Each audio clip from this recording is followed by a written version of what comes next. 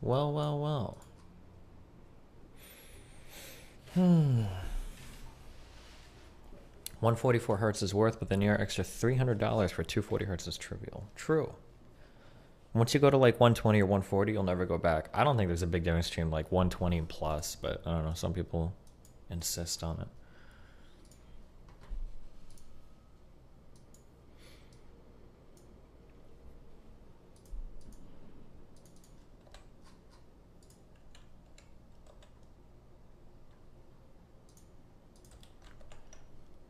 I don't know why I agreed to this. The last one was Omega Yikes, but here we are.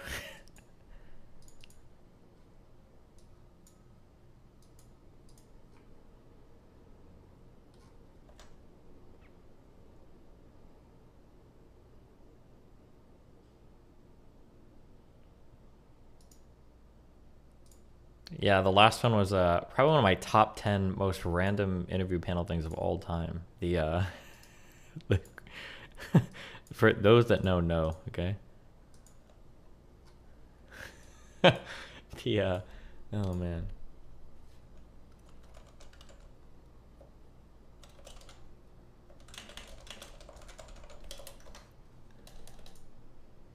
Oh man, what an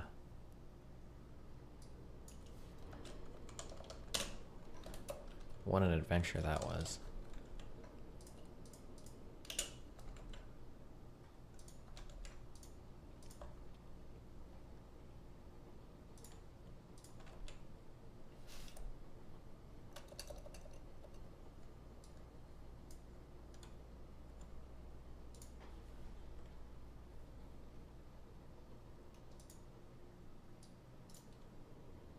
I'm waiting for her to drag me into this room. I don't know what we're waiting for.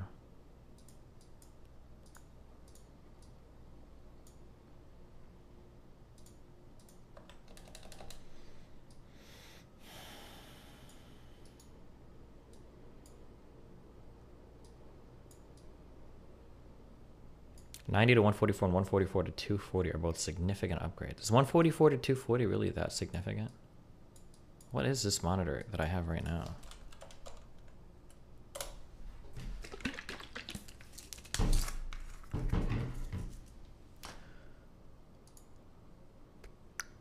Is this 270? Holy shit. I couldn't even tell the difference between this and my 165.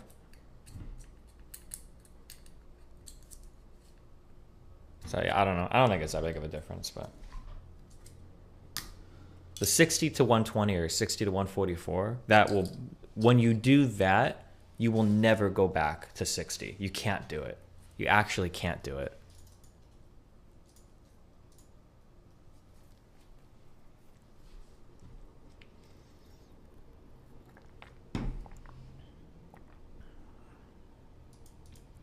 $60 is like dog shit.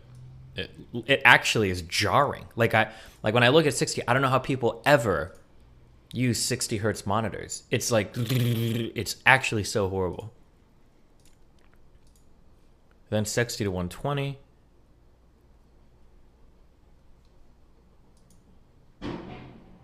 Is just, it's a whole different world. Anybody that's saying, oh yeah, I can see the difference also is lying, because I'm only streaming at 60 FPS, so this is just for me.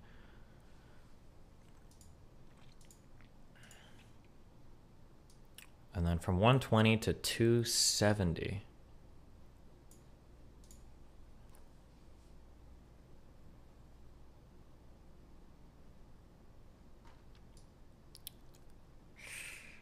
There's probably a difference. If there is, it's really slight, and it's very hard for me to tell.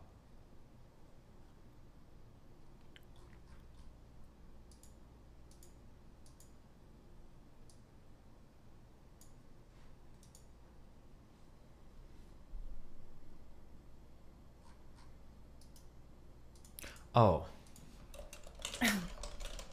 Hello? You are now listening to Vocal Minds with Sophia. So today my guest is a powerhouse political debater, Twitch streamer, and YouTuber, Destiny. Hi, hey, what's up?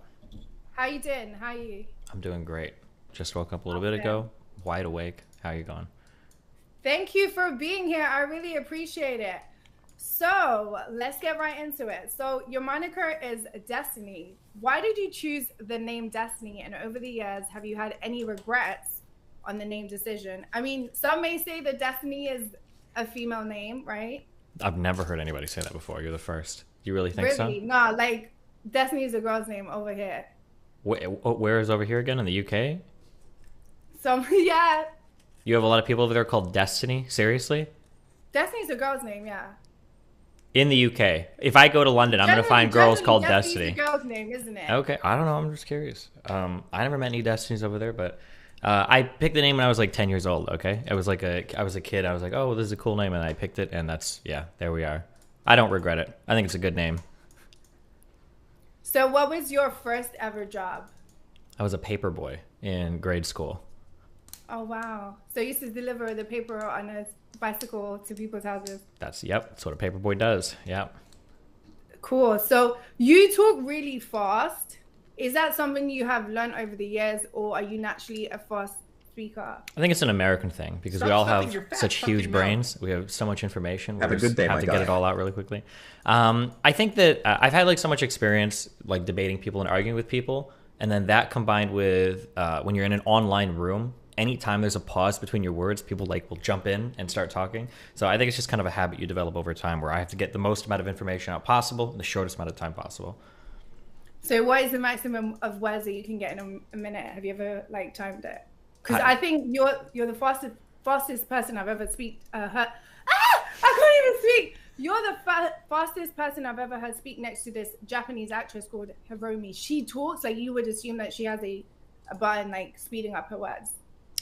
I've never really measured how many words per minute I can talk. If there's a way to do it, then let me know. No, you talk really fast. I've heard you speak. I'm like, oh my God, what is he saying? Yeah.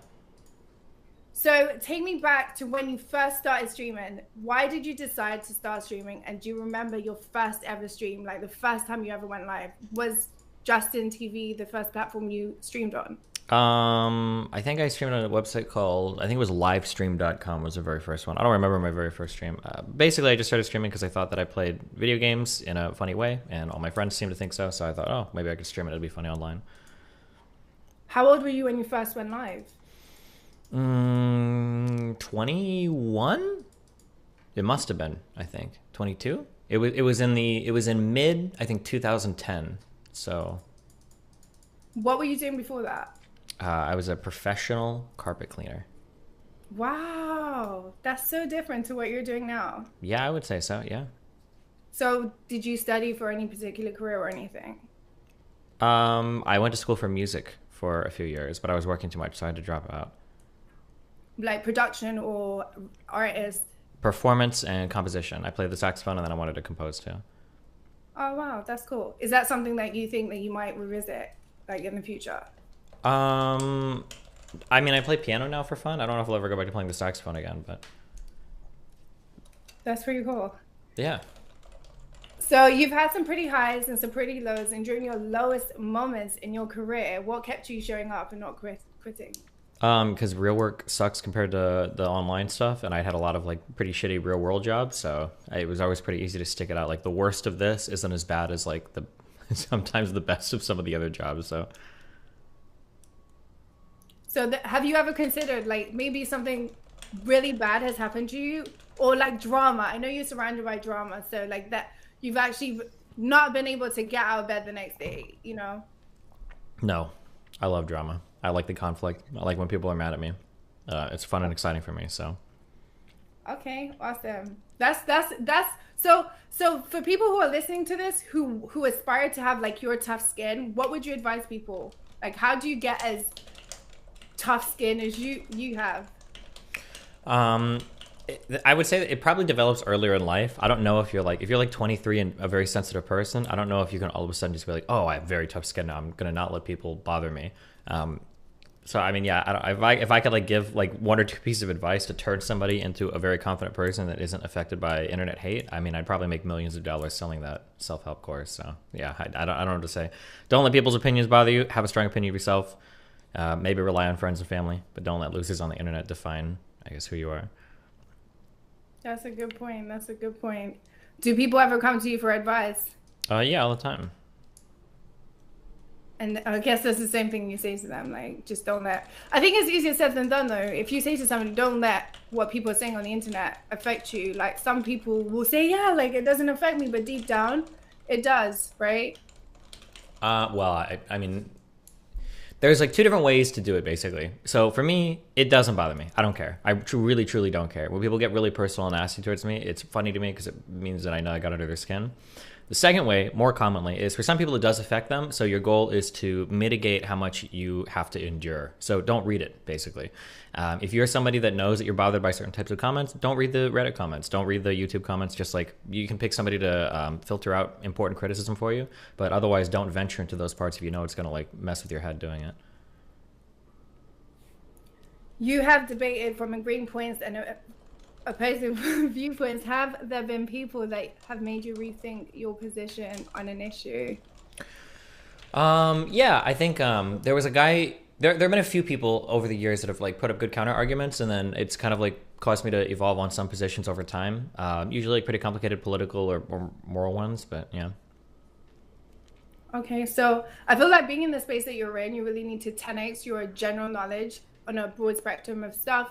Have you always been like smart from childhood, or you know, when you got into this space you started to read all these things about everything in the world because you never know when these topics are going to come out?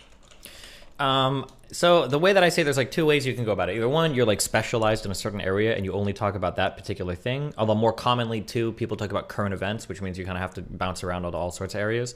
When it comes to online politics and online debate, honest to God, like nobody knows anything about anything.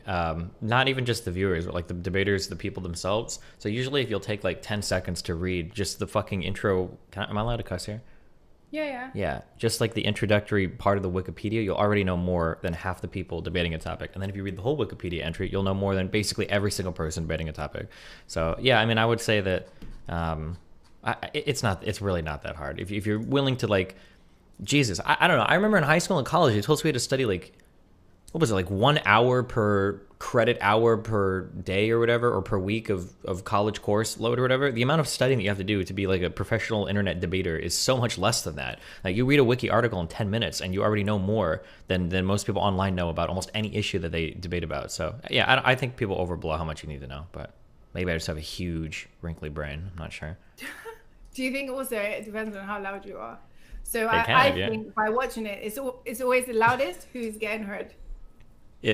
I mean, it depends on the style of debate you go for. If you're just like screaming at people, then yeah, I mean that could be the best way to. I mean, yeah, that could be the best way to do it. It depends on the. Have you ever done any clubhouse debates? Any clubhouse debates?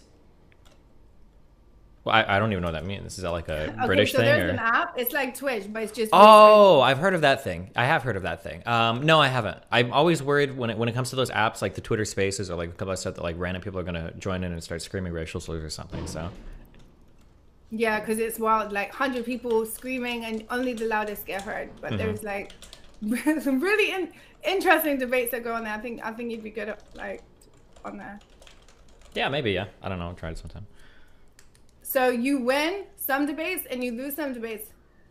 Does losing debates affect your mental health? Like, does it bring you down and you're like, or does it make you feel inspired, like you're gonna come back stronger? I mean, I don't think it should motivate you. If doing online stuff is negatively affecting your mental health, so more so than just like oh, I feel upset because I lost a bet. But if it's actually like having a detrimental impact on your mental health, then you probably shouldn't do it. That's probably not a healthy way to engage with that. I would say with any hobby that's like adversely affecting your mental health, you probably should engage with it that way. If I do lose a debate, I mean, yeah, it usually motivates me to study more and figure out, where I went wrong or something. Yeah. So what is it that you actually do? So when people like approach you and they're like, oh, so what do you do? What do you say? Like, I debate online. Is that your career? I mean, it really depends on the level of expertise the person I'm talking to has. So if I'm talking to like a 65-year-old, I just say like, oh, I'm a YouTuber. I'll just say that. Okay. If I'm giving like a more concise explanation of what I do, yeah, I mean, I'd say like, oh, I play video games and I kind of like debate about politics and philosophy, basically. Is there a particular game that you play? Yeah, there are a few, but I play the most long-term one is probably League of Legends. That's bad for your mental health. Don't do that. Is there a reason why you didn't solely focus on just gaming? Well, I did actually. That's when I started. When I started streaming, I was like a kind of a semi-professional StarCraft 2 player, and I did that for about 6 years. And then when Trump got elected, or during the Trump election season, I started to get more involved in politics because I thought everybody was insane. So. So, what was your first political stream? Like, you just went and started voicing your opinions, right? And then it kind of... I mean, I've always had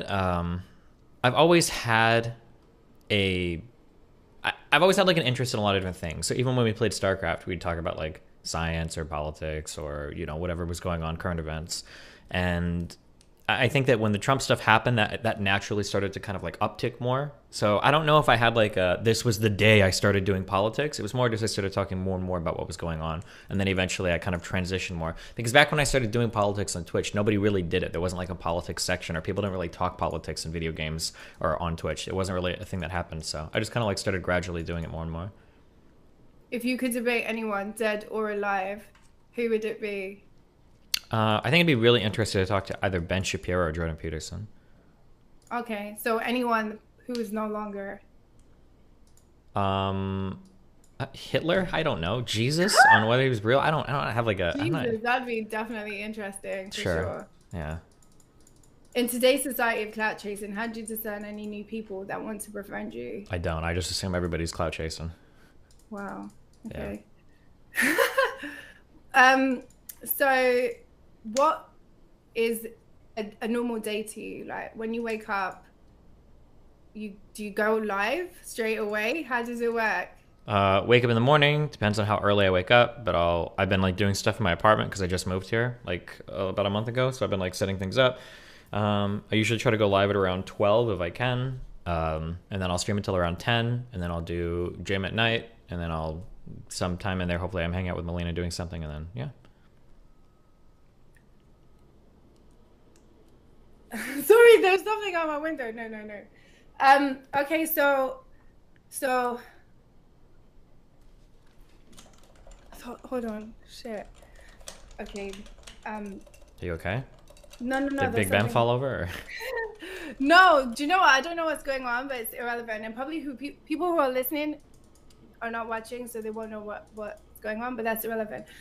Well, you got to tell us what you saw now. Now I'm bought into this. What's going on? Are there people outside fighting with knives? There's what? No, I don't live in a dangerous area. No, there's scaffolding going on right now. Oh. Didn't you say you live in the UK? Sorry? Didn't you say you live in the UK? Did I make that up? Yeah. The whole area is pretty dangerous, okay? It depends, Around really. Scandinavia, If you're scared, then you're all scared. right. If you live your life being scared, it's pretty much like the internet, though, isn't it? If you're bothered about things, then it will bother you. But so going forward this year, do you have any plans? And is there a reason why you solely decided to stick online and not do a podcast? Too much effort. I think I thrive the most in kind of like unplanned content and like arguing with people and the spontaneity of all of that. I do really well in. I've kind of thought about doing a podcast, but like I kind of do everything pretty organically. So the idea of like a planned topic and a planned set list, I'm not sure if I would do well with that. Maybe if I had somebody else like planning literally everything out for me, maybe. But yeah. Okay. So you wouldn't like to have like your dream guest that you can interview and do that stuff? I guess if I had a really big podcast, yeah, but I would have to be really huge to get those types of people on, yeah.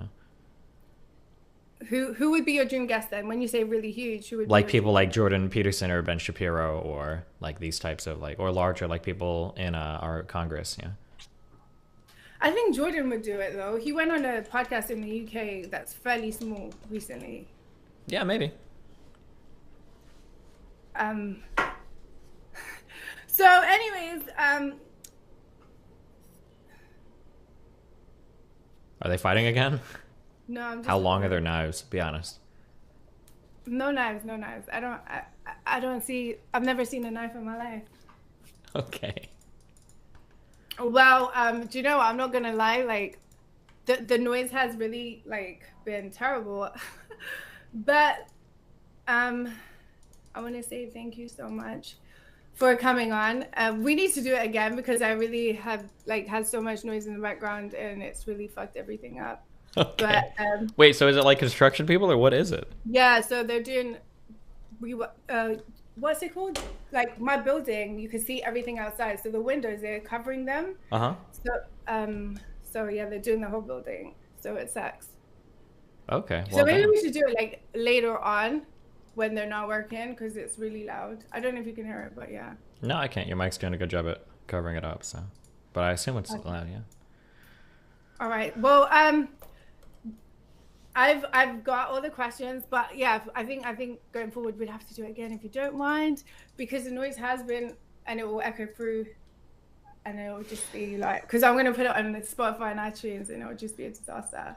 So Okay. I'm so sorry, Destiny. You're fine. No Please problem. do Don't worry about forgive it. me. Huh? You're fine. Don't worry about it. Okay. Well, No, hey, thank until you. next time, all right? Yeah, for sure. Until next time, we're gonna really do it properly.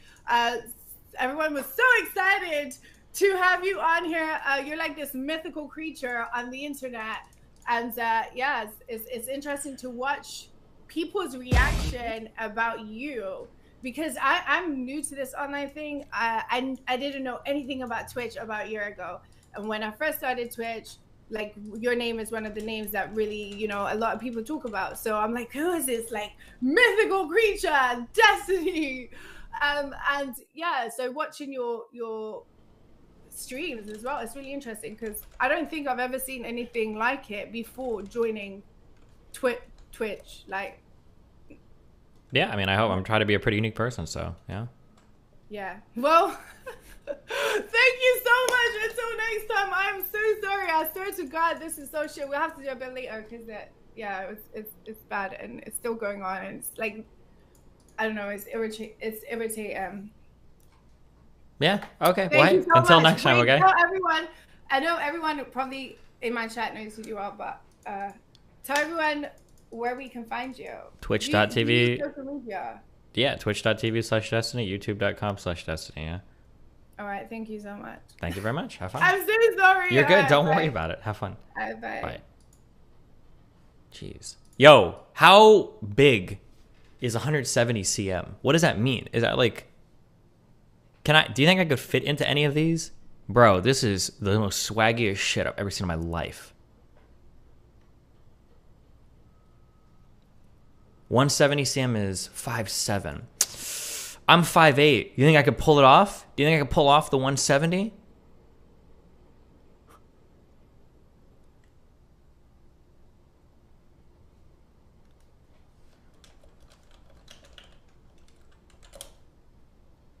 What? I think so. I can just slouch. 170 is extra small Destiny. It can stretch for sure.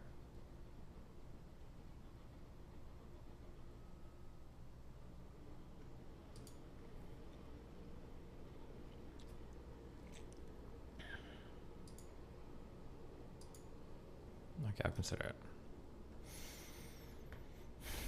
Oh my god, dude. This subreddit. The mother of all short squeezes, guys. What did you say? Moaz is coming. Why? Because they're liquidating like crazy. So why are you getting emotional about it? Because it's gonna change your life. So Moaz is coming. You're pretty confident. Look at the fucking banks. Look at what everyone's doing with big money. They're running like fucking pussies. They're running like chickens with their heads cut off. Oh, it's hilarious. Oh, Mimi. There's a boob in this, by the way. Wait, what? Like, Mama, it's okay. I know we're gonna get our new home.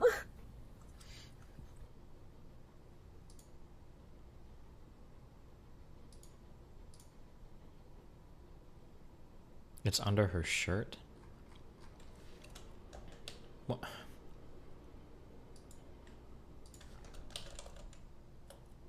What? You're so stupid.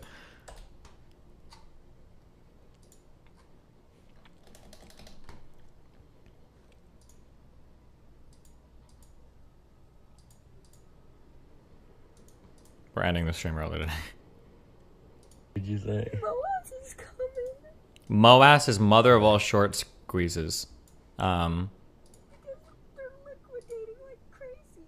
They think that they think that the stock is going to go to $1,000 a share, or $10,000 a share, or $100,000 a share.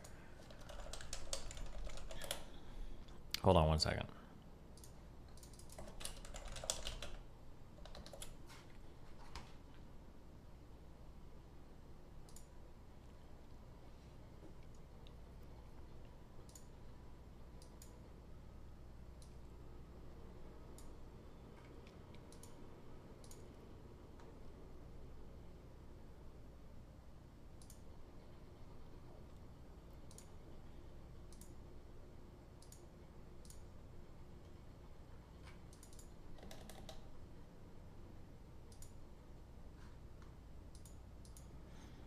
It will, and also NFTs will skyrocket, plus Pokemon cards are liquid as fuck. True.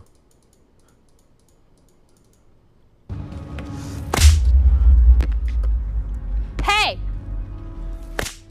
What did I tell you, criminal? Whoa!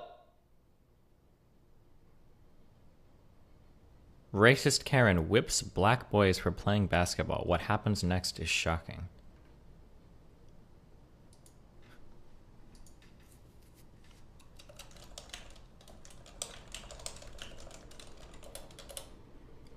I feel like there's a whole industry built around making the Dar man shit more extreme than ever. Coming back to my neighborhood. Oh no, Roy, let's just get out of here. No, Vince. I won't let her ruin our fun. Listen, lady. It has to be like a meme, right? It has to be a meme. We aren't breaking any laws by having fun here at the park. I won't let you intimidate us anymore. Are you talking back to me, boy? I guess you forgot who used to own your kind, and I'm about to remind you of that right now. Ow! Ah, that hurt! Like, why does he have to be in a wheelchair too? Like, holy shit, what the fuck? Ow, Vince, help! Ah! Don't you touch him or I will knock your teeth out. Roy, hang on. I'll get some help. He's just gonna run while his friend is getting his ass whipped, literally? Set it up. Ooh, ooh.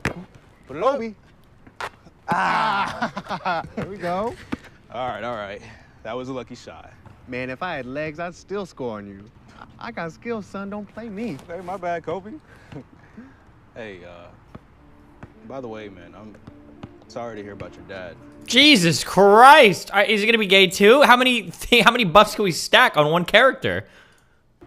Yeah, I heard about the car accident in the news, and Hey, man, it's okay.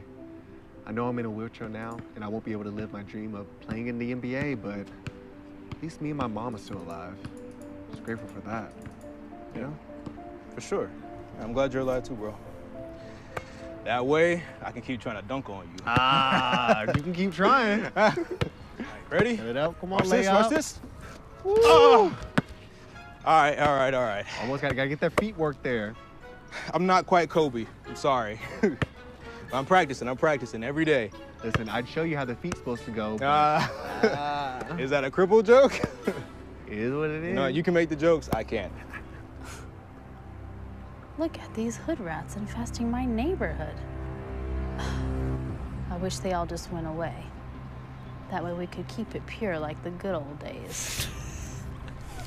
Bro, it's 2021 too. What does this mean? Oh, it actually is 2022. This was posted 3 days ago. I'll trade places with you. I'd gladly be in the chair for you. Hey, there are no criminals here. You know that loitering is illegal, right? Dude, how much money? I bet Lauren Southern could make a lot of money if she would actually act in videos like this. It would just be really funny to have the voice clips. Not that your kind of people like to follow the rules. Or but maybe as we long could as put like a Twitch politics like Dar Man video thing together. Like imagine this is like Fnatic. That's like Lauren. I think we could do this. Now we just need like MX Vivian to show up in the background like to fight her or something. You know, I think we could do. I think this would be highly profitable, high viewership videos. I'm here. I'm gonna make sure that this neighborhood is safe. Why are you being so rude, lady? Yeah. We're not criminals. We're people just like you. We live here. You do not live here, you filthy rat. Now give me that ball and get out Hello? of my neighborhood. Hello, hi there. This is Tony. I'm calling on behalf of PayPal. Just to advise, this call may be monitored or recorded. I'm introducing Stephen.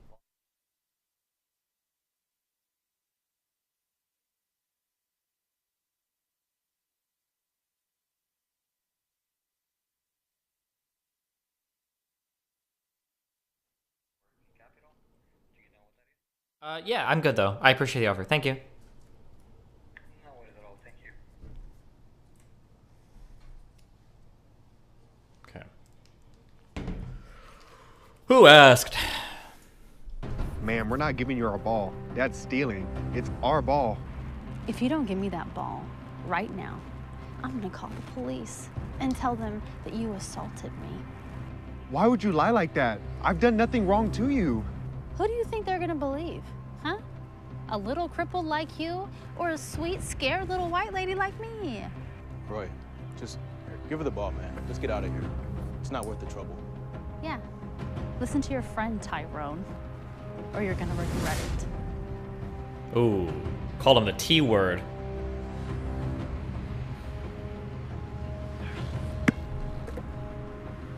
Now that's a good little slave. God, imagine if she just fucking put up the sickest dunk right now. Completely off the ground. 6-foot vertical jump. No! My ball! Oh my God. You got issues, lady. Get out! Get out! Never mind, I guess that Come one. on, dude. Different Get direction. out! She's crazy. Get out! Stay out! That's what I thought. I hope I never see those thugs running around my neighborhood again.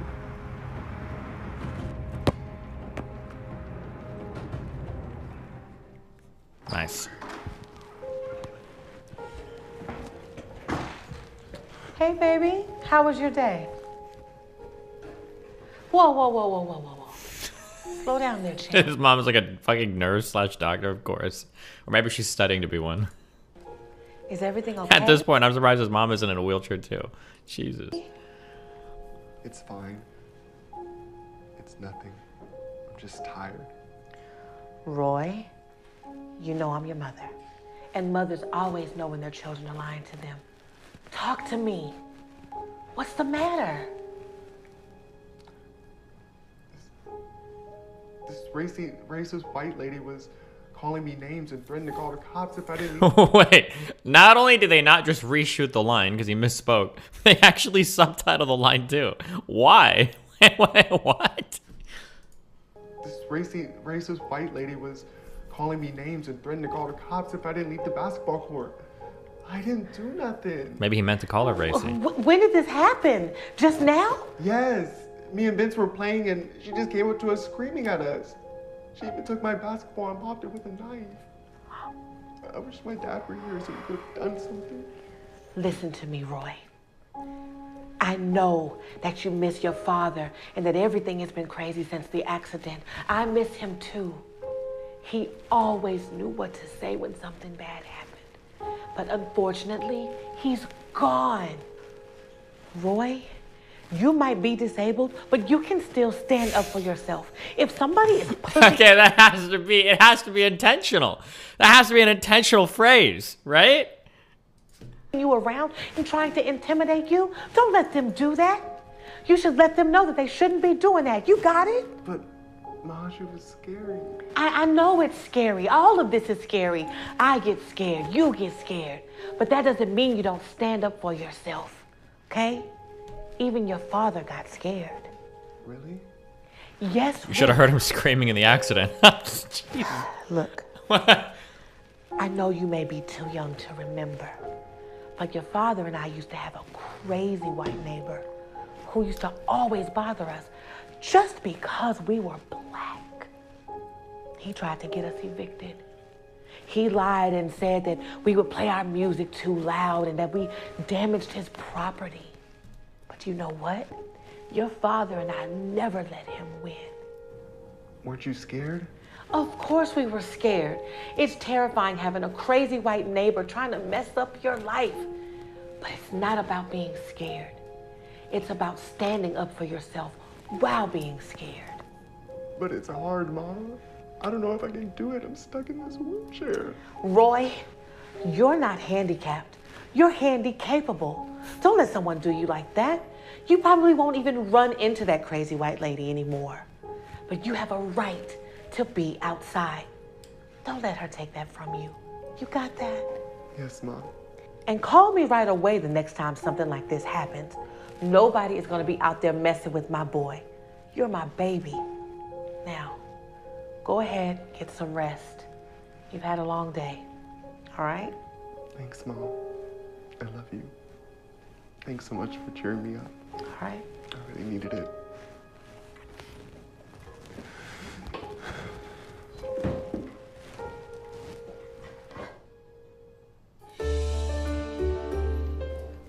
Oh, good morning, sweetie. You passed out like a rock. How did you sleep? Good. I guess I was tired. This guy's like 35 years old. What is the dynamic in this household? What's going on here? I guess don't be too tired because I need you to give this a try. Wait, where did she pull that basketball out of? What the fuck? I'm sorry. Guess don't be too tired because I need you to give this a try. Oh my gosh. A new basketball. Yes, I did. God. I want you to go down to the basketball court and have some fun. But Mom, what about... Remember what we talked about. Don't live in fear, honey. And if that crazy lady comes up to you, I am just a phone call away. The basketball court is 5 minutes down the street. And if you call me, I'll be there in 2. Go and have some fun, okay? Okay, I'll go. Thanks so much, Mom. I love you. Oh, I'm on my way out now. Vince just texted me. He'll be there. Oh, okay. I gotta go. Okay, have fun.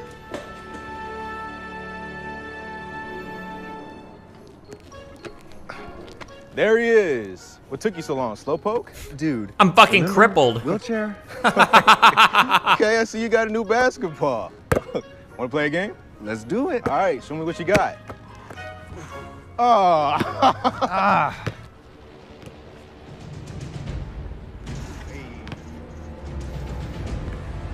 Those monkeys are back at it again.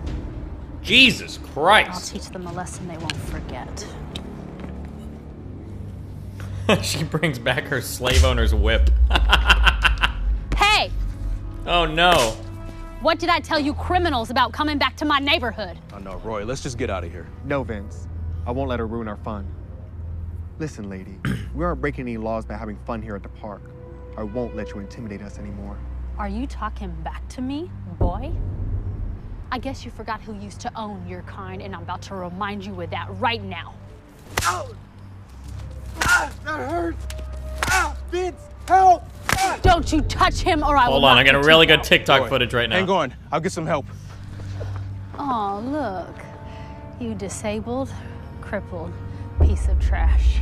I like the sound effects. No one's coming for you. You're not worth it. You and your kind, you are worthless. Okay, when she says your kind, does she mean handicapped people or black people? Okay, because she's going back and forth on both insults now. Now, it's been, what, 180 years since slavery was abolished? And I'm gonna give you a lash for every year that God-given right was taken away from me. I don't care. You can try and hurt me, but you won't break my spirit. My mom told me not to be afraid of evil people like you. And where's your mama now, huh? It's just you and me. So let's have a little fun. Hit his mama is right here. What? Nobody messes with my boy like that, lady. You ought to be ashamed of yourself. Vince, call the cops and tell them that there's a lunatic at the park going around whipping people. Wait, did he run and get his Hello, mom? police? He didn't call the police. He didn't get any. He got his mom. He ran and got his mom. Yeah, we have a hate crime at Greensboro Park, 123 Main Street. All right, we'll be waiting. Baby, are you okay? Yes, Mom. She hit me a few times, but I didn't let her break my spirit or scare me away, just like you told me to do.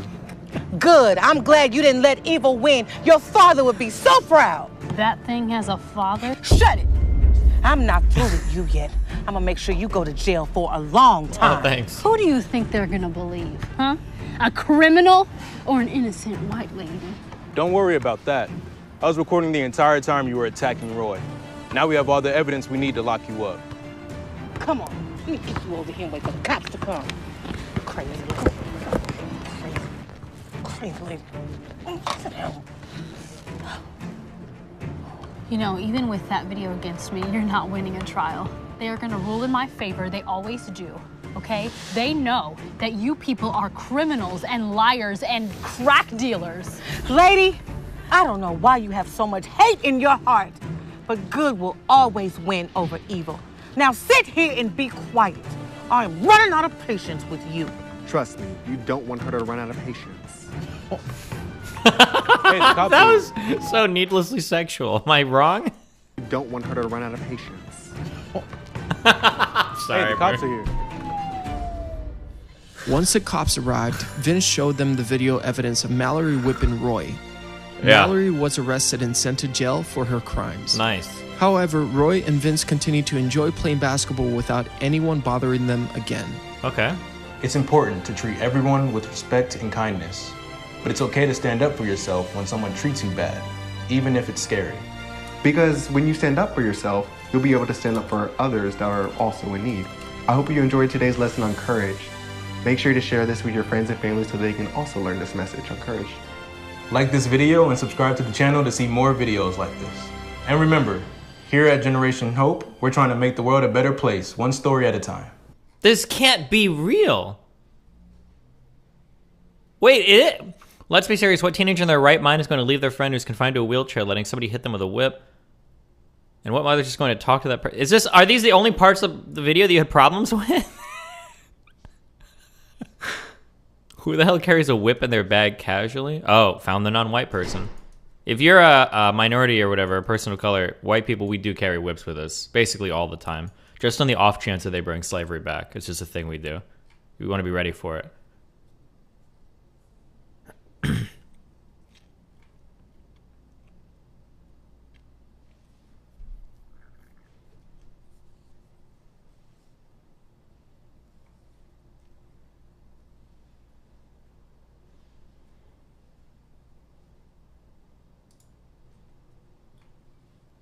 But you're half Cuban. What do you carry from that side? Well, I actually have two whips. From my white ancestors that owned slaves and from my Cuban ancestors that owned slaves, so. Mike Shinoda getting piled on. No, that's the... Is it mean to call him the rapper from Linkin Park? Isn't that who that is?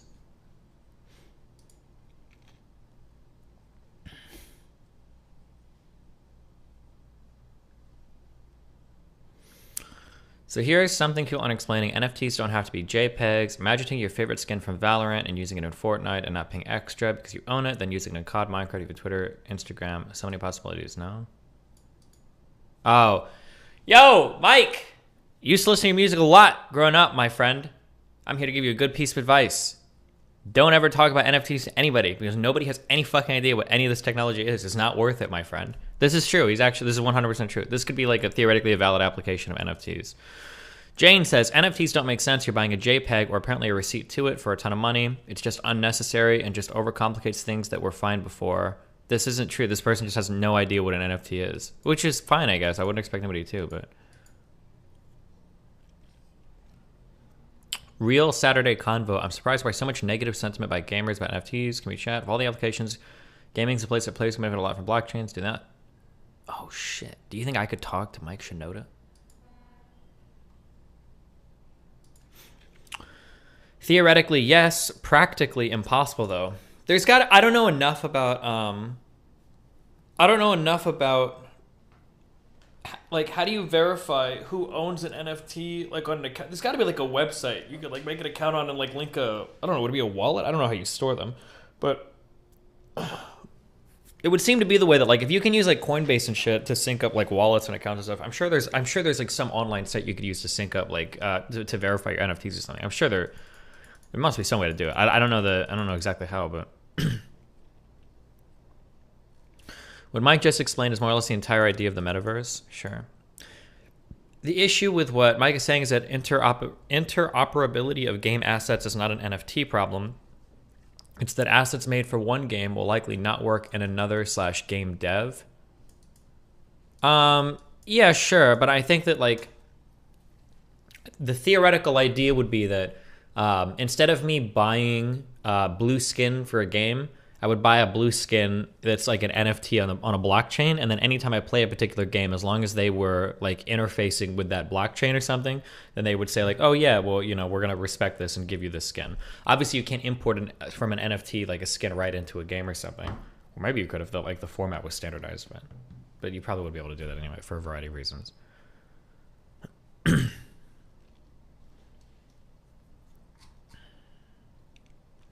Why would this be better than any other method? Well, the reason why people tend to like blockchain tech is because you have a public ledger. So there's information that's always there, assuming that that blockchain is still running, that anybody can look at to verify it's true. It doesn't require maintenance. You can't have it, like, taken from you from a corrupt company or something. I don't know, some shit like that. Whatever the normal benefits of blockchain shit are. Could we theoretically purchase an NFT that links to a username that is valid over a bunch of different places? Yeah, potentially. The one problem that I could see, well, no, there's a million potential problems, right? One potential problem I could see is, what if somebody starts an NFT for skins, but then every single company wants to start their own NFT for skins, or every single company has their own blockchain for skins? Then you're basically back at, like, square zero, right? Where it's like, oh shit, well, now we're just buying individual shit again from each company or something, you know? They're losing it. It's even better than this. You could create an NFT of the key of E flat major, and then if you own that NFT, you could compel a musician to implement that chord in any piece of music they write in a bar you choose. Nice. Good one. The talking about NFTs or crypto anything publicly, though, is not worth it. It's not worth it. It's not worth it.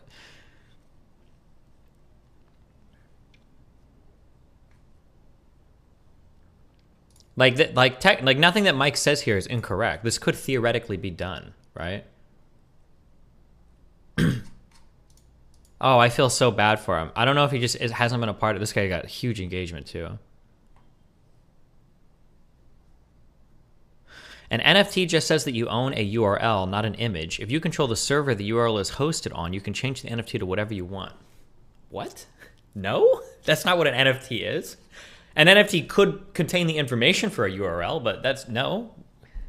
Okay, we're not talking about this. I don't want to talk about this. I'm going to get triggered. I'm not going to get sucked into getting a clip where a whole bunch of dipshits that have no idea what anything is on the internet are trying to critique my take on fucking NFTs, okay? Stop. Not worth it. Absolutely not worth it. Oh, no. Non-compete. Is it sexist for me to say that he's trying to stick up for his girl? Is that a sexist thing to say? Because this guy did the same to me when I argued with Luna. And now and Vosh fights with Luna a ton, so I'm guessing now he's making a video to... This is true of some NFTs. Here's a blog post about it. Stop! And saying that all NFTs do is point to a URL is like saying all the English language does is point to URLs. Some NFTs might point to a URL, but an NFT doesn't necessarily have to point to a URL. An NFT can be any type of information theoretically encoded, right?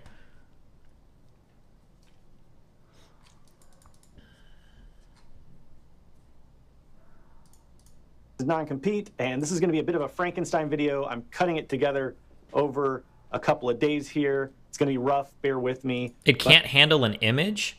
An NFT can't handle an image? Wait, why not? What is the size of an NFT? What's like the max size of an NFT?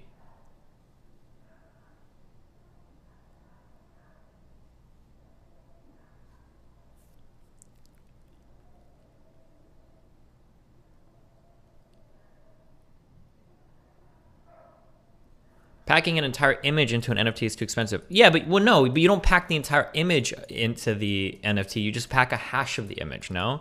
Now I don't know what the encoding is or whatever to prove. Like you wouldn't have. I don't think you can go. Correct me if I'm wrong. I don't think you can go from hash to image, but there's like enough unique data or whatever that there's. I would have to look up. I would have to look up exactly how to do it. But that you should have a unique. Every image should generate a unique hash that you can store to say that like, oh, I own this image or whatever.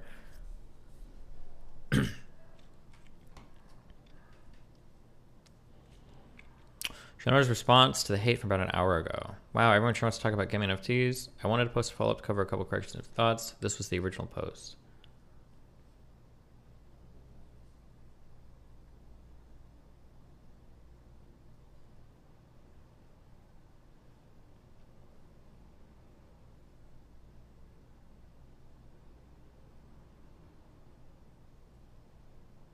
This is any game dev. Hey, any game dev that responded to this and was like, hey, this isn't possible, you're a shitty dev, a shitty programmer, or your brain is just fundamentally broken, okay? If you're reading this and you're thinking as a developer, you're like, wow, Mike Shinoda literally thinks that you can take a 3D asset from League of Legends, mint it on a blockchain, and then transfer that exact same 3D asset into Valorant. You're fucking stupid. You're shit at your job. I don't know what the fuck you do for a living. I don't know. I hope it's not with computers. Like, clearly that's not the implication of what's being talked about here, right? It's not the actual transfer of a 3D asset from one game to another. It's some proof or verification that you own, like, the ability to have some 3D asset. And then obviously artists would have to work on each individual software to implement that asset in the game, right? Obviously. That should be obvious from reading this.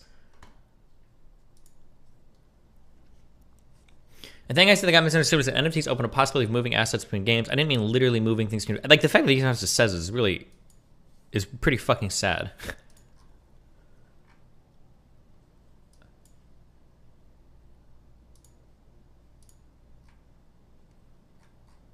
Fuck, I can't.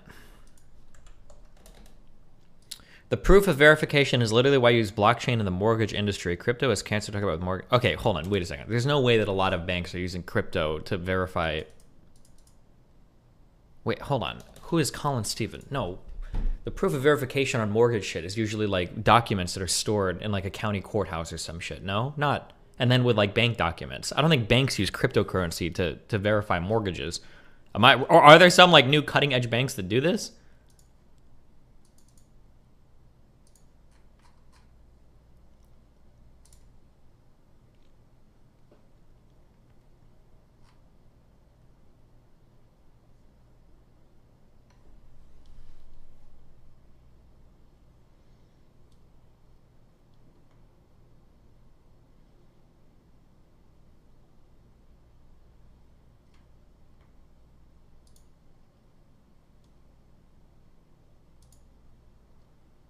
Okay, I have to not. Okay, I'm not reading. I'm not reading any of this. I'm not going into any of this. Homie, we do. I worked at Loan Depot and currently work for a client in the mortgage industry through my consultancy. Okay, I'll take your word for it.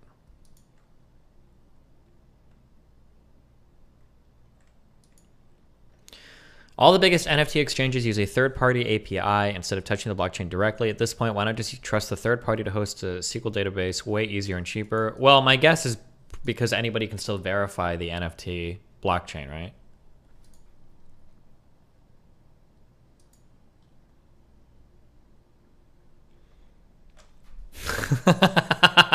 Okay, this is a good tweet, but the guy is dumb as fuck.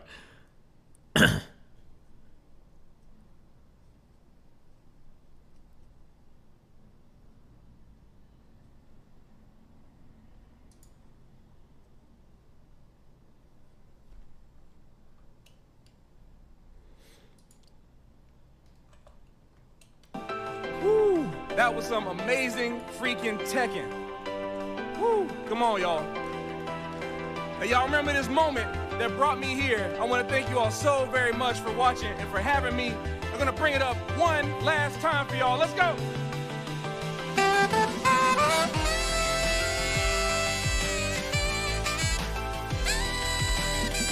Jeez.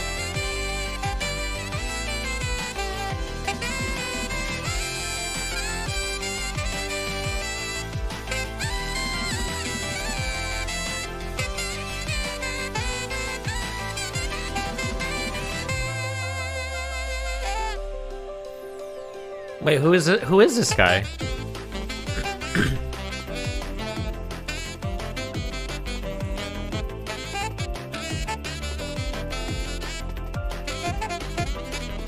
Is this good? Yeah, this is like College Plus. Yeah. Woo! That was some amazing freaking Tekken. Woo! Come on, y'all. Jesus.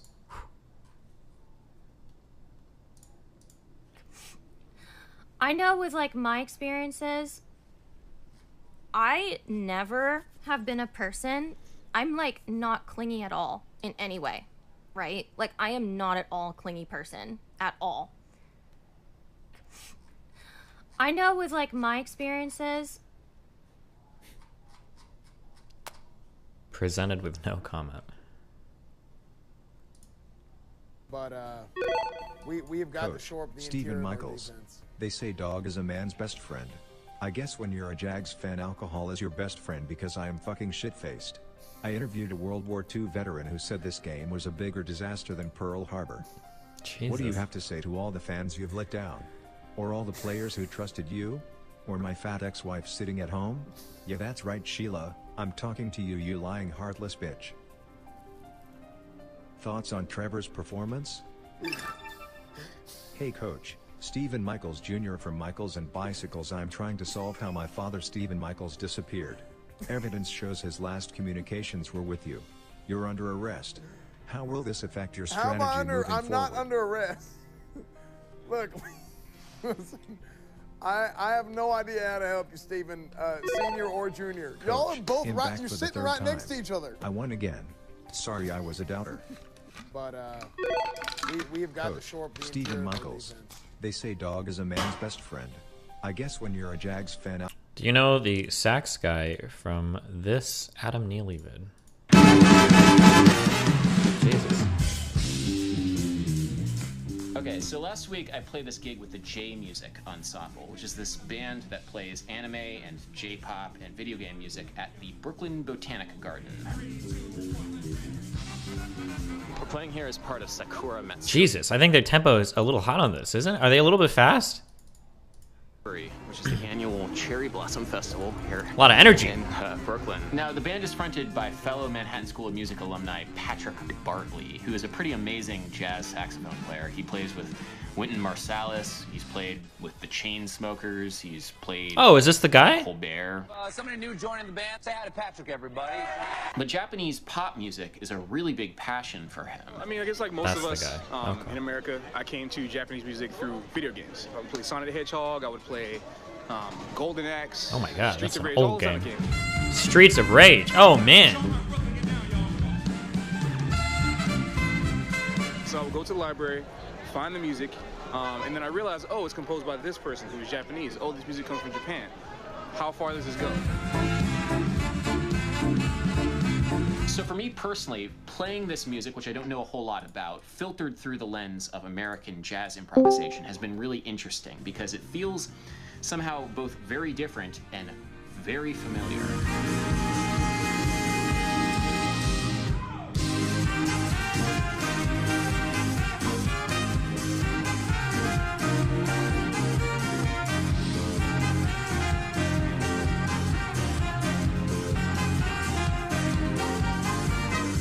Take a look at the background. If you can find Okay, Colin Stevens, I believe in you. Thank you. Musicians and composers that made music for these games in anime and J-pop, they were all influenced by American jazz musicians.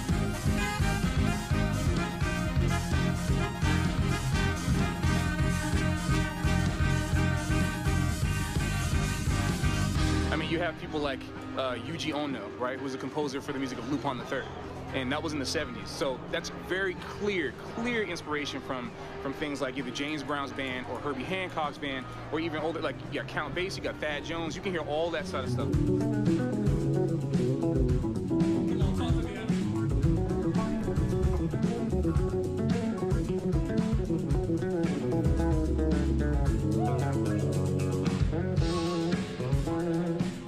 Going on to like more contemporary people like Yasutaka Nakata, who did the music, who's doing the music for Perfume and Kari Pamu Pamu, Utada Hikaru, Ringo Shiina. All those J-pop artists are vastly influenced by jazz and funk and R&B music. And yet, as familiar as it is, from my perspective as a performer, there's something very, very different about it that's kind of hard to put my finger on. Should probably start with the rhythm first, because the rhythm is one of those things that makes the backbone of this music sound so much different than American music. I think in the Scott Snaps video, you talked about how language influences like the music that comes out of that culture, and it's 100% true. So if you want to study other types of music, I think the same way. You should at least peek at what the language is. And the thing about Japanese is that it's a monophthong language, right? Every vowel is made up of one like small part of what our diphthong vowels are. So if you got A, it's E, right? You also have consonant, vowel, usually what the language is made of, you know. Takakunakata, it means like it was not expensive. You have shiranai, I don't know. Like it's all like da da da da da da da da da da. And the music is a lot built up like that.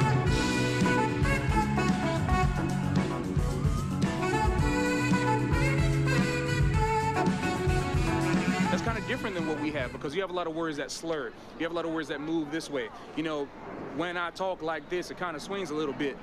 So it's easy to make lyrics, you know, that kind of thing. Yeah. But if you're speaking Japanese, it's a little different. But to speak it correctly, you can't, there's no accents. There's pitch accents sometimes in order to make the, you know, just like in English where to ask a question, you want to do upper inflection, of course, but that has no bearing on how the language actually sounds. Yeah, yeah. You would actually sound a little weird if you started speaking Japanese like English.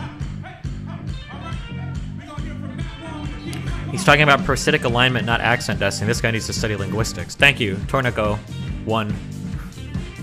So I'm a huge fan of the idea that language influences music. The rhythmic qualities of a given language are going to be found in the musical ideas of a given language's culture. Different languages yield different musical grooves and ideas and feelings. He said that one time rappers do that swing with lyrics, and now I can't unhear it. Yeah, I think it comes from jazz or hip hop. The swing. There's like a difference between like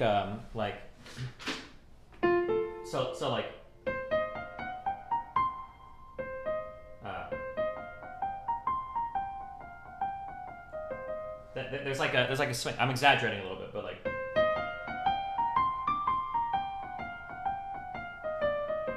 it's like a swing versus like a.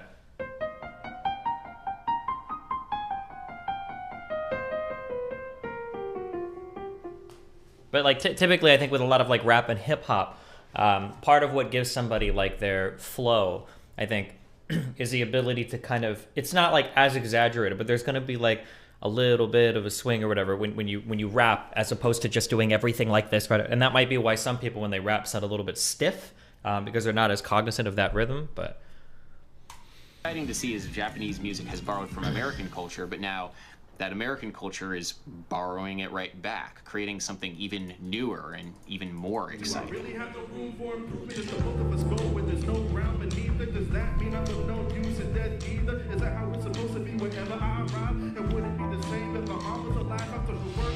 All I know is nothing ever compares to the days when my mother was there. It's all my fault. I wish the days that my mother was there.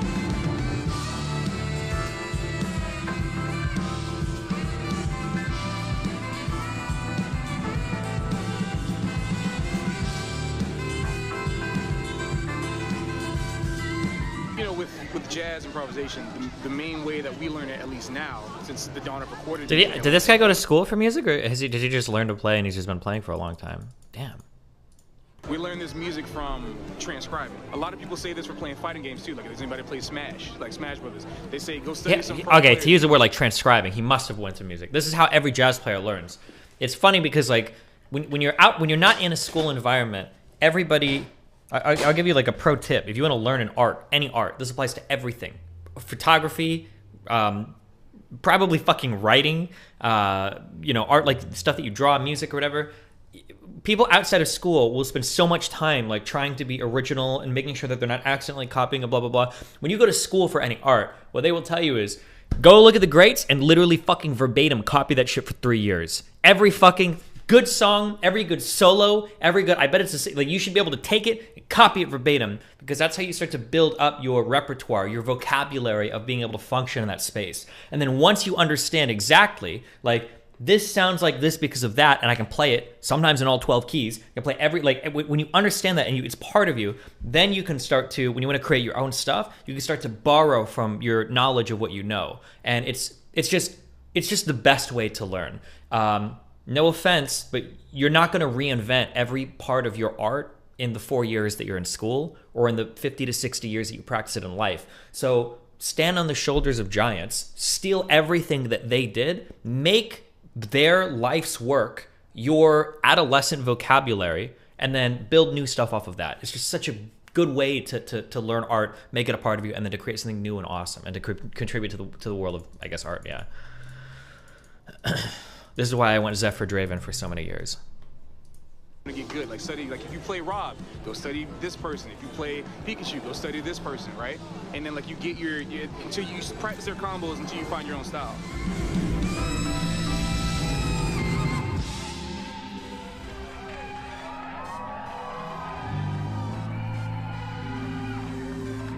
I don't know, there is a feeling to it. I can't say what it is though. Well, you know, it's a constant work in progress for us too, but that's why we're constantly exploring these themes. And if I just think about the opening theme, you know,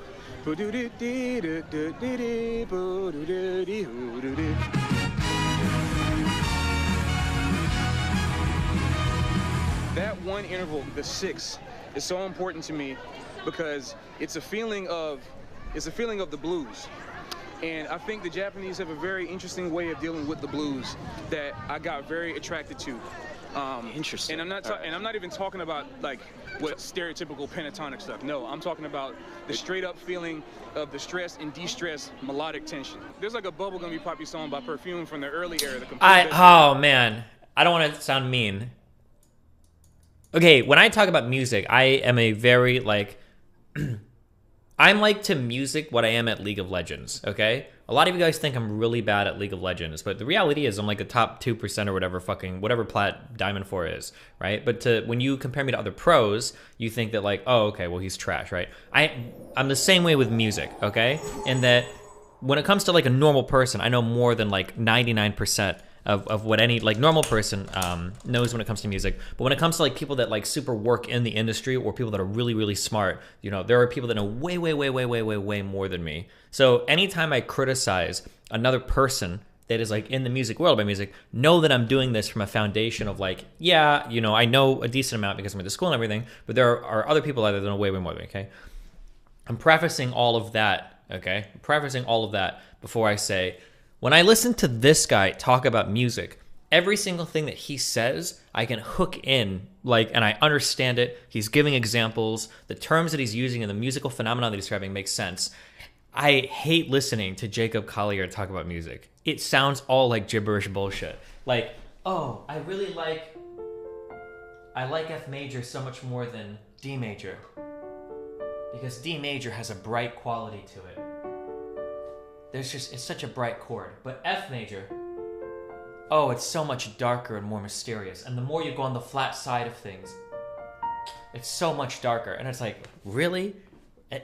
Is it actually? Okay, if you say, like, when I listen to Jacob Collier, it sounds like so much, like, I don't know how to say it without being mean, but, like, very much like, oh, yeah, like, I don't know. This guy sounds like he's super well-grounded, though. Maybe it's because he's a performer, so he has to be well-grounded. Because what he says, he lives and breathes and he does it, you know, for performance, but yeah. As like Perfume fans know of, it's called Sweet Donuts. Chorus goes, Sweet Donuts. If I take it out the context of the lyrics and take it out the context of the rhythm, I go, I'm like, oh. Yeah. Wow, that's some other thing. It's a simultaneous feeling of the optimistic rhythm with the really melancholy melody. And that's what creates that feeling of J-pop that has. And it's very deep. Very deep. Because the blues is all about that uplifting feeling too, right? Right. So you got a lot of melodies in J-pop that go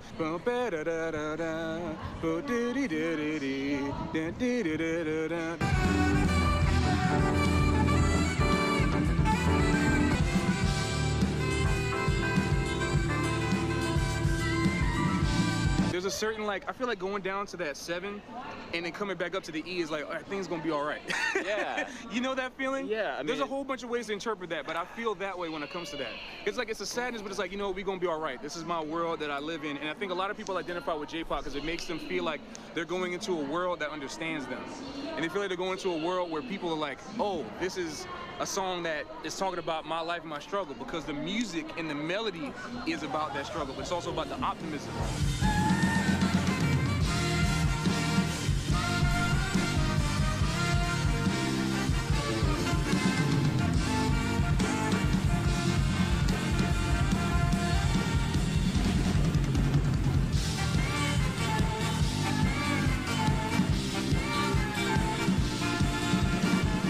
That major can sound sad. There's not, I don't know. See, I was hearing it almost as minor sounding happy. Like I was hearing most of the stuff exactly the opposite from what you were thinking. Which is like, okay, all right. I think of both of those things though. Okay, yeah. Because I mean, all of my Jewish friends, they said, wow, this sounds like I'm at temple. It sounds like I'm at services. Oh yeah. When they hear minor songs, for example, when we at our sessions we play Kirby's Dream Land from the arrangement from Smash 64, Smash Melee. And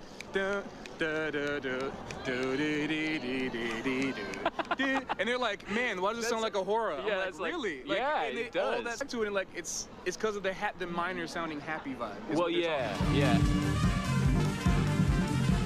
They're also very, very influenced by Eastern European music. Yeah, okay, I can hear that. There's a popular Hatsune Miku song called Ivan Polka. That's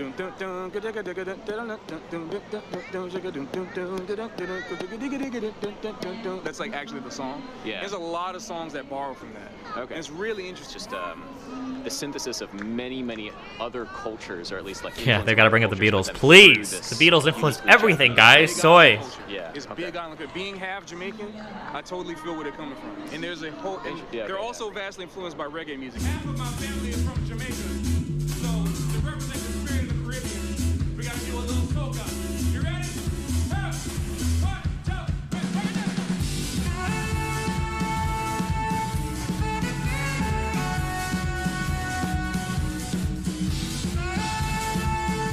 It's so interesting to see, and in a small part, be part of that synthesis between Japanese pop music and American jazz music. I'm very excited to see what Patrick and the rest of the J Music Ensemble do with this going forward, because damn, the music is like, it's really, really fun to play.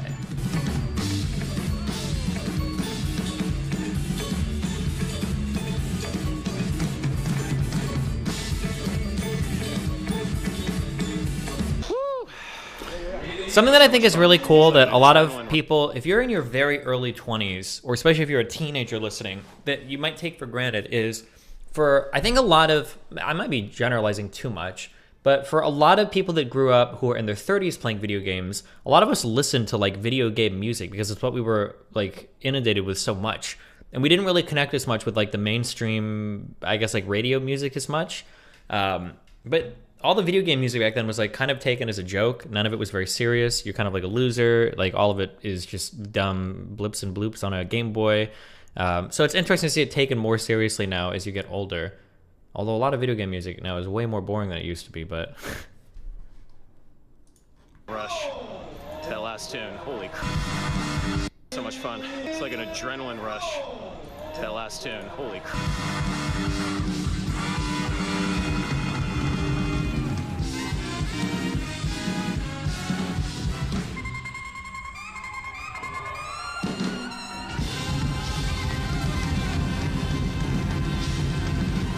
Do you know why that is? Game music being boring these days?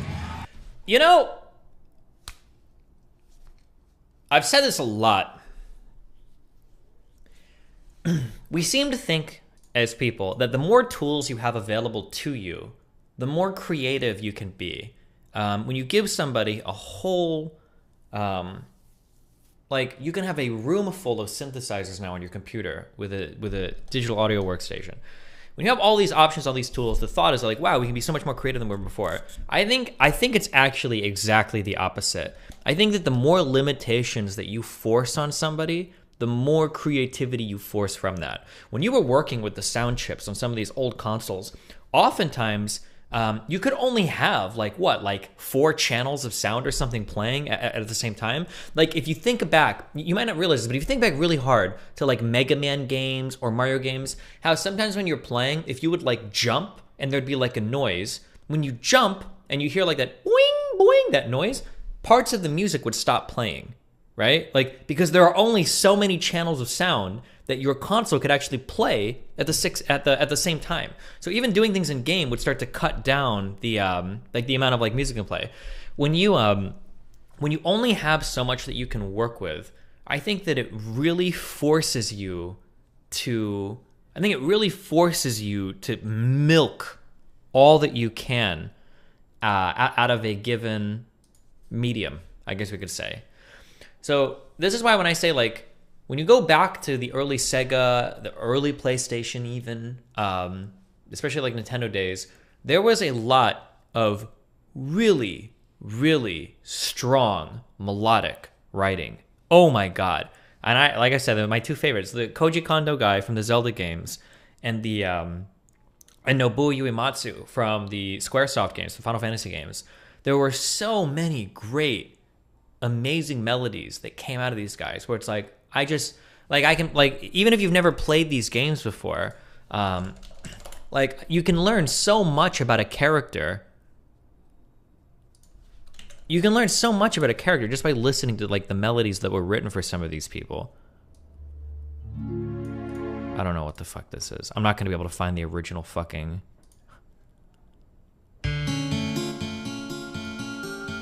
And none of these are, like, especially complicated things.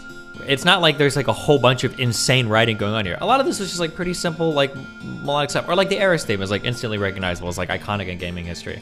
I thought that like Ocarina of Time too.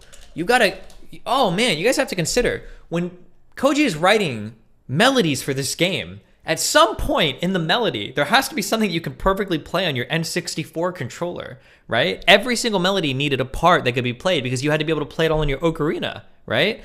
Same thing with Majora's Mask as well. So that's an unbelievable restriction in terms of this is, you know, I'm going to write music that's like this.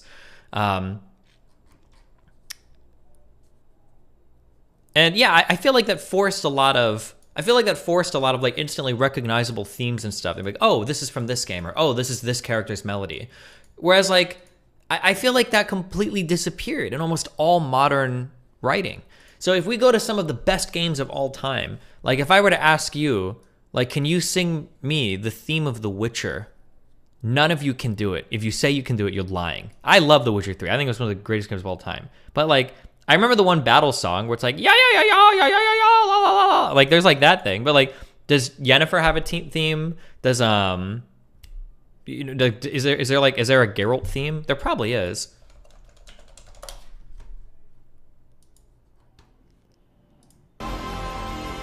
This is trailer music.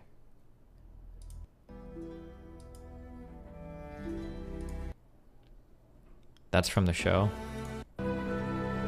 It's because games are scored like movies. Yeah, but like, so what do we have here? Like, we've got like this lush orchestra. We can put strings. We've got all this fun percussion we can play with. We've got all the parts of the ensemble, the horns and shit we can write for it. It's like, okay, yeah, but like,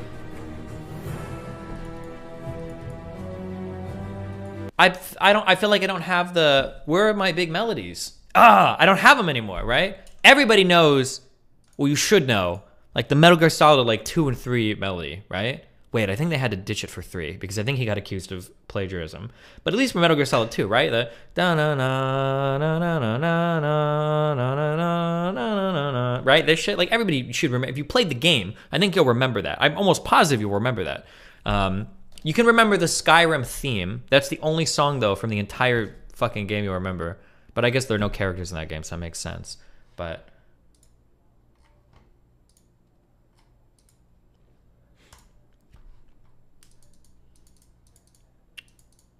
the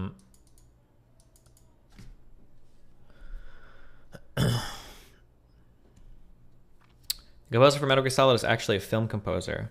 Yeah, he did the Chronicles of Narnia music. Harry Gregson Williams. Super good composer. But feel like you can see this difference super well in the themes of the Final Fantasy XIV expansions, if you want to check them out. Maybe. I think Jeremy Soule did a very good job at Oblivion. I don't know. I never played Oblivion, so I can't say, but yeah.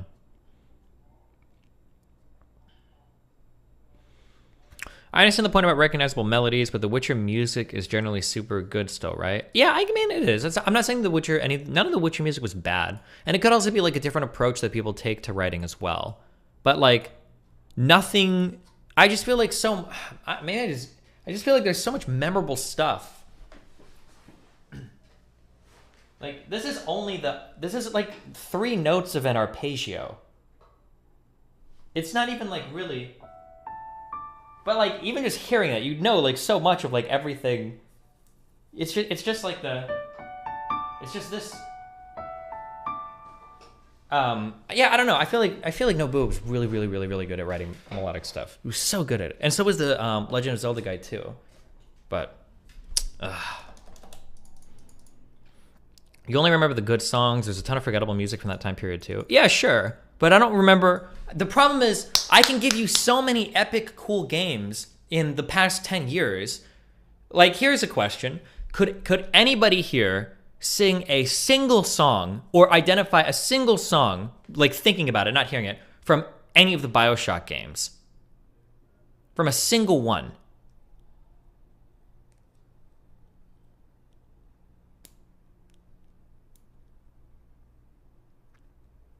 Like, I played all 4 of those games? I don't think I could think of like a single... I'm trying to think of other, like... Do you remember the Nier songs? Yes, because Nier has awesome music. That's a standout. Does Halo count? The Halo theme was very recognizable. That was an awesome theme, though. That was really cool, really well...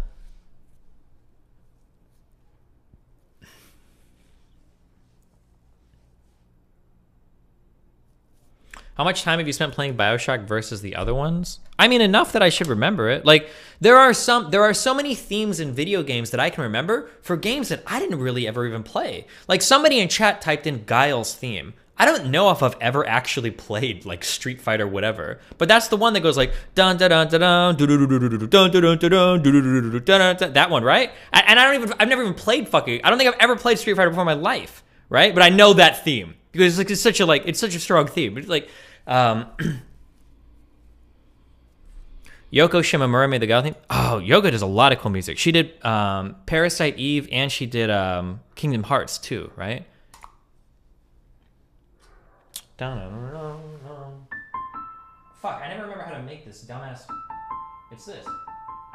No. It's this. No, fuck!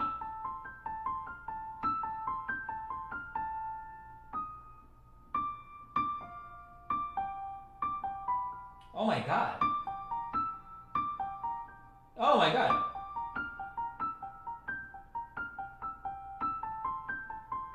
Fuck!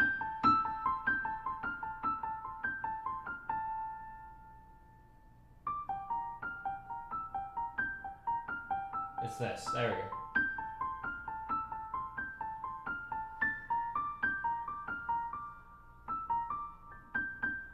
Whatever, fuck. Parasite Eve had really good music too. That was a super memorable theme. I remember that shit. I remember a ton of Chrono Trigger songs. Chill. Stop tagging me. Stop.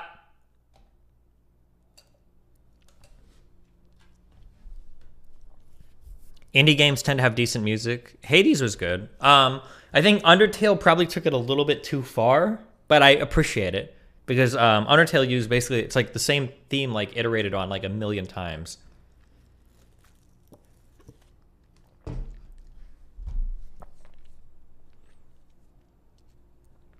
The new Doom music was recognizable. There are no melodies, but the Doom music was awesome. The Doom music was sick as fuck. Isn't there a new Doom game coming out soon? Fuck, why didn't I ever play the, I never played the... I keep wanting to say NFTs. I never played the DLCs. Is this the big boy one? Fuck. This is such a good song. Holy shit, I've seen a lot of funny memes put to this one too.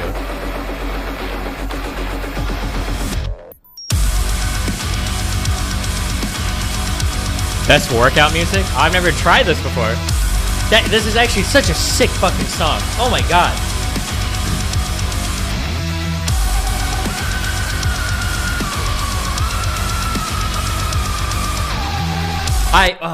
I think the first and the second one, I think are probably the top.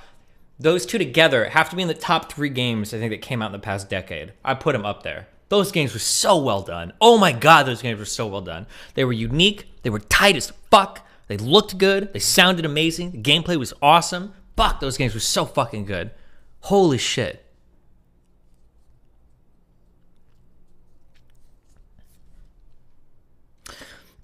At Destiny, that's a melody, Lemeo, a sweet or agreeable succession or arrangement of sounds whilst all the winds are melody. Why are you Wikipedia quitting at me? A melody is typically something that you can like sing, at the very least in your head. That's what a melody is. Chord progressions or like headbanging shit. I don't know if I would consider that. Would I consider this a melody? Well, hold on, we're kind of stretching that. I don't know if I would consider it. Maybe, I guess maybe, but yeah, maybe would consider this. Home of the Battlefield 1942. I never played that game, so I wouldn't be able to.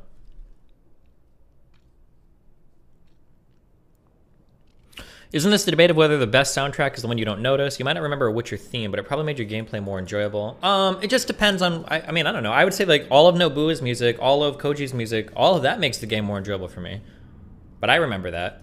I never played Kingdom Hearts 2 or 3, but I also instantly remember those melodies too. But I think Yoko tries to, the Shimamura person tries to write that way. There's like a whole like that what's it called? Isn't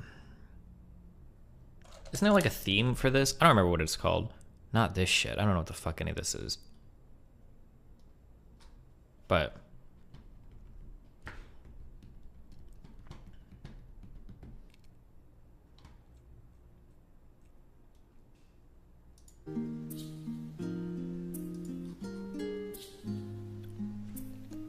a lot of indie games have great songs. FTL, Shovel Knight, and Hollow Knight are top tier. Yeah, those are pretty good.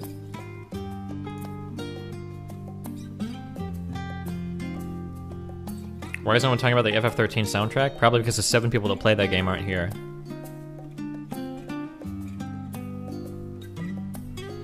I think leitmotifs in games have fallen by the wayside as we've gotten better animations to give personality to a character. In Final Fantasy VII, a leitmotif was 90% of the character's identity. Yeah, maybe. Because you had music instead of facial expressions.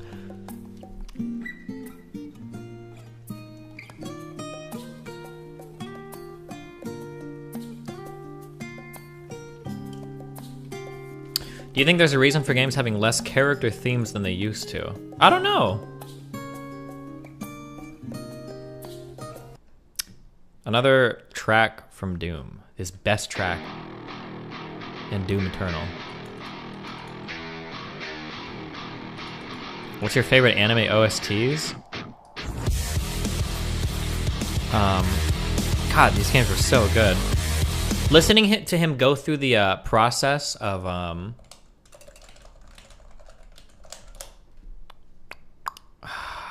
not gonna be able to find it. Oh, it's this.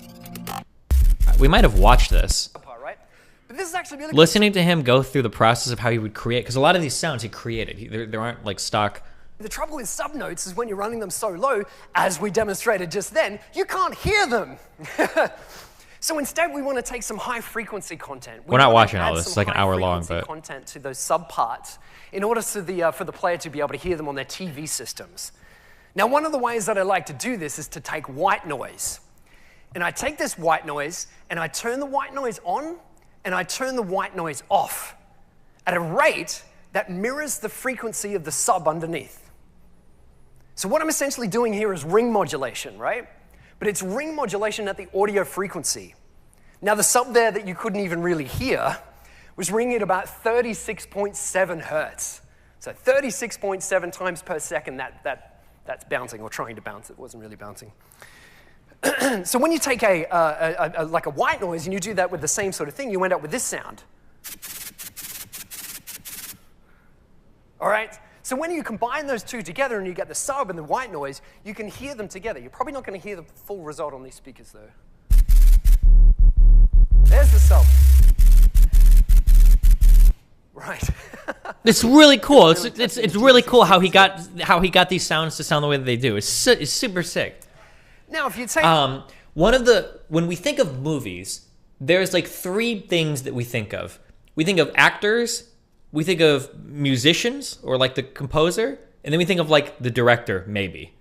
But there's so many people behind the scenes for movies that put things together in ways that are so important that they don't get enough recognition sometimes. One is set design. Game of Thrones actually ruined for me almost anything having to do with medieval anything.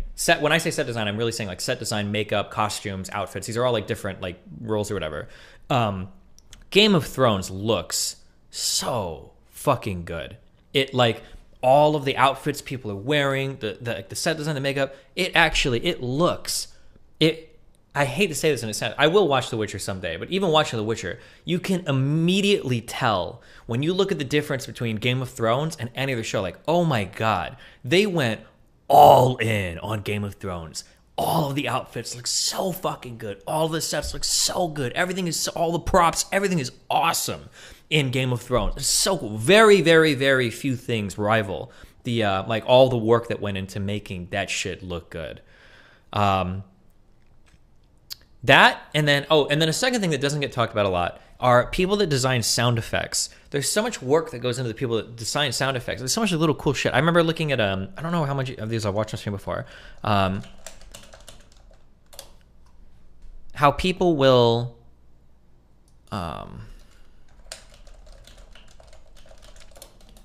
people do so much like crazy shit to like make sound effects. Am I gonna be able to find this? I remember when they were trying to make the sound for the bat, I think is what they called the flying vehicle. It's like 5 or 6 different sounds that are like overlaid on top of each other in order to get like the unique sound effect of this vehicle taking off. And I read the script. The last few pages were withheld from, I think, most everyone who read the script, so we came into it. Oh, it's this. And taking the end off and putting different things on the end to spend them. And then process those sounds, and that became a big element of the bat. And then the bat's composed of several different categories or food groups or types of sounds. We basically boiled it down to roughly 5 groups of different kinds of sounds. Each group is composed of lots of individual sounds that are merged together, but here's the basic 5 food groups.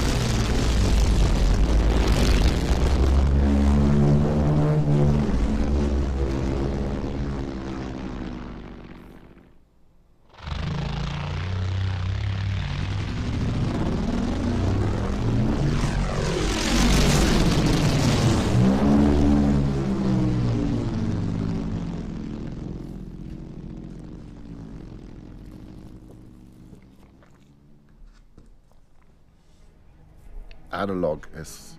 It's cute, like how much work goes into like setting all this shit up. But you don't really think much about like the sound effects and shit on it. Yeah. Okay. All right. The Mick Gordon guy is doing the music for a new game called Atomic Heart, and it looks sick. What in the fuck is this?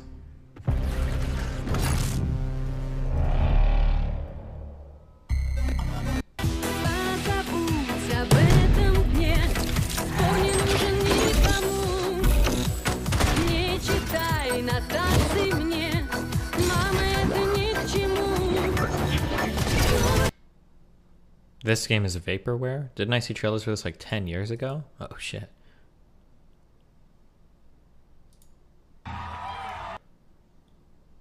Vosh is a manipulative liar. Fuck, I want to make fun of this non-compete guy. Okay. Anyway. Melody from the song Guile's theme is inspired from.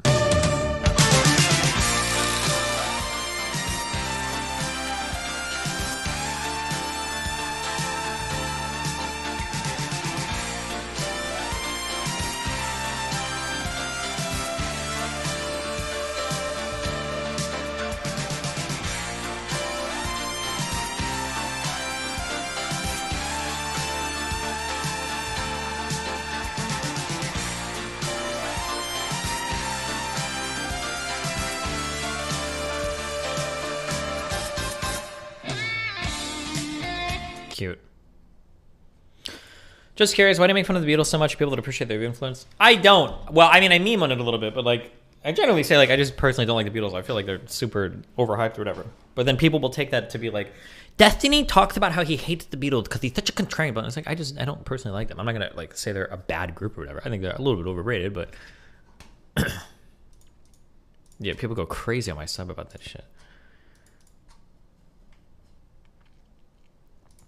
Okay, I'm catching up on donos. Stay mad. Because I'm putting 100%. Hey yo. Hey yo. Hey yo. Oh, Moody. Where the fuck have you been, Moody? Shut the fuck up. I've been cleaning my room all alright? day. It's a I'm stupid almost fucking fucking meme. You haven't. You what today? Been cleaning my room all day. Yo. How much shit do you even have to clean? I hadn't. When I moved in, I hadn't been able to do literally anything because the fucking cursed subathon started, and then I went on vacation. Wow. So I'm finally just doing everything. Wow. Holy shit, Tech Hippo Stop stock fucking your plummeted. fat fucking mouth.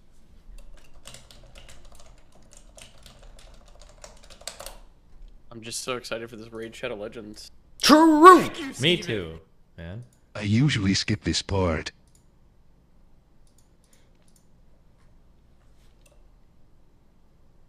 You're a fucking statistician.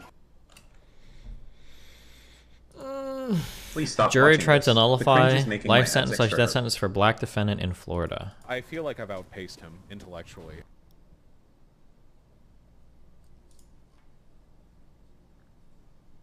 Yo, Dest. Maybe Shut Hassan the was fuck right. up, Movement, all right? They're It's a still with stupid crackers out there. fucking meme.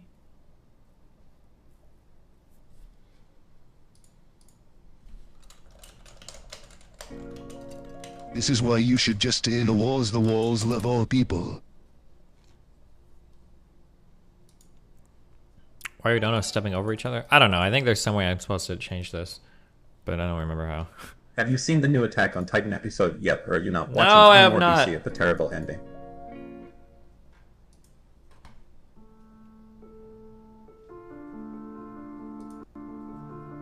It said he was an alumni. Like someone else's life.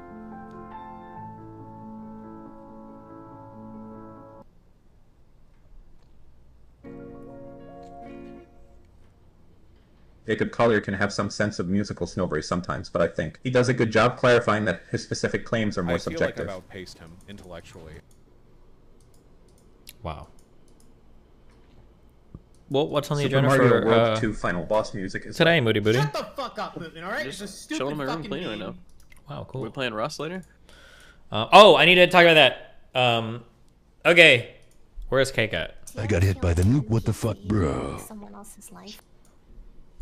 I feel really shit doing a full wipe on a Tuesday because it feels like everybody's gonna be working. You're a genius, dude. Yeah. Song of Storms is my No. I don't favorite. play in Rust Ocarina. seriously. I don't have a fucking life anyways. True. Fuck them. We'll talk about. The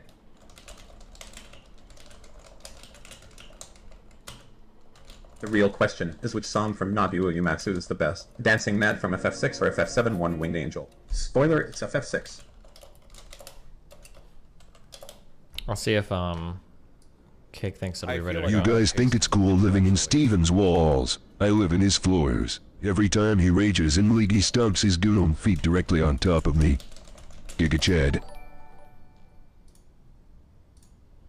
All he has Tigers to in the do is, playoffs, me on hype in 3, well, I don't know what all he has to 2, do. 1. Wait, what? I was gonna say all he has to do is probably change the map size, but I don't know if that's all he has to do. Oh, that some other dev was stepping in to like do some shit or Help him whatever. out. But yeah. That's nice. Yeah, I know that theme. It goes like do dee do do dee dee dee do dee do pa dee da do do dee do do dee dee dee do dee do pa dee da do dee do do dee. Thank you, Destiny, for showing how to be a real coomer. All I do is coom now. I coom every day. I coom in guys. I coom in girls. But mostly I coom with myself. You should listen to Satsuki Kryuin theme. Wow. Okay. One more, guys. We almost made it. Good job, Donuts. We keep the server a sub only. What about your Fav Enemy soundtracks? Death Note's post-rock and Attack on Titan's Symphonac, but also rock and electronic influenced stuff is crazy. Cool. I think I can probably get 200 subs on the server, I think. So, because we didn't do an announcement last time, we got, I think, almost 100 people on without really trying much. So, I think if we do an announcement right tomorrow, I know we'll get at least like 150. So, if we can get 200 on, and then we'll see how long people play or whatever. I'm thinking of like maybe, I might do like sub only for maybe the first 2 days and then open it up to everybody afterwards. But I'm worried that like 500 people would try to join it would get fucked. I'm not sure. Yeah, I don't know. The last server had VGGers coming in as well. Wait, how? It was only for DGG subs.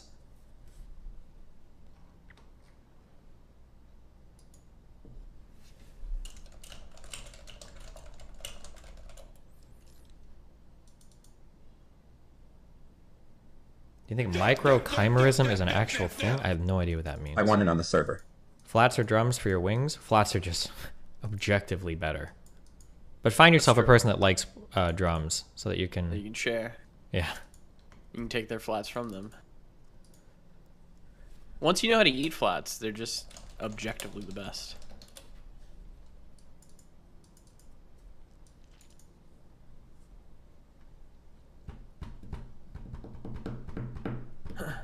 Beginning to start my Raid Shadow Legends early. It's the idea that women retain the DNA of every man they've been with sexually. No, that sounds like some incel shit.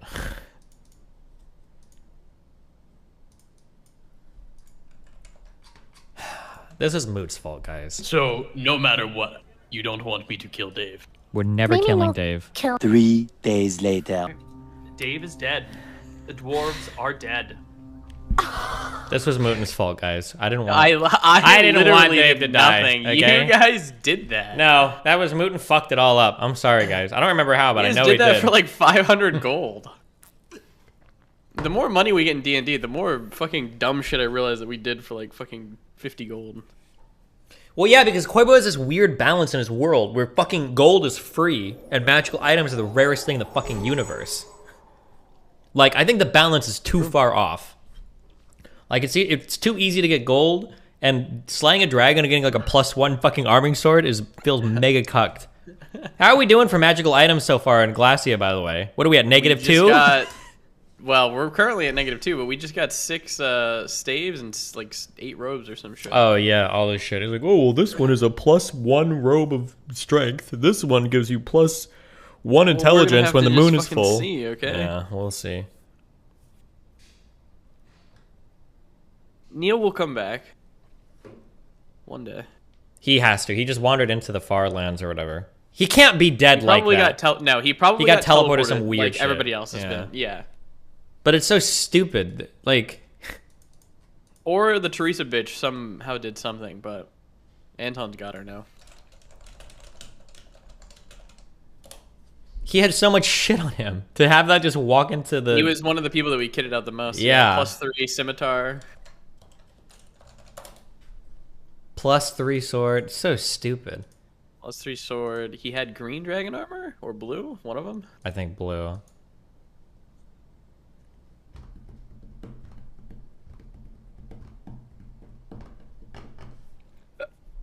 What? Take a big.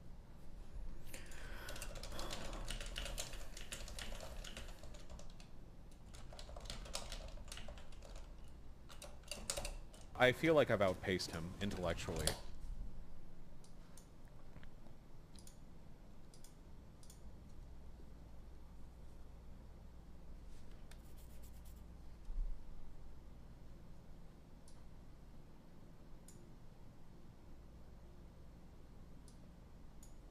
I am smarter. I am stronger. I will take it no longer.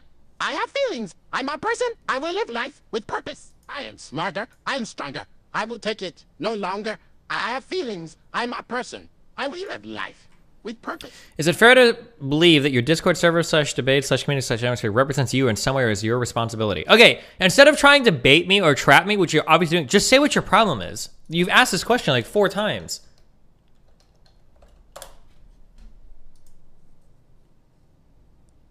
What is wrong? How did they hurt you? Tell me how my Discord server hurt you, okay?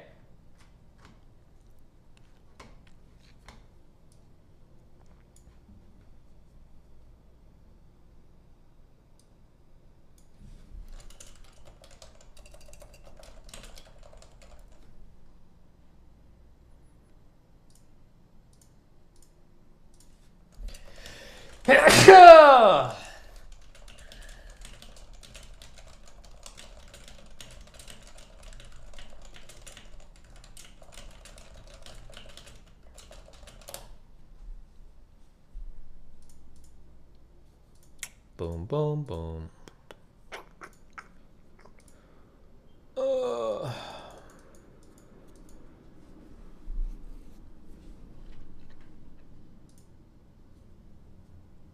Okay, some guy messaged me also on Discord. Sorry, this triggered the fuck out of me. Time zones were invented when ocean travel from Europe and America was made common because they needed to determine how far out to sea they were. Time zones were discovered when wind-up stopwatches were invented. You would sync one at noon every day while on ship and leave the other at the time from when you departed. This would tell you how far out you were along with other things. There you go.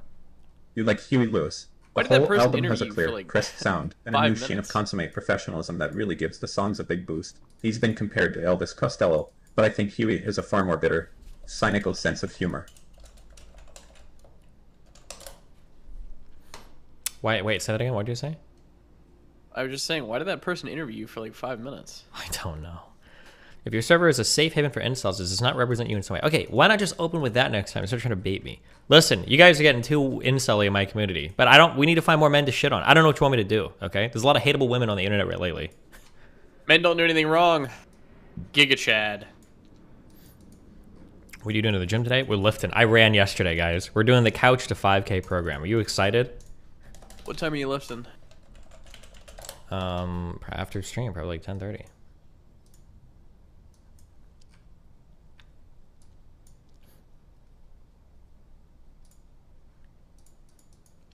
Why stop at 5K? I don't know. I'm just trying to build my cardio, okay? Now that you said that, people are going to link you literally like 90 other fucking things. True, I hope other so. program. Get fucked, losers in the chat.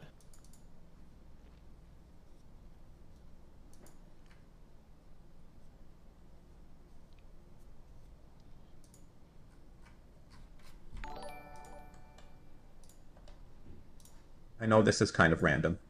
Sorry. I'm curious what your stance is on Web3. I'm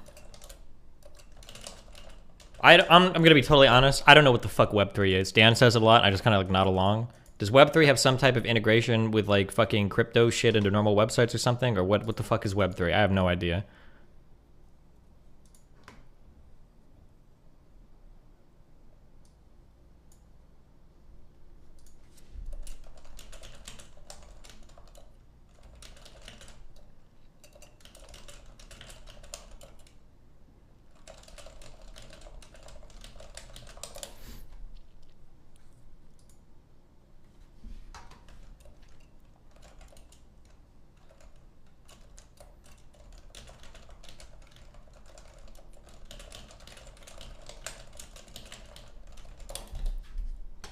Web3 is basically the idea that you build web apps on top of blockchains. Okay. What, Mooten? Can you play Raid? I gotta wait 13 minutes. Oh. That's what we're here for.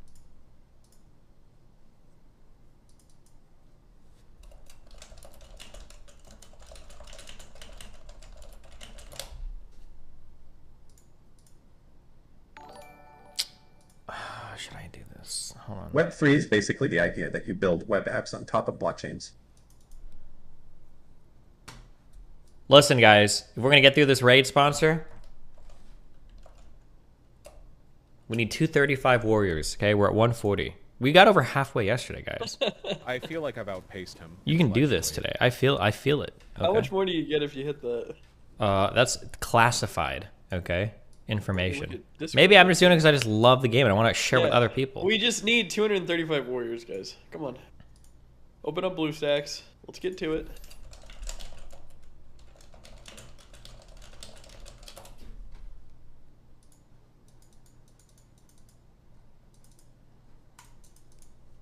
Can you explain how Sam Hyde gets away with tons of debt he claims he never pays? MDE Stop stuffing never your fat dies, fucking mouth. never refunds, Bar. never pays Enterprise, never pays Toyota Credit. Fuck you, Toyota Credit. Toyota Financial, I owe you 5,000 or 6,000. Yeah, I'll get that right away. Even if I have the money, you're never getting it. Oh, I'll get that for you right away, sir. Here you go. That's me rushing to pay Toyota Financial. That's me rushing to pay Aprilia Financial. Oh, I just remembered.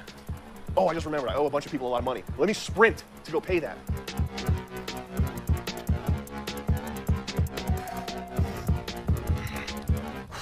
Barclays, I owe you over 2,000. American Express, I owe you over 2,000. Capital One, I think I owe you over 2,000.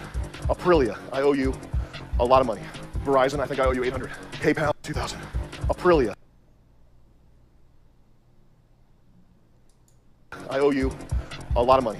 Verizon, I think I owe you 800. PayPal, I think I owe you 300. That's money. Even if I had it, you're never getting it back. I'm stealing from you. I'm stealing from you. I'm stealing from you. I'm stealing from you. I am stealing from you.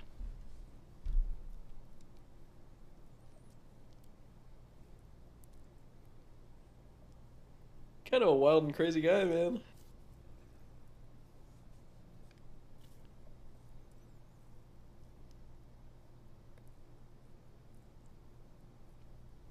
Yeah, okay, this is kind of what... So, if I had to guess, he probably just lets everything go to collections. He doesn't give a fuck about his, he doesn't give a fuck about his credit at all, obviously. I'm also guessing that he probably makes a lot of unconventional income. So, like, he doesn't get paid via W-2 wages. He probably gets, like, weird 1099 shit. So... If your shit is in collections and somebody takes you to court, they can garnish your wages, but he probably doesn't have traditional wages to garnish. And then maybe every now and then he declares bankruptcy and none of the assets are in his name, maybe? I don't know, that'd be my guess. It's a bunch of like non-traditional income streams that don't pay right into a bank account or PayPal account, or if they are, it's not in his name or something. In Enterprise? How is he able to keep getting new loans? Shouldn't his credit be so bad no one will loan anything? He either gets a cosigner or he's going to like a what are they called? This is for poor people. I think they're called buy here, pay here places. If you determine that I owe you money somehow, I don't know, maybe you put the car up on a lift and you found out. Maybe someone who works at Enterprise is watching this. Ooh, maybe you find out that I totally fucked up the four-wheel drive system in this SUV and it makes it. You wait for it to go to collections, they call you up, okay? They say, what's gonna happen is collections is gonna call, they're gonna say, you need to pay us 70 or 300, let's be realistic, you need to pay us $350 a month, okay? What you do is this is Nick's technique, I can't take credit for this, although I put my own interesting twist on it. You say, geez, dude, 350? Now these people are used to hearing sob stories all day. If it's sold to a debt collector as well, the way the debt collection works, okay, so I'm not aware of this. Let's say that Dan loans me, or let's say that I loan Dan like $5,000, okay? Now let's say Dan is a deadbeat fuck. He's not paying me back, and I know he's not paying me back. And I don't want to hire a bunch of people to go chase this guy down because I run DGG LLC. We give high quality loans to high quality candidates, okay? I don't know how Dan scammed us, okay? But on my books, I've got like $5,000 of money lent out to him. I know I'm never getting that money back. So what I might do is I might go to somebody like Lucas and Associates, okay? And I'll say, Lucas, this guy owes me $5,000. I'm going to sell you that dude's debt, okay? Give me like $500 for it, and we'll call it even Stevens. And Lucas will be like, yeah, fuck it. So he'll pay me $500. I'll transfer the debt to him. And now Lucas's goal is to try to get as much of that $5,000 as possible. Now he's already bought the debt from me at a massive discount. So when Lucas calls Dan, Lucas is going to say, hey, you owe $5,000. What can you pay? Now Dan might think, okay, I don't know, maybe I can pay like $3,000 back or something, right? Now Dan might think he's getting a killer deal, but Lucas has already bought this debt for 10%. So if Dan's willing to pay 50 or 60% of it, Lucas is making a lot of money. So my guess is when you're dealing with correct collections, you could probably get pretty favorable repayment plans because they've already bought this debt at a huge premium. Are there like collections for like collection agencies? Can you like go down the line? No, I don't think so. Nobody would buy debt. If a collections agency is trying to sell you debt, that's got to be some toxic fuck that. People are used to hearing sob stories all day, so you don't have to feel ashamed for hitting them with a sob story, real or fake. They hear this all day. What you do is you go, dude, I just hit my car. I'm on these pills, bro. I can't do 350. Make a story. Tell them a story. This is one of my tactics now. The longer you keep someone listening to your fucking story, the better it's going to be for you, okay? That applies in all areas. Everywhere. Everywhere. You want something done? Tell them. Are there stories of people buying their own debt true? I think when you buy debt, I don't know if it's legally. I think it has to be like anonymous. Because I don't think you can buy certain people's debt. Because otherwise people would just try to buy their own debt and then you like that, yeah. Fucking story. You want your teacher to bump your grade up 5%? Tell them a fucking 20-minute story. Fuck them. And that's the way you got to think about it. As you're telling a story, I'm trying to tell someone a story. I'm trying to come up with a 20-minute story. What do I want to do? Do I want to entertain them? Do I want to have a poignant message at the end of it? No, if someone is standing between me and money or success or, whatever, a bureaucrat in a roadblock position, when I'm telling them the story, I'm thinking, fuck you. You're going to sit here with me for 25 fucking minutes and you're going to listen to my sad story. Okay, so you get this person on the phone, you go, dude, use that voice. They hear that voice all day. They can't tell that you're making this up. Dude, I hurt my leg, bro. I lost my shoe. I was out on the street and I hurt my leg, dude. I was in the hospital for days with my leg. And they got me on these pills. I can't afford anything. I can't pay $350. The longer you tell this story, you don't really even have to tell a long story, but it will benefit you in the end. And then the debt collector, they're going to go, okay, sir, well, you can't pay $350 a month. Let me put this light back on. I was going to opt for the F-150 filmmaker package. It was just too much money. I couldn't justify the extra $70 for the filmmaker package, but it comes with its Carl Zeiss lenses over the headlights. Man, it's crazy to think how much Sam Hyde fucked his life up. It's got to be one of the worst fuck-up stories of, artistic history. Because, lore? So, Sam Hyde does, he did, ironic comedy. And a lot of it was pretty funny. I remember this one. From Brooklyn. He somehow scammed this college into thinking that he was some revolutionary, Steve Jobs thinker, and he gives this huge TED talk on what the future is going to be like. Sense of childlike play and innocence that we know from Albert Einstein. I can sense it in this room today. TEDx, Drexel University, Next X. So you got to be thinking to yourselves right now, who's this 22-year-old kid up on stage with a chip on his shoulder and his heart on his sleeve and the world in his eyes. Well, that's a tough question, asking somebody to define who they are. I much prefer to ask, what inspires that person? What inspires you? What inspires you? What inspires you? I want an answer. What inspires you? You better find something, man. Don't worry about it. Possibilities. What inspires me is teaching African refugees how to program JavaScript. What inspires me is finding out how to use maglev trains to get resources to the moon. These are the challenges that tomorrow's going to face, okay? How are we going to get clean drinking water to 2 billion Chinese people? You got an answer? Get inspired. I'm going to be picking on you. But anyway, like, he's got like a lot of this type of shit. It was really funny. And he got what, in my opinion, is the dream job for like an ironic or like post-ironic person. He actually got his own show on Adult Swim, which I would argue birthed the whole genre of like ironic comedy, okay? Maybe a little bit of O Canada, that show too, but like Adult Swim, like largely like that, like network, would you call it a network on its own? Like birthed that whole genre. And then he lost it because he's a fucking alt-right Nazi dude. I think Adult Swim was trying to renew the show, and then I think Turner ultimately canceled it on him because the guy is like super dug into like alt-right, anti-Jewish conspiracy shit. So to go from like, he got into a beef with Tim Heidegger? Yeah, because I think he accused that guy of like trying to like block him and block his shit because he didn't like his politics or whatever. But like, yeah, he had like the dream job. This was actually on Adult Swim. Yeah, it was called, the name of his show was World Peace.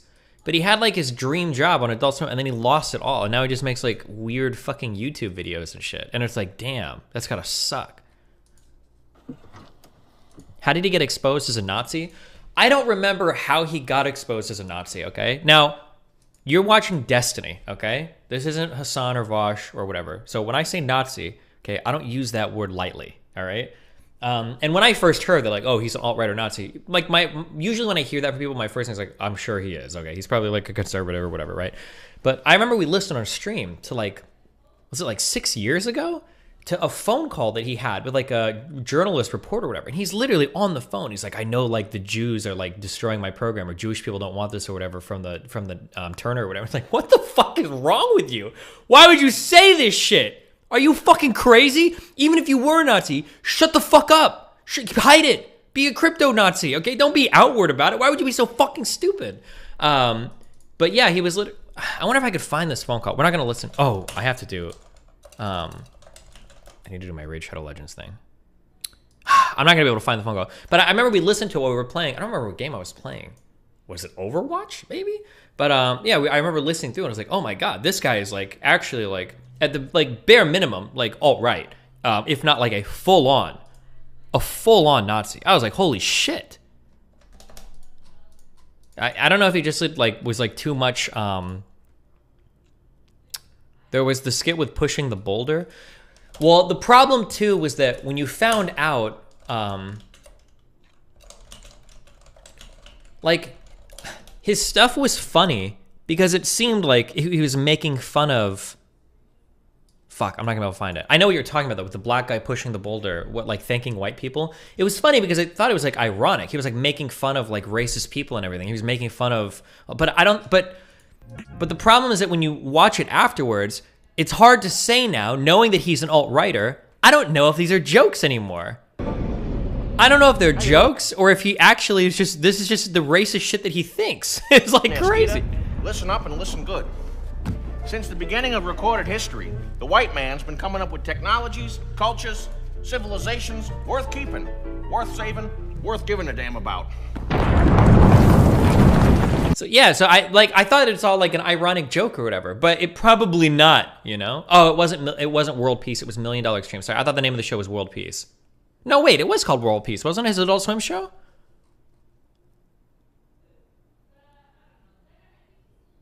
But anyway, okay, sorry. Guys, listen up, okay?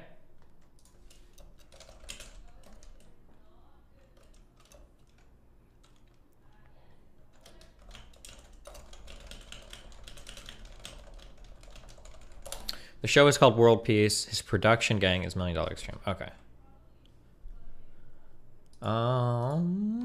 Okay, we were supposed to watch a video yesterday that I didn't watch, so now we have to watch 2 of them today. Okay. Oh, and I need to tweet again. Fuck! Hold on. Oh god, I love Raid Shadow Legends. True, Mooten! And I'm excited for this video. I hope it's about Raid. Oh. It will be. Oh, good. Okay. Boom, boom. Send it now. Boom, boom. Boom, boom.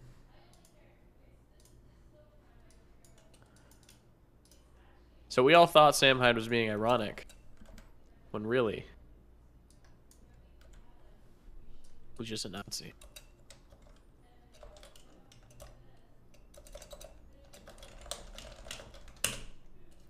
Can somebody link the...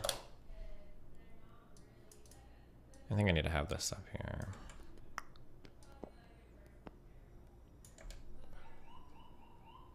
Whoop, whoop, whoop, whoop.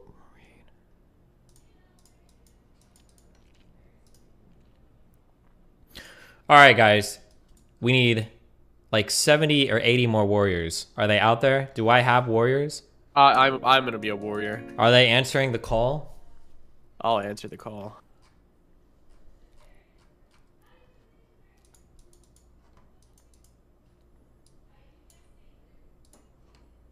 We just got to get through the tutorial, right?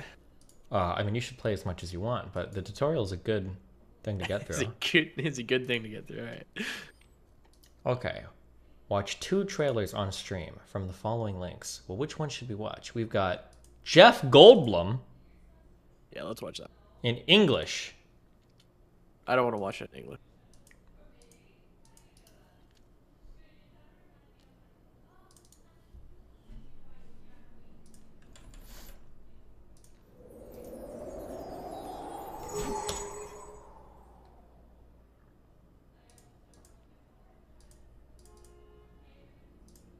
Raid Shadow Legends explain. Oh my god! That was so loud. Oh. Jesus. Alright, there's that. Doom Tower videos. Okay, we'll do this one too.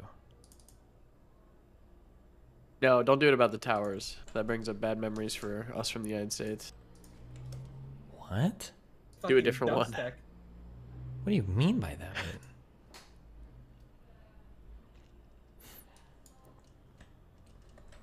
All right, video 1, guys. Get ready. Here we go. Raid Shadow Legends explained by Jeff Goldblum. I mean, you pick your champions, they're glorious, and their shields, oh, they glisten like wet otters. But the bad guys, they're Lovecraftian, they're spooky, they're big. Wow. And you go through waves of enemies. First round, second round, third round, ding, ding, ding. Oh, and then you face the boss. Wait, I have to mute these. Hold on. Oh, wait, they are muted. Never mind. Face the boss, guys. Hold on. And he's a tower, gargantuan, hulking, and it's like boom, boom, and finally your foe is vanquished, and that satisfaction is such a primal feeling. Ooh, I mean, it's powerful, powerful stuff. Download Raid Shadow Legends today. Wow, guys. I don't get why people say he's eccentric. That was just... How do you feel about that trailer, Mooten? I just think that such a powerful celebrity endorsing such a powerful game, it's just a complete fit. True. I feel like I've outpaced him intellectually.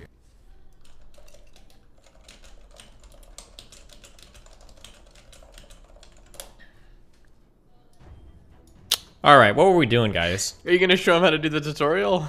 They're doing it. I trust in them, guys. Use the link in chat. I ain't got time for the tutorial, okay? I was making new champions. I was actually making progress on my character. I don't know. They might get confused. Oh no, they won't. They know what they're doing. New player. I don't need a new player. I'm not a new player.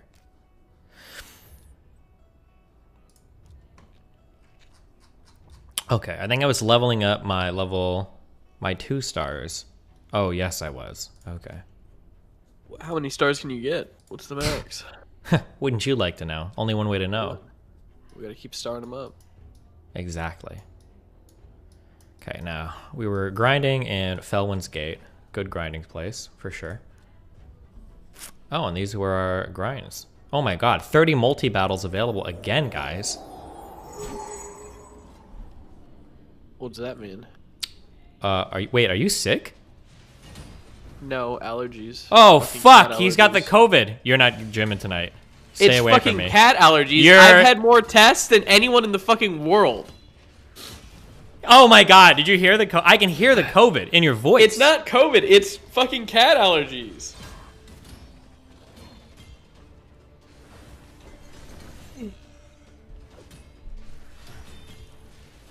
What's our incentive for raid today? If you don't do it, then he's not gonna play any other fun games. All right? What other fun games? Like this is a fun game, true.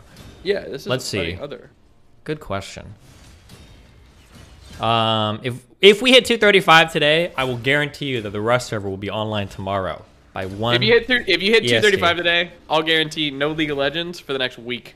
No, what? Okay, never mind. Whoa, slow down. Hold on. If you want no League of Legends for the next week, I think I need 300. If I get 300, we'll do no League for the next week. What do I get out of this deal? It seems like a raw deal, actually. You don't... League is miserable for you, too, okay? Yeah, but when I get a 10-game win streak, I feel alive. Well... Yeah, let's not... Well... 235 is the goal.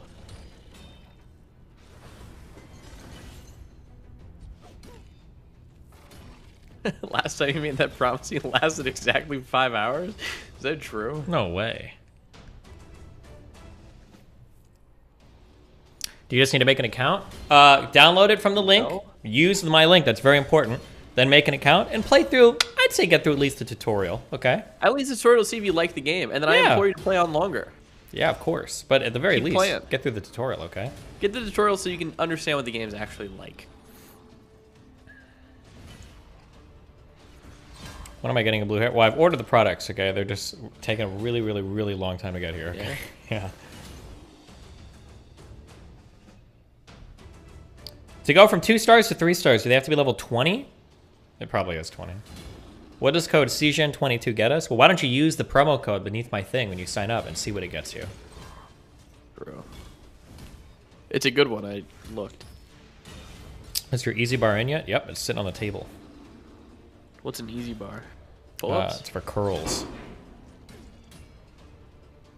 We'll teach you tonight. We're doing curls today, Mooten. I'll be there.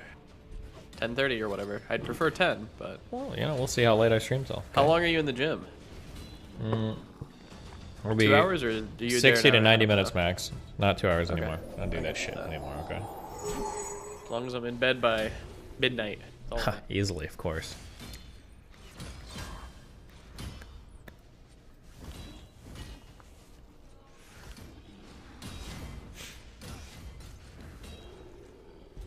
Your super setting? Sometimes I'll do that with my tricep pushdowns and my curls. But the super setting is hard when your cardio sucks. But that's alright, guys. In 3 months, I'm going to be running 5Ks. True. Okay? Last night, in only 25 minutes, I went 1.7 miles. Okay. That's better. It's not. It's better than fucking 1 mile. Have you been curling with a straight bar? That's why I got tendonitis? Yes. That's, if you saw me on the swimming stream, the reason why I was so fucking grumpy is because I had like 7 or 8 out of 10 pain for the entire day in my bicep. Don't ever curl with a barbell. I thought I could do it for like a couple weeks until this got here, but man, what a big mistake. Surely it wasn't because he was outside and not playing League. True.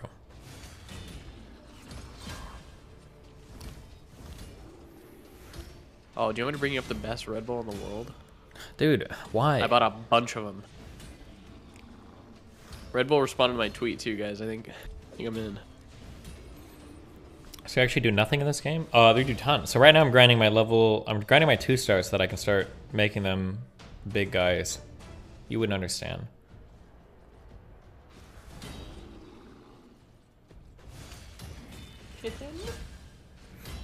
Sexy. My crazier is 25 minutes for 1.7 miles, incredibly slow. It is unimaginably slow. I'm doing a, it's like 90 seconds of walking, 60 seconds of running, 90 seconds of walking, 60, for 25 minutes, I think. That's for the first week. And then there's a program called Couch to 5K, which is supposedly good. I'm just using that for my cardio, basically. But We're I mean, here for raid. Yeah, true. Now, what is the multi-battle doing? It's doing it all for you? Well, the multi-battle allows me to run the same thing over and over and over again. Well, my characters are on auto control, so it optimizes their attacks to level Kind of up like as quickly Doctor as possible. Strange did against, you know, Norse Dama or whatever, yeah? True. Okay, pretty cool. Are you tracking your pulse while doing this? I kind of keep an eye on it, and then I'll measure it at the very end. So like when I finished yesterday, my pulse was 170, which I'm pretty sure is way too high. But that's why we're doing cardio. We're bringing it down.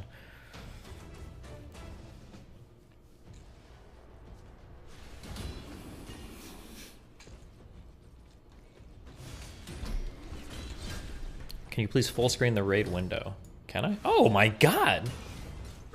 Can I give a genuine compliment to this game, or maybe to mobile games in general?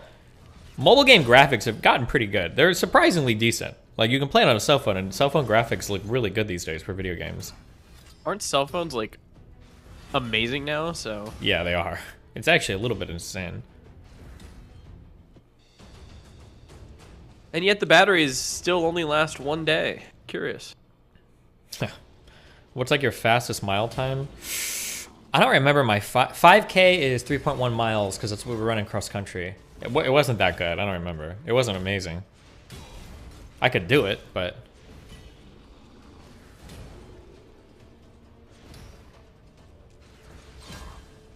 how do you like your Pixel 6 so far? I actually like it a lot. I was really worried, and I think I even said as much, that like the battery life stuff was actually like really stressful. But I think it's just because I didn't have any internet or anything, so I was on my phone like 24/7, and that's why the battery was so fucked. But like it seems like it's decent now. Yeah. How fucked was it? Was it like dying in like 6 hours? It felt like it was dead completely by the end of the day, or I'd have to charge it halfway throughout the day. But I think it's because I was literally on my phone completely, like all day because I had nothing to do. Is 170 supposed to be a bad pulse while running? The worst I've had was 210 while running stairs. Damn, that's really high. I think somebody told me in chat the max safe pulse is supposed to be, it's like 220 minus your age is like what you should be getting up to, I guess. I don't know. But I think having a high pulse I don't think is a big deal. I think the idea is that your pulse should be able to recover pretty quickly. So like if you get a really high pulse doing something, but then you take a minute off and then you like pretty fully recover it, I think that's like the big deal about cardio. That's what cardiovascular health helps you do, is it helps you like get everything like calm down pretty quickly. I think is like the goal. Or keep your pulse pretty low because your cardiovascular system is more efficient.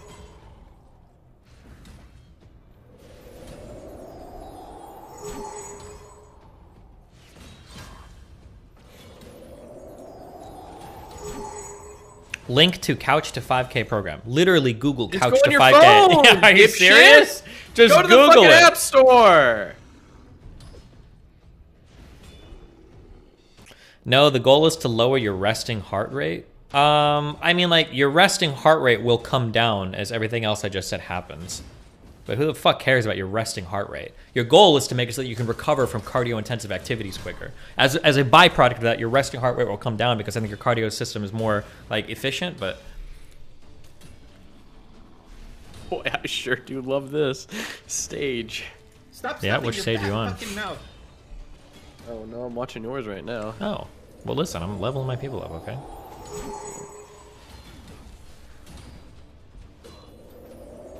Guys, Bing Chiling just joined. We need you now. Level 15. They're getting there, guys. Man, they're almost level 20, and then all hell breaks loose when that happens. Oh, when this guy gets to level 40, I can rank him up as well. Nice. Then shit will get serious, guys. What's the X2 button do? It increases the speed in case you want to go a little faster. You make it X4? No, why would I do that?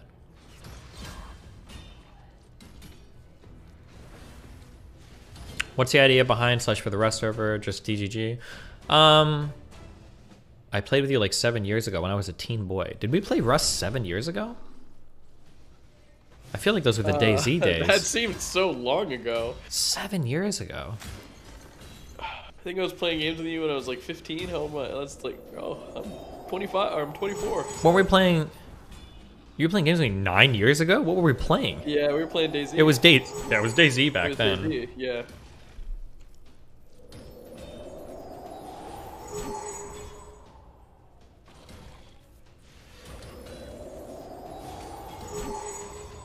I think Rust and Factorio are the two best managed games by devs, I think, that have ever been released in the history of all of mankind. In terms of like consistently updating, consistently bug fixing, like over accomplishing with a relatively modest like means, I guess, yeah. Skeptical Ninja joined the raid. Good job, guys. You guys are crushing it. Oh, Terraria is managed really, really well as well, for sure. Terraria's done now, right, though? I think so. Well, Terraria's been dead for years, but they keep making like huge updates for it.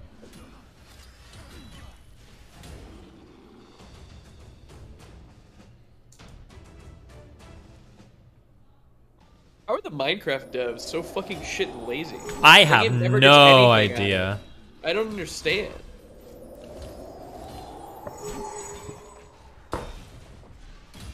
Here's the real question. Tell me if I'm misunderstanding this. It seems like they made, did they make the Bedrock version to try to get off of Java? But then it seems like they fell into the classic blunder of, instead of making a whole new version so that they could just start working on things like in the most optimized way possible and get away from Java, now they just maintain two completely and totally fucking separate implementations of Minecraft. Why the fuck would you do that? Is that what happened? That's what it seems like what happened. Why?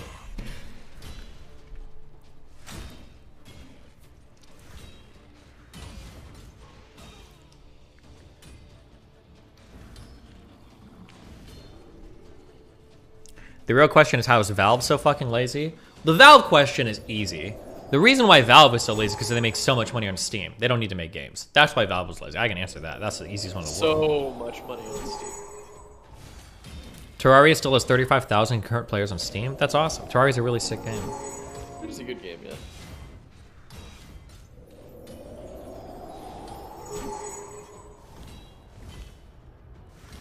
How does Minecraft even make money? They didn't even like sell skins and shit. Just selling the game. I think Minecraft is the most popular game in the world. Jesus Christ. Like by far, I think. It like crushes like second place. I think. I'd have to go back and check on the numbers. Crushes GTA and shit? Yeah, I think so. It's like over like 100 million shipped. It's an unreal. When did GTA come out? GTA 5, does anybody know? Like 15 years ago. This shit came out on like the PS3 and has... Infinity games, my friend. Why make new games? You just keep updating and selling shit for your older ones. 2013. Almost 10 years.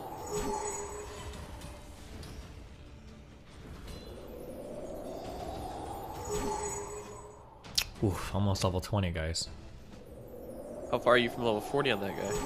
Well, you know, he takes a while to level, okay? He's a big guy. Hale? I had him when I played. Oh, yeah? Yeah.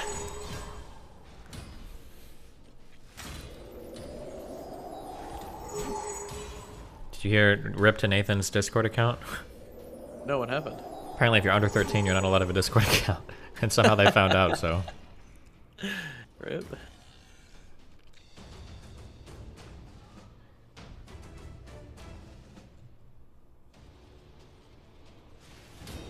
Fun fact, if you say that you're 12 in the Twitch chat, you will get fucking banned. I think he did that in Discord, because he said he was like less than 13 somewhere, yeah. I don't know where he's saying that shit at, but...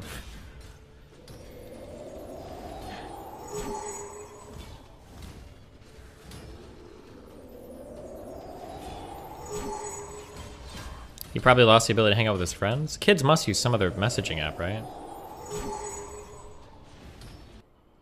Fortnite had a max concurrent player number of 1.2 million when the Travis Scott concert happened. Damn.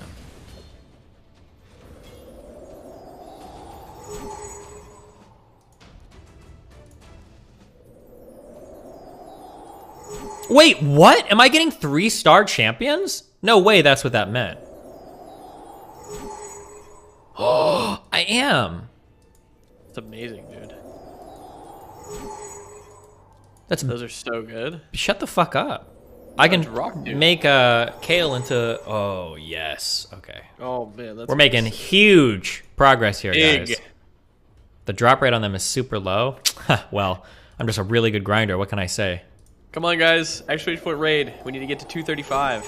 Or 300 for no league for a week. Well, he's not going to keep that promise. I You guys will, are gonna- absolutely. Better Okay. fucking not. We're gonna do We're in stage gold. We need to grind. We need to grind up. Well, we'll see. We'll see how we get there, guys.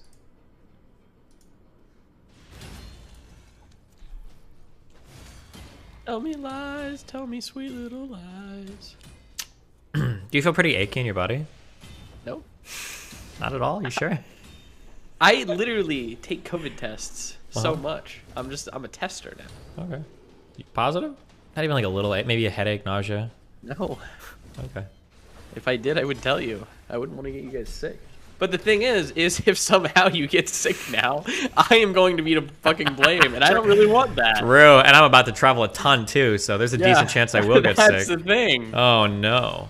And no matter what happens. Oh, everybody's it's gonna be my blaming the fault. mood. Yeah, Oh it's gonna shit. be. Fuck, I'm probably gonna get sick. Oh, dude, I don't even want to. I'm not gonna. And then you're not gonna be able to get back. That's gonna be the funny part. You're gonna have to stay there for like fucking 20 days. No, there's no way they would do that. What are you gonna do? Get on the fucking airplane with COVID? Of course not. I would never do that. Yeah, if you get sick, I think you have to wait a week, right? That's the CDC recommended guideline. Didn't they change it to 5 days? Is it 5? Oh, it's 5 days now? Well, whenever you notice it, extra 5 days tacked on. Look at Kale. He's taking a beating, guys, and he's still fighting.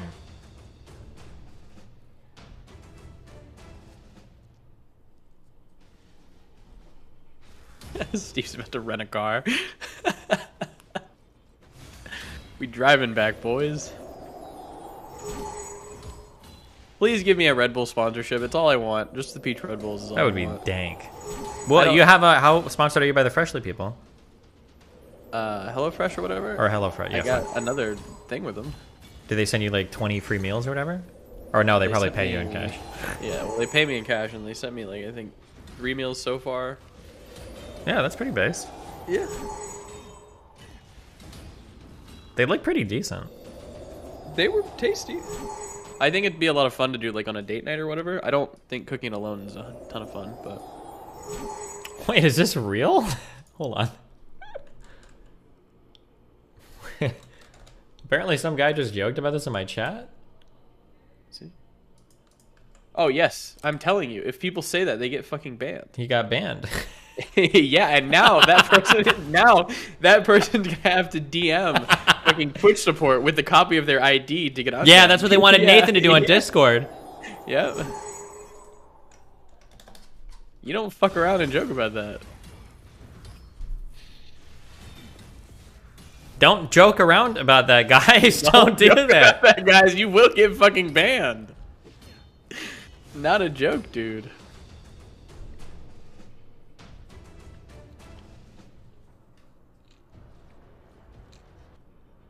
Hey, why did my snow sound effects stop, guys? Please put on full lifesteal set. Is that really the best set to put on? I'll look after this last 2 multi-battles. Do you just put your code in to join the raid? Use my link to download, and then there should be some place that asks you for a code somewhere. On Twitch, the ticket queue for confirming your age is literally 4 months long. One of Hassan's mods is clapped for that. Jesus.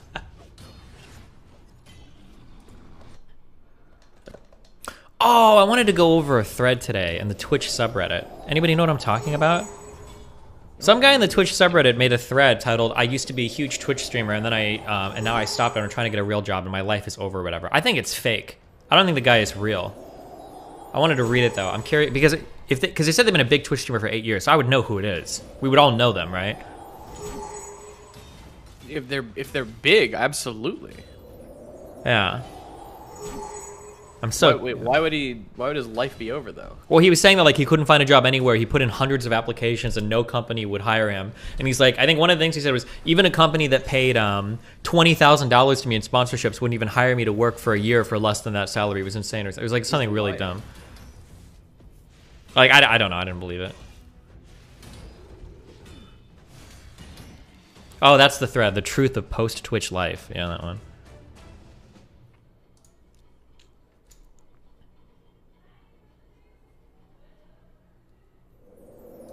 Okay, let me use the restroom real quick. Hold on.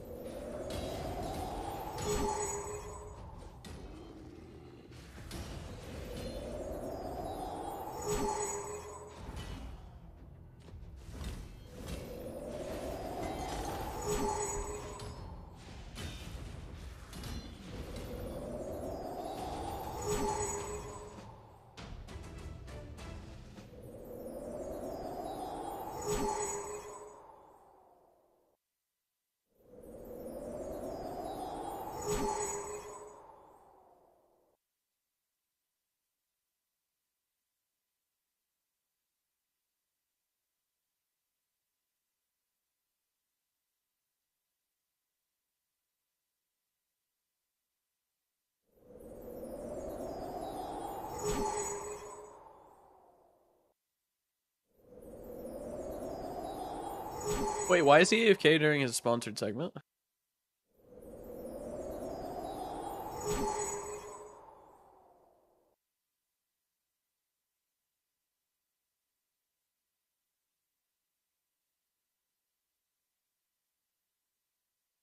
I'm gonna snitch.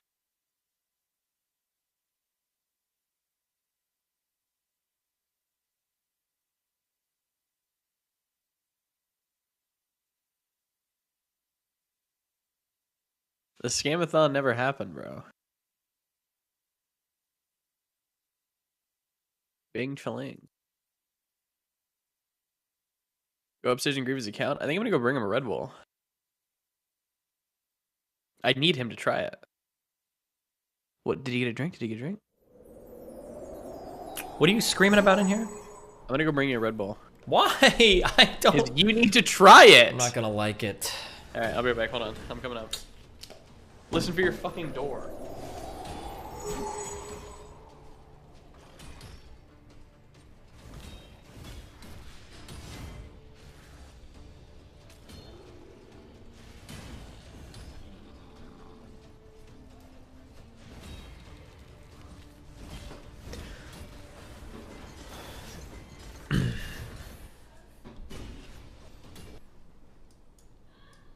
Oh, let me see what our goal is for raid, guys. What are we truly trying to get up to?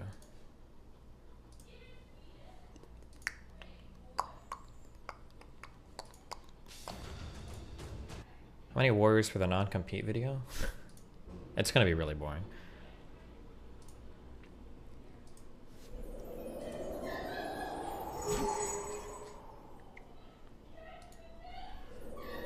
Thoughts on Reddit going public? It's stupid. Or I don't think it's gonna affect much. It is what it is. Okay, what am I looking for? Hold on.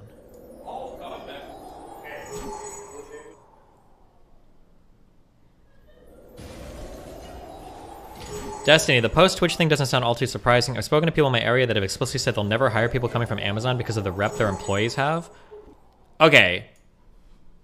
Not to call you out or anything, or not to say that's bullshit, but there is no shot that if you worked as a dev in Amazon, that people are like, we don't hire people that work at Amazon. No shot. I would never believe that, okay? Number two, being a Twitch streamer does not make you an Amazon employee. I don't even know if people make that association, okay?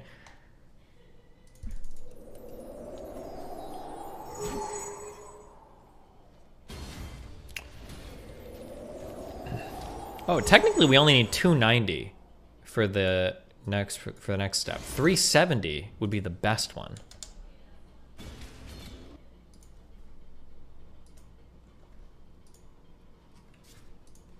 Can you make the stupid snows? Can you mute the stupid snow sound? No, that's how we know we're doing a great job, okay? You already said 300, scamming fuck. I just told you it was 290 instead of 300, you dumb fuck.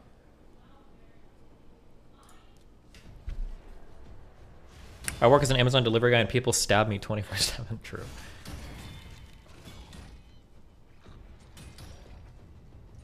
Reminder that achieved a pretty large following is a super vague term that might have been a super small dude that got an okay following later on. I mean, the guy said he got paid $20,000 for sponsors, which is like more than I get paid. So like, I mean, he must have been pretty big.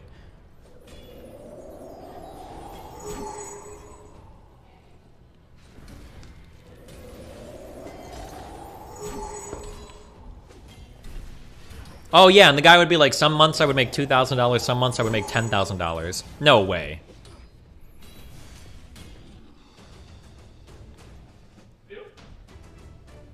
How is Moon still downstairs?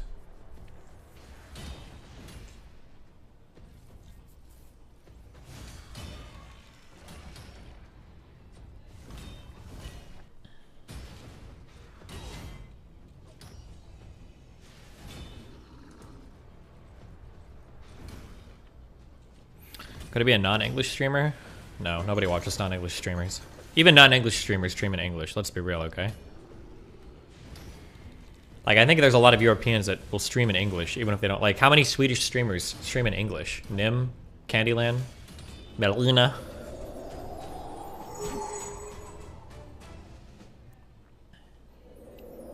Oh god, Redeemer is so close to level 19 or level 20.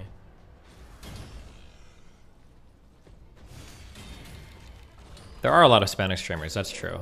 Aren't there some that make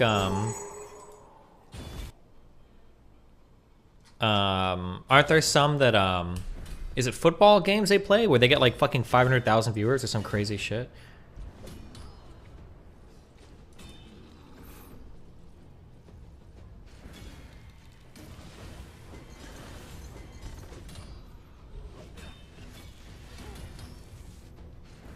It's more likely that the employer didn't see any kind of work history in the application and summarily dismissed it. If you have gaps in your work history and embellish said work history, they'll just toss your application aside. Never have gaps in your work history. Sure, you want, or they need to be explainable.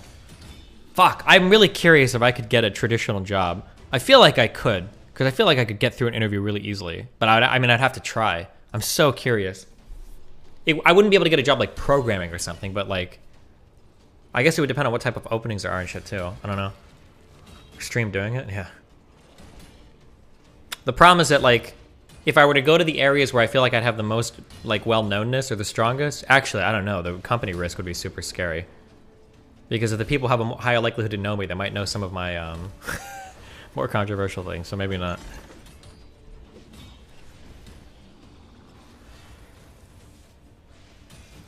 Destiny, that's the guy that wanted to... Apparently I said I wanted to run over BLM protesters now. Apparently that's what people think mow down means now.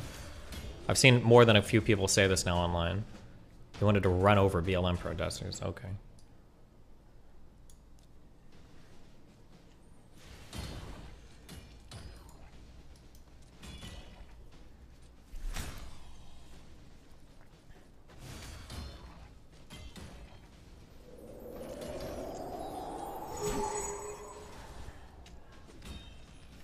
Thoughts on how the market is doing? The market has been doing amazingly, no?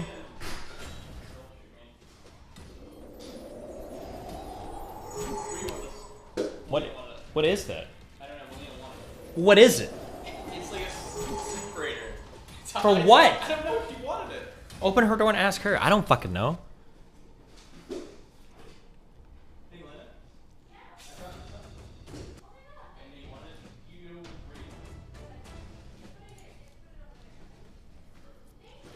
Got it. The S&P 500 is minus 1% for the month. Who the fuck cares? It's up over like 20%. It's like 24% for the year. The markets have been like unreal.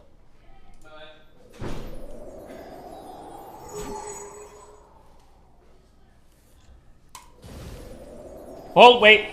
Hold your breath when you come in here. Okay, I'll put this in the fridge and I'll try it, okay? Be careful. Don't breathe on anything. What? Okay.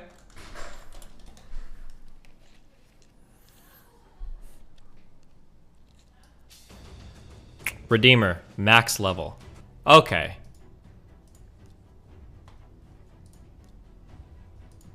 What do I have on him for gear? HP percent self-heal. I have the right shit on, don't I? Seems like it. Okay. This person sucks. But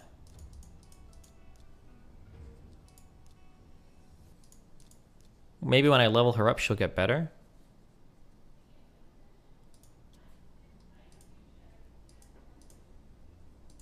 Will she get another skill when I level her up? Only one way to find out.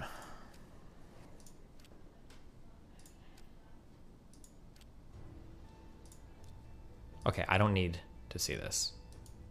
Not the forge. The tavern. No? Wait, she really won't get another skill?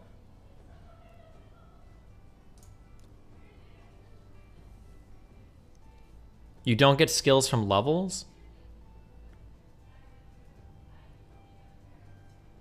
Oh, so this champion is actually just fucking trash. But I can level him up anyway because, what does it mean to fuse a champion? I can level up anyway because I can throw her into Kale later on to make him a 4 or 5 star, whatever, right?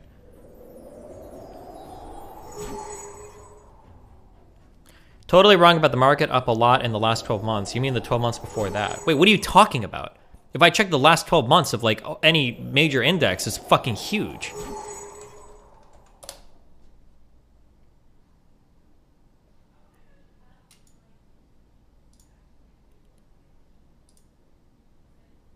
%33% of the net. Like, what do you? Which one are you talking about? Fuck, even Brit bongers are up.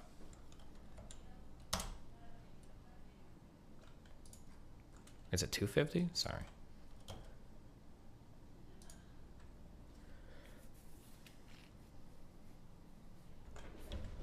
Fusion is when you consume leveled up champions to create a super rare one. How do I fuse champions? Where do I go for that? Fusions are in the summoning portal. Okay, portal. Fusion. Whoa, what?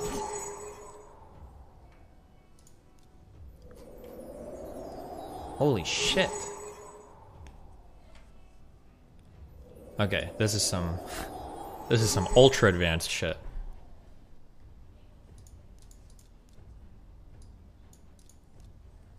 Easy, get off.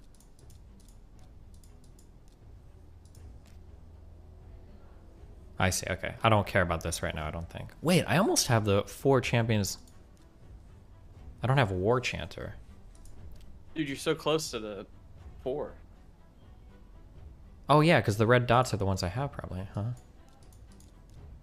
And then I could make Rock Beast.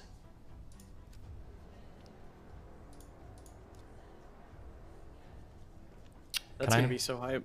Can I get War Chanter?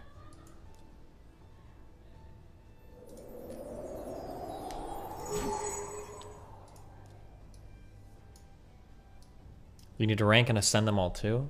Well, these guys are already ascended, I think. My Rock Toothsar are already ascended. Oh no, wait. That wasn't the one I needed.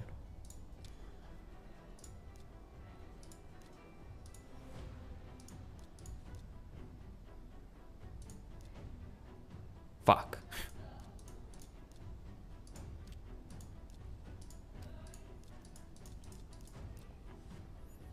So if my rate of return is negative 3.34% this past year, I got fucked.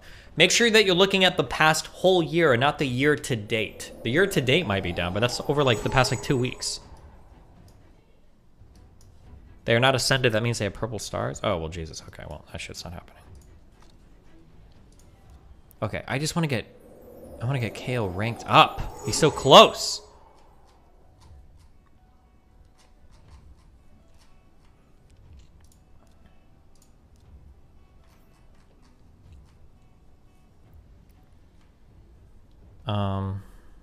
If I want to rank up the 2 stars, I have to have them higher level.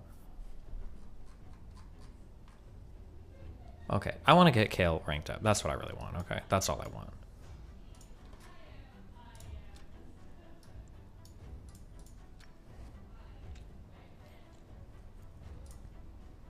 He's so close. She's already max rank.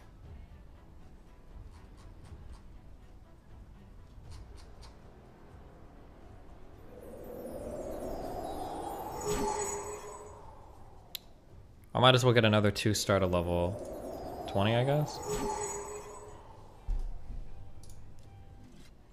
Did you change your armor?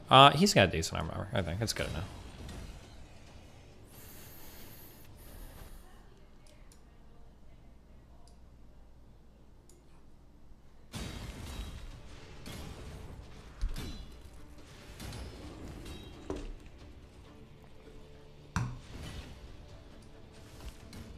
Wait, whoops. I don't know if this Mark Collett debate is actually happening tonight. It's supposed to, but...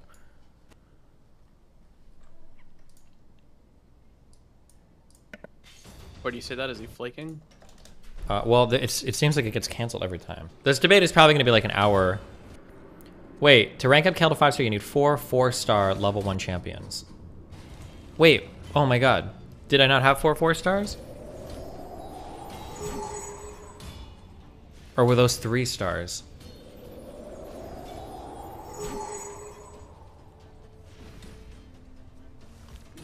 Those are 3 stars? Oh, because I'm trying to make it go from 4 stars to 5 stars. Oh no.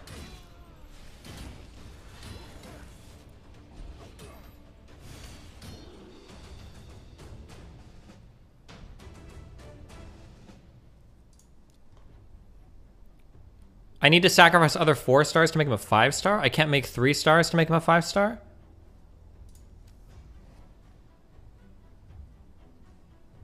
Level up your 3 stars to 4, then you can level up Kale. Ah, fuck. Maybe you could just pay a little bit. Might make it quicker.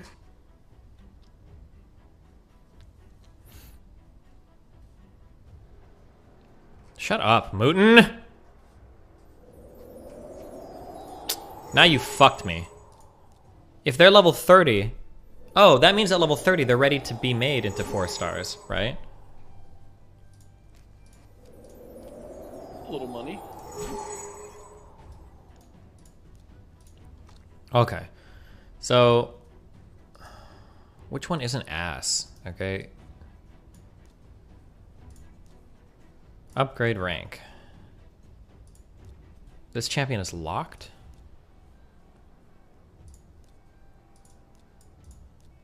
Come on, guys. Only 15 minutes to get 300.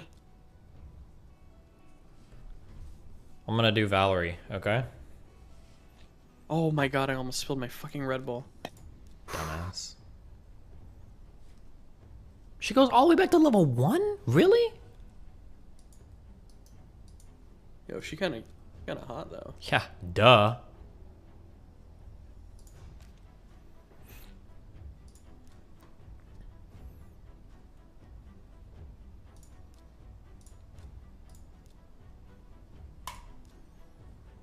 I don't care about that thing.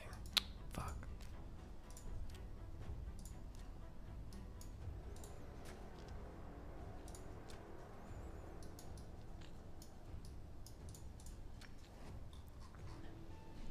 Okay. So I need to get her. She's a 4-star. I need to get the archer lady. Fuck, one of these was the archer lady. Oh, I can't get 3 stars on this with low level characters. They're gonna die.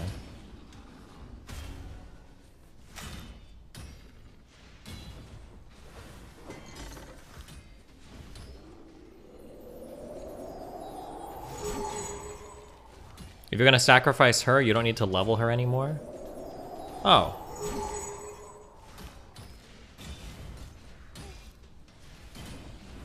True.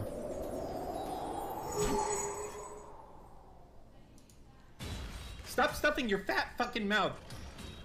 How do you think Dan's doing, then? I don't genuinely know if he's going to play on the Rust server. I don't think so. I already told you he's not going to. I think that he's upset. I think he put a lot of effort in, and I think he's done. Jesus. Unbelievable. Oh, we leveled up. Cute.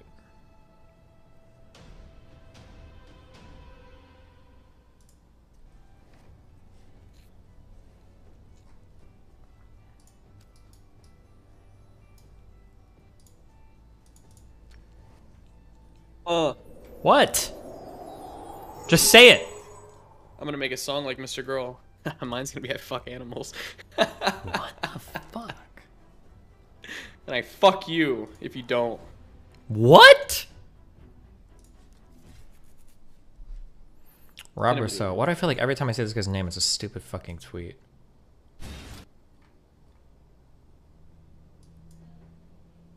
Oh, I don't know. Maybe it's not. I'm not sure.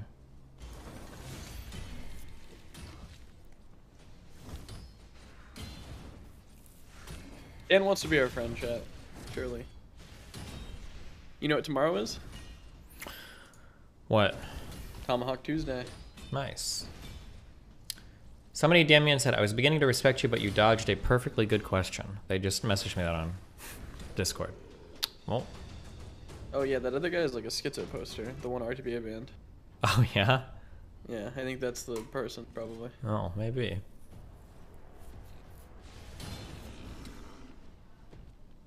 It's that V Coop guy? Oh, is it? His name is LMF on Discord. Where are my warriors at, guys? Come on, guys. Are we hitting 290? Let's get in there.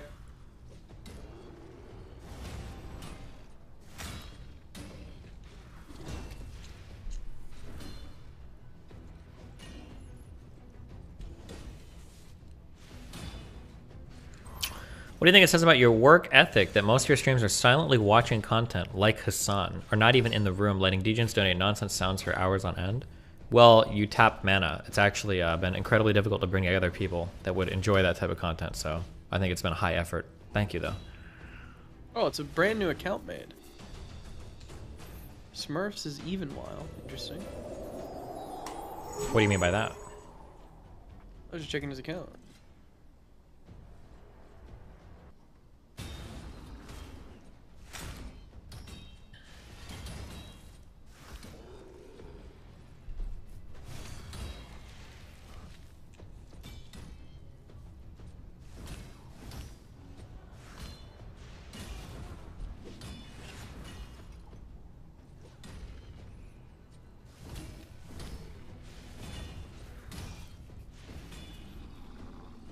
Wait, why does chat think they're coming from Hassan? Oh. So Hassan got really ass mad a while ago and got banned from LSF, right? Yeah. A whole bunch of his fans started to like raid my Discord. No, not Discord, my subreddit, and like just post a lot of weird, like buttery dog or I don't know, just a bunch of weird shit. I don't know why. I don't know what the memes are either. I don't understand fully. I get it. Fuck. Kale. You suck. You got dominated. Yeah, he did.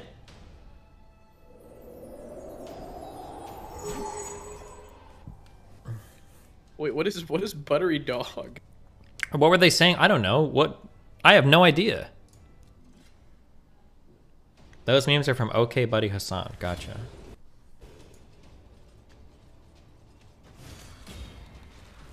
Also, why does he have like 3 different subreddits?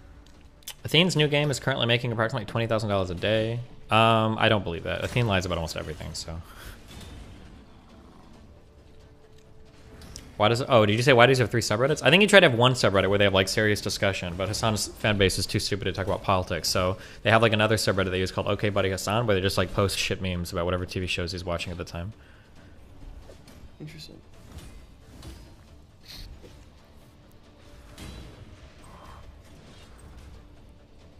Why did these guys not die? Hello? It must be the buff they have. Okay, good one.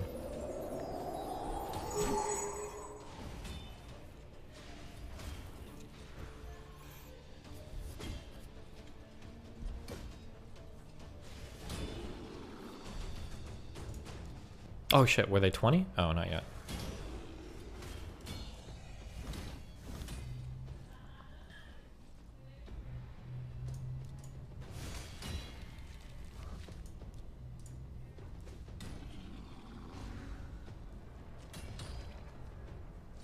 Ugh. Okay, this archer is based. Who is this one? Because she can do a multi-hit, which is the only thing in this game I think that matters.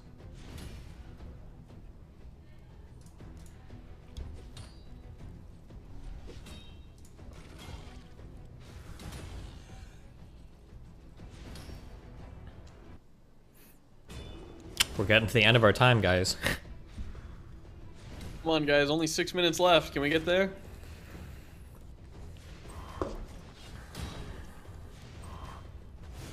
Oh, cool. Unkillable.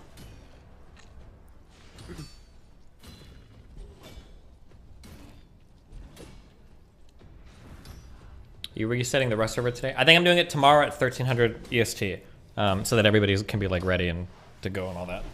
I might make a Reddit post tonight about it, but yeah. Is there anything that we should or need to change about it? Some people were asking for 2x resources. Fuck you. We'll keep it at 1x. Go work.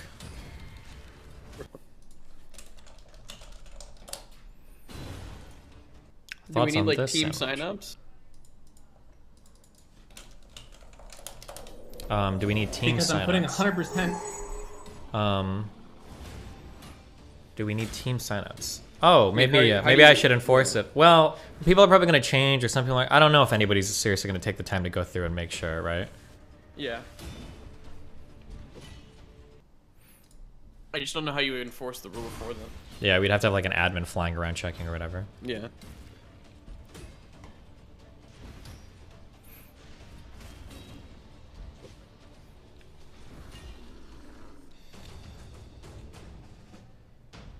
Oh, nice. Okay, sniper. /rage. Let's get the other one. Okay. That's tiny. Stretching.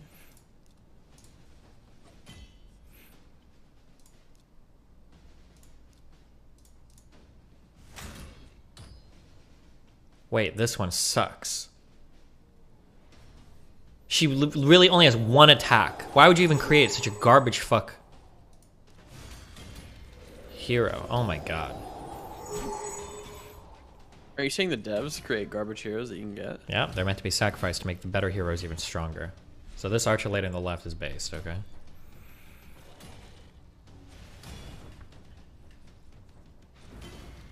She's hot. What? She's 12.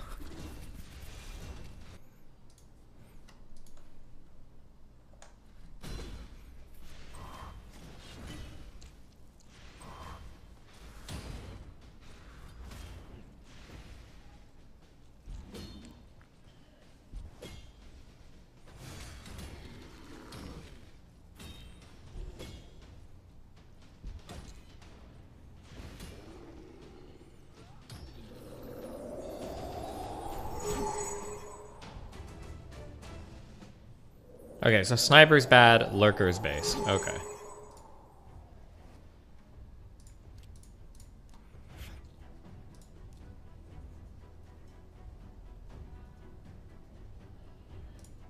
Wait, people were saying there's shit I can claim. Fuck, I fucked up. Is there no claim? Pets in the chat?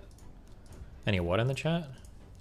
Well, my one boy cat sometimes meows and then latches onto my girl cat. I think he has mommy issues. He's not looking for that kind of mommy.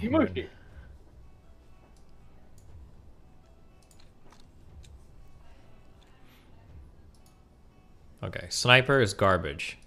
Lurker was the good one, right? Wait, which one can shoot multiple targets? No, it was sniper that could, I think. Oh yeah, because she's got a green portrait, so she has 2 abilities.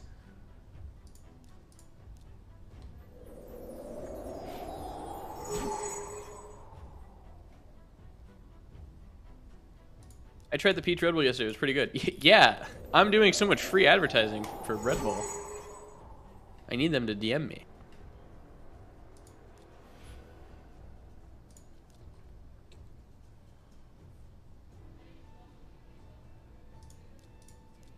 Redeemer. I should just upgrade all of them, I guess, huh? Because we're just trying to...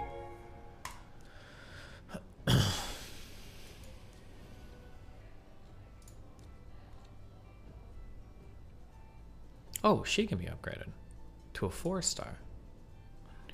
Oh my god. Hold on, guys. There's no way I have enough, right? Hold on, hold on, hold on. Upgrade her.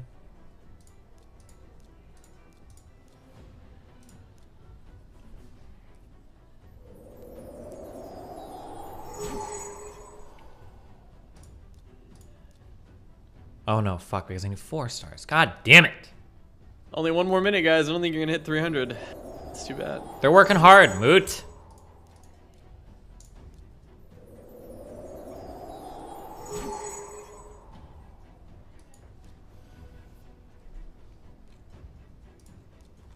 Okay. I need... I'm just going to classic arena defense. How do I remove her? I don't care. How do I just... There.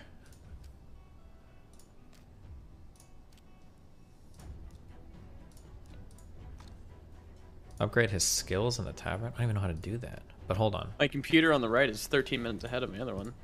Yeah, that's so weird. Why does that happen? I don't know. Mamushi, stop biting her. I need 4 4-stars. That's insane, guys. Time's up. Don't worry, guys. We're still going. I believe in your ability to get to 290. Upgrade skills. Damn. What skill is it going to upgrade? Does it choose it at random, or? No, it's going to be the big one. It's auto, it's random. That sucks. What does it mean to ascend? Upgrades basic stats. Oh, I don't have the shit to do it.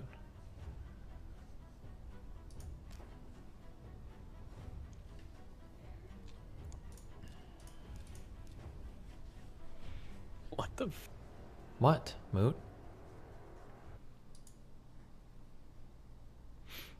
We should play classic TF2.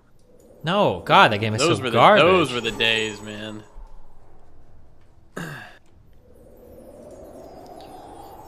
So I need 1 more 4-star. So I need this 3-star to upgrade her rank. No, I need 4 4-stars.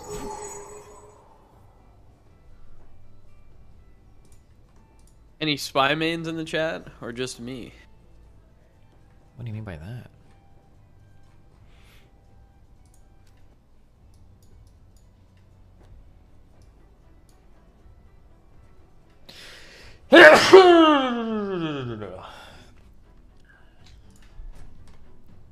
Are you serious right now, man?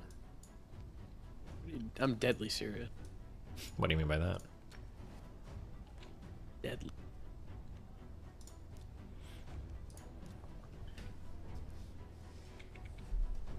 Stop biting her. So I need to get these 2 stars all to level 20 so that I can make them all a 3-star. So that I can feed them to that 3-star? No. I need to get her to level... But I need to level these guys up too, right? I do. And you really just repeat campaign things over and over again? This is like the best way to level these guys?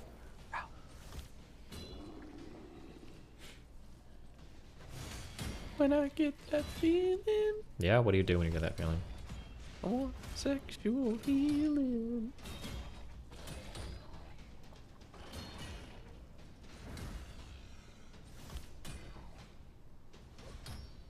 You want to farm Deadlands? What am I farming right now?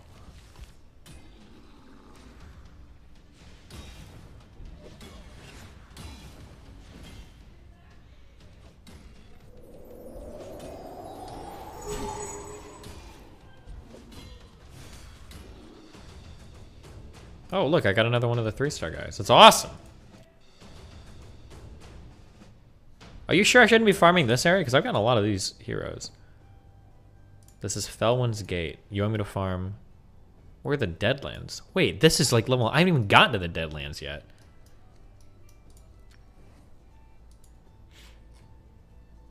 I got my mini fridge on the way, boys. I'll be here Friday. Are you serious, dude? I'm gonna be killing it. That's super unethical. You know that those are like big polluters, right? Okay. Fuck the world.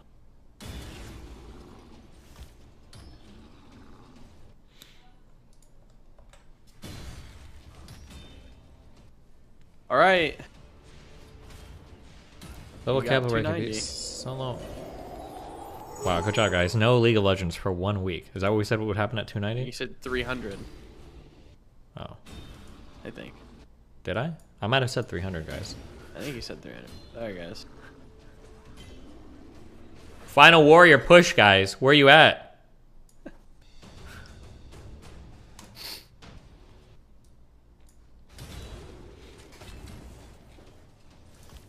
I think I did say 300. Does anybody have a clip of me saying 290? Oh, we gotta watch one more of these ads too. Hold on, guys. No, true. 1 second. Raid Shadow Legends! Caught in the middle of an epic struggle that's raged for thousands of years. Thousands of There's years, everything guys. from badass champions to prophecies, betrayals, and curses. The Doom Raid's biggest ever update, where you can put your team to the test of 120 floors, secret challenge rooms, and 12 big bosses to take on. Oh my god, help, there's a giant ice spider! There's never been a better time to start playing. Wow. Amazing. So badass. Unbelievable. That's awesome, man. Oh!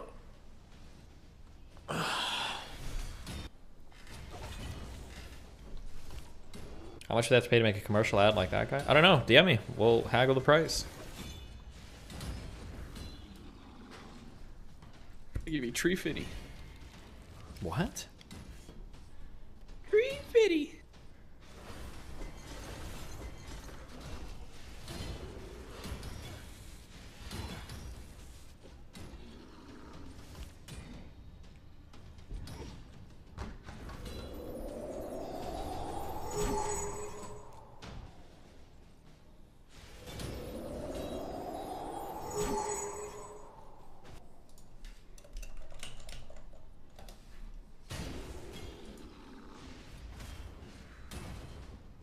Yeah, Lucas. What the fuck?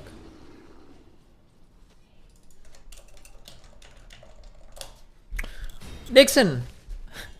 I'll read it later. Thank you. Wait, you type a lot in chat. It's not even gonna be. I feel like he's typed this like 50 times. This article. He was kind of a Kind of World a- Warcraft Nazi. Who Nixon was? Nixon. What? Yeah. Are you serious right now? Yes.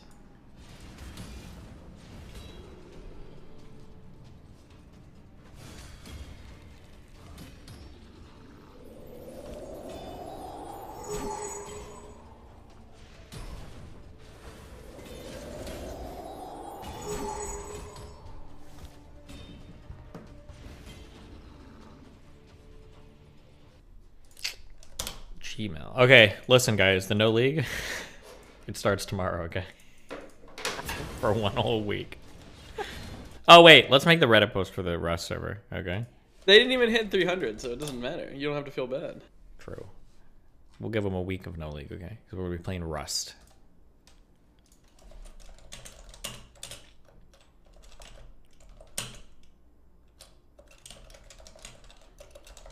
(2022) 23? 22, right? Can we make two? Can we have two Reddits actually? What do you mean? The Our Destiny one is infested with fucking political cucks. I want to talk to the DGGers. Honest to God, I'm not even kidding. Start at 13:30 tomorrow. Okay, 13:30.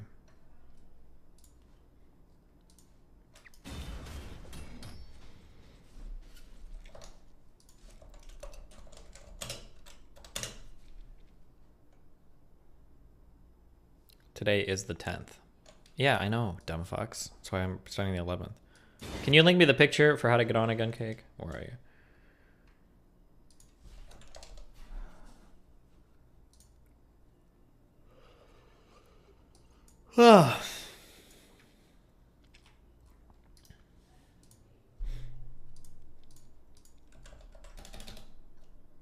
Wait, where's Jader? Did we ever figure out how to reciprocate YouTube subs in my chat?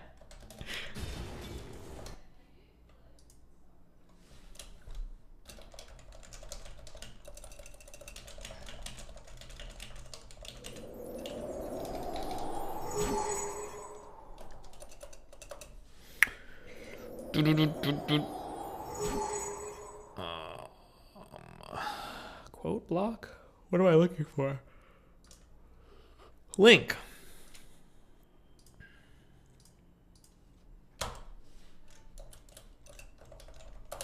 Okay, rules. Should I have team size of 5? Do we want to up it by 1? Or do we think 4 is good? I think 4 is pretty good. I don't care.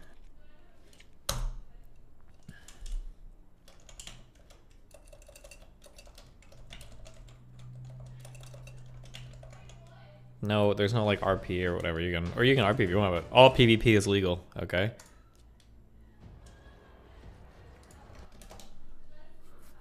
How about this deal? You can play League, but you lose ban privileges. Okay, I won't ban anybody for any League we play today. Zero.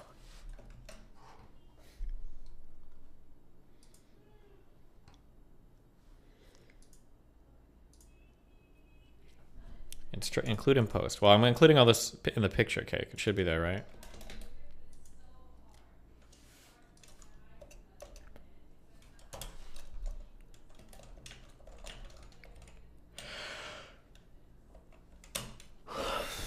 When should we have the wipe? Should they be 2 weeks or monthly or what? We talked about this before. You want to do a monthly wipe because if you do a 2-week wipe, no one's gonna play after the first week. But if you do a monthly wipe, you got 2 to 3 weeks of good play. Are people really gonna play in week 2 or 3 of a monthly wipe, or? Yes. You think so? You could wait. You could do You could do it every 2 weeks. I guess. If you keep it weekly, keep it weekly. People will play for 3 to 4 days and be done. Sure, 2 to 3 days. Yeah. Yeah. So we'll 2 weeks, probably. We'll do 2 weeks then. Bi-weekly works. Everybody wipe on a Thursday. Wait, is it better to wipe on a Tuesday then? I think everybody always wipes on Thursday. Why? Oh.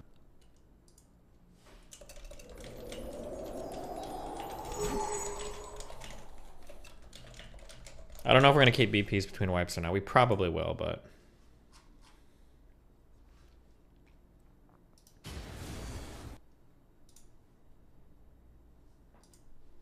if you're wiping every 2 weeks, I think you do a fresh BP wipe monthly. yeah, that's what your mom likes. You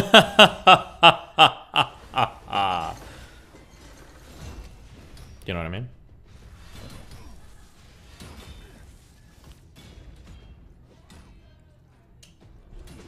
Oh, they wipe on Thursday because it matches with a force wipe. Okay. Okay.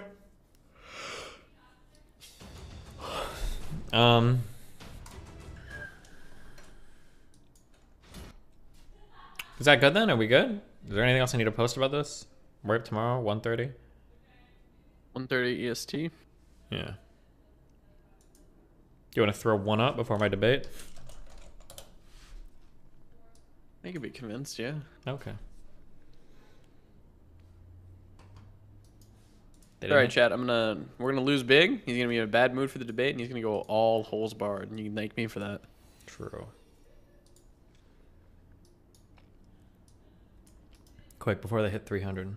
Yeah, quickly.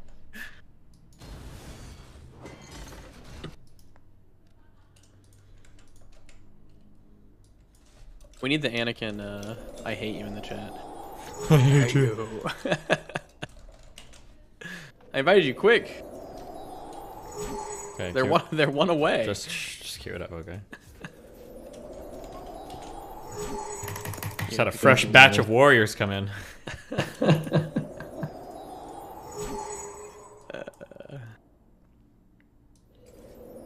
Pick your roll. Pick your roll. Bing Chilling, it was $2.99.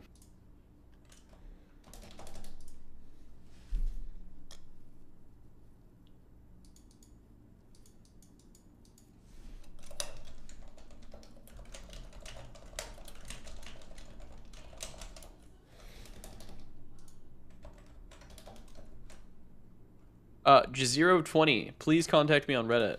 Why? Because I want the Dalaban subreddit. And he just made it 2 seconds before I did. Cringe. Oh, he's gonna try to sell it to you. Don't ever deal with he fucking won't. losers. He like wouldn't that. do that.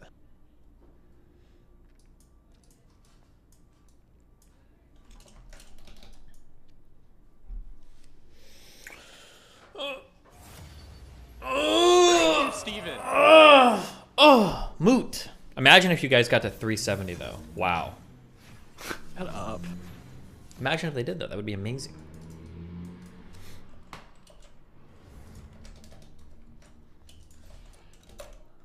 Web3 is when you build web apps on top of blockchains. Giga Chad.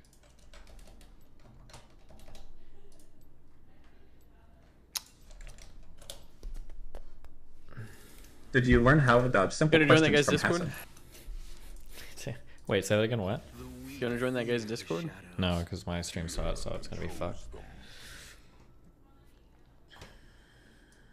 What's the best resource to go to for someone just starting going to the gym consistently? Just start going, okay? Go to the gym for 30 minutes every other day. You can do that for 2 weeks and add on more shit. Reminder, England has a worse homeless problem than the United States. Elmau Brit buggers.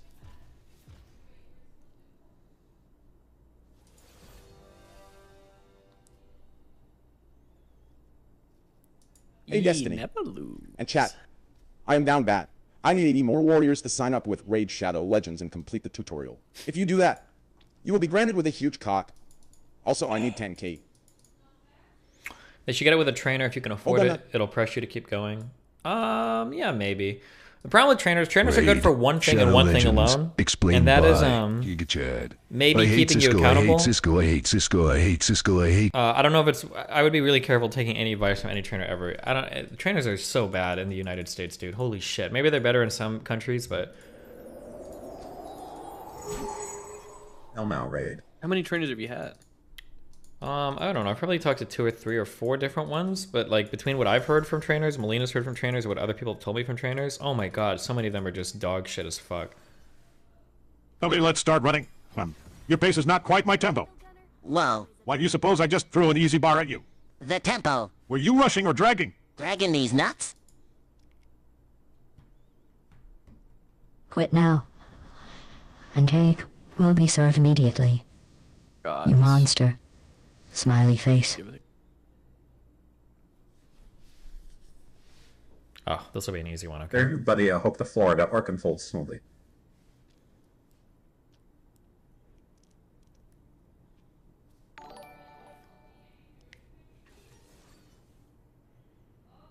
Hey, Destiny. I know you're a real Coomer, so I recommend a game called Subverse on Steam. It's a game up your alley. Cool. Just don't open it on stream. On the wall. It's super good to ask them just to show you form. I disagree. I wouldn't trust any trainer in the US. 27 months, yo. It's better to find friends that do it a lot. Or post We on need the to internet. dodge. Oh, Kazakhs. Maybe Hold it'll on. be different, you know? Well, who's their mid? It's mid talent? Hey, buddy. I go to Jungle? the gym to gain muscle, but I don't It's know probably if I'm eating mid-talent, the right yes. amount of calories to gain said muscle. How do I find Okay. out? It's every time. It's gonna every work, time. dude. No, I'm dodging. I'm dodging at 1. I'm Wait. dodging. I think we should play. I got a good feeling about it. Really. I've really got a good feeling about this one. I do. I'm gonna put I this on do. the fridge. I'll be right back. If we lose, I will be triggered out of my mind.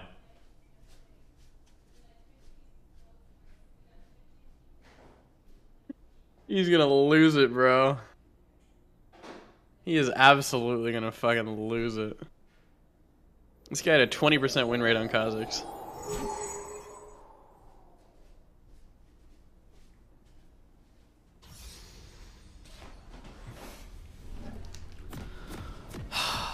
We're losers. I didn't want to go through another queue, man. We're losers. We play losing games, Moot. We're gonna be the difference this game. Why? Why can't we let them be the difference?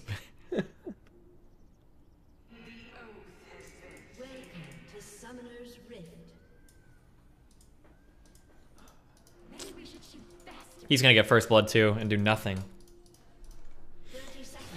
He's pre-tilting himself.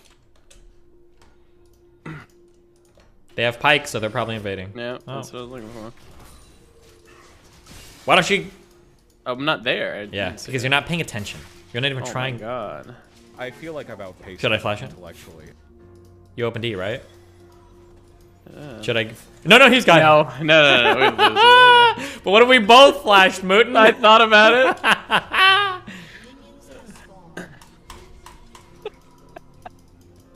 That was good by us, though, for real. What was good by us? Us not flashing and inting under the tower. I'm impressed. Okay. Oh, Kazakh's doing a blue start, so he can gank us first. What? What in the butt? Why? Okay, fake that leash hard, babe. Yep. I got Kanye going. I'm caffeined up. Pre or post Jesus? Pre. Okay.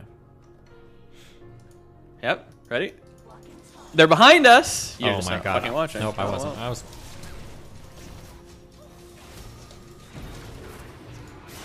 I was looking at the wave. I'm gonna be totally honest. Well, you know, it's good.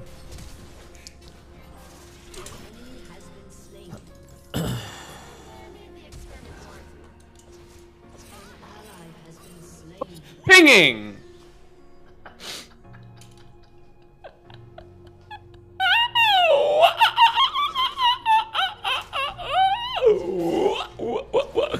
It's alright. Calista got both kills. She's probably the worst champion on the enemy team, so it's actually good for Bitcoin.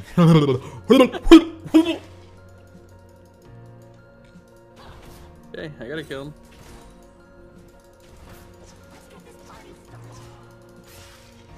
And she flashed, and I think healed him. He definitely ignited and flashed. Cool.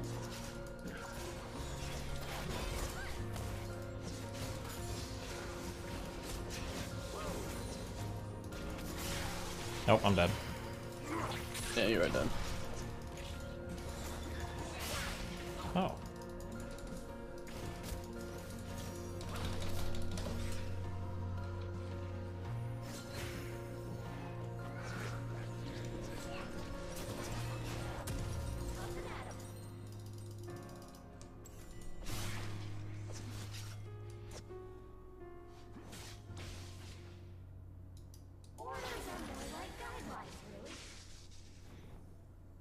Good gank, Kazakhs. Fucking loser. Never bot. Never bot. He could have killed both of them bot lane. I think he could have. Absolutely. Just kidding. He would have fed our lane. I don't care. Fine. We're gonna crush these kids. Moot, I can feel it. Yeah.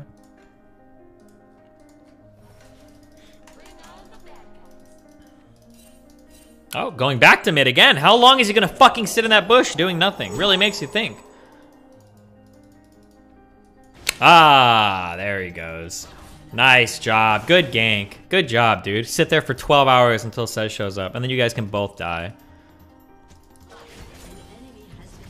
Oh, he killed one of them. Good job.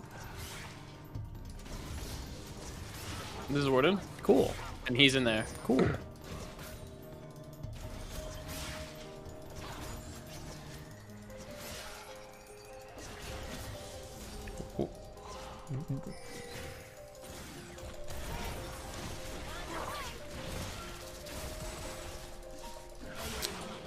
I feel like I've outpaced him intellectually.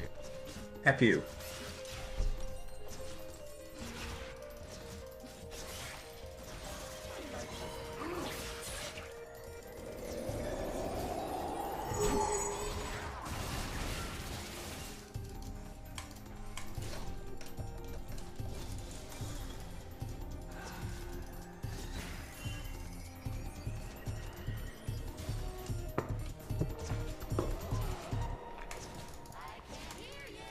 I think he's right here. Cool. He's gonna jump over here. Sorry.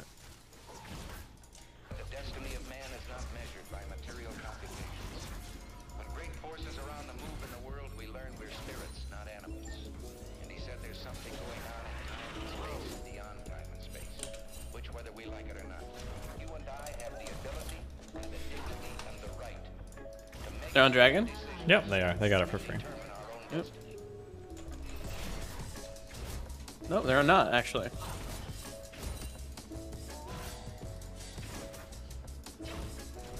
Nice. I feel like I've outpaced him intellectually. Careful.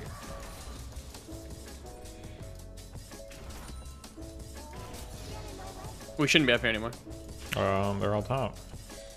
Callista and everything? No, but the jungle and shit.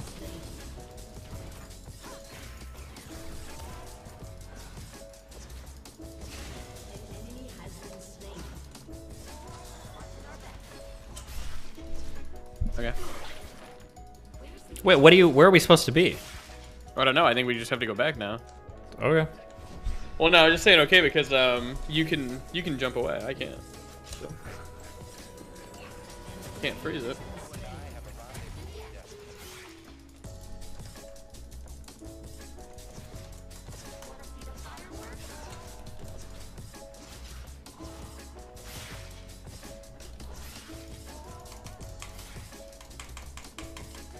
Our other lanes are winning.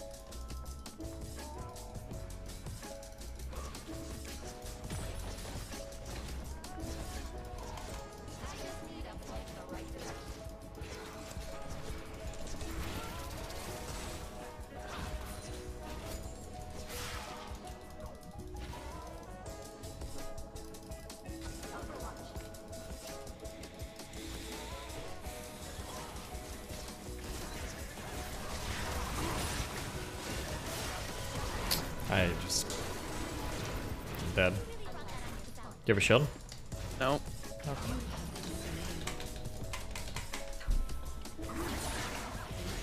Nice jump. Did you get both? Yeah, I did. Okay, good.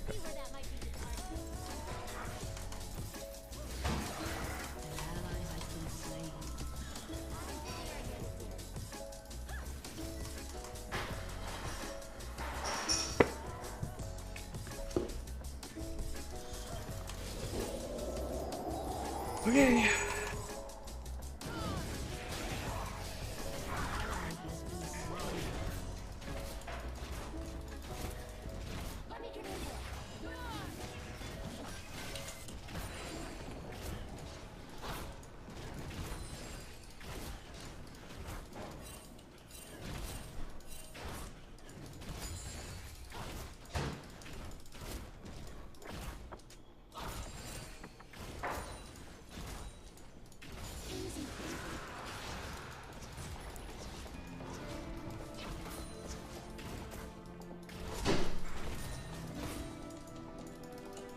Pike is a bot side jungle right now. Zip time.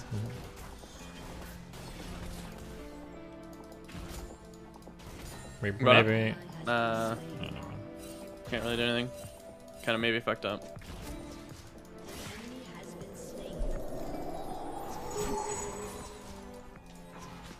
Their jungle should be down here too. Yep, here it is.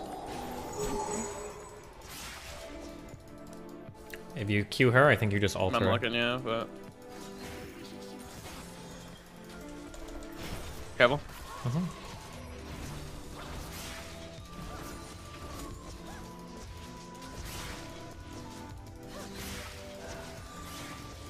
Here's ult.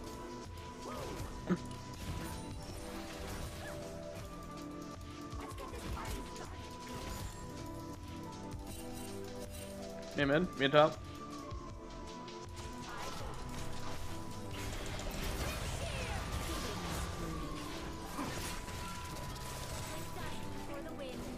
Close. Neiman. Talon. Back here. Okay. There, stop.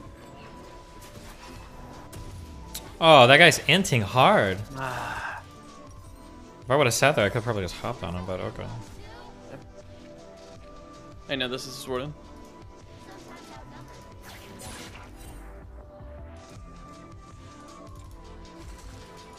Do you need it back now, or? Nope, I don't. Okay. Whatever. Just Save. Just make sure you have enough for one full I'm gonna rotation. save mana. Yep.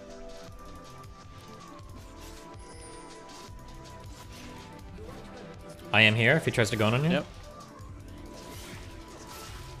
Okay.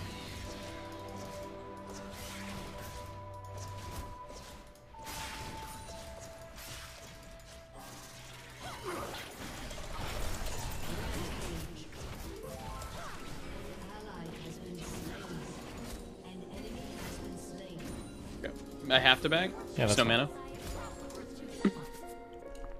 Probably gonna run top too.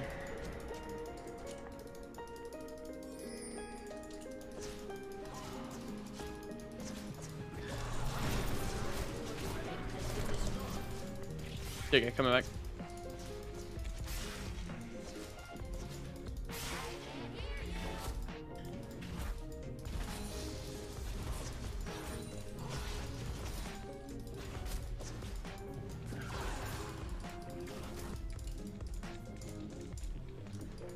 Pike is right here, right here. I do. He's gone. Okay.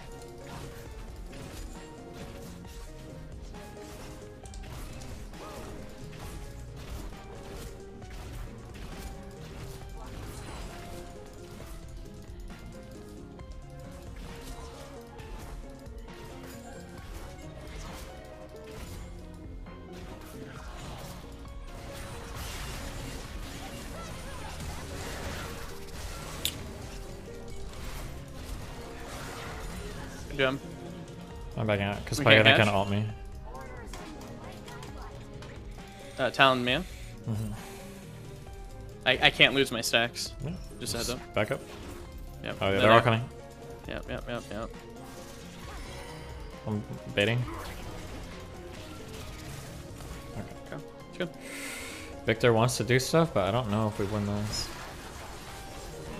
Okay, yeah, he just Entered, yep. hard entered.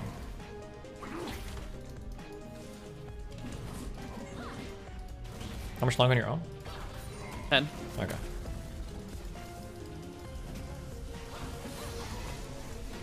Oh, It hit. nice. Backing. Nope.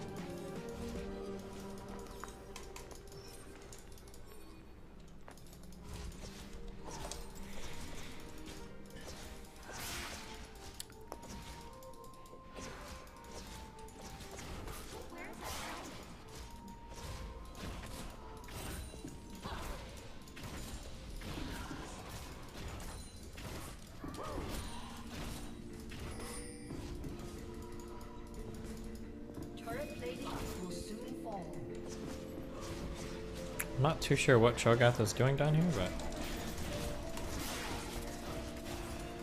damn, she has.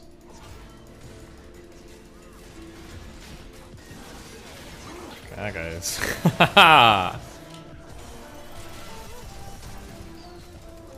That guy is a super memer. Okay, Cho'Gath.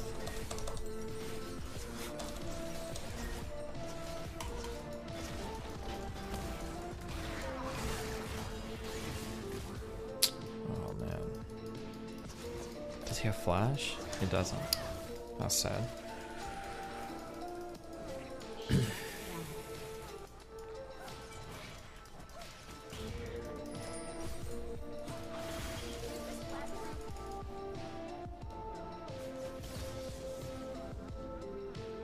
Backing. Can you help him with that Drake if someone comes, or it's a good Drake if we get it? Nice. Okay, it's nice. I'm gonna buy Ludens.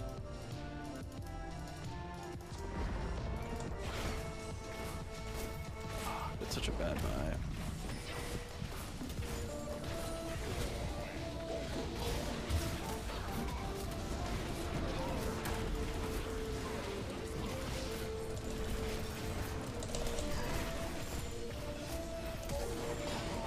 Good job.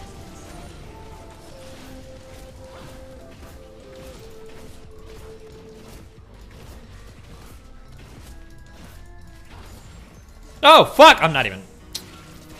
I just wasn't watching. I didn't see him. Probably I saw not. Victor, man. I was like, all right, we're good. Stick him. That was a nice chuck and hook up.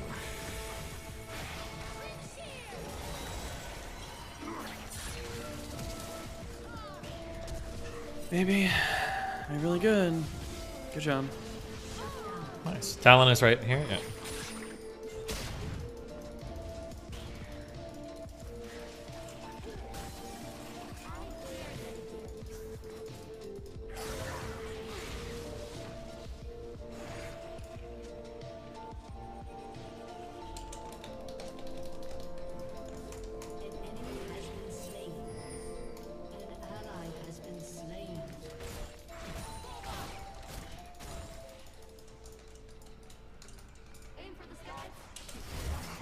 Why are you even here? Okay. Okay.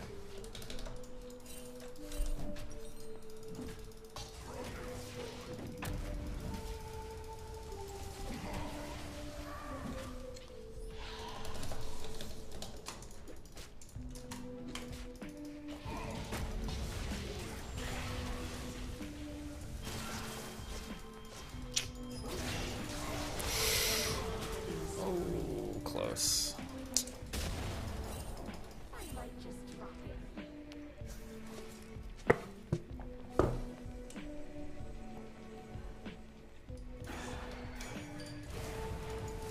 I'm coming down. He's just sitting there.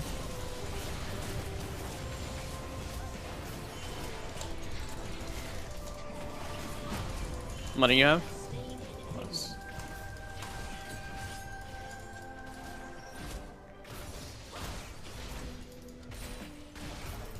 Nope, careful. Fuck, that hit, that was a kill. Yeah. Just don't let him take your stats. Yep. Why? Sorry, I'm taking a little bit because I'm so close to Magi's and I really need to get it so I can get more stacks. Gotcha. Probably gonna eat this regardless.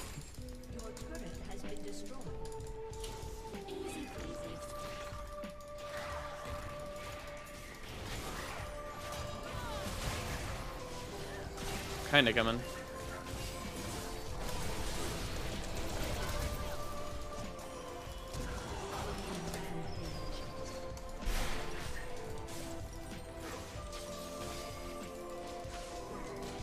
Okay.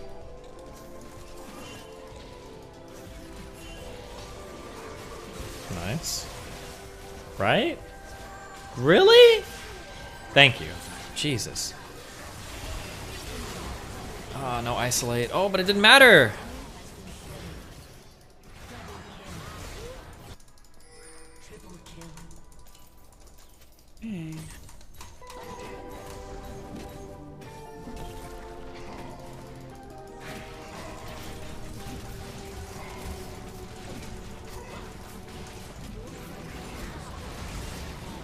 I'm good on that one, dog.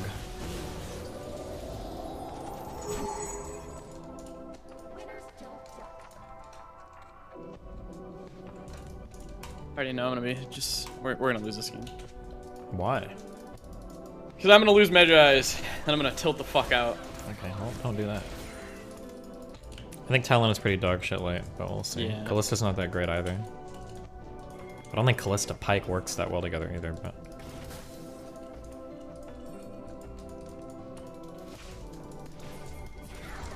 That was so good. Why? Oh, that was almost good. Okay.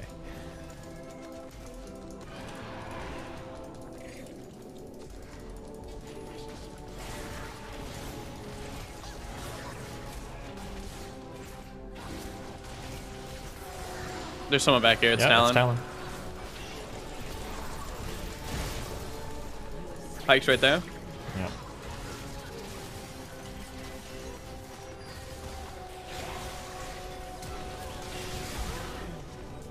Someone over here?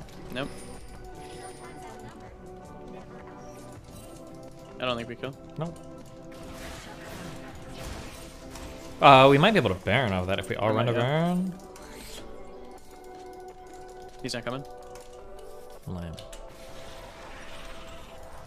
just gonna catch next wave bot.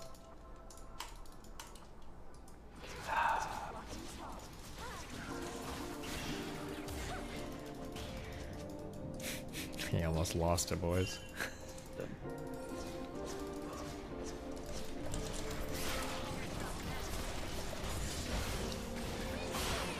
Nope, almost. I just can't.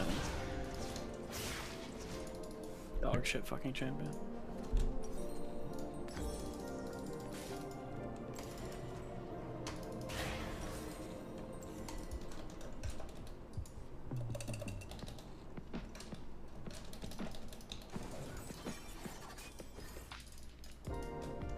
Dominating.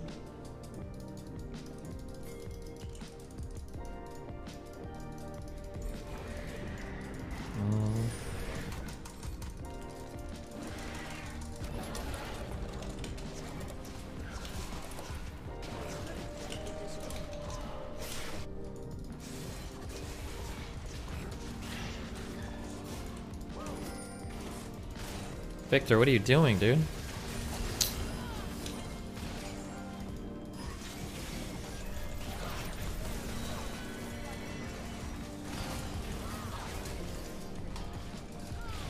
Jump. Fan.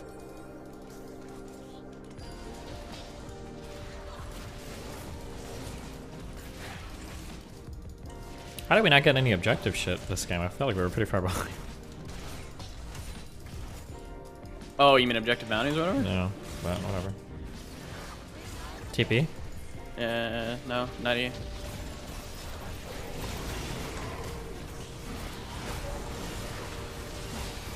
That dude is Superman. Yeah, he should be, because he's fucking garbage.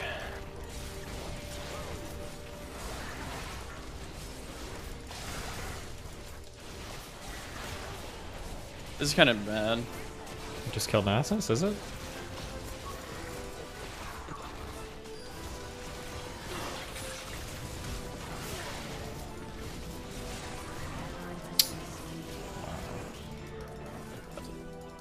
Talon's about to come over this wall. Oh shit. I fucked you. I ulted him because I don't want him to ult you. And then it died away. No isolate damage. It didn't matter. This is the 20%er right here. Fine. Almost stacked out. Then I get really upset when I die.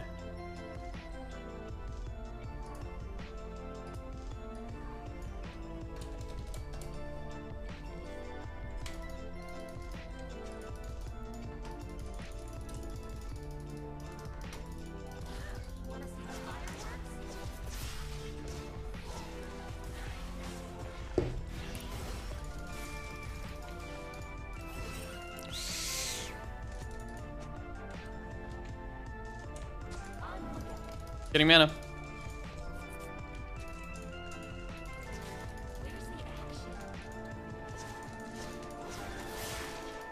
Jesus.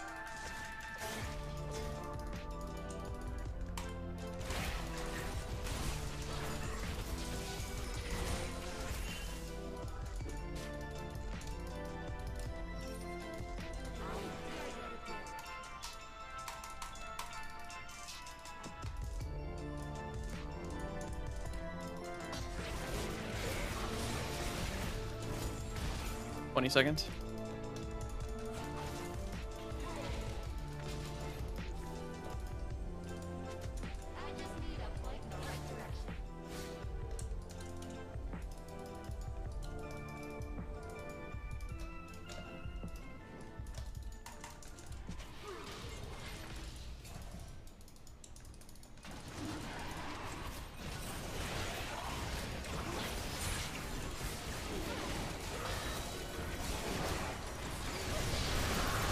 So bad for them.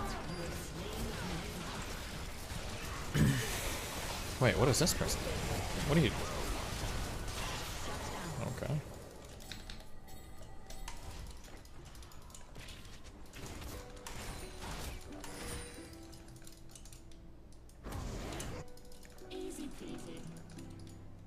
I need to hell. I'm dead. Ah!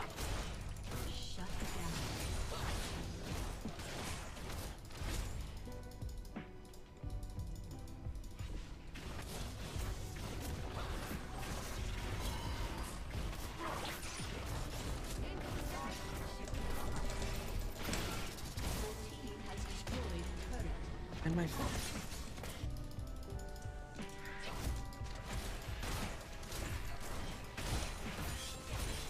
Fine.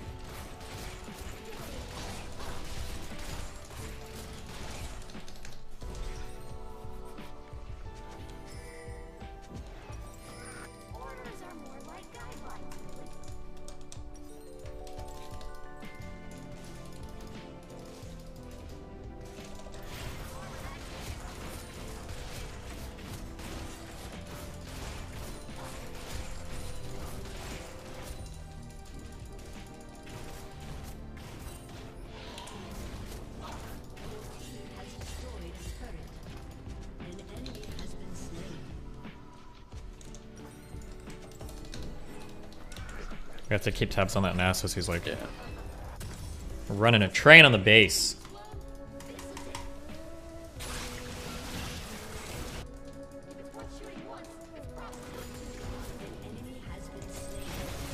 Coming. No, won't.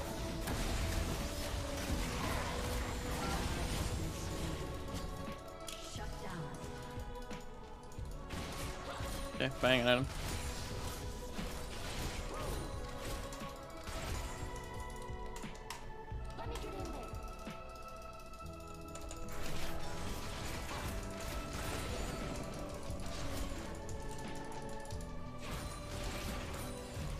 Ah, fuck me.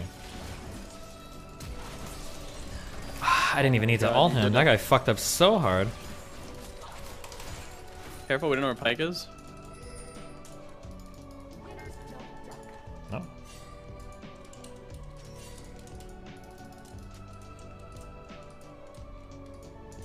I have to reset after this. Well, never mind. Doesn't matter because you everything. It's actually not for an hour. My audio is kind of staticky.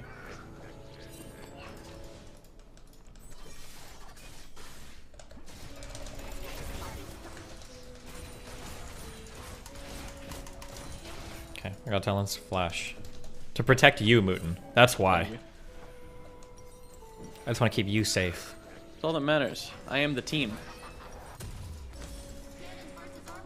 Walking stupidly.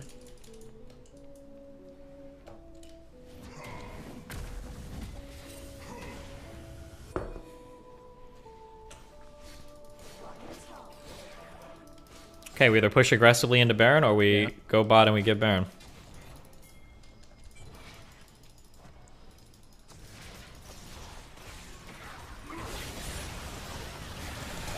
Oh. Guess we figured it out.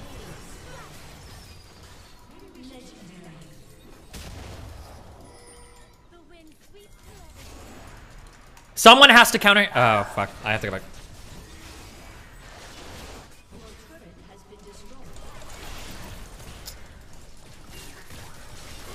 Didn't need to. Fuck! Yeah, you're the only one who can do it. Dumbly enough. Okay. He's still there. Tell him to Okay, def I'm the actually turret. back. If he dies off turret, he's actually throwing the whole game. Okay, he's good, he's good, he's good. We got it, we got it. If he kills Nasus, we win. We did win. We're He's going. dead, he's dead, We're yeah. getting Drake.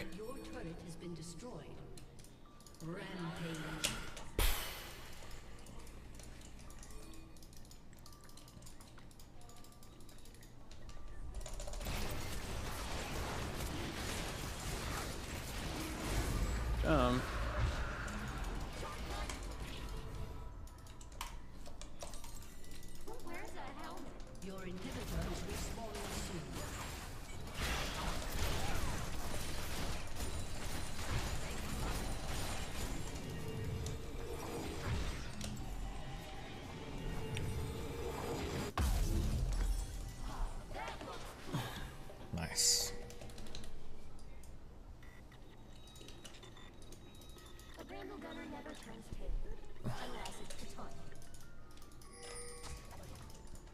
Talon is lurking in our bottom jungle. Be careful, he wants to pop out and Yep, kill you. Okay, he's way bot right now. Yeah. We can probably shove mid out. Yep. We can't let that bot wave push up though. Nope. As long as Nasus is near our base though, or near up here, we're good.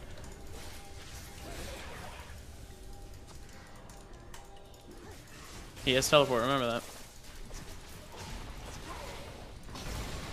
Oh my god. He's top.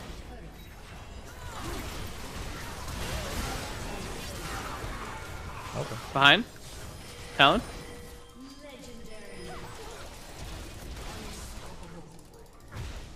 Backing.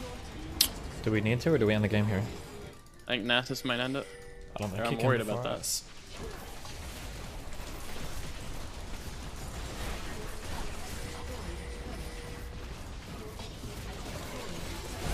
See ya, bitch.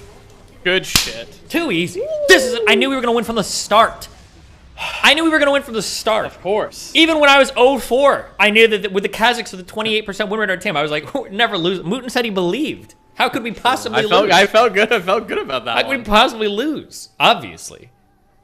What a terror of a fucking game. Callista is a dog shit champ also. I don't know why the fuck anybody plays that champion. Thank God. This is literally dog for brains, the mental of a toddler. You dabbed on him. You gave him a dab. Good dab.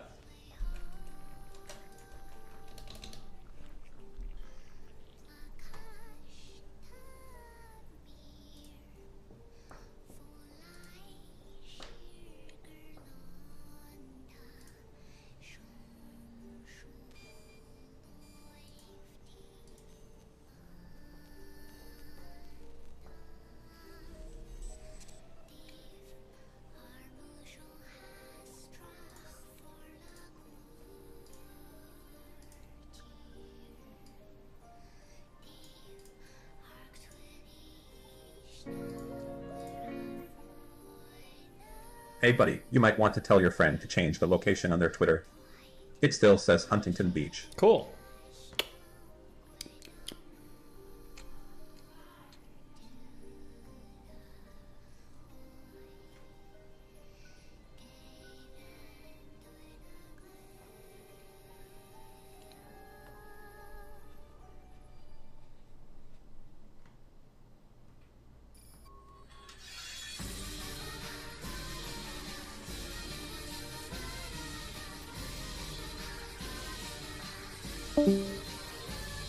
What? Wait, did Moon leave? Hello?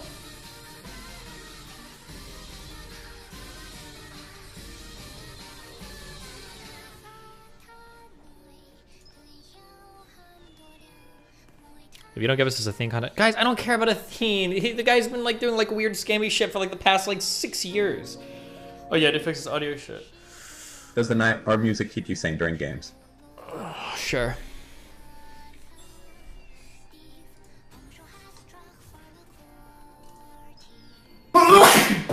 Jesus Christ! Oh my God! How are the Raiders doing? You guys are at 311 out of 370. Could you guys hit 370? Do we have 60 warriors in chat that could hit 370? Make Mutin get a test. He's gonna lose it. You guys are gonna make him lose it.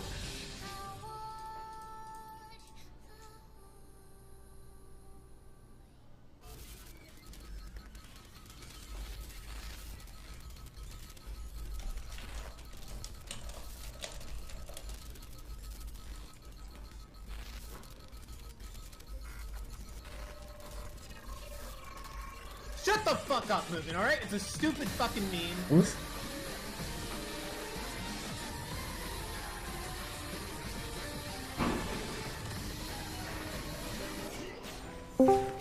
Jesus, this is too old. I can't trust these videos.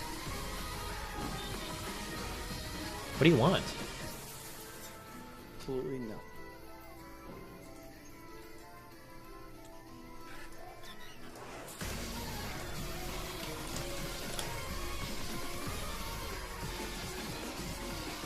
tower. You love our new home. Lots of windows, great light.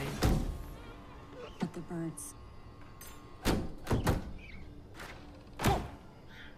They're back. Yes, I hear them. Uh-oh. Why are these birds so angry? At least Geico makes bundling our home and car insurance easy. We save a lot. I'm going. Hurry, hurry! I know. For bundling made easy, go to geico.com. We started ramping up the numbers, and I have another graph here. Because our numbers went to like, we have a 20K, 200K a month is not 30K, 20K a day, I think. Let me show you. Wait, this doesn't even look like. Whoa, Jesus! Hello. Oh my. Okay, sorry. This doesn't even look like this. He's not even posting their actual metrics. This looks like one of those estimator websites. Like, why is he doing this? The revenue that we're making, right? You can see that it goes up exponentially. Right now we are making, so in December, the amount of purchase we had was literally, yeah, from December the 1st to January the 1st, the purchases went from, the unique spenders went from around 25K to 82K. That's tripling up. And in January, the trend is just keep going. We're 10 January now. And we are like, I think, more than 120,000 unique spenders. So, well, yeah.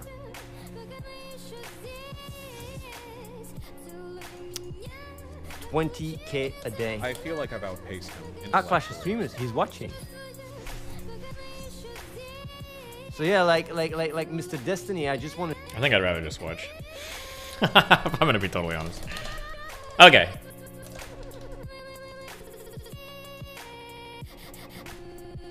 How many inches are the monitors you use? 27 inch and a 32 inch, maybe?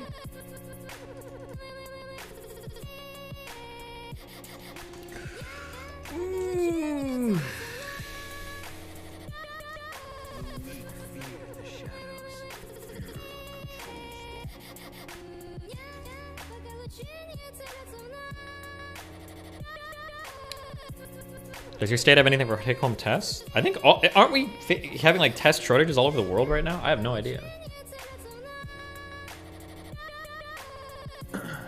What, Moot?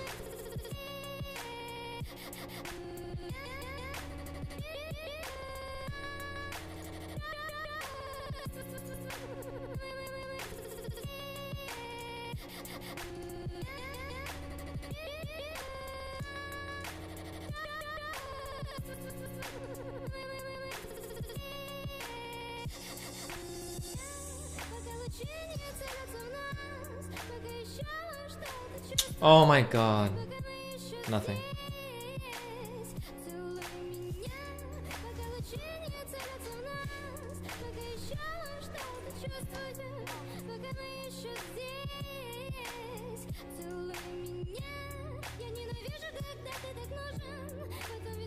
What's up, DGG chat? Oh no, wait, this should be good.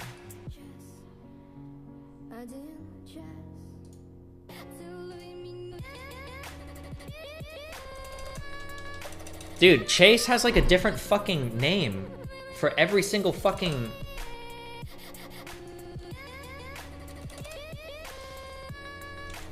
I have like 4 different names on this Chase website for every single fucking card I have. It's so irritating. I think the card that I tried to get mailed to replace my other card, I ended up mailed somewhere else. Hello? What? Are you here? We're losing this game. Wait, can you not oh, hear me? hold on, Oh, he's fucked his audio because he's a fucking idiot. Alright, I can hear you now. Good.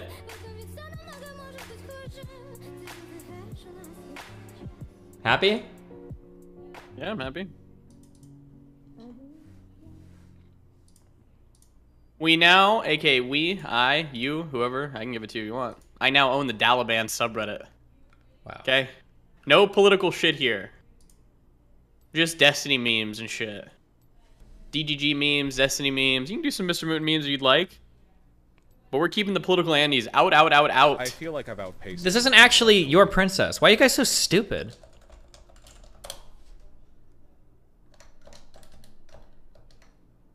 Wait, what's not her? The person in our game called your princess. Oh.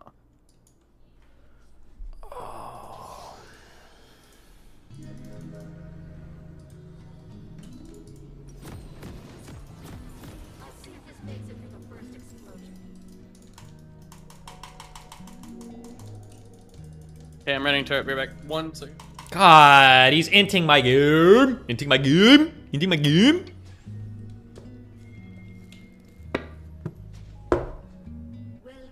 My cat likes to see it on my fucking tasks link. Yeah? So fucking kick him in the stomach. I won't do that, first off.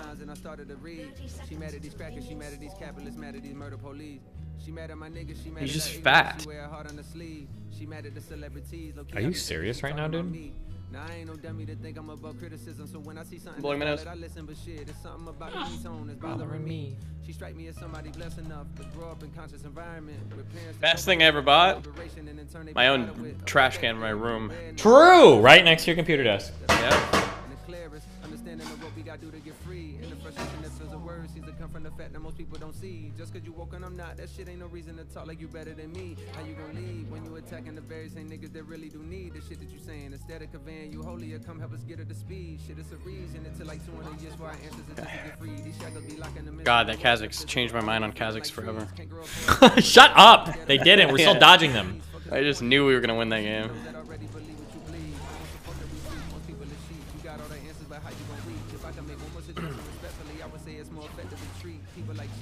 Okay, on that Tristana video, the guy was saying that your E is your max range, but it's not your auto range. That's not true, though. I think that guy was lying.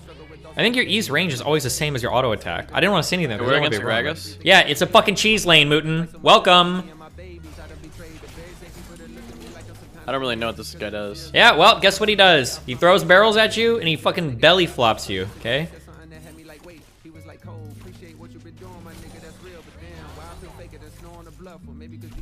I throw balls of magic. Great. Good dodge. As he sits there in the side lane watching me take everything. Hit that. Yeah, actually fucked me so hard. Alright, it's okay.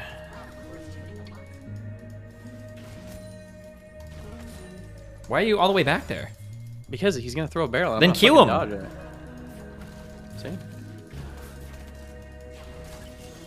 Nice job, Mutin! Thank you.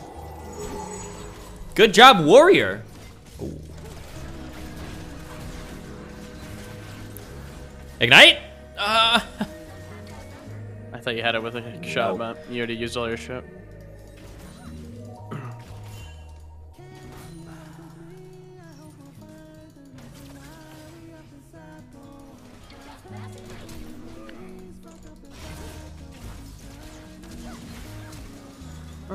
Got his flash. Okay. Nice. Yeah, we did it.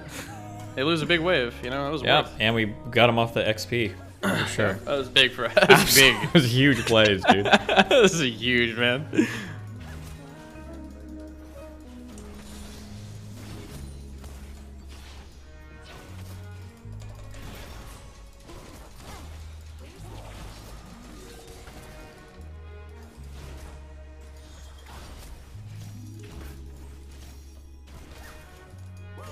We're leaving after this wave, right? We could wait till we die to the jungler, but... That's true. The usual, you know. It's the Benelli bot lane special. Alright, I'm gonna buy a Dark Seal. It worked last game. Based. I love women! If you would like to mod our Dalaban, please DM me on Discord. What? What the fuck did you just say? If you'd like to mod the R Dalaban subreddit that we're making. Okay. DM me on Discord. No, wait. Email me at Mr. Moon. I don't know. Just hit me up. What did he say? If you want to borrow the... I'm having a stroke! Oh. Yo. This Vi should have came down. Yep, should have, but she's not paying attention. Dumb bitch. I almost eat that back wave, but then you know what? I was like, that's a dumb fuck idea. True. Nice fucking moves, Mooten. Nice pressure. What?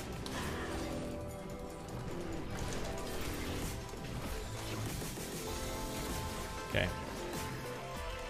No! Just one hit. I'm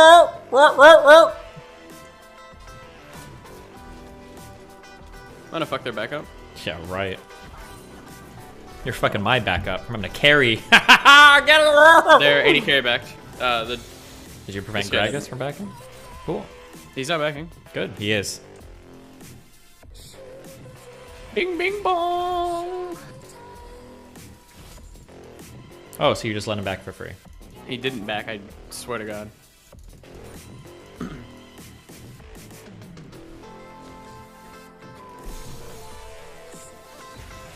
Oh!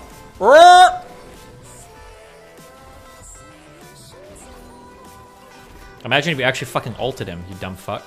Imagine if I had a dumb fuck. How did that hit me? Impossible. What? I don't know what that meant. It was a meme that I heard one time, but I don't remember where it's from. So, how did that hit her? We get some weird. Yeah, it feels weird, man. Shut up. Nothing is feeling weird. I'm feeling pretty weird there. Hit her! Q! I did. Great. I just fucked that hoe up. Yeah. Wait. What? Bro. Their jungle is Mia.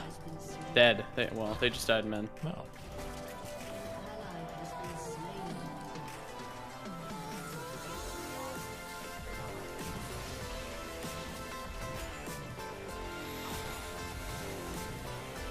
I'm the least sexist.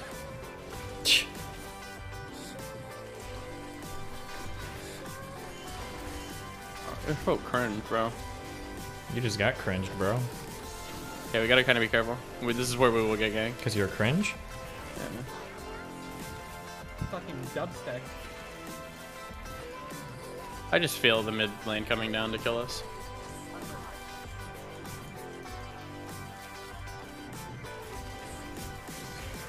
Oh! Should have hit. I'm dead. But I got that cannon minion moot. And god damn, did it feel good. Word. I got a stack on that. True. That's all I'm thinking about. I'm trying to stack. Yeah, I'm trying to we got stack the you stack, up, you Mooten. know? I'm trying to stack you up. Fuck it, dude.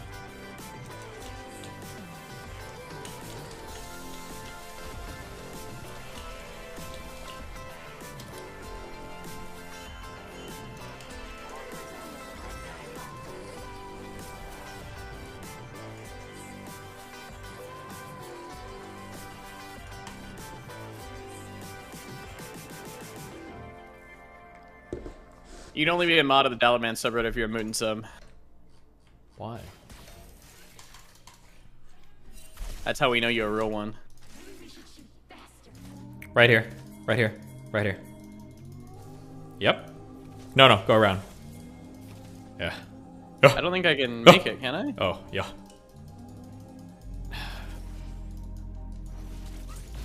Okay. They would have thought we would have left. Never mind. Not gonna either way. I'm looking so hard right now. I feel like I've outpaced him intellectually.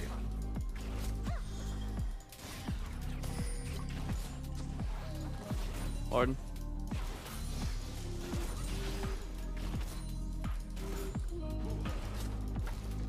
Lillian is mid moot. Yeah. Oh. I'm almost 6. Yeah? That didn't hit me, by the way.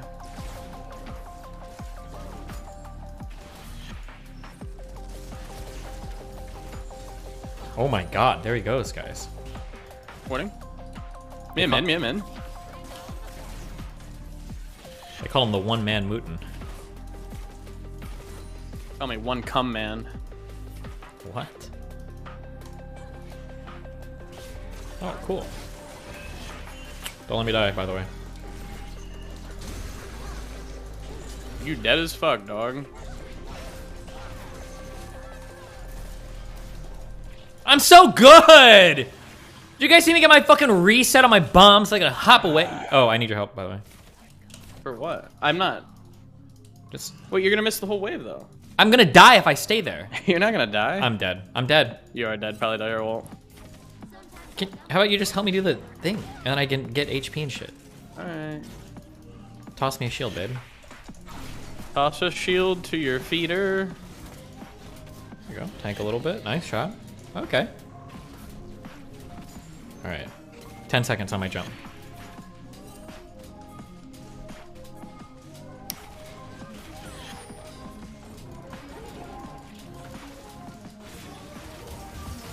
Ouch. Did he really just ult me like that? I'm here, babe. I'm gonna have to go away, babe. No! You got it, Moot. Absolutely. You stacked me. I did. That's what I'm trying to do, Moot. It's a good play. I'm all about stacking you. You're handing the wealth around, you know? Fuck, I need to go the defensive item this game. I have to.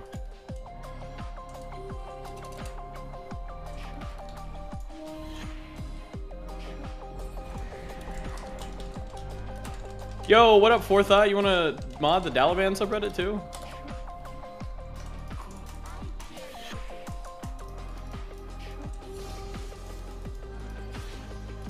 You better, bro. Or else.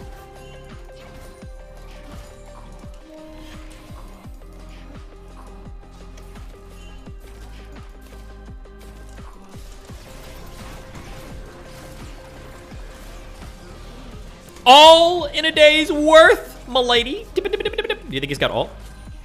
No, he used it earlier. This guy's cringe. Mid. Playing you for a fool, Moot. He played me like a fiddle. What? That's not even the quote. Like a damn fiddle. I don't remember. What are you talking about? We're What is going that dragon? even from? Yeah, I'm coming. Isn't it Metal Gear? What the fuck? That she's... No, she's not scripting. If she was scripting, it would have been exact, right?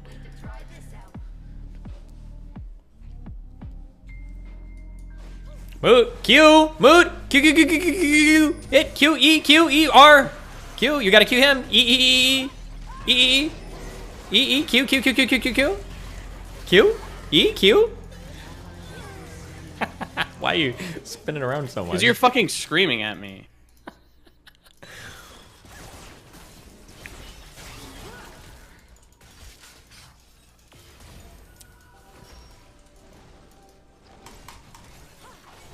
Good Q, good E. You're zoning. Do you think she's alone? Yeah, I let him die because this fucking moron doesn't shut up. I need to concentrate. There's a reason that League pros have the fucking headphones on and silence. Why would you put on headphones and silence? I thought the whole point of headphones is to have noise. No. We don't know where mid or jungle is. Yeah, well, let's kill them all if they come. Nice.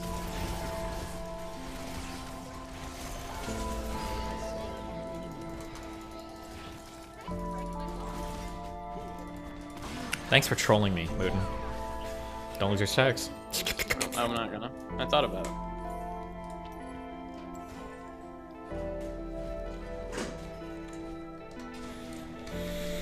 Mark Collett's sister. Dispatches the... What is this?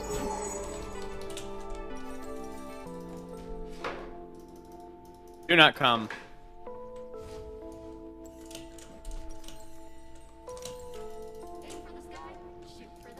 Did you guys see me hop on over that Jinx? Or fuck that bitch up.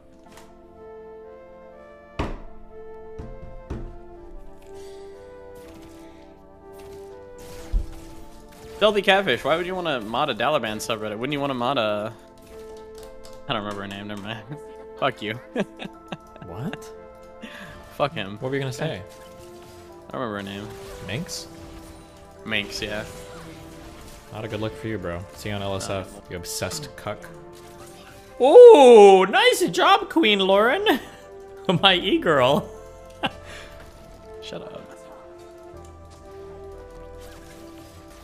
Damn, bro.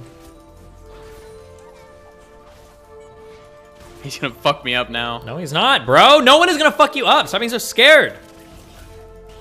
Damn, I'm on it today. Alright, well. Okay, go get him.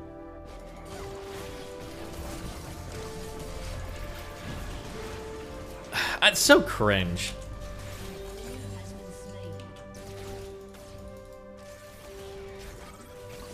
Don't get ulted. He got ulted.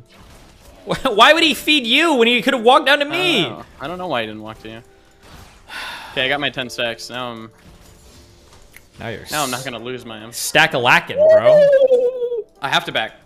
Okay. Because I have to get the item that helps me not lose my stacks. God, it's the anime music, dude. It's the Red Bull. Red Bull does give you wings to ascend. Yeah. Oh, I hear another warrior came through. Good job, guys. Yes, Bing Chling.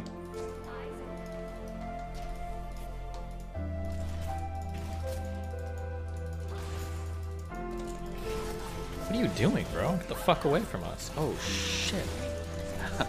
What a cringe item.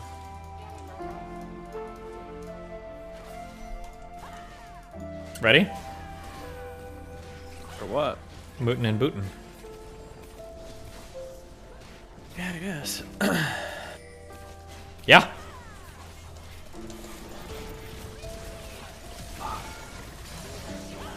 Woo! Into the traps I go. Damn, bro. They are not having a good game, Mootin. It's a very bad. Nope, we should probably leave this lane, though. Bad game for them. You know what? Now that makes me just want to stay even longer. Oh, shit. What if you baited it, though?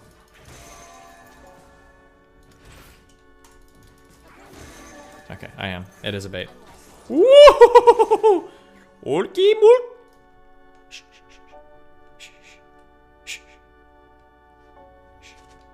Jinx is gonna come bot. Get ready. Get ready. Get ready. She coming. Fine, it's fine, it's fine. Okay, he went up there. You see Gragas above? Yeah, I see him. Jinx is about to come down. They're going to drag, actually. Yeah, that's okay. Good idea. Wait, he's gonna come back here, yeah, right? He is, and you're gonna kill him, and you're gonna get him! Let's go!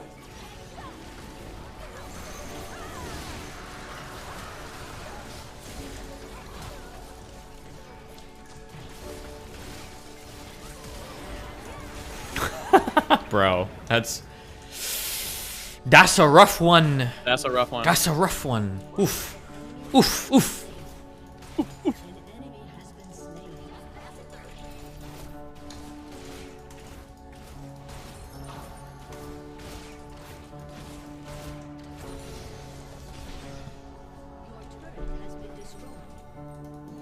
Yikes, bro.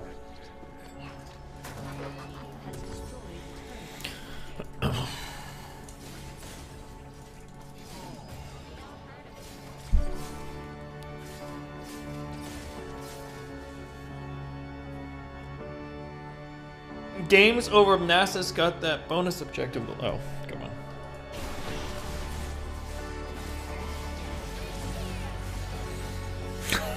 You guys got him, dude. We got him. You got him. Dog down.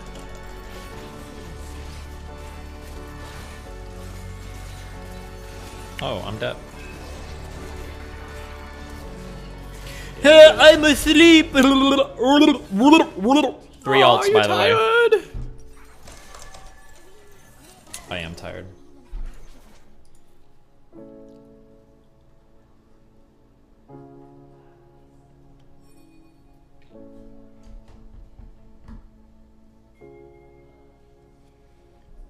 Tired of life.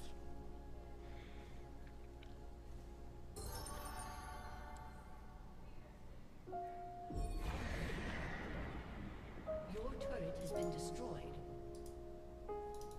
If it's worth shooting once, it's probably your team has destroyed a turret. Shut down. Killing spree. Have you set up your white genocide debate? Nope. I don't know what the fuck to study. We'll see what he says. Maybe he'll give us something interesting to think about. Jesus.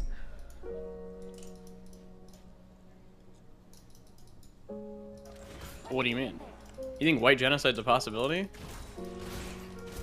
I just don't know what, like, the argument seems to be that, like, white people are becoming a minority, which is probably true, but it's because of all the race mixing happening. But I mean, like, there's no way to prevent it. There's no way to force white people to breed. There's no way to stop other people from having interracial relationships. Like, it's all the premises are so stupid. It's just, like, all built on, like, dumb shit.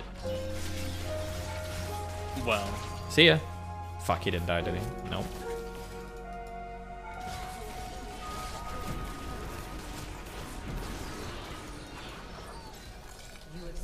Fuck you.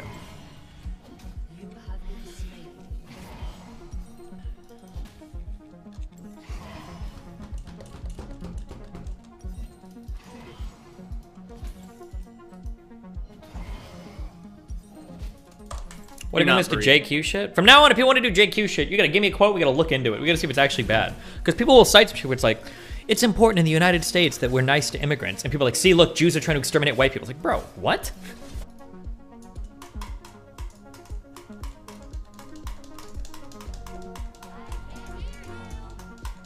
I love Jewish people.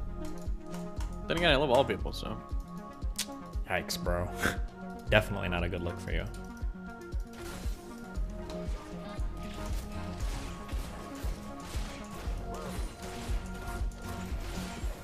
How'd we get Mr. Mutant on JLP, guys?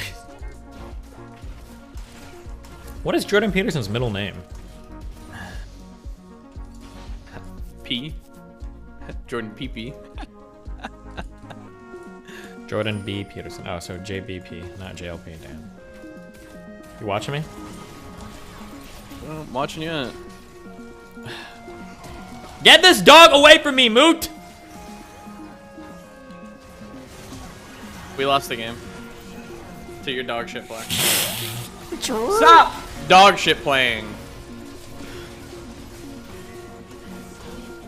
What?! I could have hopped away. Please. Oh, he's not gonna kill me there.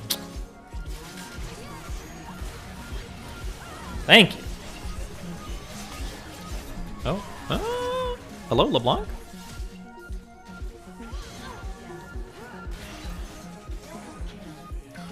Double kill. Double.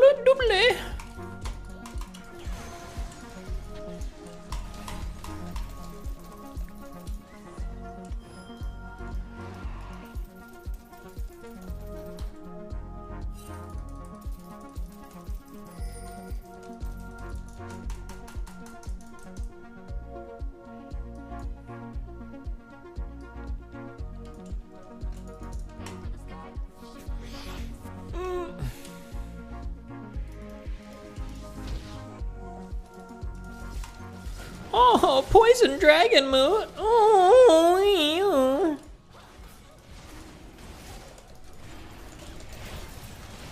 yeah. Hello? Oh, fuck. Well.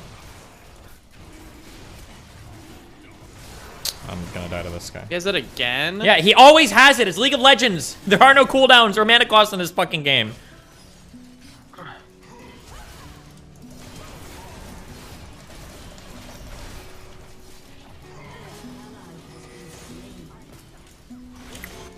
Oh, he didn't even track. Okay.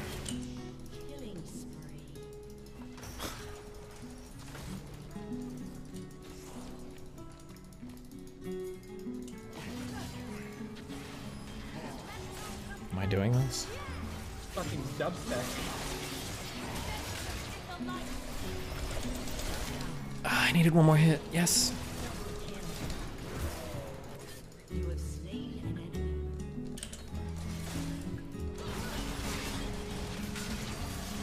That's what the fuck I'm about. Oh, wait, I can't stream right now.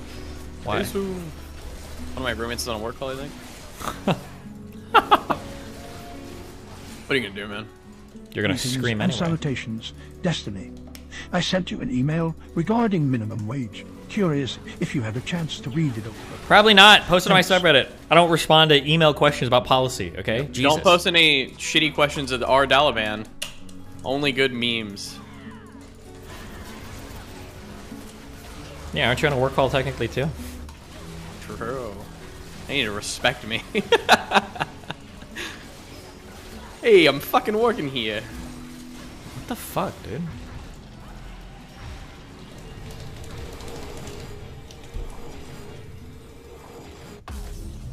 Or that, the Destiny subreddit is actual dog shit. It's There is actually literally amazing. nothing good. There's so much no, good quality There discussion. is literally nothing good. Anybody want to make another Hassan thread today? Yeah, half of it's Hassan, half of it's fucking Vosh. What's the other half?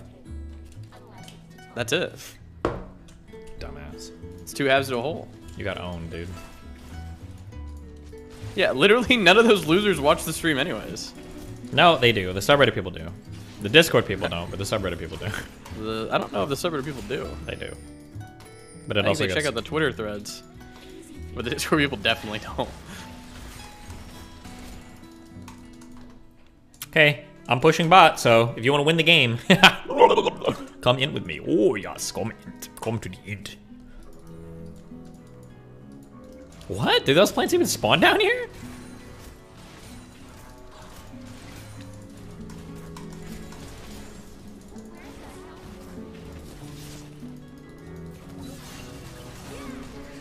Okay, you guys are antic. I can just tell. What is happening?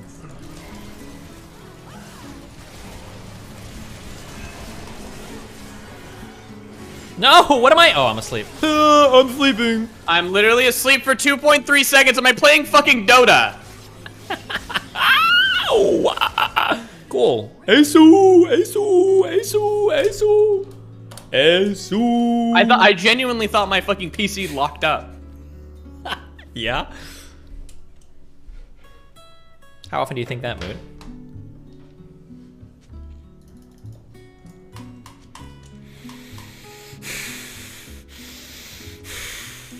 I'm getting a cardio workout right now, Mooden. Can you feel it? Yes.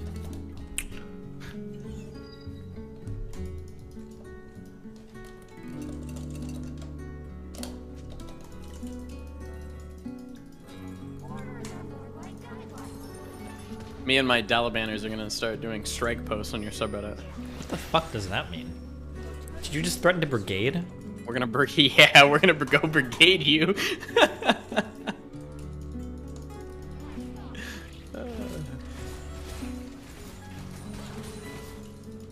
Claims to not want to post about Hassan, yet you're using Hassan's subreddit's strategy. Why? Oh, true. You learn from the best, you know? Oh, yeah. I knew he's the best. He is his favorite streamer, guys. I told you. He's Hassan's #1 simp. Him and RTBA. Probably watch it all day, every day. RTBA. Destiny RTBA? subreddit posters Yes. never watch your stream. Destiny. What about the soy? Why would I watch a leak stream? Hold on. I got a big shack item coming up.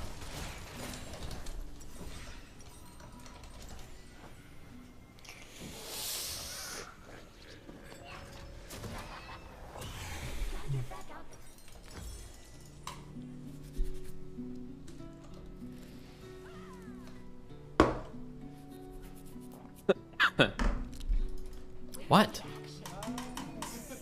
We're about to kill the Nasus.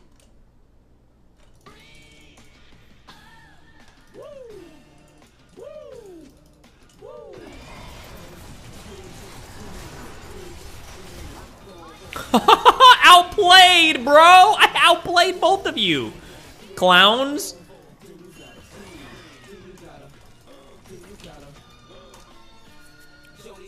How does the deer bitch put us to sleep? Yeah, get out! Hey, you don't have a bomb for the dragon now. That's gonna be Bing Chilling, I'm sure. That's Mister. It's like an Haven't 8-second doing cooldown. stuff for What are you talking hexafluoride. Or is he just high The T today? DGG Civil High T War? League players. The political posters would probably win. They're pretty fucking. What is influential happening? all Why the would she time. go in?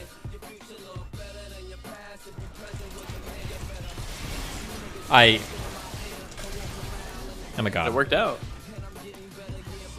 It didn't work out. I worked it out, okay?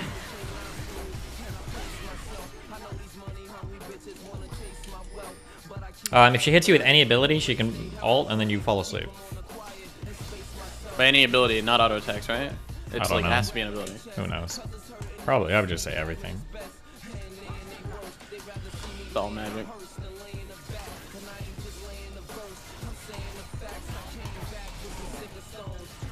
See how I dodged that like a god? I'm not going to sleep now. Let's go.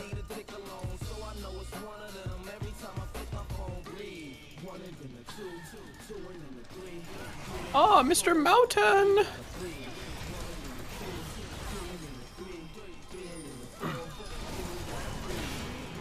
Bitch! I said, bitch.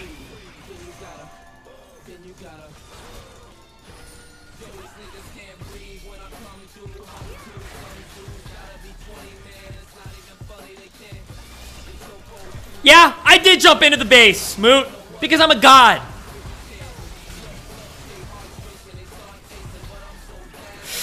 Boom! Yeah, that's what I do, Moot. Oh, fuck. Nope. And you perfectly did. Shut up. I'm trying to survive here, okay? I'm carrying the game with my jumps. Surely.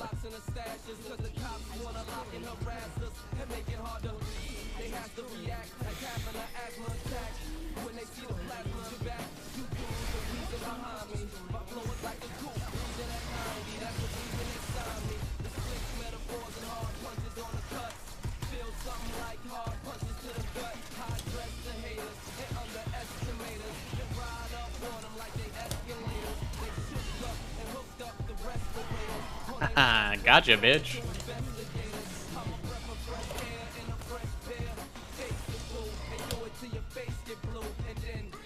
Anime.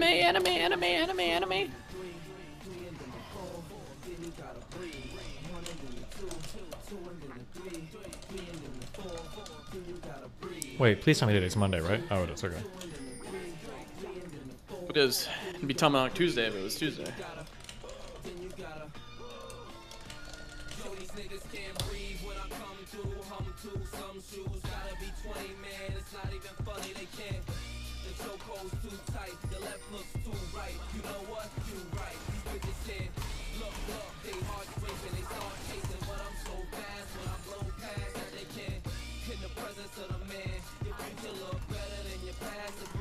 Oh, we're inting again.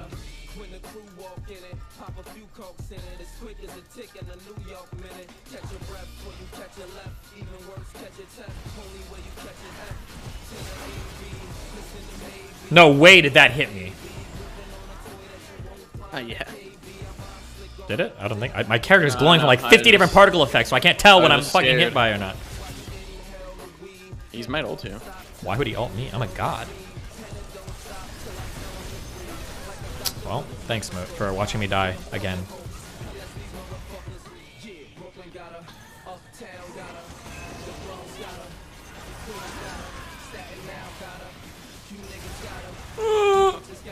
You gotta Q, you gotta Q, you gotta eat. He's gonna... I don't know how that didn't hit, to be honest, but... Okay. Don't let him back. Oh, Moody! Nice job. You're mooting and shooting. You got help coming. Moot, you got him. Oh! Good job, dude.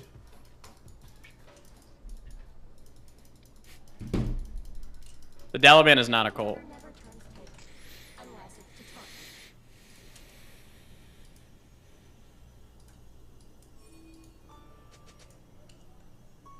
Bonus me. What are these? Why are you guys so weird?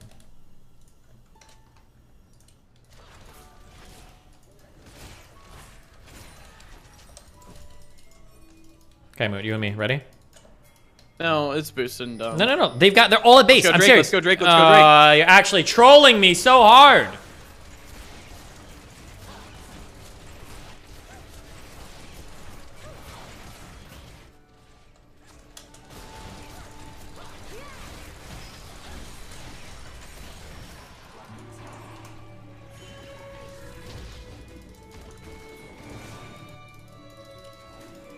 Oh, we should just shove mid, honestly. No. You're trolling me. Oh, we got it. All you do is troll.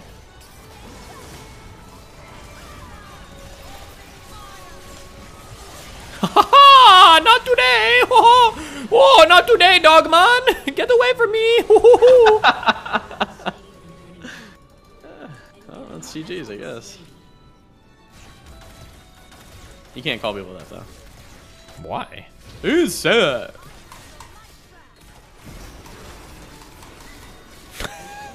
Good job, James. 2 and 14. What a legendary warrior. Stop! Stealing my CS. I need those. Building globals.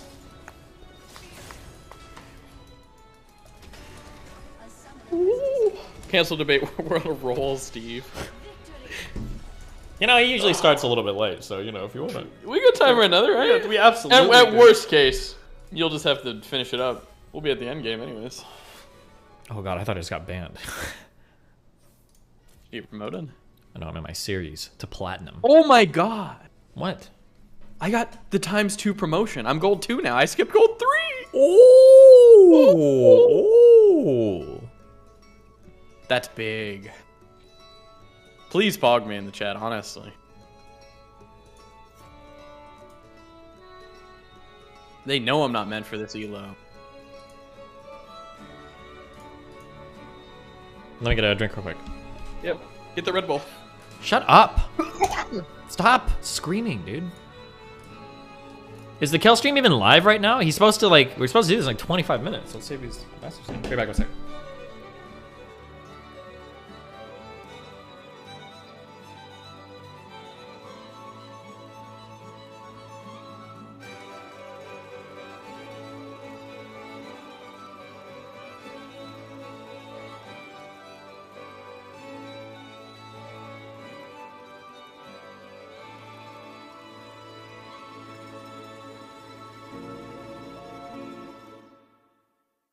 How many promos did Mountain get?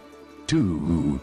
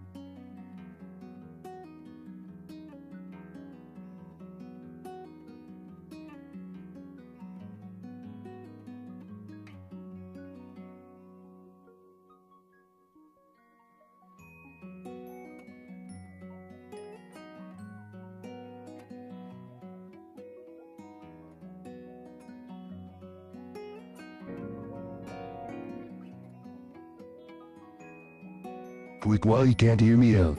L, L, A, L, L, L, L, L, L, A, L, L, L, A, L, L, L, A,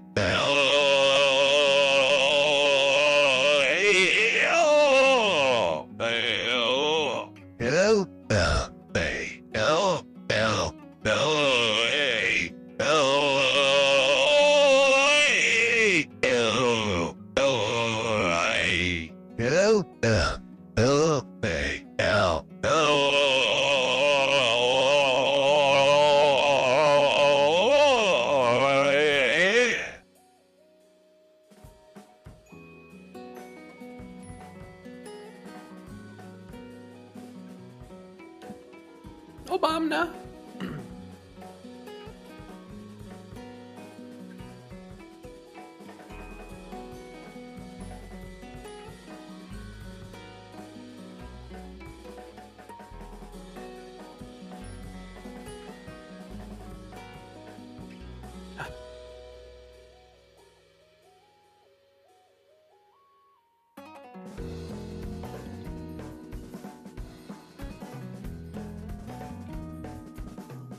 Not live? I wasn't planning on playing much League.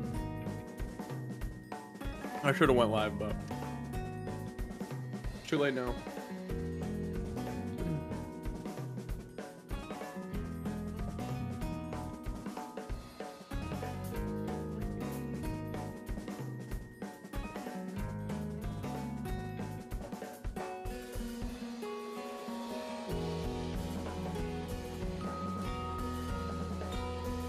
Go. Yep, sir. Did you get the peach Red Bull? No, protein shake. I'll drink the Red Bull next. Alright. I'll drink like 1,000 calories a day, okay? Not good.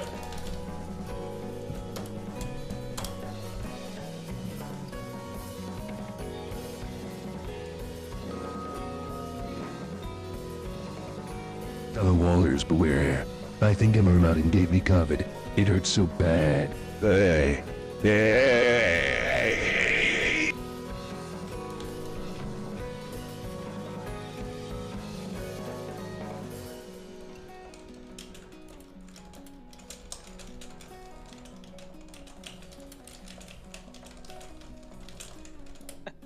Look at this! Look at this! Look at this new subreddit meme, Steve. This is a good one. Straight from the Dalaban. True, they do expect just True. one of us. Good job, Agonite, and the Dalaban poster. I'm slowly going through the Discord DMs chat, okay? Expect a DM back if you message me.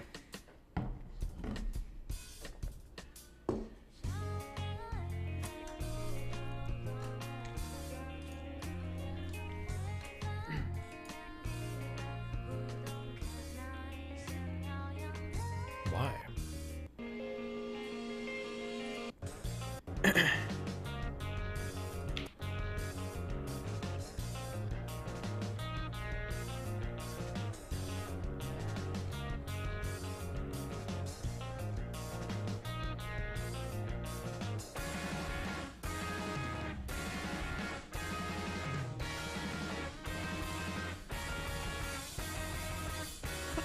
Fuck.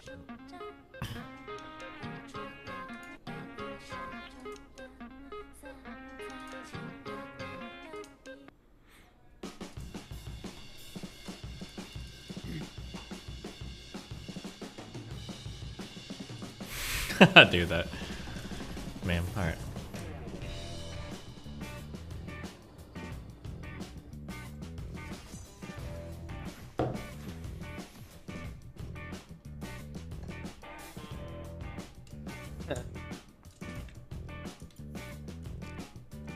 Let's go. Let's see some good picks. Let's see some good picks in here. That's a good top. Who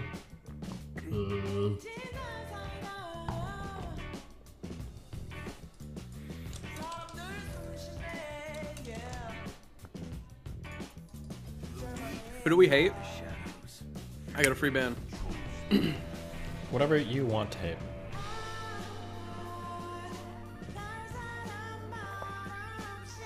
Master Yi.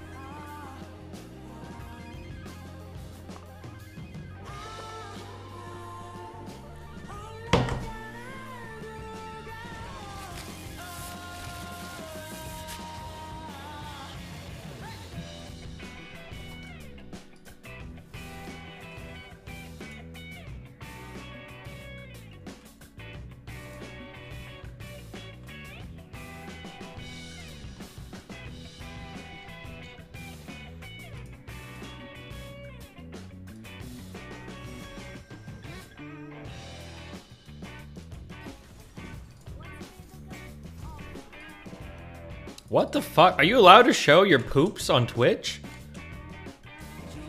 You want Blitzcrank or you want Lux? Oh. Whatever you want to do. I kind of want to do the crank this game. Crank it out then, dude. I'm gonna crank it up.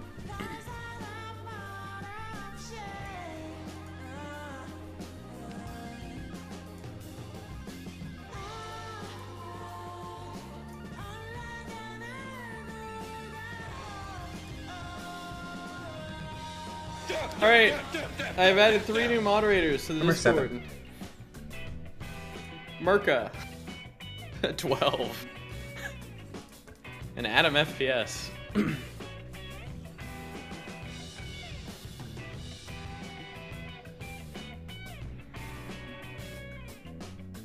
Sorry, not Discord, the subreddit.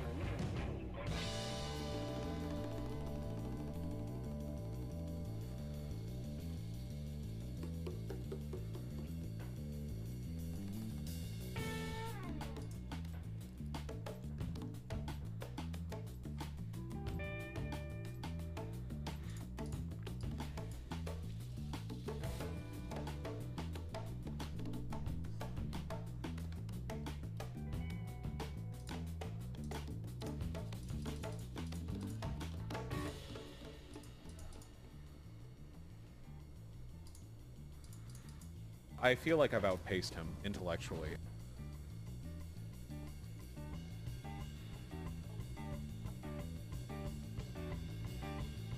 Can we get Dellerman themed names for the mods? Yeah, you can put your name up there. You can figure it out, Marco, okay? What? Like, just label people as like, you're untalented, lazy. And it's like so many of the people that are like at the top of the viewership list doing React content have already made like amazing achievements, you know? Toast was like a main driving force in the Among Us era and the Hearthstone era. Amogus. XQC streams like 12 hours every day. And he was like a pro player.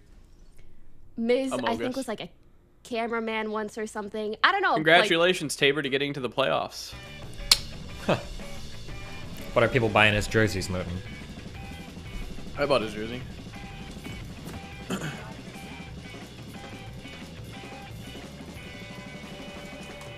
What would Haas say, Moot? Oh, you missed that legendary argument. Yep.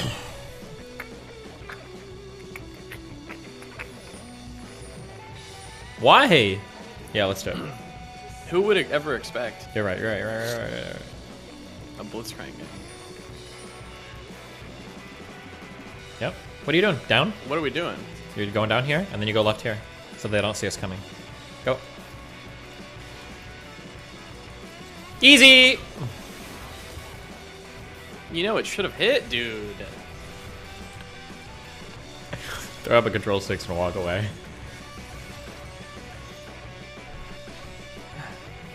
Hey, I'm listening to a shitty song. True! True! True!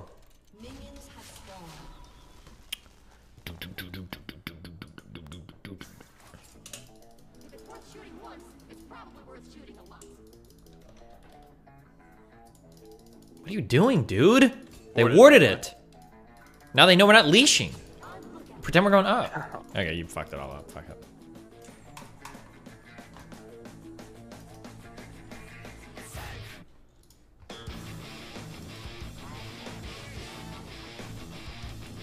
What are you doing, Moot? Getting the wave good. Do you see that? I stacked them up quickly. No, you fucked them up quickly. Look at our minions.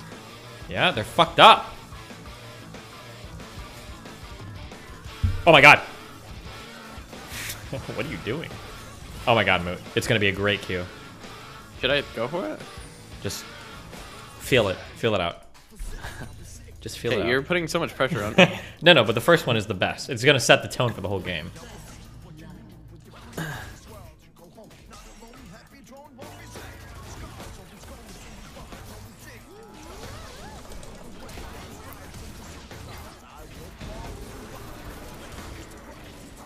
You're so fucking lucky. Why didn't? First of all, why didn't you fucking ignite? Yes. Because I'm a god gamer. No. I knew I could save You were it. greedy. Okay, but you're gonna get it on her, and then it's all I am gonna gonna get make it. sense. Okay. It's just hard. She's in the way. No. You're gonna get it. I believe in you. You think? Oh yeah. Clear it out. Hit the big guy.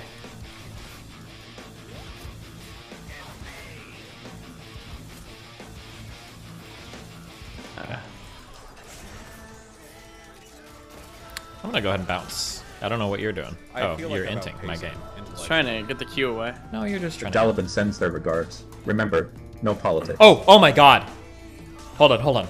Bot pushing, zero sums, blitz god hand. No pressure.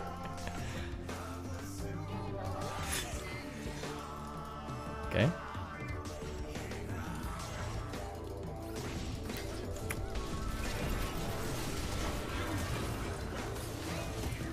Woo! That was actually not worth, but we killed him anyway. Whatever.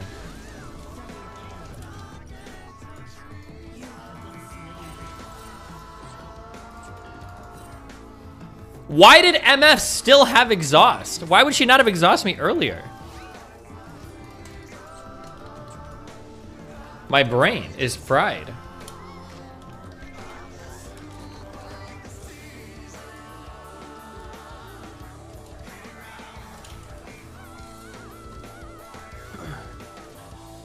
Same reason Moon held Ignite. True.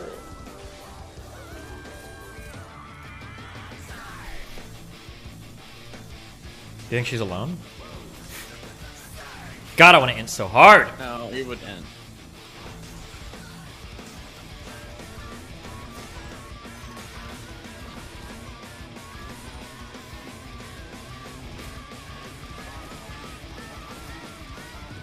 God damn it. Moot! What are you doing out there? Trying to predict. Morning. Okay. How long in your queue? Because we're going together, Moot. 5. Okay, you ready? I'm 3. going. No, we're not going. It's up now. Oh, they're doing Drake for free because we never get Drakes. My bad. Sorry, you want to go fuck him up?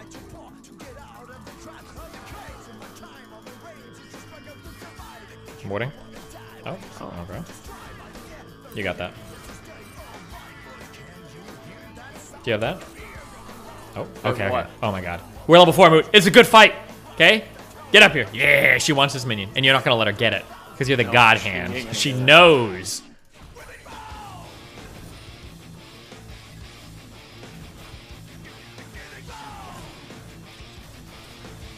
Don't worry. I'm looking for it. I'm looking for the hot. I'm looking for the hot Moot. Okay, they're mad up there. What do you mean? That's okay. It's a victor. Yeah, no, we're the victors. I don't think I have it. Yeah, I don't. Okay, Moot. A Q here wins the game, basically. No pressure.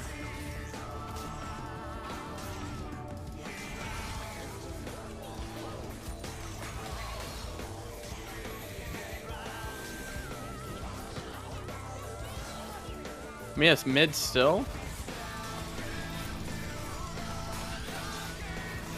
Okay, nice try, nice try. Back up. Mid's back. Let's go, Drake. Let's go, Drake.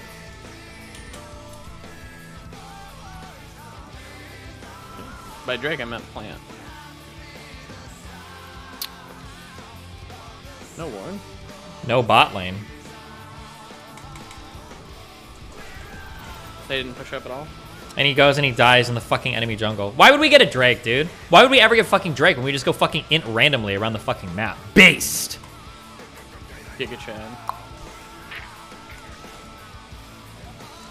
I have a warden 3. We're gonna get gank bot, we're gonna die, they're gonna do Drake, then the game is over. That's what's gonna happen, just letting you know, okay? Usually what happens. You got the cannon? I do.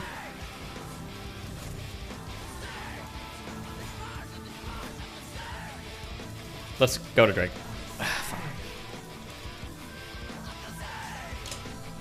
He's doing the camp? Yeah, we'll pull it out, it's okay. Oh, no, we got help. Oh no. Oh, that's so good for us. It's alright, dude. It was good. It was. It was. It's so good for us. Human 7. What am I aiming at? I'm trying to aim at your mom. Trying to get her, okay? Because she's a hooker. Going bot. You guys are good, right? I think that he's got this, right?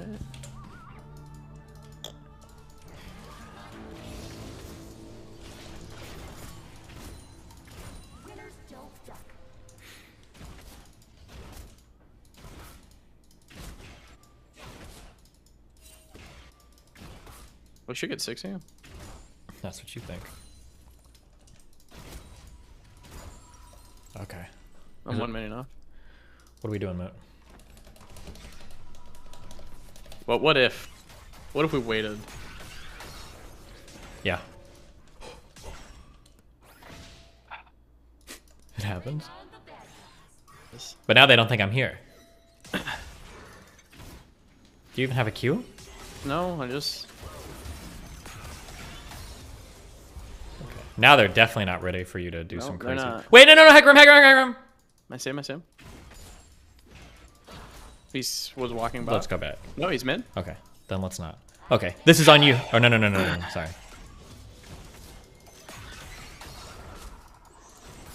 Did you see where Heckram went, by the way? I didn't. Oh, I think he's top jungle. Oh, yeah, he's mid. Oh, no, wait, that's action, man. Fuck. Yeah, it's action. All right, Moot. Could be running by. Your time to shine. Should get 6. Yeah, let's leave this run. Too late. Yeah.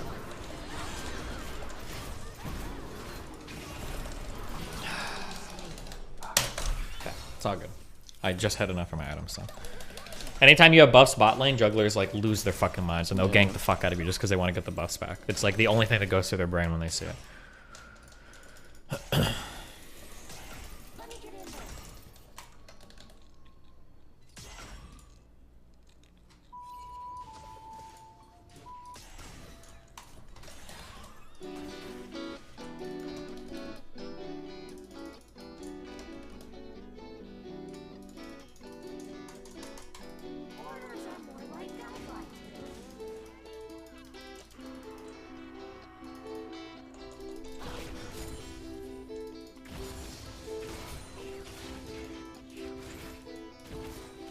Stay back. Okay, let's eat some plates.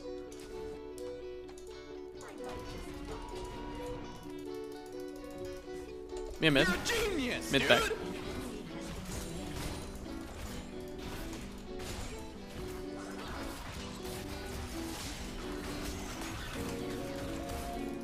Okay, that was a good My trade wife for us. refused to sleep in the same room as me by my last bomb night because right I turned on one of your VODs to fall asleep to. Best sleep I've had in ages.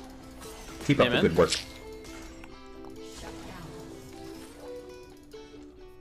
Oh, fuck, what's he doing? He's doing it. They're gone. Nice. We got flash. He's Victor.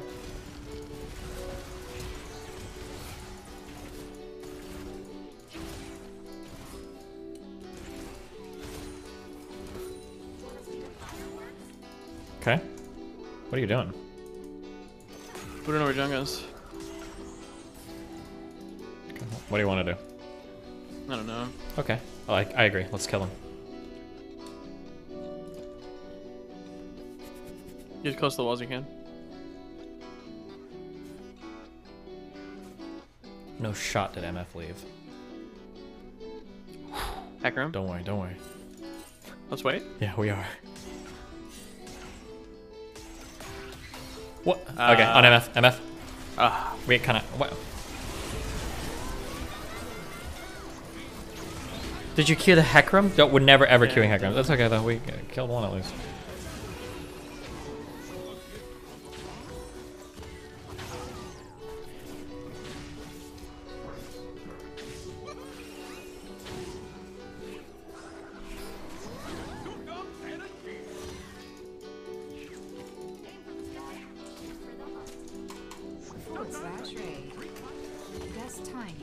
Hello, my favorite stream of all time. Like if you've played Far Cry 5, but if you haven't, or aren't aware, the pause menu is actually really cool. Give a listen if you're inclined. Gotcha. I will take a listen to it later on, okay. What's up with the random boxes that are glitching in menus recently? Have you seen that? Yeah, I have. It's messing my whole gameplay up. I have one over Crown right now.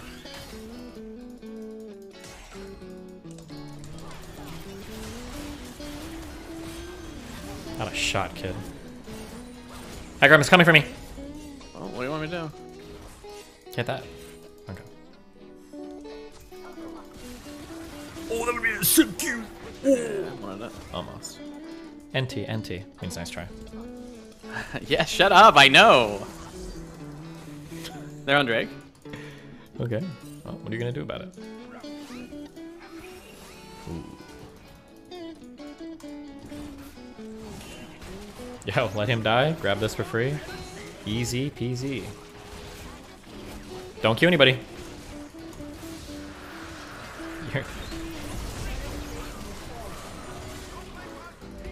You're lucky I'm a god, and I'm here to bail you out of your garbage decision making. Okay?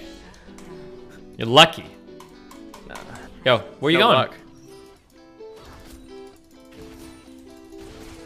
When you said no CUNY money, you meant Till Drake is dead. Okay. Let's just... This is bad. Why? You think Heckram's just gonna run straight down here? Ooh. I thought about it, but... But what? I think he is gonna run straight down here, and I think this is bad. Okay, well, now it's bad. That would have been great.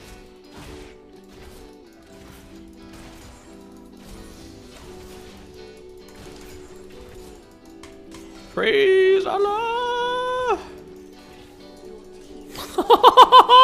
Loser! Loser! Loser, loser! You're a loser! Loser!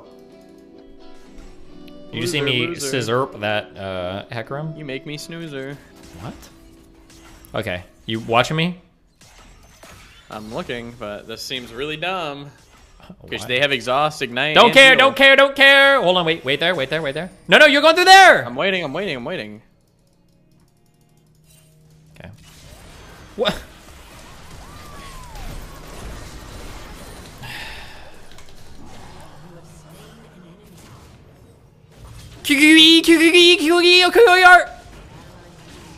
Didn't have Q.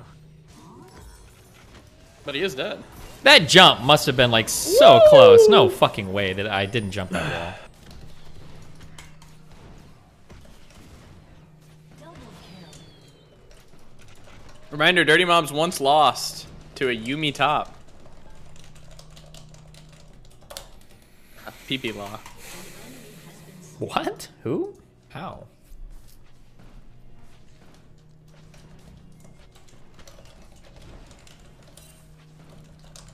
Hmm. You said you wouldn't ban anybody during League. About League. It wasn't about League.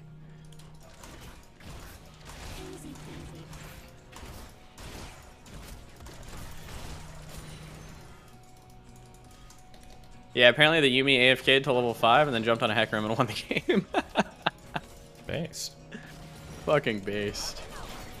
I wish I had my Q up. Whoa, that guy was way more tanky than I thought he'd be. Let me have. We're gonna lose bot turret for free. Oh, You got his right click, don't worry. Ooh! No, it's too far.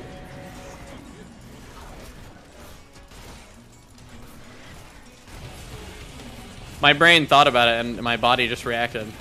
Like Goku's. Hit the thing! I did. Good luck. Nice try, nice try. Careful.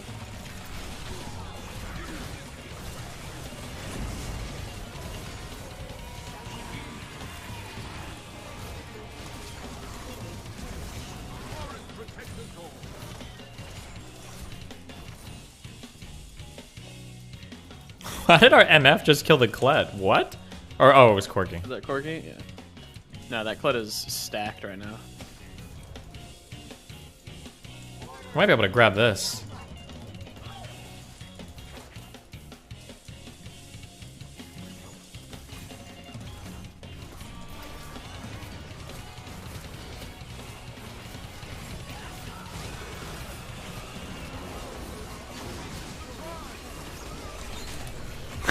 See ya. What are you gonna do, man? Do you want me to bail you out, babe? Yeah, I got Okay. ult. Yeah, yeah.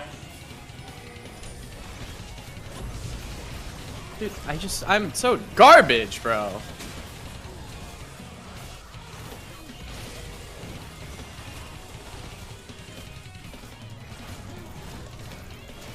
Okay, well, you know. I only shot him 15 times, so.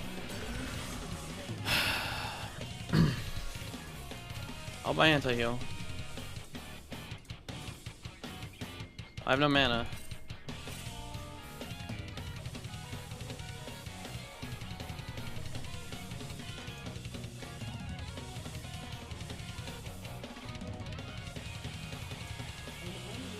Whatever. I don't need to hit Qs.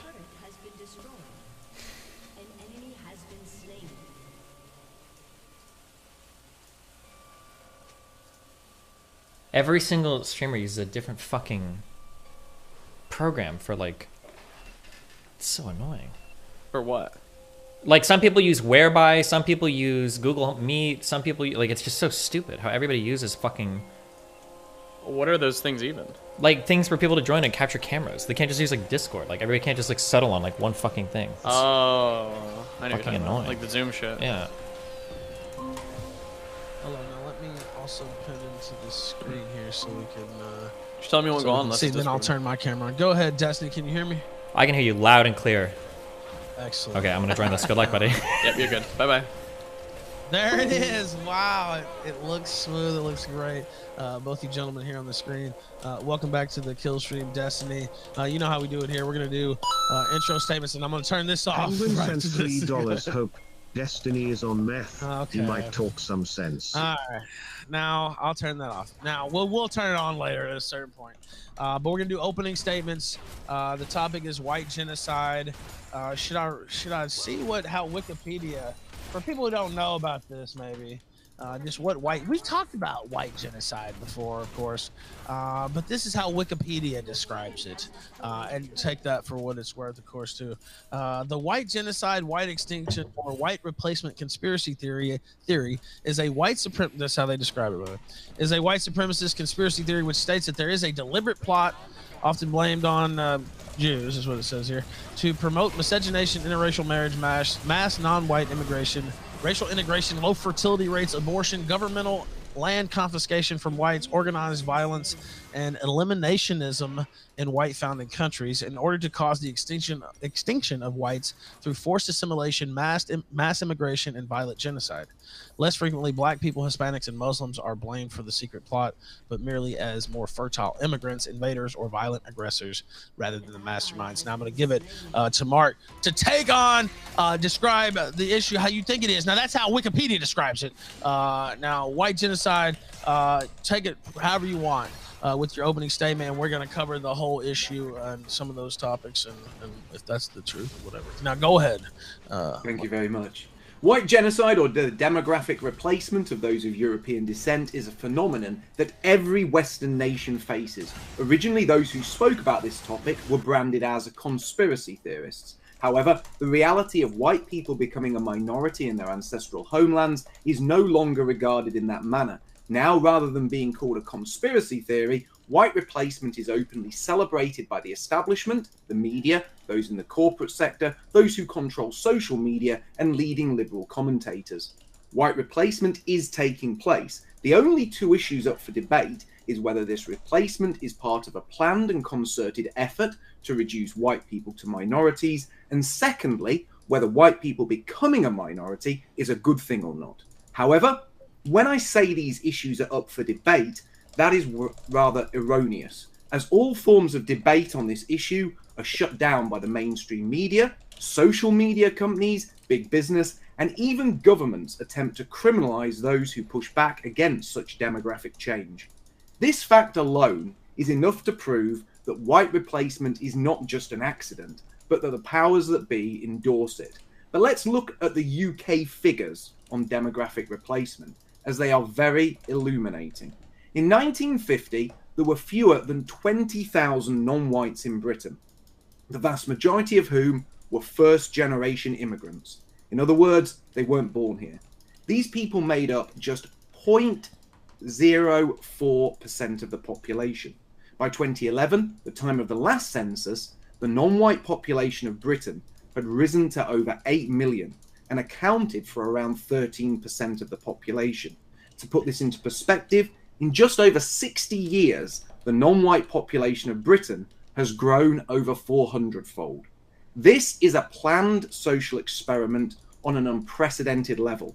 And to put it into a historical perspective, more people arrive in Britain each year under the current government than arrived here between 1066, the last time we were successfully invaded, and 1939, the beginning of the Second World War.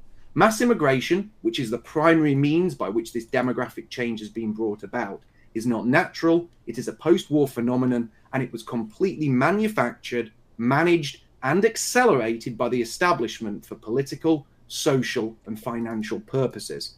So that just leaves one point up for debate. Is this demographic change good? Well, white people all over the world, and especially in the UK, have consistently shown they don't want this change, whether that has been demonstrated in polls, in their habits such as white flights, or in voting patterns. Despite this, though, both sides of the illusory political divide have supported this demographic replacement, and the constant narrative from the mainstream media is that white people must accept immigration and embrace it, or else. The consequences of this replacement for white people in the UK have been, on balance, profoundly negative. Whilst white people are constantly told that minorities must be given special privileges and a leg up, when white people become a minority in towns and cities, they do not benefit from their minority status. They receive no protections and are often treated appallingly, as worse than second-class citizens. And the establishment and the media are regularly complicit in covering up crimes against white people that are perpetrated by those not indigenous to the British Isles. If white people are reduced to minorities, they will not be celebrated and protected, but instead they will be a hated and despised minority that will be repeatedly blamed for all the ills and all the failings of the multicultural state in which they live. I advocate for the UK and for other Western nations to remain places where people of European descent are a supermajority, and where their cultures and traditions remain dominant. And I believe this is not just best for Europeans, but it is best for all peoples from all over the world. Thank you, sir. I appreciate that. Getting us started here. Destiny, again, welcome back to the show, and you can go ahead and do your opening now.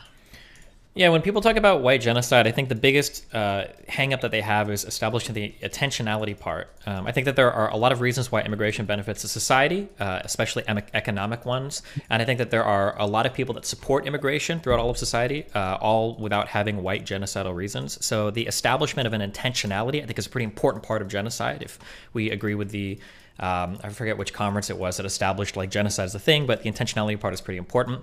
One of the reasons why, or the main reason why talking about kind of white genocide, I think, is a pretty boring topic, or a topic that isn't very relevant to modern day debate, is, or even political conversations, is that there's not really anything you can do about it at this point. The idea of trying to block all immigration based on a certain skin color, or the idea of even getting the majority of the public to support such a policy, is basically impossible.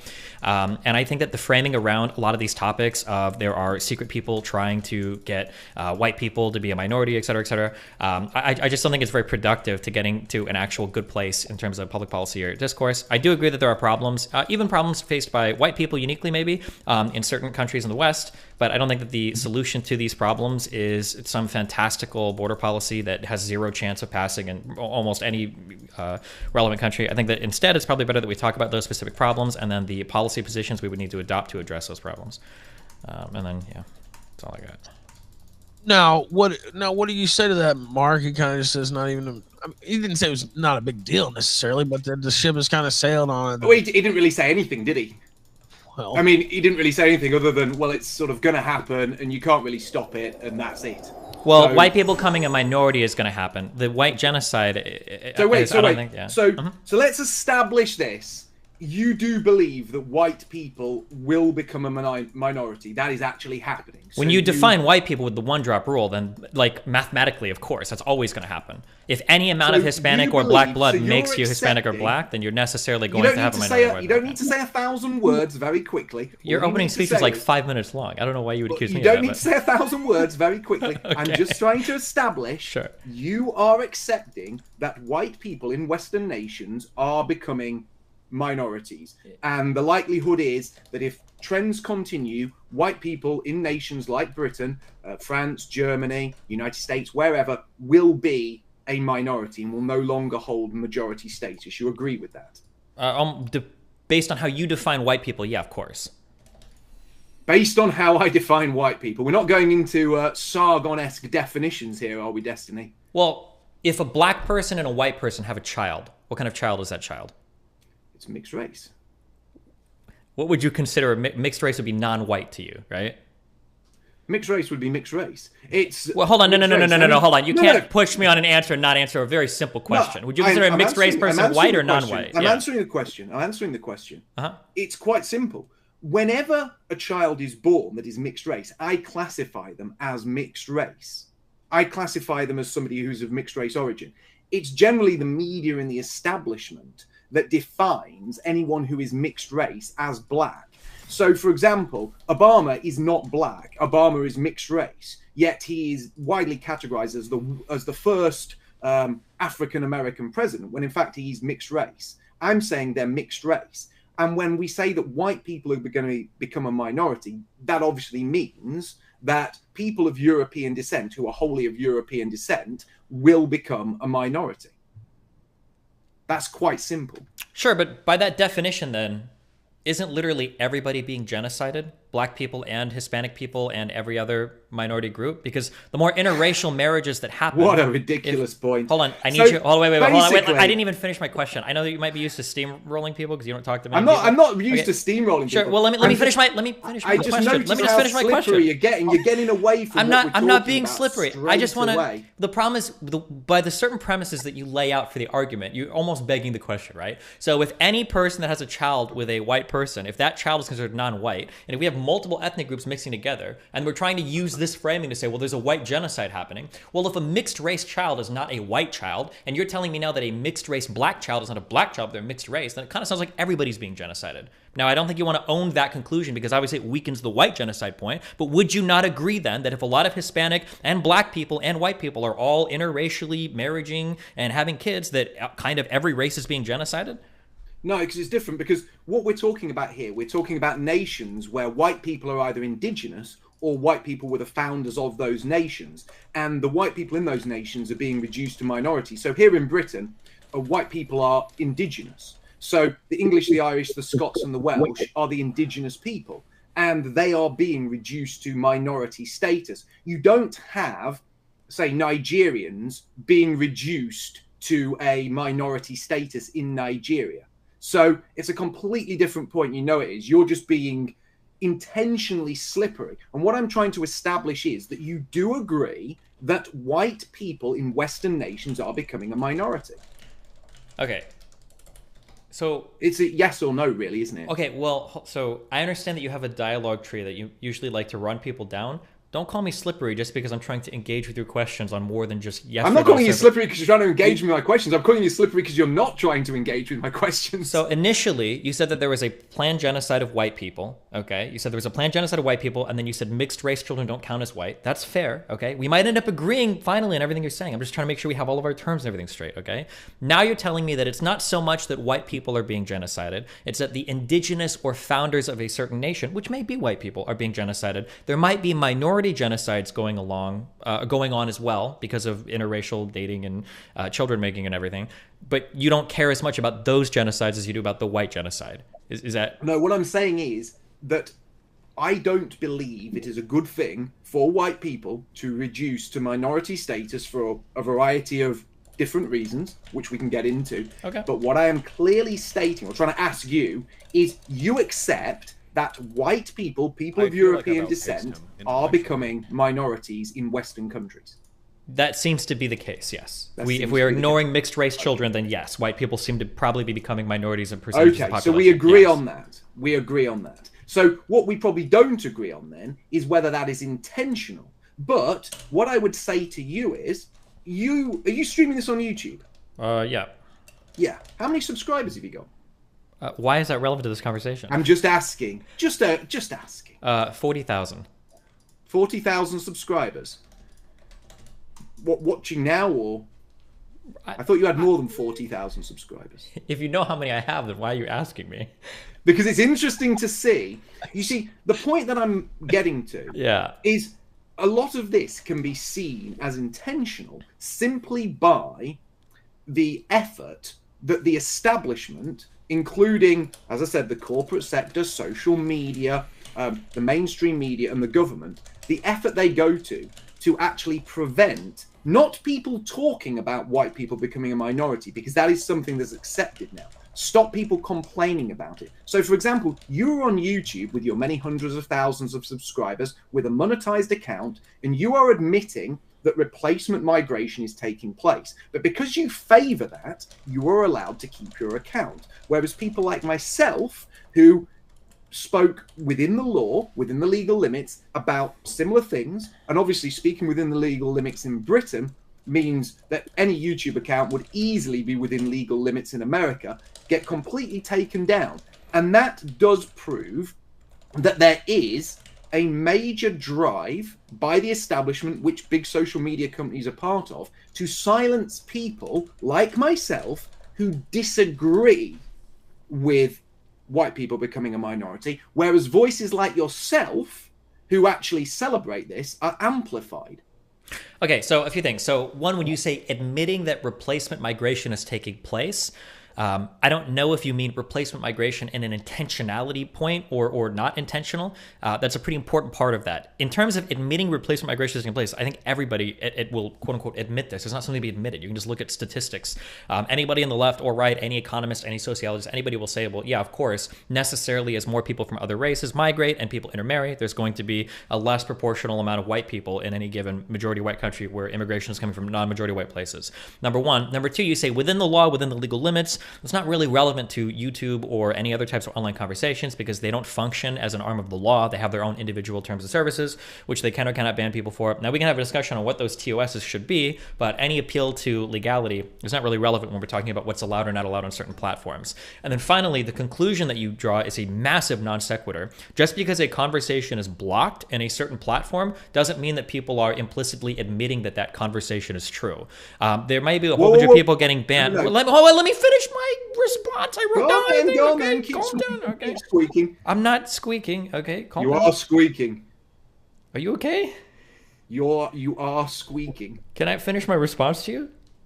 When you jump in on personal attacks and you call me slippery and stuff, I'm giving you advice. The appearance to both me and the audience is that you feel like you're weak on your points, so you have to attack me personally because you're not used to engaging with somebody that can actually address your points. Okay, I'm just sure for squeaking and slipping out of things. Okay, I'm just putting that out on the floor. You can engage that if you want to or not. Okay, so the third thing that you said is a non sequitur, right? Intentional efforts to suppress a certain conversation does not necessarily mean that that particular topic is true or people don't want to admit it's true. For instance, if YouTube decided to ban all talk of like, I don't know what you believe now, but like of Hillary Clinton being a reptile, just because they're banning that talk doesn't mean, wow, obviously she is a reptile because it's getting banned. You need another connector there. That doesn't logically follow.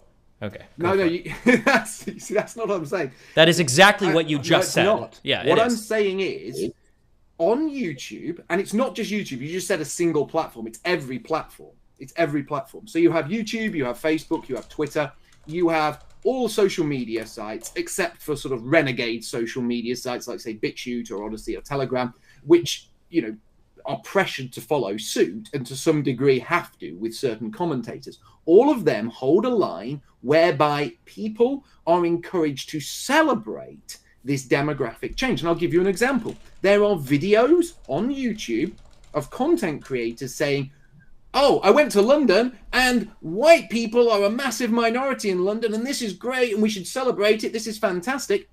Yet, if you go to London and say, well, white people, they're a minority here now. I think London's lost a little bit of its character. It's not as British anymore. It's not as English. Then you would be banned.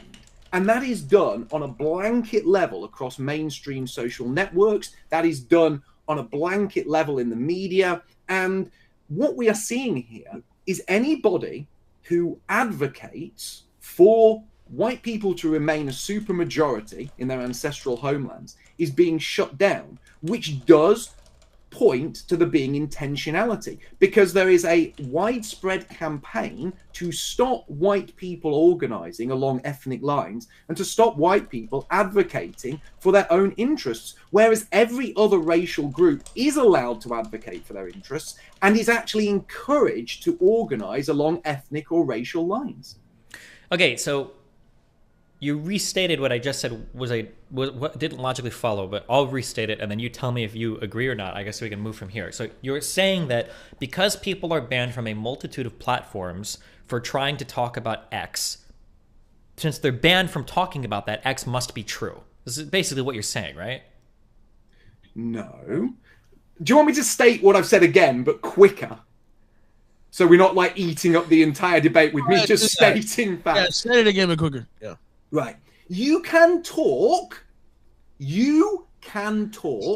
on social media about whites becoming a minority, but only if you support whites becoming a minority. So social media doesn't ban you from talking about whites becoming a minority. They only ban you if you disagree with that happening or wish to in any way advocate against that. So this isn't like some mad thing what you're trying to paint it as. You're trying to say, well, if YouTube bans you from saying Hillary Clinton's a lizard, that doesn't mean Hillary Clinton's a lizard.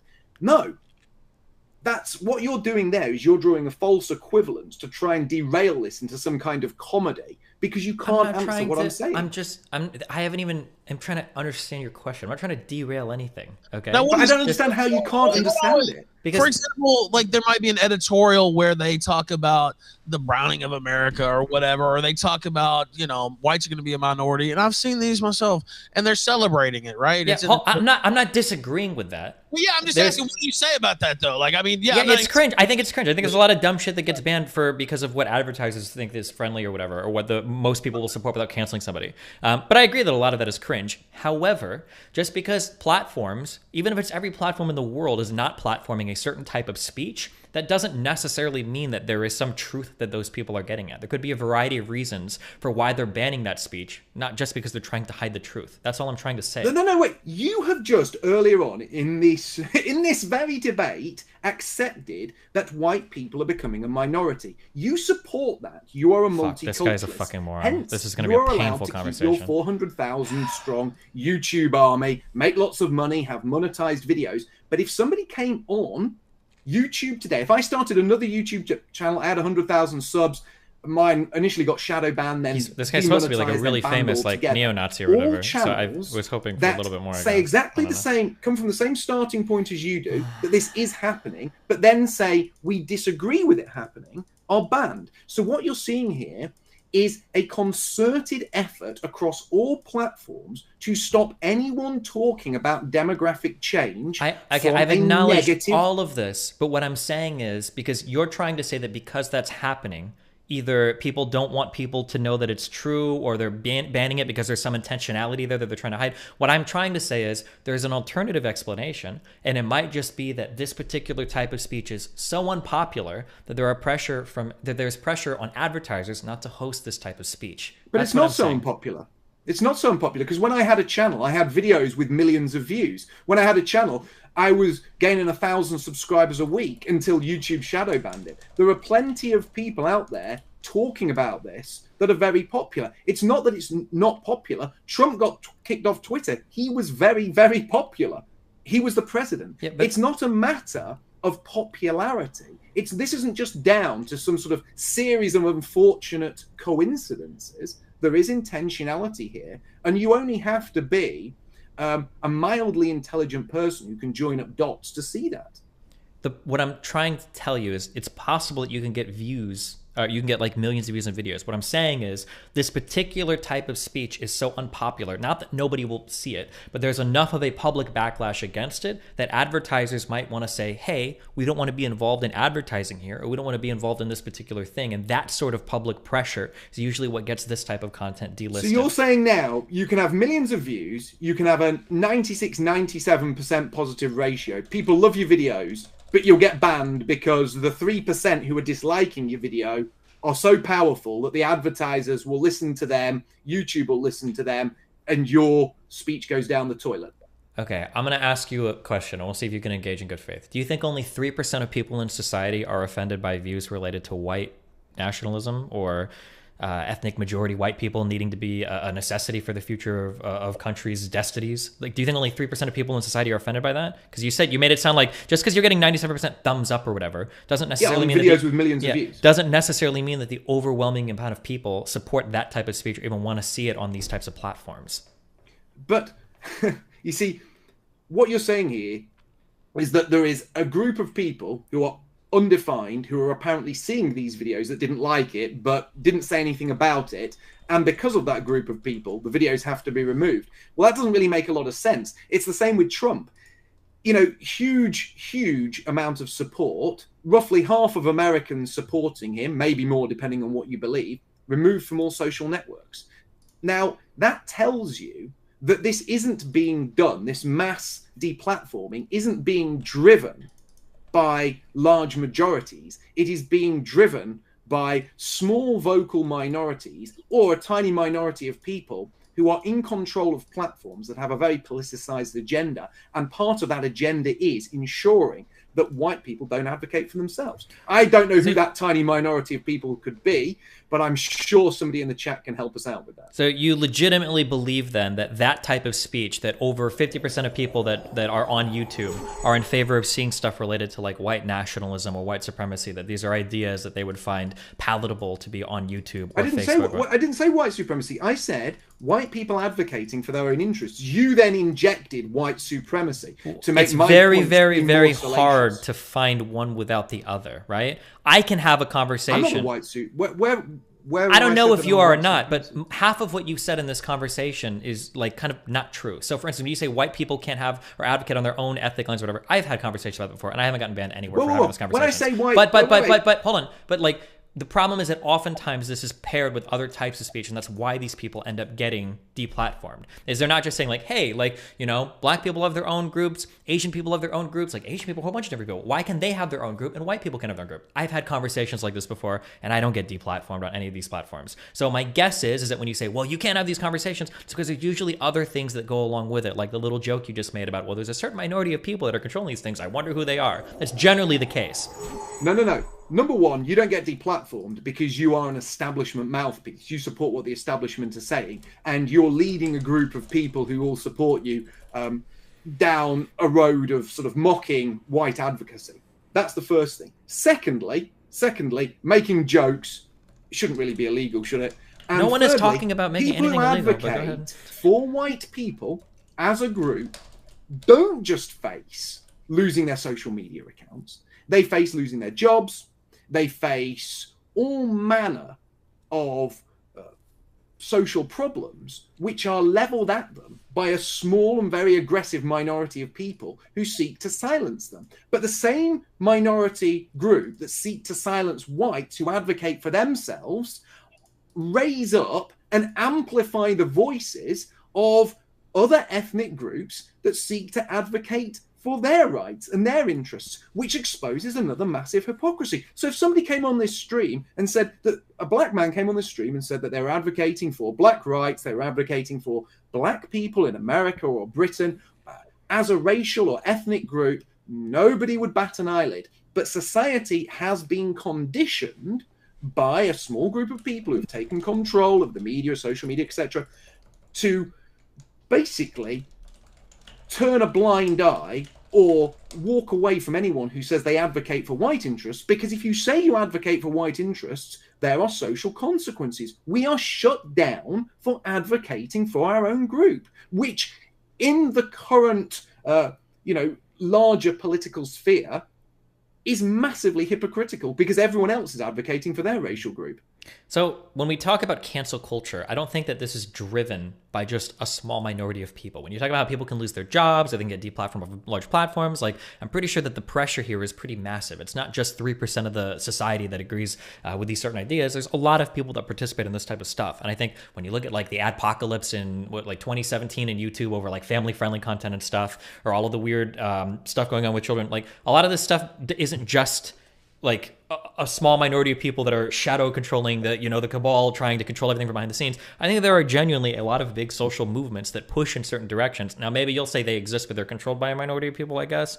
But I don't think that it's just like a few people that are driving this. I think that there's a huge cultural consensus around some of these ideas, and then that pushes advertisers to act in certain ways, and then that pushes platforms to act in certain ways. I think that's a far more believable explanation than there is like the shadow cabal, unless we can find them, or I guess unless you could show me them. But maybe that'll be the next part of the conversation we're moving on to. Well, I was gonna say we did. I made a notation here, the intentional part, right? That is a big part that we haven't really done to at this part at this point yet. So why don't we do it now? Well, no, I mean, I'll talk another point about this intentionality. Yeah, I'll talk another point about this intentionality.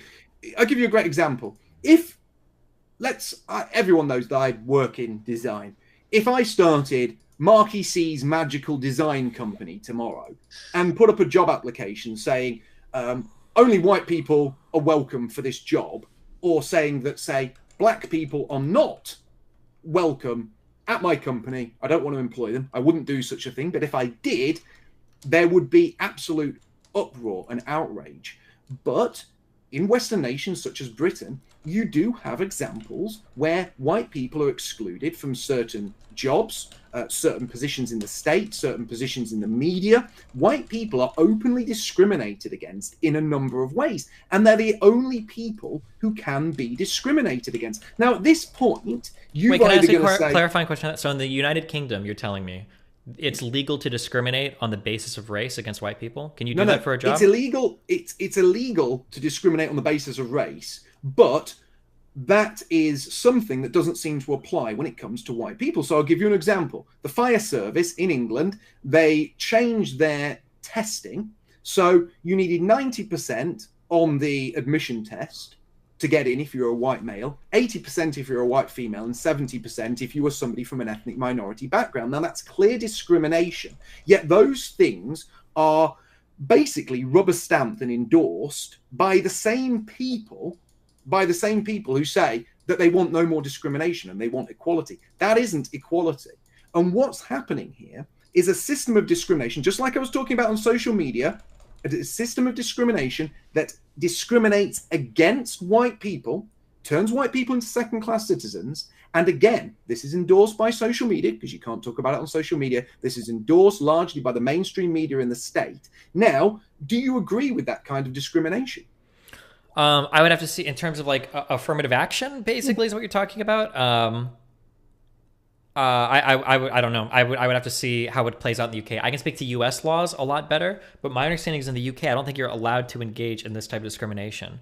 But well, it does happen. I mean, even the BBC have posted job adverts specifically for people who are not from indigenous backgrounds. Saying it does happen doesn't mean that it's legal or allowed. There are a lot of things that do happen everywhere, right? So I'm not interested in like it happened one time, but more so like as a rule, like this is something that's become legal or this is something that's been culturally accepted. These are like far different than this has happened. But it is culturally accepted. That's what I'm saying. Discriminating against white people is culturally accepted. In terms of, hold on, stop broadening the conversation. In terms of like job applications or like tenants that can live in areas, my understanding is in the way of the United States, and I'm pretty sure it's some in the UK, there are certain classes that you're not allowed to discriminate on no matter what. You can't say renting a house to only black people, only Asian people, only white people. My understanding is I think that's similar in the UK. Now, affirmative action falls under a special different thing we use for some universities. I don't know if you guys have that for certain types of jobs as well. Maybe you do, maybe you don't. So I can't speak to British law as well as I can to US law. But regardless, even if these things do exist, we haven't gotten anywhere near the intentionality aspect of like a white genocide or a white discrimination. There are other plausible explanations for why we enact these types of policies that aren't just white genocide. Simple terms. Let me explain in simple terms. Laws are enacted to bring about fairness, to end discrimination, supposedly. And these laws prevent you from advertising a job on the basis of ethnicity. But then, once that law has been enacted, usually another law is enacted alongside it, which states, despite what they've said earlier, that you can't actually discriminate in the workplace on the basis of race, every workplace has to take so many quotas of people. So in fact, they are discriminating on the basis of race, but only in the benefit of people who aren't white.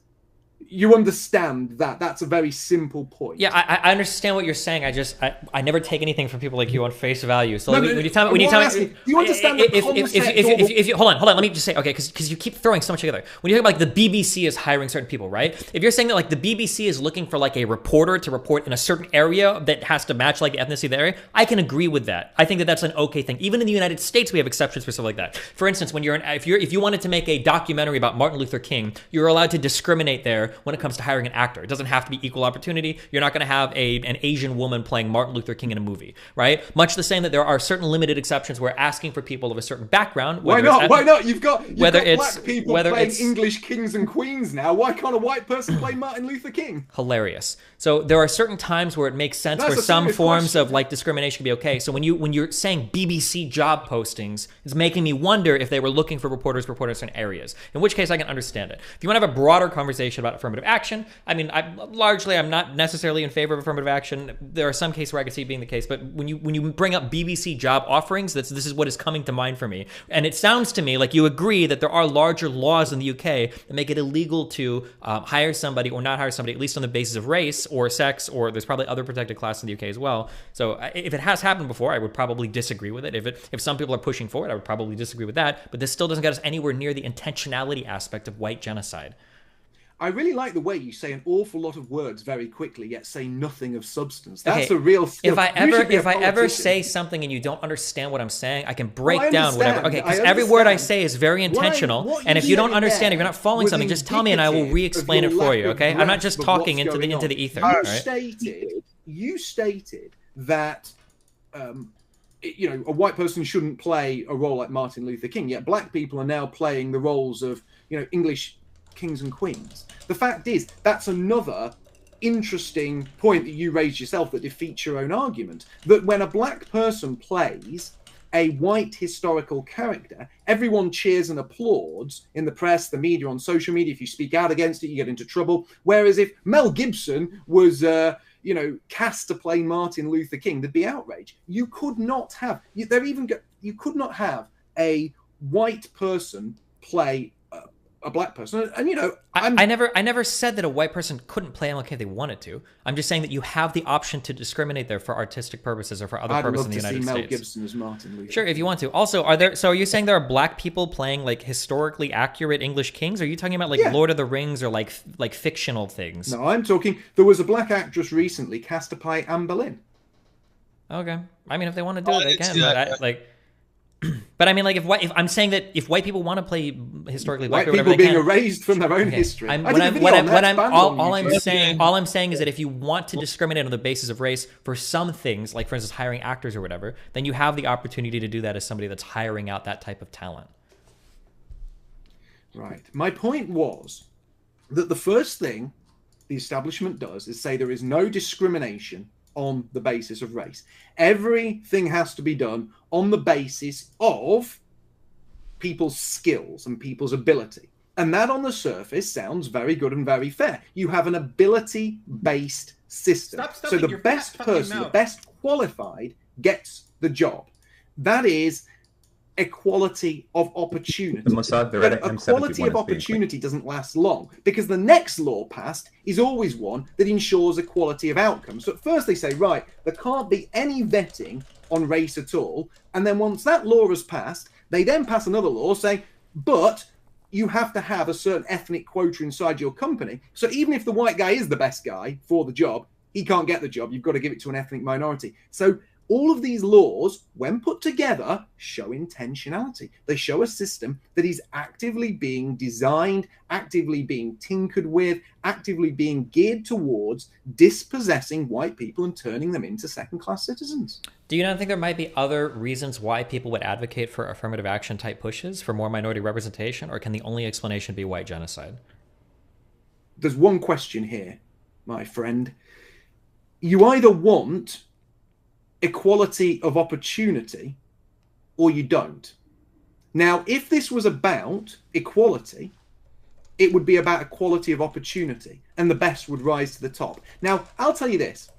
I have no problem whatsoever when I see black people dominate certain sports. Like, is he even answering my questions? I don't even remember what the fuck I asked this guy. Doesn't bother me at all. Hold on, wait. What was my question? Do you remember what my question was? I don't lose sleep over that. But wait. Do you remember what my question was? Yeah, I do. You said, could there be other reasons why this is done? Yes. And I'm explaining why this is part of. I'm answering your question with an example, so hopefully you will understand what I'm saying. I'm not bothered, and I don't think any white person in the world is bothered when black people dominate certain tracks. Okay, I'm gonna try to do counter rambles, I guess, if that's how we're playing this. Or another sport like that, there is a massive nationwide campaign. There's newspaper articles, there's social media posts, there's blog posts, there's people going mad on Twitter saying, why isn't swimming more black, or swimming is too white? And it's always a one-way street. White people aren't complaining that there aren't enough white people running the 100 meters, but there are people complaining that there aren't enough black people swimming, or there aren't enough black people playing another sport where blacks are historically less represented on the basis of equality of opportunity. They're not as gifted in those particular sports. Why does that happen? Why is there always a drive to get more ethnic minorities into things that white people excel at, but there's no drive to get white people into events or fields which black people excel at? Okay, so the problem is that oftentimes when people talk about equality of opportunity, they have a very naive look on what opportunity means. A lot of people will say something like, equality of opportunity just means you have the opportunity to apply for a job, or you have the opportunity to play a sport. And they'll literally like just give you a ball and say, well, here you go. Everybody's on the same playing field right now. But that's not typically how opportunity works in society. Opportunity can be determined not only at birth, but sometimes before birth. It might be where your parents are born. It might be the types of friends and family that you have around you, like as an adolescent growing up. It might be the types of schools you go to. There's like a whole bunch of, it might be the societal influences from television shows and movies. So when we talk about what equality of opportunity means, I think generally when people push for affirmative action type things, and I'm not saying I necessarily agree with this, but I understand the argument. It's not trying to just say we want more women and more black people, even though they suck. The idea is that there are certain groups that have disproportionate adversities that they face earlier in life that other groups won't face. Typically, usually white people, won't face these adverse opportunities. So the goal is to give them kind of a leg up, to either keep up, catch up, or to serve as examples for other minority people so that they can step into those roles later on, hopefully without help. The idea behind any affirmative action program, ideally, if you're not being crazy, is that you have a little bit in the beginning, and then that kind of spurs on or encourages some like genuine interest or motivation from that group of people, and then eventually they can get into those positions less any affirmative action. A really good example of this is the United States, where we drove really hard to get women to go to college, and now they're going to school so much they're like dwarfing men in college. It's like 60-40 in terms of the graduation rates for women now in college versus men.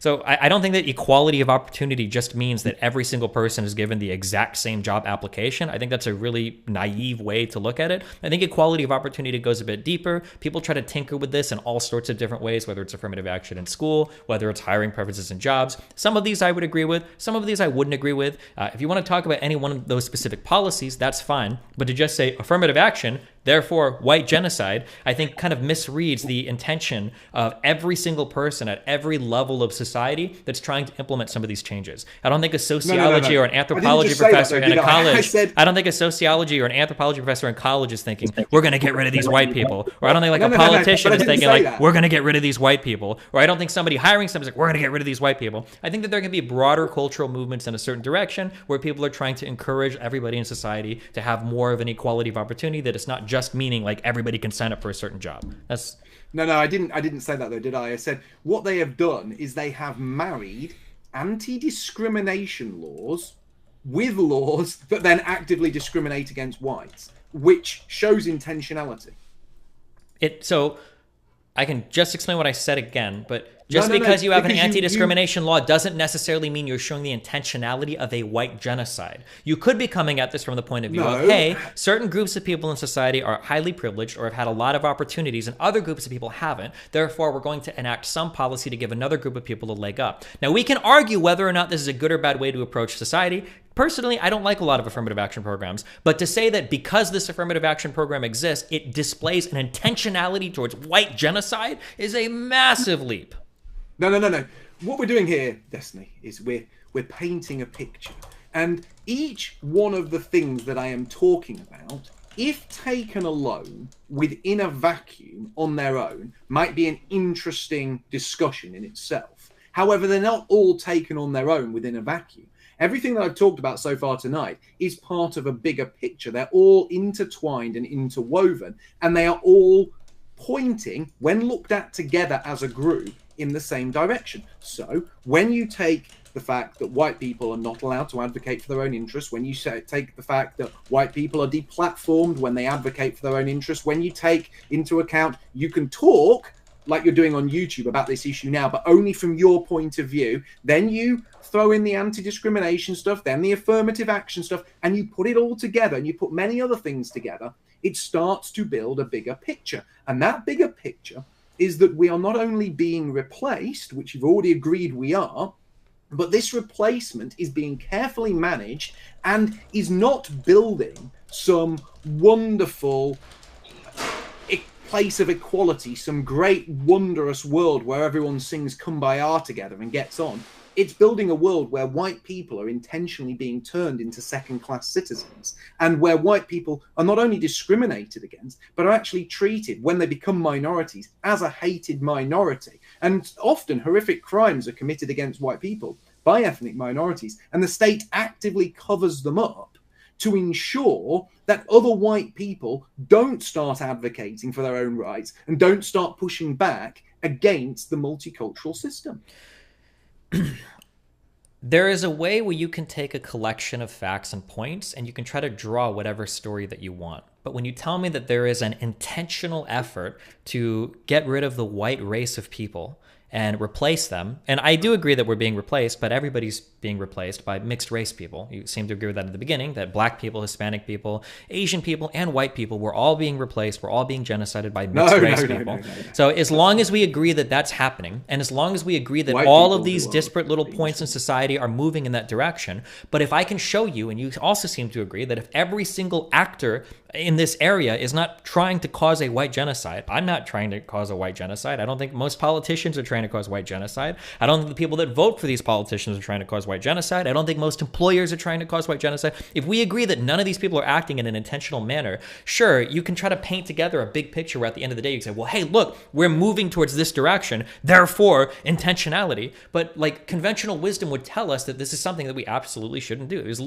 There's literally the age-old saying of the road to hell is paved with good intentions. You know, you can get to different areas of society that you might consider not good with a whole bunch of well-meaning people that aren't intending to genocide white people. And I don't think that just a collection of facts showing a bunch of, you know, well-meaning, potentially liberals trying to say, hey, we need affirmative action. Hey, you know, these people are fucked. Hey, we need to help these people. And then saying, oh, they're trying to white genocide. I need something stronger than that. I need something better. When you agree that every single step of the way, that every single step of the way. Okay, can you tell me in this whole chain of causality, where does the intentionality come from, and how do they bleed it down to everybody else and nobody even realizes it?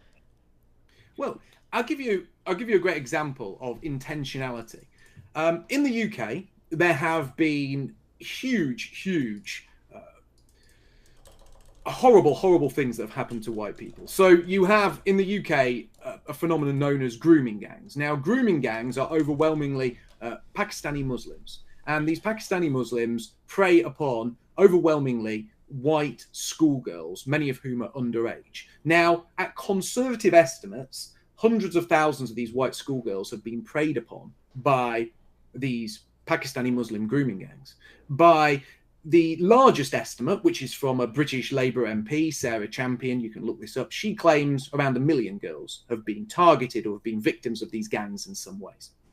Now, there has been a massive police, social services, and local government cover-up of these crimes to intentionally protect that racial minority and to prevent white people looking at what's going on and saying, this is bad, multiculturalism isn't working out well for us, we need to stand up for our own rights. So the government covers this up. So if there wasn't intentionality, and if the government was acting in the interests of the majority, which are still white Britons here in Britain, they would look at something like the grooming gang problem and say, look, white people are being targeted, this is unfair, this is racially or ethnically driven, we need to do something about it. But instead of that, they cover it up. Why cover it up? Can you think of any other reason? I'm assuming that all of this is true, and unfortunately I don't have the background to know whether or not your particular claims are true or not, but let's say that they were true. Is your claim then that the police officers, you're saying, so who was involved in this cover-up? Let me ask you for one or two parties that were involved in this cover-up. The police were, you can Google. I'll give you some specific No, examples. so you're saying the police were. So do you think that South the police? Manchester police officers were specifically told to, and I can quote this, investigate other ethnic groups. Do not investigate Pakistani Muslims for grooming offences. And there have been cases where white fathers have gone to places where their daughters were being raped, and they were arrested rather than the rapists. There are cases where white girls have been repeatedly raped by dozens or hundreds of men, and when they have gone to the police and made a complaint, the police have arrested them for prostitution to silence them. All of these things have come out. This has been going on for years. There has been a massive establishment cover-up, and when the establishment ordered a full inquiry into this, they then said the inquiry wasn't fit for public consumption and sealed it. And you're going to say, well, we don't know what was in the inquiry. I can take a calculated guess. Well, are you saying that nobody? Are you saying that so nobody was arrested by this, or the reports weren't made? People have been arrested now, but it was covered up for decades, and there have been hundreds of thousands of victims, overwhelmingly white. Why would the state knowingly cover up crimes like this, which are perpetrated along ethnic lines, when white people are the victims? Because I can tell you this now, if white men were going out and specifically targeting ethnic minority children for any type of crime, let alone a sexual crime, they would be arrested, they would be locked up, and the key would be thrown away. But when ethnic minorities do that to white people, they are protected, it's covered up, and it is kept under wraps by social services, local government, and the police. So when I'm looking at, I'm trying to look up reports here now that are coming out of the Home Office related to this. This is saying that about 85% of the people that made up these rape gangs were white men. No. Do you deny this? No. Okay, what source are you using to counter that? I'm curious, because if you're going to start bringing up like specifics, then I've got to start digging through, because I don't know. You could just be feeding me a whole bunch of bullshit. I'm not feeding you BS. I'm not feeding you BS. You can look at press reports, look at the names of the people. No. Hold on. Press reports and names of the people do not establish a trend or any particular point of data. No, they don't. No, they don't. So so you said there were millions of rapes. So you've read through hundreds of thousands of names of rapists. I said a low ballpark estimate is hundreds of thousands. High ballpark is around 1 million. Okay, and you're telling me you read through hundreds. How would you know the majority of the rapists were Pakistani or North African or whatever? This is a problem. No. Pakistani Muslims. Specifically, this happens in communities that are Pakistani Muslim, and they specifically target white British girls. This has been a scandal in Britain that has recently sort of been exposed, and more light is being shone on it. And some of the cases are absolutely horrific. Sure. So when you talk about individual cases, in the government, the police, and social services knowingly covered this up to protect the multicultural society. Because multiculturalism, for people like you, people in the establishment, it's become almost like a god. Okay, so this is not responding to what you're saying. So in looking this up, it seems like there was one very early report that was based on shoddy data that tried to claim that most of the people here were Pakistani. But when this was researched more, it seems like the majority of the rapists in these rape gangs were white men. This idea, okay. Well, that seems to be because I Googled it now because I haven't followed the rape gangs. So do you think the 2020 Home Office report, was this just all lies or bullshit or what? The Home Office report into this was actually sealed. It was never fully released. Okay, so some of the claims that came out of this regarding the percentage of white men that were rapists, you think that number is just fabricated or? I am saying the vast majority of men involved in this were Pakistani Muslim descent. When you look at those... Yeah, but why do you say that? How do you know that? When you look at those that have been charged, you look at their mugshots, you look at the data, you collate those who have actually been arrested for this, and you look at them, you can see who they are. Now, this is one of the things. Wait. What percentage of rape? Don't try to assert bad faith. You're bringing it. Hold on. No. Wait. You've done this multiple times. You're trying to say. Hold on.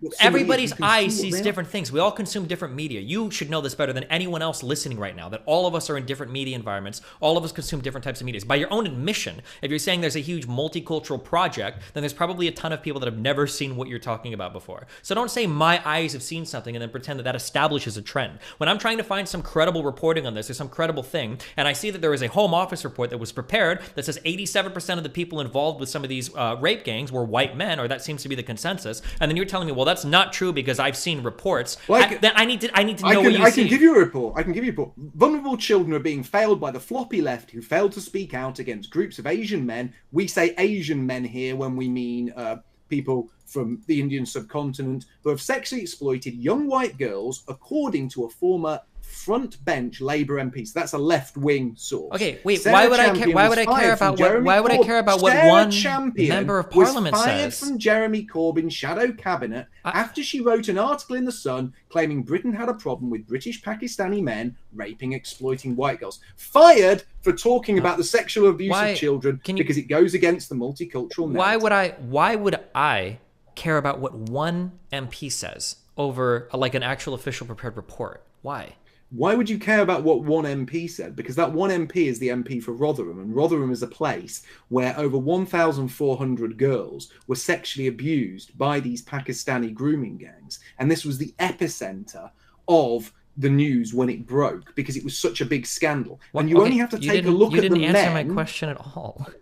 Well, I just did. Did this person does this person have some research published? Did they do a study? Did they like go to the individual like police and like this is the data they gave me, or is this person just saying some shit and because you happen to agree with them, you want to? Yeah, the Labour MP just made it all up. You see, this is what you do again. And, hold on, wait. Are you telling me it's no? I want to hear that. You're telling me it's inconceivable that a politician might make something up. I want to hear that. I'm so curious. Observable reality is something you see with your own eyes. So when you read the stories about these men being prosecuted and you look at their names, you see their pictures, you see their reports, you see who make up these gangs. But because you have to not accept what I'm saying at all times, you have to find increasingly outlandish ways to write off what I say as being untrue. Because you could never accept this point, because if you did, you would lose everything you have in your life. Okay, so just as I have lost so to be clear, things in my life for speaking the truth about this. You're telling me that a cabal of people is controlling the global political system from the top down, trying to push a message of white genocide or multiculturalism for the purpose of eliminating white people. And in order to prove what you're saying is true, you're going to cite one of the very same politicians that's owned by that shadow cabal of people, like it supports your argument? You must understand how ridiculous this sounds. No, it doesn't. It doesn't sound ridiculous, because if you listen to the words coming out of my mouth, I've heard all of them. The words Go that ahead. I read from the report, she was sacked when she finally did speak out about it. But was she sacked because she was being a truthsayer, or was she sacked because she was saying a bunch of shit with no research or report behind it? She dared say something critical of the multicultural system, which dovetails back exactly to what we said at the very start of this. So you can't engage with the topic. Wait. Okay. I have the story out of the Daily Mail, and then I'll let you guys. I'll just read what the Daily Mail wrote because I have a story. Police officers who ignored the sexual abuse of underage girls by Pakistani grooming gangs should be named and shamed, campaigners demanded last night. The demand came after a leaked report failed to identify a key investigator in the Rotherham scandal, which saw at least 1,400 children preyed on between 1997 and 2013. The police watchdog has upheld a complaint that a chief inspector admitted to the father of a victim that abuse was ignored due to fears of increasing racial tensions. He is said to have claimed, with it being Asians, we can't afford for this to be coming out of town, or excuse me, we can't afford for this to be coming out or the town would erupt. But it emerged the officer cannot be identified by the Independent Office for Police Corruption. The full document is due to be published later this year. Rotherham MP Sarah Champion said yesterday she found it, quote, difficult to believe that the officer's identity could not be established. She said what we as a town need to see, and definitely for the survivors to get closure, they need to see the cases of misconduct. They need to see people held to account. And there's more in the story, but that's the gist of it, I would say. So how many, I just want to ask you this, Destiny, how many underage white girls have to be raped to ensure the multicultural society runs smoothly? How do you determine which members of parliament you trust when they say things?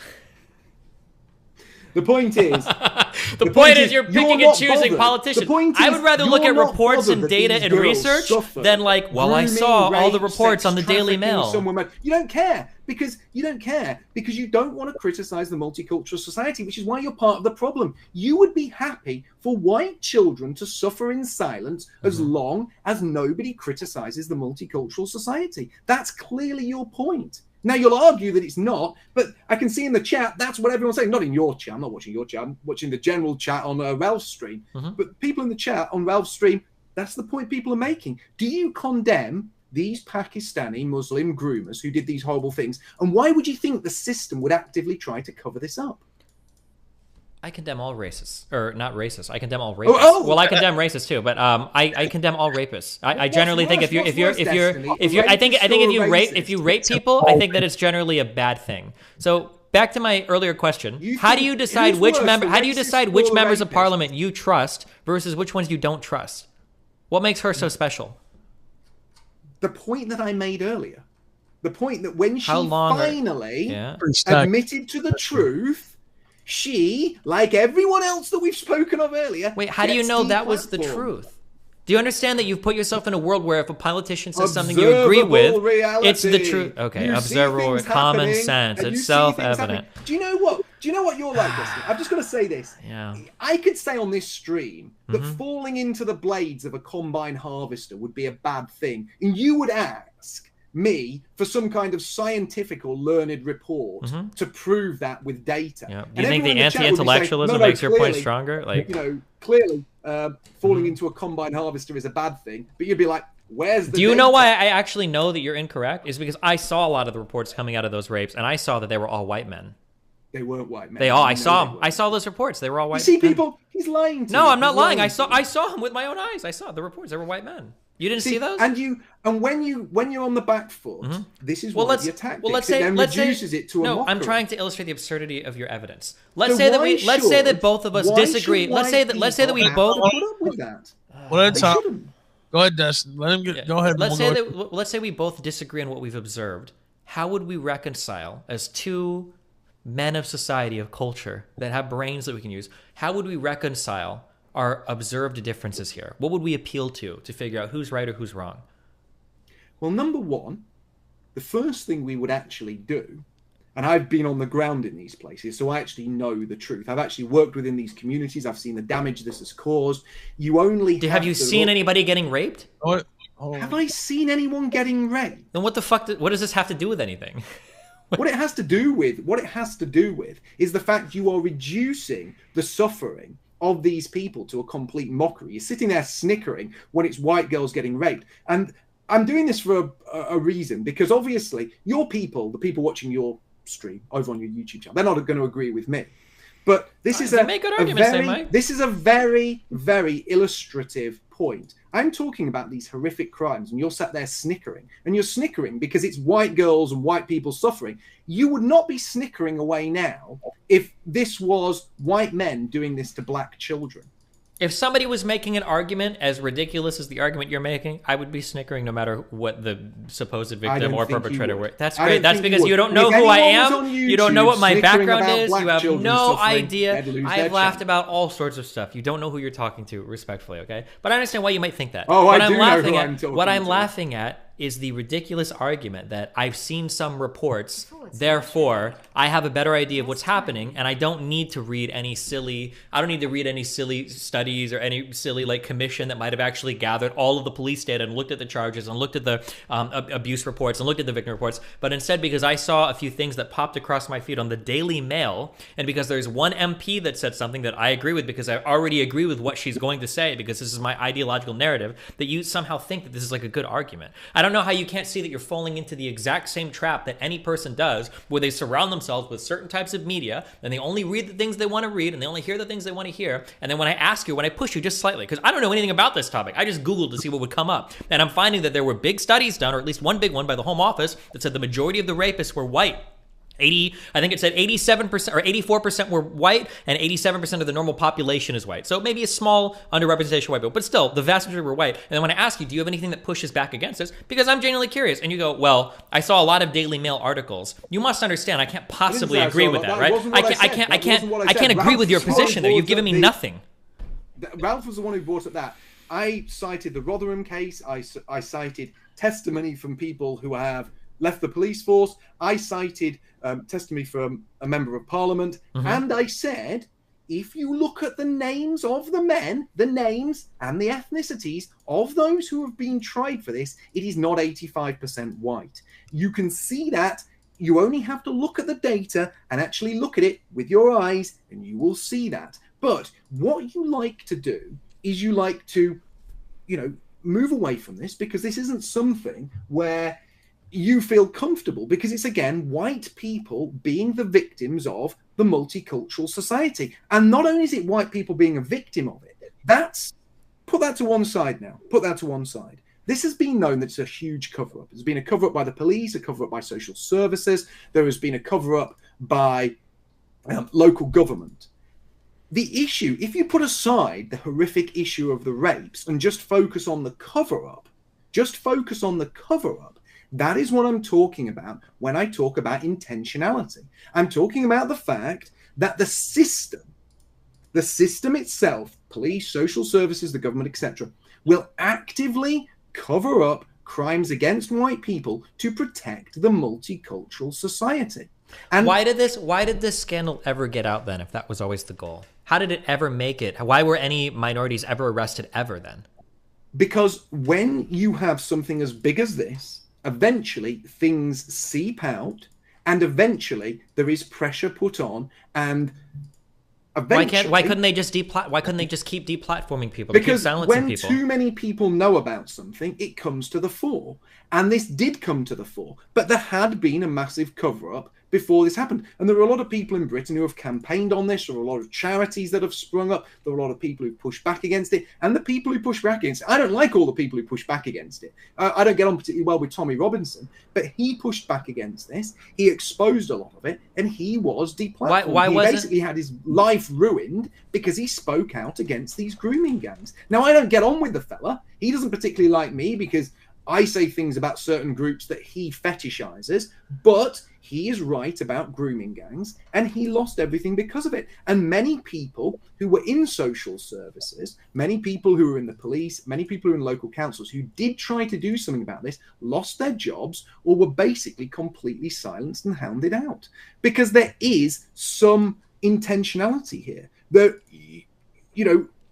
in the same way that people are banned off social media, people are banned for blowing the whistle when white people become victims of the multicultural society. And I'm saying to you now, and to everyone here, not just the people supporting me, but the people supporting you, that when white people become a minority, they will be increasingly treated badly. They'll be treated worse and worse, and eventually they will be a hated minority who are picked on and are victimized. If this is happening to us now, when we are a majority, it is only going to get worse when we're a minority. And that's why I advocate for our interests and for white people to remain a majority here in Britain. This is our ancestral homeland, and I want us to remain a majority, and I don't want us to be victimized by this multicultural system. So the stories that you're telling me are nice, but I think the fact of the matter is that you just don't seem to have a good understanding of the child sexual exploitation scandal. It seems like you're picking and choosing from a few Daily Mail articles that you've read. You've, in your mind, decided that the majority of the rapists were, I guess, Pakistani or from the Indian, I don't know where you said they come from, but mainly men from that Asian part of the world. But there's just, I can't find anything to support this. So, I mean, like, if you think that is the case, that's fine. But, I mean, it sounds like you're just as dug into your particular little media bubble as anybody else might be dug into their particular media bubble. It sounds like there was a real scandal, but it sounds like the majority of the people that were raping these people were white men, even though you might have seen 14 names, or you might have seen other people like, oh my God, I saw 10 different people that raped them that weren't white.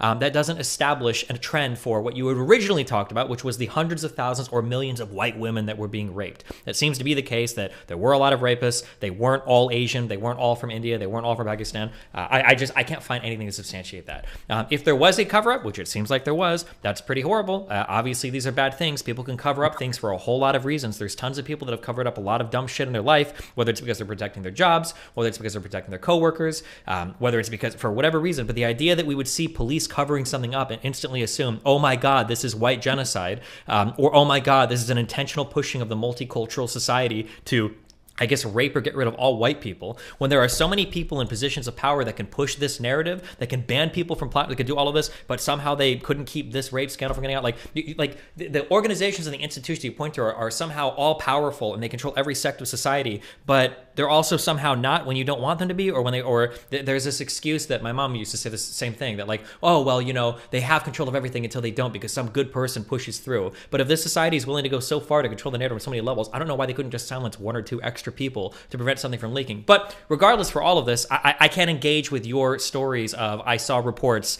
or I saw news articles, therefore this is a trend that's established. But what you said is if you want to move, it's, if you want to move on to something different in terms of like, here's what I'm going to do, here's what I'm going to do to establish the intentionality of white genocide, that's fine. But unfortunately, like every single conspiracy theorist I've ever talked to, all you're going to give me is this disparate collection of facts, and you're going to try to tell me a story with these facts, and all of the facts you're giving me aren't even necessarily substantiated or true. So I mean, like, I don't, and we still haven't, even if I were to agree with every single thing you've said so far, which I don't, and some of what you've said is clearly incorrect, you haven't established that there was an intentional cover-up for the purpose of white genocide. It could literally just be a bunch of people trying to cover their asses because they know they fucked up at some point and they don't want to get in trouble for it. You still haven't gotten to like, here's the white genocide. And there are still all these different players involved that aren't intentionally doing white genocide. So I don't know where this top-down drive comes from, where we're getting the message pushed from to get rid of the white people. I don't understand. That hasn't been demonstrated at all.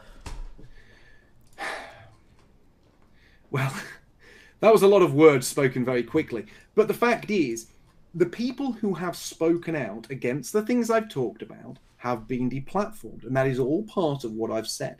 I've talked about the deplatforming. I've talked about people who've been sacked. I've talked about people who have broken the conspiracy of silence, that have lost their positions. I've talked about people who have basically been hounded out of every social network, people who have been publicly burnt in terms of their public position because they've spoken out against this. And I can read you this report here. Grooming gang convictions, 84% Asian. So that's 84% Pakistani Muslim. And this is from Sky News.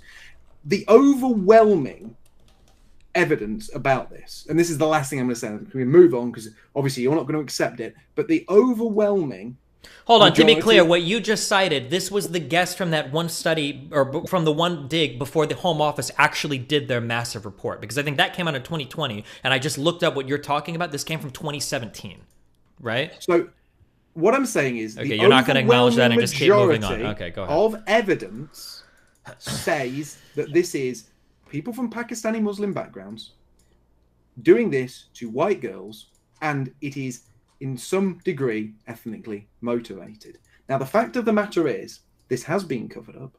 There are a huge number of victims, and I am stating that I believe it has been covered up because the system protects the multicultural society at any cost, even if that cost is hundreds of thousands of white girls being raped, because multiculturalism, to the people in charge, has become like a god. It's become like this holy shibboleth which can't be criticized. Anyone that does goes off social media, and anyone that does something from an ethnic minority background that could compromise the multicultural society, that something has to be covered up. And in this case, we've had the cover-up of hundreds of thousands of rapes of white girls, which you will obviously minimize. You will minimize their suffering. You will try to worm it round in a different way, like you always do, because you believe in the current system and its objectives. And I am not saying that this one thing alone proves intentionality, but what I'm saying is, when you add it to the deplatforming... Hold on, wait. What were the hundreds of... Wait. When you say hundreds of thousands, are you still talking about that... Are you talking about the same scandal, the Rotherham child sex scandal? But Rotherham is just part. Okay, because you keep saying hundreds of thousands, but then you're referring to the specific event that was only 1,400 people. In one single town, one tiny town. Yeah, just that's how bad this is. That in one tiny town you have that many people suffering. And this has been something that's been covered up. And there's a huge amount of evidence talking about the cover-up. And the cover-up has been to protect the multicultural society. And what I'm saying is, and this is what you don't seem to be taking in, that if the government weren't caring more about the multicultural society than they were about the majority, they'd have stopped this. But it was covered up to stop people criticizing multiculturalism, because the government, the establishment, social media, big business have a objective, and that objective is to bring about multiculturalism. And when you bring about these multicultural societies, white people become a minority, which is intentionality. They are protecting a system that discriminates against whites and reduces white people to a minority. Okay, do you have like any other like causal links or any other types of things that shows like some intentionality, or is this how we're working with? Well, I was going to ask about the intentionality next. And this is towards Mark, and we can work off that. But what is the overall goal of reducing the white population? And we could talk about maybe some of the disagreement among whites. Some whites don't seem to care or whatever about their racial solidarity or what have you, versus other races where it does seem to be more of a priority. But the first part, what would be the goal of reducing the white population? Like, what would be the motive, I guess? Well, I think the motive behind this is largely based on a hatred for white people as an ethnic group. The powers that be, those that are in charge of this globalized system, do not like white people very much. They think that white people may one day advocate for their interests and turn against globalization, push back against that, and their intention is basically to get rid of white people as a homogenous ethnic group so that white people cannot advocate for themselves or ever be a problem to those who are at the top of the tree. And I'm not saying that everybody all the way down the tree are all involved, but I'm saying the people at the very top of the tree have a deep-seated dislike for homogenous European societies and have demonstrated that in every European nation by importing hundreds of thousands of immigrants every year against the wishes of what is still the white majority. And you see that in Britain all the time. In Britain, every time there is a general election, the Conservative Party usually do quite well. They usually win general elections, and they win it on the basis, or one of the bases, that they always say they're going to clamp down on immigration and never do. We live in an illusory political divide where both parties essentially claim to stand for different things but really stand for the same thing. And ultimately, both bring about mass immigration against the interests, but more importantly, the will of the people, who, when polled or when vote, usually say in polls that they don't want more immigration. And that's another important point, that white people demonstrate in numerous ways that they are not pro-multiculturalism en masse, they are not pro-immigration, but they have these things forced upon them. But because they're caught in this two-party system, there is no real way out for the average person who doesn't understand the trap they're caught in. Now, do you want to respond to that, Destiny? You have a question off that or anything to say? I get, like, the problem with all of these types of conversations that somebody presents a conspiracy theory. It's essentially a story of a bunch of facts that are collected, but there's like nothing for me to actually like prove or disprove. Like, every single thing that he talks about could be like adequately demonstrated by the fact that there are a lot of people that feel bad about a history that white people have had oppressing certain groups of people, so people have moved in like different cultural directions to try to rectify that. Like, whether you think that is cringe or not, it's just as valid an explanation, and it doesn't require me to believe in any sort of grand overarching narrative that he can provide absolutely zero evidence for, rather than me trying to infer from a whole bunch of different little like factoids or stories that there's some intentional thing going on. I can just look at like what's obviously happening. Seems like a lot of white people, for whatever reason, feel like different groups of people were fucked up with white people in the past and are trying to make right. Whether they're going too far or not, there's valid conversations to be had there, but I don't think that that's enough to conclude that there is some grand conspiracy happening. Like, when it comes to writing public policy for any country in the world, there is it's so difficult to do anything, whether it's to get people to not commit crime, whether it's to get people to have more children, whether it's to get people to do a certain thing. Like getting anything done with public policy to guide any sort of behavior is an incredibly difficult thing to do. Usually it has to be done through economic means. You can't just like tell people to do things and then like socially guide somebody one direction. So the idea that there is some top-down conspiracy or some bottom-up conspiracy or whatever to try to move everybody in one cultural direction, it would be the most successful project undertaken in all of human history when it comes to guiding thought, not only in one country, but in the entire Western world, to get every single white person to be on board with advocating against their own beliefs or advocating against their own self-interest. There are just a million other more plausible explanations than the fantastically delusional one of white genocide. Well, no, not really, because what you're saying here is that white people haven't been beaten into hating themselves, but they are. White people are told to hate themselves. They're trapped within a political system that dispossesses them of power. And not only are they trapped within that political system, but that political system promises them things, then never delivers on it, which again shows intentionality. Children are taught in school to hate themselves. We see critical race theory. We see white privilege being taught in schools. We get told, white children get told all the time, that their ancestors were evil, that history was dominated by wicked white men, that white people went all over the world and oppressed everyone and did terrible things to them. White people are taught self-hate constantly. And part of this is a mental assault on whites to make white people from as young as age as possible hate themselves, hate their history, hate their traditions, hate their heritage, hate their culture. And when a people are dispossessed and separated from their tradition, their culture, their heritage, their ancestors, they are left isolated, they are left atomized, they are left self-harming, they are left self-flagellating, and they are more open to destroying themselves. No other racial group is taught to hate themselves. White people are. Again, that in itself, on its own, taken in a vacuum, maybe doesn't prove intentionality, but when you put it into the picture that I am painting, it is another important part of that picture that proves there is intentionality, because multiple things are all happening at the same time, which shows this is not a one-off isolated incident, and it's happening all over the Western world. It's not like there's 2 or 3 Western countries that, you know, push back against that. I mean, there's the odd one in Eastern Europe, but they are constantly being influenced against pushing back in any way. But in countries like Britain, in countries like America, children are taught to hate themselves. White children aren't taught that they're the equal of blacks. Blacks are the equal of whites. White children are now taught that basically they're demons in human skin whose ancestors are responsible for all the ills of the world, which is not only not true, but leaves a dramatic mental impact on these children and makes them hate themselves. And self-hate is surely a recipe for the destruction of a people.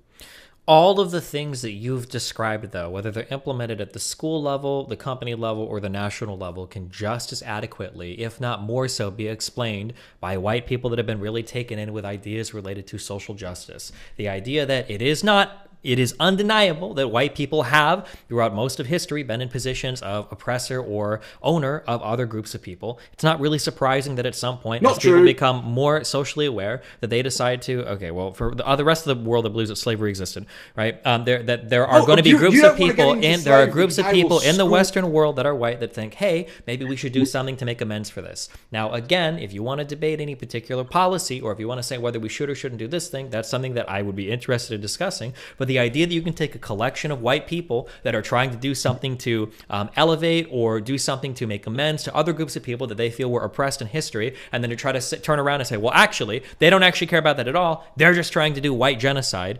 There's nothing for me to argue with there. Like, when it comes to the little collection of facts you're giving me, for the most part, I agree with a lot of these, that like, yeah, we do try to push certain types of education. Yeah, we do try to uplift certain groups of people more than others. I agree with all of these things, but all of these motivations can be adequately explained with, hey, we were white people, we did some pretty fucked up shit before, and now we're trying to make amends for it, rather than, hey, we need to genocide all white people. There's nothing for me to grapple with there. I have nothing. You're about to restate. You're not. What you're about to do is you're about to restate every single thing you just said. You're about to give me a collection of things that white people do to make them hate themselves, and you're going to say, therefore, white genocide, and I'm going to give you the same response that I just gave you right now.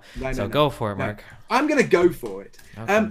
All people of the world, regardless of race or ethnicity, have both owned slaves and been owned as slaves. All people of the world. The only racial group as a whole that turned its back on slavery and abolished it were white people. White people didn't go to Africa rounding up Africans with their swords and their spears. White people went to Africa and they bought slaves from African slave traders. The most powerful African nations were built on slavery.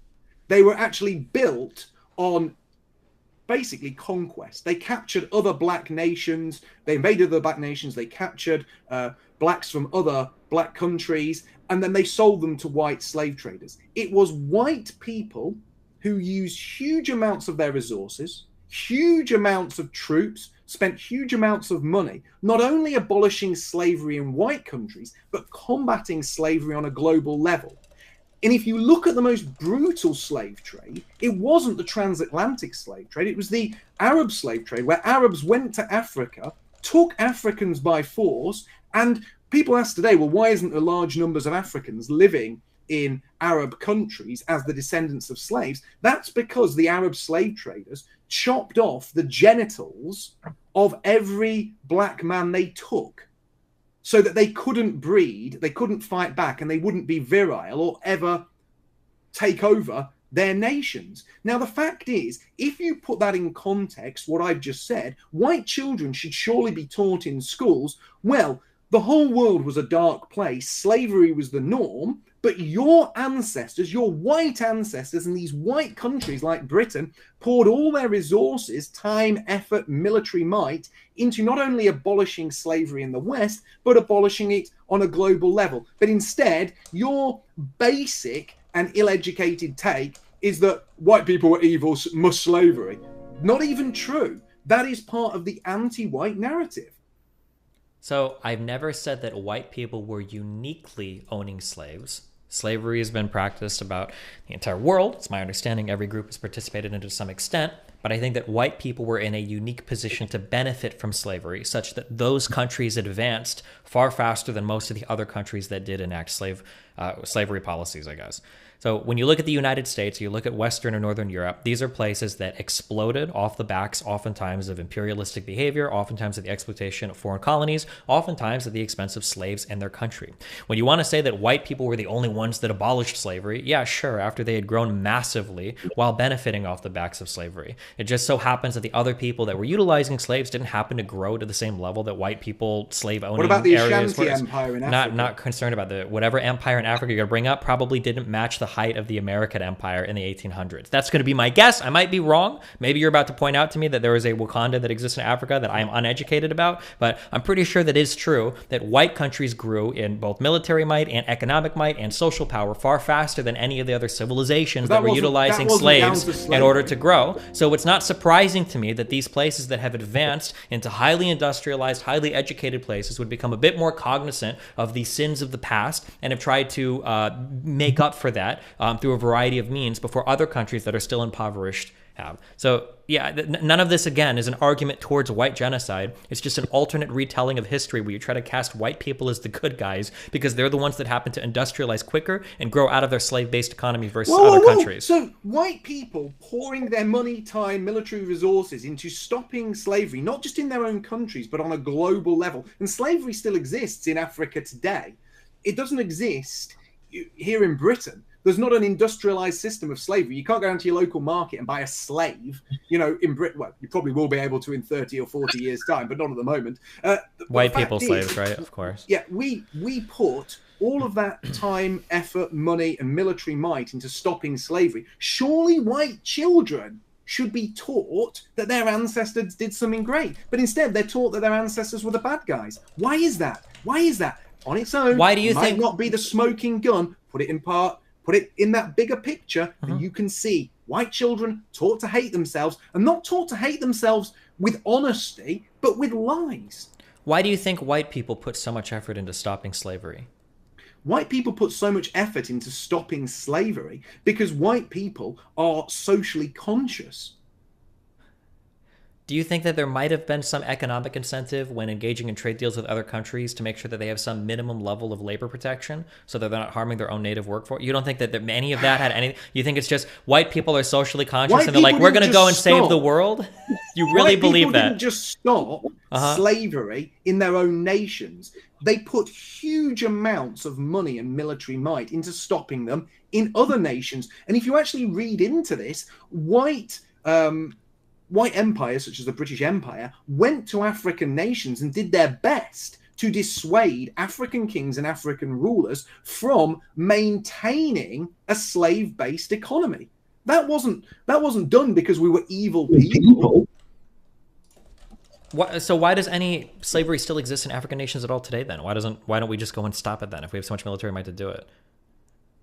We do our best to stop slavery. White people have done their best throughout history to stop slavery. That is a fact. Do you think we're doing our best right now to stop slavery? The British Empire spent combating slavery on a global level. That was an unprecedented effort to prevent slavery. It was an unprecedented effort to stamp it out. Yet British children are taught that instead of being proud of their ancestors for doing that, they should hate their ancestors because their ancestors are actually we literally still trade with countries that like utilize slave labor essentially to produce their goods and services. I just don't understand where you think this like moral superiority of the white race comes from. Well, I just explained where the moral superiority comes from. That we are the only people on a racial level that rejected slavery across the whole of the Western world. We rejected slavery. Once our economy was adequately we after a war we did, right? But we also only did so after building up our economy pretty sufficiently on the backs of slaves. Like once we hit like certain levels of industrialization, we were able to replace a lot of the slave labor with other sorts of technological means. We were able to do it, but who's to say that any other group of people wouldn't have had they had the same opportunities?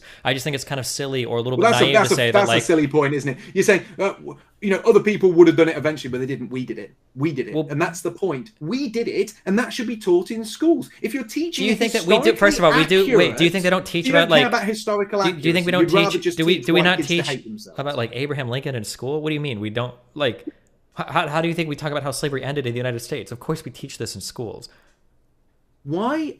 You started this on slavery, and your opening gambit on the issue of slavery was that white people were the big bad guys, and we somehow had to sort of repent for our past as the big bad guys. And I came in and said, actually, the truth of slavery, when taken on a global level, is very different. I'm not saying that we had to repent. I'm saying, who do you think benefited the most from slavery? Who do I think benefited the most from slavery? Is it the wandering African tribes, or is it the United States that has the largest military in the world? Don't weasel out. Who benefited the most from it? Do you think it was generally? Do you think it was generally white countries or black countries? People who owned slaves benefited from slavery, and they existed all over the world. Arab nations, Arab rulers. Which race of people do you think benefited the most from slavery? I don't think it was white people. Who was it? Not at all. It's not white people. Who was it then? I'm curious. White people aren't benefiting the most from. I don't know who benefited the most, but it definitely wasn't us because we're the ones who are told to hate ourselves. If you don't know, how can you know that it wasn't white people? You don't know who it was. Beaten down over something that we were minority stakeholders in. Who? I don't know how you can say that white people. How are you so confident that white people the most? Well, if you look at the white people that owned the slave ships, I would possibly disagree that you should define them as white. Okay. So you disagree that white people benefited the most from slavery. I'm guessing you don't want to say black people benefited the most from slavery. In a roundabout way, to save your YouTube channel, said who I think benefited the most from slavery. Channel. Okay. Okay, well, what else do you want to talk about?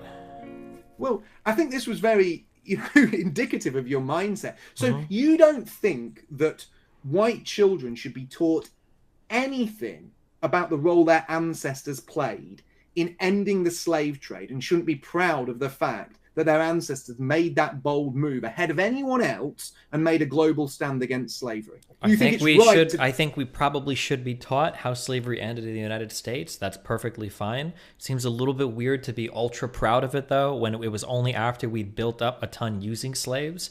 But I mean, yeah, obviously we should be taught history for what happened. Slavery has been the human norm. We are living in an exceptional time where slavery isn't the human norm anymore. We broke and a human norm that had existed from the beginning of time. That's great that we did it once we had grown massively from it. Do you think it was a coincidence that it was the more industrialized North that was able to fight against the more agriculturally based South in order to end slavery? Like, yeah, we did it, but I'm just saying it's a little bit weird to try to like take so much credit for it after massively benefiting from it or profiting from it.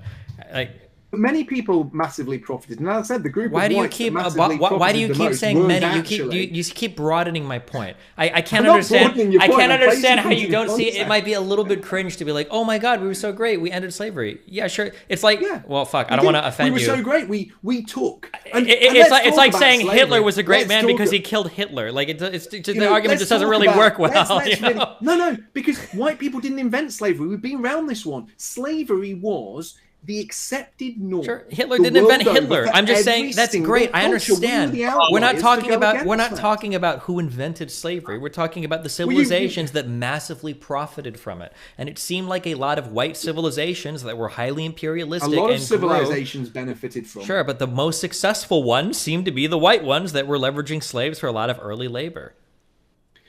Well, No, in wait, the wait, UK, are they punished for using like slavery, just having it at a key moment, right when industrialization came in?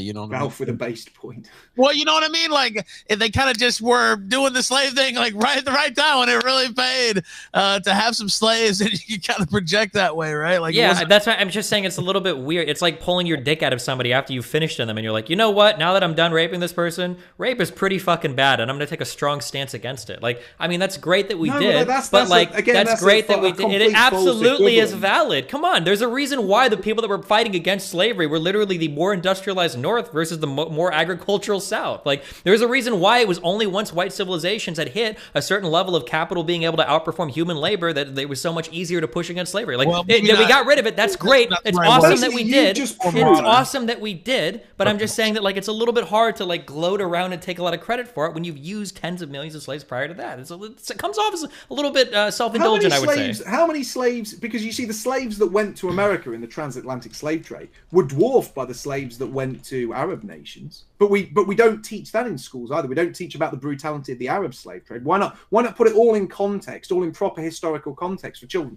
Why just teach white children what you started with, that they should be, feel bad about it? The whites, the bad guys. Is somebody in here defending the Arab slave trade? No, but who when are you talking to? Talk about a historical event and you take certain parts of that out of context to make a particular group of people look like the bad guys when they really weren't, that needs talking about. And what you're doing is going along with that narrative. And I'm saying there shouldn't be narratives taught in schools in the West that make white kids hate themselves. It's simple. I think that you is can part of the white genocide plan. Okay, so I'm American, so we probably are going to majorly spend most of our time learning about America and probably Europe as part of our history in the school system here. If you want to talk about like Arab slavery, or if you want to talk about like the idea that I have to talk about every single bad thing that every single other group of people did before I talk about a single bad thing that my group of people did, points to a really fragile attitude. I think you can probably, I think you can absolutely, yeah, the context is American history in an American classroom, not the history of the world in every single lesson about how America might have done something bad at one point in time. Okay, so yes, so we absolutely can teach bad things that happened, I guess, with the Arab slave trade. We can teach bad things that happened with the American slave trade. It's okay to say, hey, we did some bad things at some point in time. It doesn't mean we have to hate ourselves. It doesn't mean we have to hate our country. It doesn't mean we have to say we were uniquely bad and nobody else did it. Why? Careful, you're squeaking. White children. It's just absurd. I agree. I know the squeaking is loud. Go ahead. White children are taught that they should dislike themselves because they're taught to hate their ancestors. They're taught that their ancestors were the bad guys. All of these things are, again, part of the same thing that I've been talking about all night. And again, this is a bad thing. And I believe it's child abuse. I believe that critical race theory, anti-white narratives, white self-hate being pushed on children is child abuse. And it's something that has a profound mental effect on whites. Do you think there's this self-hate might Do you think there's anything that is there any way that we could teach about the bad things we've done in American history, or do we have to just gloss all over those because white children will lose their fucking minds if they learn about it? Correct historical context. Okay, so the correct thing in the historical context would be the United States utilized slaves to build themselves up massively over 100 or so years, and other countries did the same. How does this change any of this? Wouldn't white people No. still hate themselves? Like, No, we're right, just like the Arabs that use slaves? Like, No, I don't want anyone to hate themselves. But I've not said I want anyone to hate themselves. I don't want black people to hate themselves. Don't want Arabs to hate themselves. Don't want Orientals to hate themselves. Don't want whites to hate themselves. But the people being taught to hate themselves are white, which again is part of the plan that I've been talking about all night. Black children in schools aren't taught to hate themselves. They're not taught to dislike themselves. Neither any other ethnic group. It is white people being taught to hate themselves. And what I'm saying is, if you're presenting slavery, you first have to start from the point this was a global norm. Everyone was engaged in doing it. A minority of whites were engaged in doing it. how do you think but we white teach this in people on a schools? racial How do you level think we rejected it before anyone else How do you did? think we taught this in school? Where did the slaves come from? In school, did we just say that we we created like the orcs or whatever? Where did the slaves come from? Where did the slaves come from? Wasn't there like a whole triangle? Didn't we go down to Africa, I think, and in Northwest Africa grab some first? And then probably some came through How did you Europe. grab them? They were probably sold by other people that were capturing and selling slaves. Other people? Who were the other people? Probably other African tribe leaders or whatever. So it wasn't just a big horrible white conspiracy against the black world. Mark, White nobody, men Mark, went to Mark, Africa nobody, and literally they nobody, purchased Mark, nobody else is black saying people that. Mark, from other black people. nobody is saying that. Nobody is They saying that there are. was a grand white conspiracy to create slavery. Okay, the Arab slave trade lasted for like over 1,000 years. Okay, nobody's saying Why it, isn't you that don't learn. You taught don't in learn. school? It absolutely is taught in school. So why don't schools put it into context? I'm Schools sure don't they put it do. into If you learn in a context world because history they class, want you're probably children to hate themselves. okay. I don't think that you're gonna find a white history book that says, or an American history book about white slave trades that are like white people are evil or white people are uniquely bad. You learn where slaves came from. You learn that the rest of the world is engaged in slavery for a long time. This I idea. wish we could rewind this and see how Destiny began this particular point. How do He's you think literally I on the began? back Wait. foot How do here. you think I began this particular point? You began this particular point by saying that when I started talking about white people, white children being taught to hate themselves in school, you smugly brought up slavery. And my exact words were, well, I'm going to school you about slavery in a minute. And this is how we got onto this. Hold You on. seem to have First of all, forgotten all that. no. I don't know why. Teaching- You've got a very short memory for what you've said 5 minutes I have ago. a great memory. If I'm losing any of it, it's just because you tend to ramble for minutes at a time, okay? While simultaneously accusing me of saying nothing while speaking so much, okay? What I said initially was that just because you're taught about your history does not mean you have to necessarily hate yourself for that history, okay? And I brought up slavery as an example of this is something that is objectively bad that both Americans and white people broadly have engaged in. And now you tried to pull a, well, hold on, well, we stopped it, which is when I said that just because you stopped doing something bad doesn't make the bad thing not bad. And then you try to say, well, Arabs did it, well, black people sold the first slaves. That's all true, and that's all dandy. And you learn about that. You learn about all the slave trades, and when you do world history or you do U.S. history, when you're in school, just because white people or Americans engaged in a certain type of slave trade doesn't mean that white people are taught to hate themselves. Doesn't mean you have to hate yourself. You can learn simultaneously about both the bad and good things you've done in your country without developing some amount of self-hatred. But the point is, when children are taught about this, it's not taught in context. That's the point. And white children In what are context? being bombarded. Wait, what do you mean? In what with- context? I've just look, we'll move Wait, on. well, from no, this, it 'cause you're gonna sounds like keep asking me the same so here's question the again context and you again. want. This is what you want. Okay, I want you guys to know that a long time ago, okay, white people bought some slaves, but the first slaves that were sold, they were sold by black people. But Arabs had slaves way longer than that, and a lot of black people benefited from slavery, and white people were the first people that stopped slavery, and we went all over the world. Like you're trying to paint everything in the most like preferential light possible. But that it kind of ignores the reality and the history of the United States. A black family that was enslaved in the United States in the early 1800s. It's amazing you No. There is no painting it context. There is no preferentially as being in context. There is no context that makes the slave trade of whatever Arab empires relevant to the experience of an African American enslaved family in the United States. So What is depending on the experience type of what's the experience? You tell me now. What is the experience of some African American family in America today that are the descendants of slaves? What is their experience, Destiny? You tell me. Well, it's going to depend on where you live, but there's typically a shared experience of not knowing what your ethnic origin is. So, for instance, when everybody is celebrating St. Patty's Day or whatever thing else, black people don't really have the ability to do that because oftentimes they don't know where they came from. Sometimes it's really awkward conversations where you're tracing your lineage and you're wondering why your last name is Washington or Jefferson, and you found out it's because your great-great-great-grandma was raped by the person that owned your particular family. Sometimes it might be conversations about like, well, why do we live in a certain area, or why does our family, you know, not have any intergenerational wealth? Why don't we own any property? Why don't we have any houses? Why don't we own any stocks? Why didn't I get anything from my great-great-grandpa? Well, because he was either somebody that was forbade from buying houses in certain areas, or it was somebody who was lynched by a white family. Like, there's a ton of different things that might be shared history to African Americans, meaning the descendants of slaves in the United States. Now, that's not to say that slavery didn't happen in other parts of the world, but to try to screech and scream, well, we can't talk about that because Arabs had a slave trade that lasted for 1,300 years, kind of misses the mark on why we talk about slavery in the United States. What you just said is the most disingenuous thing I have ever heard in my life. Tell me why, Mark. Because the descendants of the slaves who were transported from Africa to North America, the descendants of those slaves today, they're the lucky ones. They're the ones who are sat in houses with iPhones, with PS5s, with Nintendo Switches, watching Oprah on the sofa, getting their benefit payments, driving around in their big truck. They're not still in Africa. I don't think there's a single descendant of a slave in America today who would find it preferable living in Africa. And that tells you how that has worked out as a better deal for them. If you were a wealthy white person from a Western country and you went to a poor or impoverished African or Asian country and you brought back a 9-year-old sex slave to the United States and they grew up to live in the United States, would you say that that was a lucky sex slave? They weren't 9-year-old sex slaves. Can you? No. I want you to engage with the hypothetical, Mark. I want you to engage with the hypothetical. So you bring back little Lucy from Laos or Vietnam or some really impoverished village in one of these areas. You bring her back, you rape her till she's 18, and then you set her free to live in the United States. Would you say that's one of the lucky ones? Can you answer that question? No. Firstly, you have to engage. You got to engage with this. I want to know. You don't think any slaves? You don't think any slaves were ever raped by any people? My mind hasn't gone to pedophilia. Can you not understand the hypothetical?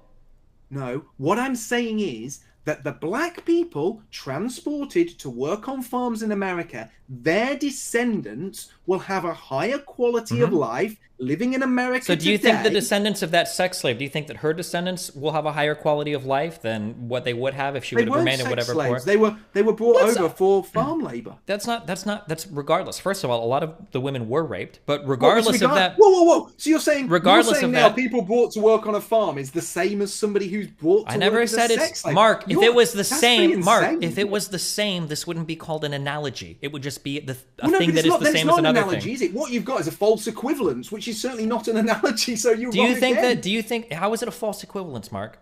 Because saying that somebody who is brought to work on a farm is enduring the same hardship as somebody who has been brought to. That's not what a false equivalent. I'm not saying it's the same. It is a false I'm not equivalence. saying it's not a false If equivalence. I'm not somebody saying it's the said same. to you today, Destiny, I'm going to ask you a question. Would you rather Why? work Because on a you're farm, or would avoiding you my rather get tied hypothetical. up in a dungeon and sodomized to death? Which one, Destiny? Sodomized Which to one? death? You think that's the only type of sex trade that exists? You think that nice work on the farm and a leisurely, I'm going to go pick some berries today for What would master you rather be today? You doing, think that's Destiny? the only Picking type of labor cotton that or works? being bummed by your master? Which one? It's not relevant to the analogy that I'm giving, Mark. What I'm telling you, Mark, what I'm telling you is that the descendants of a particular person that was enslaved shouldn't be used to justify the initial harm done. So if I abduct somebody against their will and I give their children a better life, that doesn't mean that I don't owe somebody to the person who was initially abducted. But why would you owe something? Because the whites in America today, there's no white alive in America today who's ever owned a slave. And no black alive we're going in down America the today the has ever been reparations owned talking as a tree. slave. What I'm telling you is that there were a whole bunch of people that had a there were a whole bunch of people that had a great injustice acted upon them. And while that injustice was enacted upon them, there was another group of people, white slave owners or white people in the United States that weren't slaves, that greatly benefited from those slaves. Now, it comes to be that wealth is often passed on from generation to generation, whether that's through direct transfers of wealth or whether that's through assets like homes that have been in some people's families for over 100 years, or whether that's through inherited political power like people like the Kennedys or businesses like people like the Rockefellers. A lot of these people could have never been black in the United States because our history wouldn't have allowed it, Mark. All I'm saying is that even if there are some black people that exist in the United States today that are better off than they would have been if they were born in Kenya or something, not all of them, doesn't necessarily mean that initial thing wasn't a harm or a wrong that was enacted on somebody, and it doesn't mean that there wasn't a group of people that benefited from it. This should be pretty simple to follow. No white person alive in America today has owned a slave. No black person Oh my alive in goodness, America that's great. has been owned Okay. as a slave. What and the descendants argument of those slaves have benefited from their life in America. And at the height of the slave trade, it's something like 1.46% of free whites actually owned slaves. And when you talk about this generational wealth passed down, that is a tiny number of super rich, sort of capitalist people who own those slaves. It wasn't a mass ownership of slaves. It wasn't like the Roman Empire. The entirety of the United States benefited from slavery, not just the few people that owned slaves. If you need me to explain really basic econ to you, I can, but I'm pretty sure you understand this. You're either just willfully ignoring it or you are unimaginably ignorant about how economies work. So I'm not. all the white people in the United States benefit from slavery. When you talk about wealth passed on from one generation to the next, I'm not talking about owning like an entire state, or I'm not talking about owning a massive company. It could be something as silly as a house that's passed down from generation to generation, or it could be some stocks and bonds, or it could be a small family business. These are things that have come from family to family, and I know that this is really important to people like you because you talk about family values and how important, grandma and grandpa taking care of mom and dad and all. You talk about how important that all is, so I know that you know that this intergenerational wealth, not just money, but other assets are important. These are things that black families could have never passed down to their children because they were either legally forbade from doing so or their parents were legally forbade from doing so. And all I'm saying is that there seems to be some balance there where white people massively benefited from black people. Sure, white people might have ended slavery. Sure, white people might have, not engaged in it for as long as other people. But that transaction exists, and I think that it's reasonable that some people in the country are like, hey, maybe we should possibly do something to amend these types of imbalances. I don't think that's the worst thing in the world, and I don't think that that makes for white genocide. Teaching white children to hate themselves is part of the bigger picture, and that is something that you haven't managed to contest despite all the other nonsense that you've babbled for the last, I don't know how many You keep minutes. saying I've babbled nonsense because you won't engage with anything I'm saying, because you're just a giant dialogue tree. You want to run down your memorized points and talk. That's why we were so excited to get to the reparations thing. Did you know that? No, I didn't know that, Mark, until you told me. I thought that there were still white people alive today that owned slaves, but it wasn't until you hashed out. It wasn't until you brought out that talking point. I was like, oh my god, I didn't even remember slavery ended in like the 1800s. I thought they were still slaves. So thank you for that. I'm going to reconsider everything now. Maybe white genocide actually is happening because of the hundreds of thousands of people that you extrapolated from the 1,400 people that were raped in Rotterdam, and you totally changed my mind on everything. Thank you, because of the news reports you saw, because of that one MP that you happen to agree with that left her position after saying some dumb shit based on a study from 2017 that contradicted the 2020 Home Office report. Like, you got me, dude. It's all part of the broader picture, basically. I understand. Yeah, it is part of the broader picture. And to take it back to where we started, tonight I have pointed out lots of different effects on white people, things that are happening to white people that when placed in a larger context shows there is an intentionality to not only reduce white people to a minority, but to make white people hate themselves, to influence white people in a negative way, to reduce white people to second-class citizens. And if you can take any one of those things and place it in a vacuum, it might be a one-off. But when you take all of those things together and you see that they're all happening simultaneously in all these different Western nations at the same time, there is clear intentionality. And it is not a conspiracy that white people are being reduced to a minority. It is not a conspiracy that the media back this and celebrate this. It's not a conspiracy theory that social media ban people from talking about it. There is a conspiracy at foot, but it's not a conspiracy theory. It's not a theory. It's actually happening. And that's been ably proved tonight. And when people like myself do speak out against these things and advocate for white people, we are deplatformed, we are pilloried, we have our lives ruined because, again, there is a conspiracy against people who are willing to advocate for the rights of white people, a conspiracy that does not affect any other racial group. And this is seen at every level. To be clear, also, just by your definitions, everybody is being reduced more and more as more mixed race people become a thing, right? Black people are being reduced, Asian people. Wait, why? How not? If all of these people are getting into intermarriages more and more and more. I explained this at the beginning because I explained. Well, no, I'm not saying there's an intentional thing, but it is happening, right? That every group is being lesser and lesser and lesser because they're becoming mixed race, right? I mean, I guess he said, or are you saying this? Well, that's what Mark was saying, because he was saying that a mixed race person doesn't count as either race. So yeah, but he's saying the media, the culture treats him as black anyway. Is that what you understood that? You understood that, Ethan. The chat Good job, understood Ethan. that. Destiny didn't understand I'm that. asking if that's what you meant, right? That is what you meant. Thank you for bringing me home on that one, Ethan. Thank I you was for getting bringing it lost home. there. I'm I'm gonna- sure that Mark in the future, is whenever not- he's referring to somebody that's black, he's gonna say, "Well, I don't know if they're black. That could be a mixed race person. I'm not sure." I'm sure that Mark engages in that type of discourse in his day-to-day life or his day-to-day political analysis. All right, now we have some super chats here that I'm going to ask too. I think we've we fulfilled everything pretty much, but we'll do closing statements too, of course. And any callers, if you want to jump in real quick, we might take some quick callers. Just a real quick, Ethan. If anything is like TOS breaking, I have to eject immediately. Yeah, Just so I you can, know. If anything's terms of service breaking, if you spit any truths, if you say anything that might offend the censors, Destiny doesn't want to lose those sweet YouTube bucks. So She's we say a supporting lot of the offensive system. things here. We say a lot of true things here that are hard truths, but we can do all of it without having to without getting banned somehow. It seems like it's possible to do it. Maybe one day you'll figure it out. Well, allegedly, but I respect that. All right, I'll keep it as I can. K-Max McDonald says, for Destiny, when the Hassan Piker segment of the left brags about white people disappearing, do you feel he is fanning the flames? If the numbers go down, do you feel the rhetoric could be changed? Twitch streamers memed in 2016, but now say, fuck white people. I hate white people. They're quoting them. I hate white people. Anti-white slurs are fine, according to them now. Should this stop? Yeah, I think it's super cringe. I'm glad that Twitch actually surprisingly took a stance against it. They started banning people using cracker as an insult. I thought that was funny.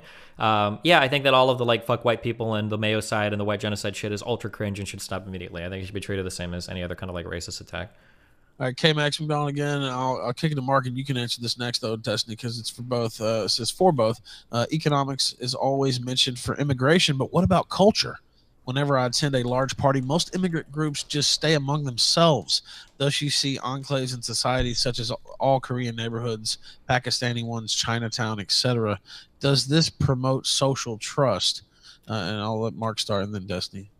Well, this is an interesting point, and I'll actually pause the game I'm playing here to answer it. The fact is, when you see small amounts of people moving into an area, and those people are vastly outnumbered. So say you have a small number of people come from the Indian subcontinent to a British town, and they are vastly outnumbered. They then have to learn the language, they have to adopt the culture, they have to learn the ways of the locals.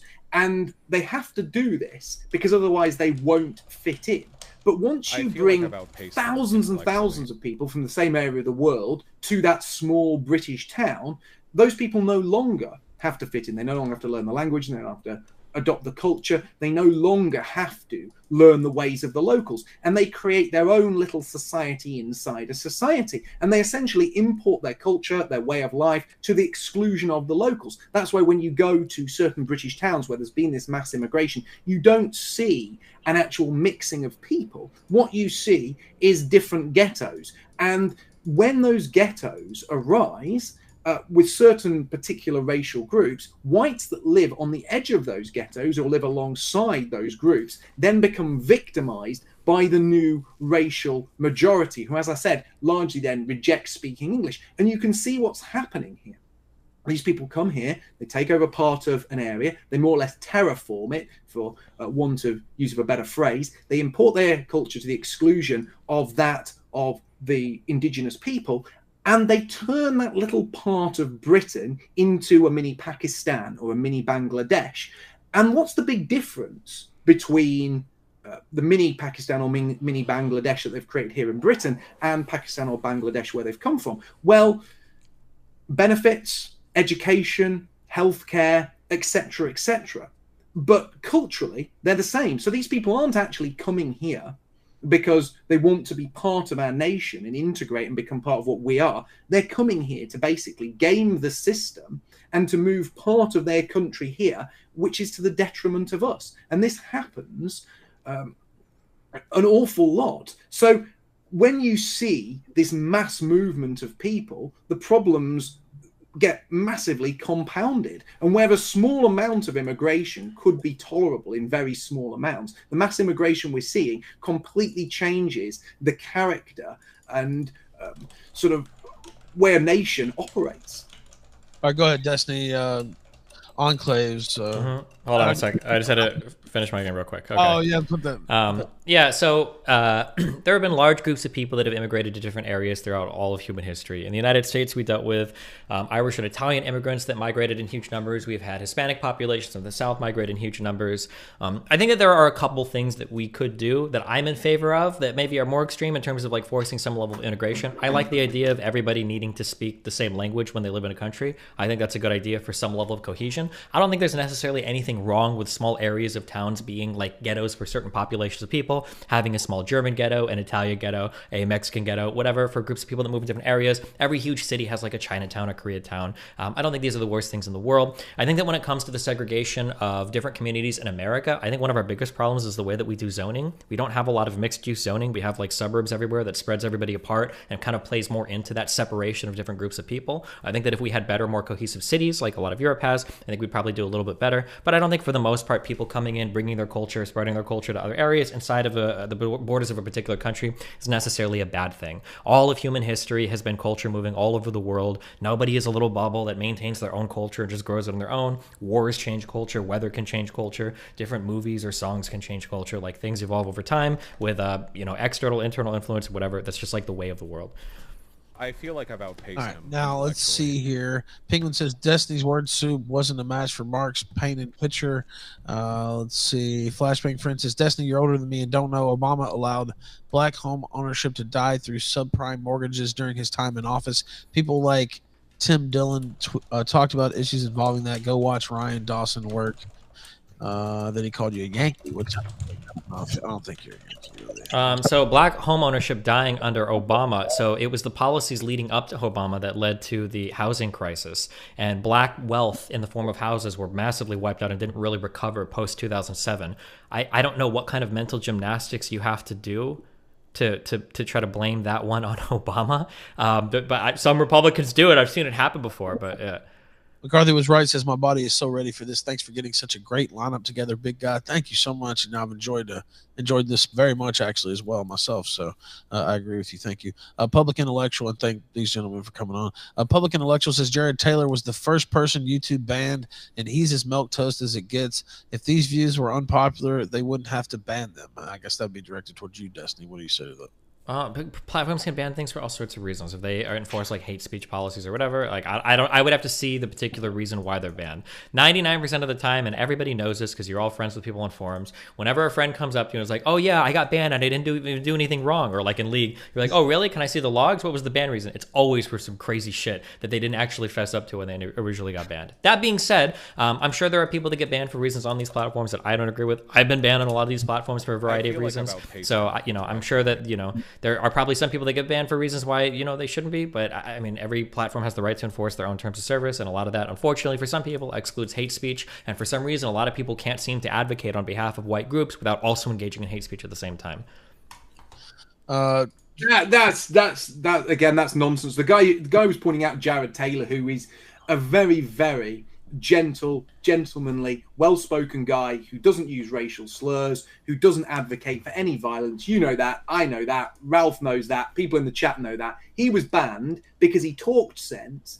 People were viewing him too much, and the platform didn't like the fact he was popular. If he was unpopular and only 10 people were watching him, and the 10 people watching him all gave him downvotes, the platform wouldn't care. The platform only cares when people like Jared Taylor are popular and people overwhelmingly vote up their content. And when you have videos with millions of views with a 97% to 3% like to dislike ratio, the platform culling that is clearly saying to those millions of viewers, this isn't acceptable, but for no good reason.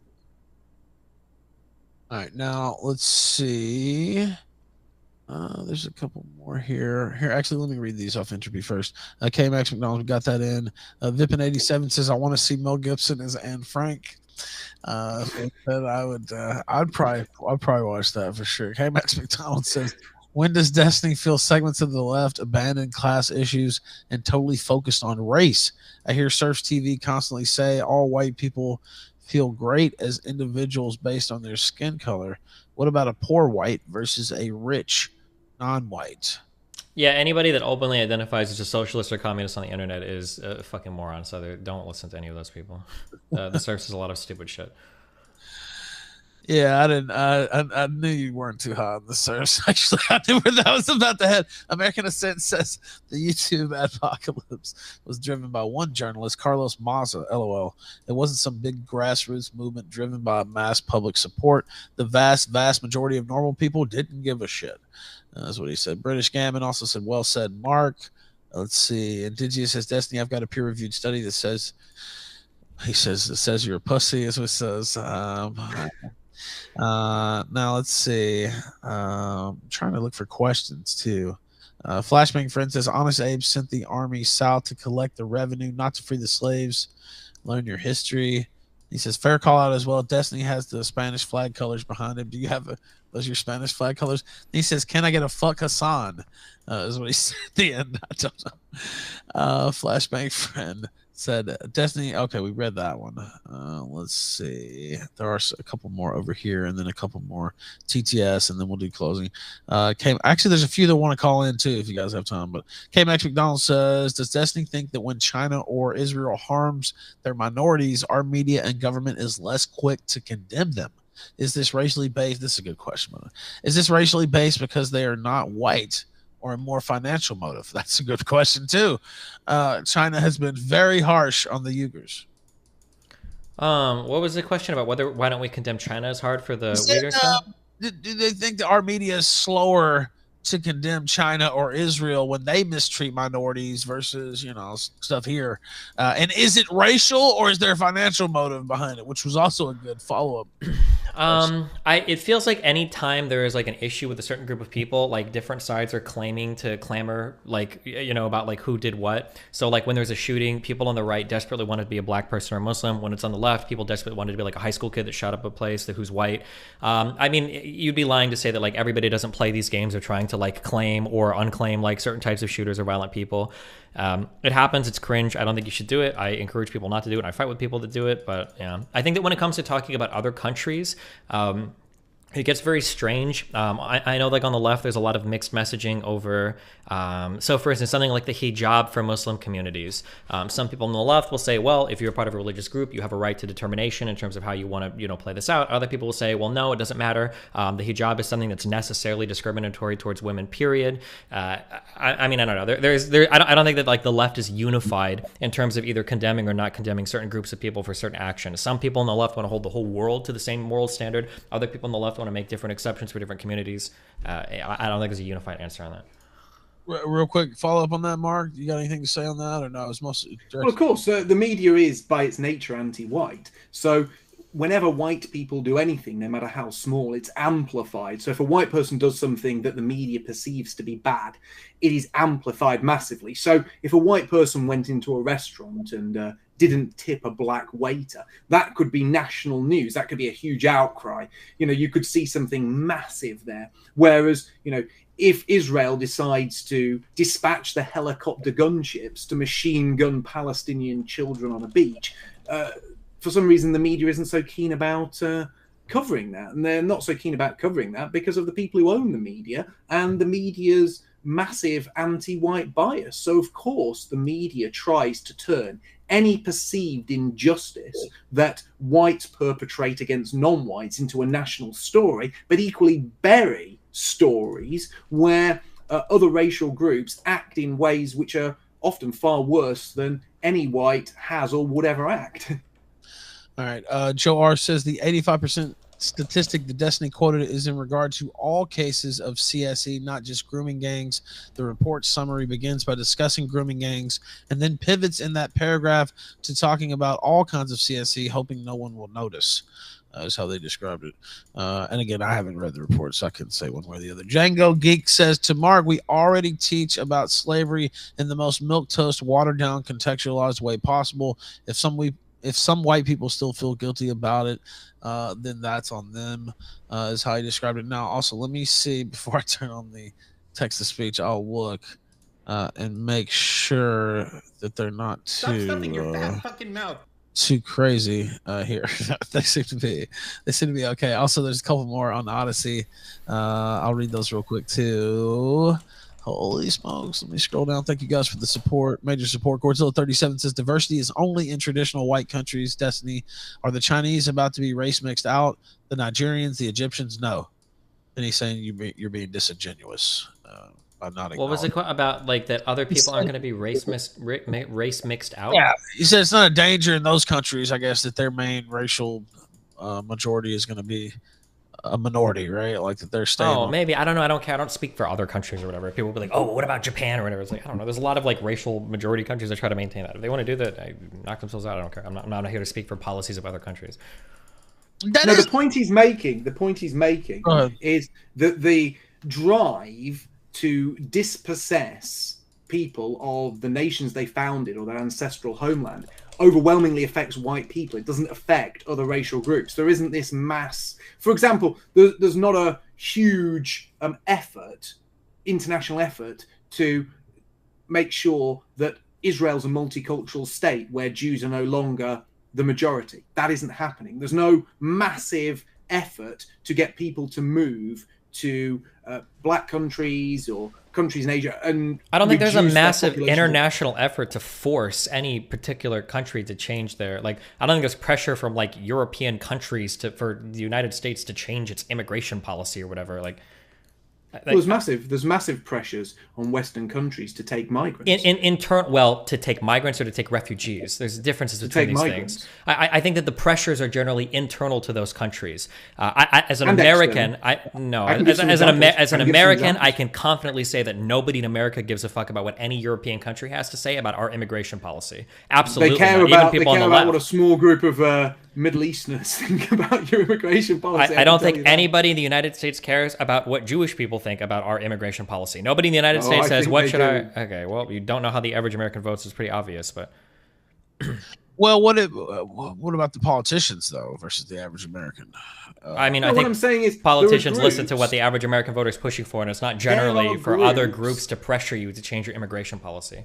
There are groups like IsraAid, which is a Jewish supposed... an Israeli refugee charity that exists not to bring refugees to Israel, but exists to help refugees reach Europe. Well, I find that very funny. I find it very interesting that Israel often, or people who are supporters of Israel, often weigh in on Western politics and tells the West how many migrants they should be taking, that open borders is good for them. Absolutely not. Israel, Netanyahu, they don't talk about, they're talking about refugee policy sometimes, but maybe I've missed it, but I can't remember the last time an Israeli prime minister is saying to the United States, I think you need to up the number of Hispanic immigrants. I didn't say an Israeli prime minister. I said people who are supporters of Israel, or people within Americans, Israel, or policy... Or people who try to influence policy, who are Jewish, always call for open borders for the West, but at the same time call for closed borders and an ethno-state for Israel. And what I'm saying is nobody is calling for an ethno-state in Israel. Nobody. Israel is an ethno-state. Israel is not an ethno-state. It has a nation-state law enshrining Jews as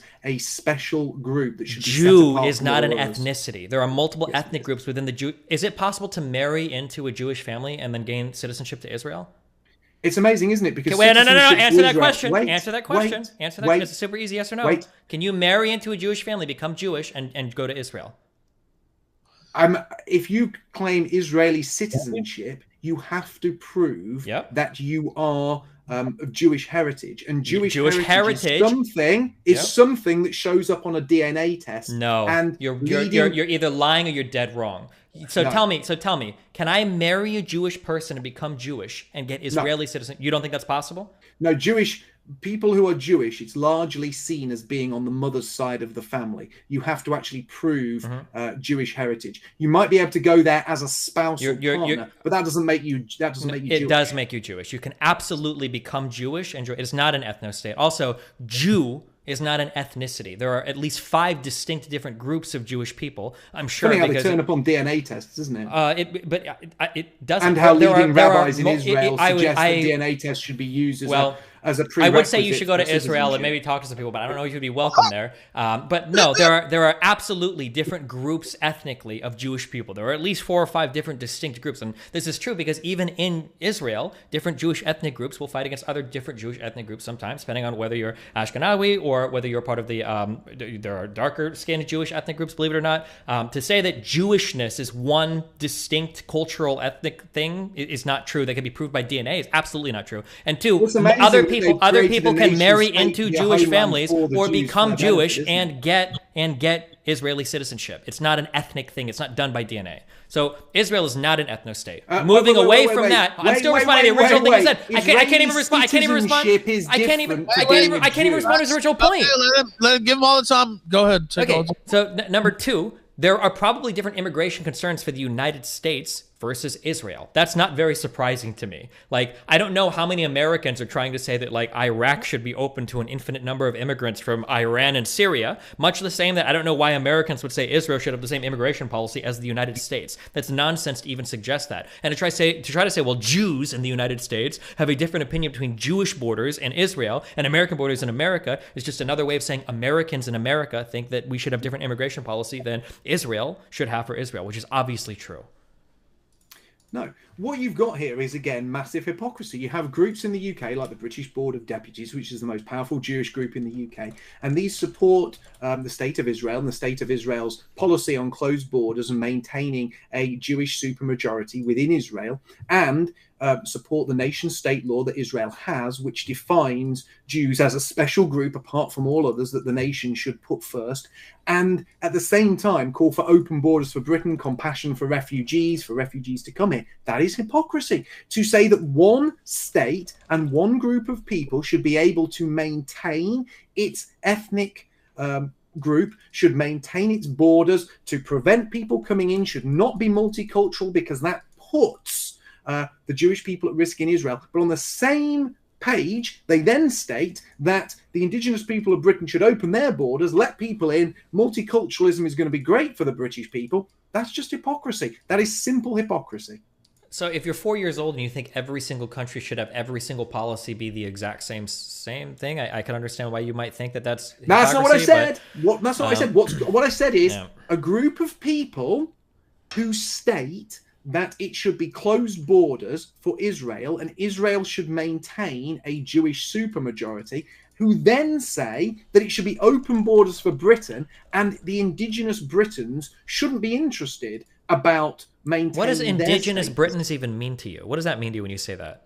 Well, it's the English, the Irish, the Scots, and the Welsh, the people who make up. When you say English, Scott, like, are you what? Like, is a 4th generation immigrant who's very black? Does that count to you or gosh. no? I'm just curious because no, we're not going into Sargonisms here. I'm not talking. I'm just curious what an indigenous Briton is to you, or an indigenous Irish person. You know I'm just curious what that means to you. Walking thesaurus or dictionary or definition machine, Ralph. You've made loads of super chats off this. Buy the guy a dictionary or a thesaurus. Get it in the post. My bad. I didn't know I would trigger you so much for that question. I'm sorry. He could sit there, couldn't he? My bad. People can super chat him a word and he can look it up in his dictionary as thesaurus. Oh, I've got a new definition for you. You got to give me what triggers these guys first, Rob. I'm sorry. I didn't know I would set this guy up so much. I'll go back to my game. Go ahead. What's the next question? And also, you can't make the joke that I made a few minutes earlier. That was my joke. You've got to come up with your own, like, witticism. But I actually was playing. No, I just did it. I just took your joke. It's multiculturalism. I'm a melting pot of humor over here. I think I did it better too. So I don't think you did. All right, now I've lost my place here. Okay, Archie says whites don't want to be a minority. We were never asked. Survey shows that more than 70% of white Brits do not want to be a minority. Living with whites or in China isn't a human right. And then he says voting lines are highly race-based. Diversity will end democracy and reinforce tribalism. What do you think about that statement at the end? Destiny. What reinforces tribalism? Yeah, that's what he said. It was a threat to democracy, basically. What is tribalism? Diversity. Oh, I mean, I don't think so, but okay. I mean, we're learning that in the United States right now. The people on the left kind of just took the Hispanic vote for granted, and the people on the right thought that they would never reach Hispanic voters, and that trend is starting to change scarily fast. And we're starting to see more and more Hispanic people voting for conservatives and supporting conservatives. So the idea that, like, I think it's a really weird, archaic idea that, like, certain immigrant groups are always going to support certain parties or whatever. I don't think that's necessarily true. I think that a lot of people can vote in different ways depending on where their political or social interests lie. All right, now I thought you were done talking there. That's what started. No, you're good. Don't worry about it. Let me see if it'll play. Will it play again? Oh, here it goes. There it goes. Okay. Destiny implied the education teaches slavery in context. He knows that isn't true, and so do his followers. Alternative sources are the only place you can learn about the Arab rule, etc. What do you say? Nobody learns about the Arab slave trade. I feel like we learned about the slave trade of the world, but it's been like 20 years since I've been to school learning about this shit, okay? But I feel like I remember learning about all the different countries that did slave trades during, like, obviously we touch on American and European slavery more, but that's because that's what our background is. All right, now let's try the power chat. I wonder if I'll have to start it myself or... Jesus Christ. Sorry, Godzilla 37 sent $3. Destiny talks about how all races are being bred out into a mixed race. Liar. All other races have their own home countries, dipshit. Absolute snake equals Destiny. What is the home country of an African American descendant of a slave in the United States? That's like the worst example to possibly bring up. It's not the worst example. What the guy is saying, it's very simple to understand. He is saying quite clearly that if you go to Africa today, there are a number of nations and states which are there for African people, run by African people, and they are not under threat of being bred out. But what he's equally saying is when you come to Europe, European people are being bred out and are becoming minorities in ancestral land. I don't understand what you didn't understand about that super chat. There are like 4 or 5 ongoing genocides in Africa today, and you're trying to talk to people about a white genocide, and your go-to examples, well, in Africa, there are lots of black people living happily in their own nations. First of all, I'm pretty sure if you're a white person, you could probably immigrate to a lot of these areas. Number one, and now they're intentionally trying to enforce some cultural or some ethnic homogeneity, all right? And then number two, there's still a lot of killing and stuff down there that makes these places not safe for these people either. I don't know. I have no idea what the fuck this point is supposed to establish. Over yet, it's gone over his head. It's gone over. Move on, Ralph. Yeah, I'm actually going to read some of these because it'll take. I'm just going to read through them because it'll take too. I love TTS, but it's going to take too long. We haven't got all night. I mean, yeah, that's why. Milk it a little bit, Ethan, but don't keep me here past midnight. That's what I'm saying. Yeah, I'm going to read through these. Jesse Lee Peterson. I don't know if that's really him. This is Destiny. That's a woman's name. You were raised by your daddy and mama. That makes you half a man and half woman. You are a beta. You're not a real man. Beta. I just have one question for you, Beta. Do you love black people? We know he loves black. We watched that segment. It's just hilarious, by the way. Now let's see. Where am I at? Okay. There's more on this page.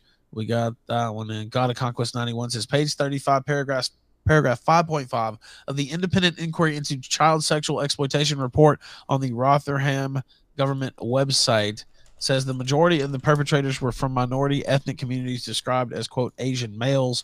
Godzilla 37 says you can't spell disingenuous piece of shit without Destiny or D-E-N-S-I. Well, you get it, whatever. And he says, well, I don't know why. Yeah, I was about to say, that doesn't fit. But then he says, please forward this to Destiny.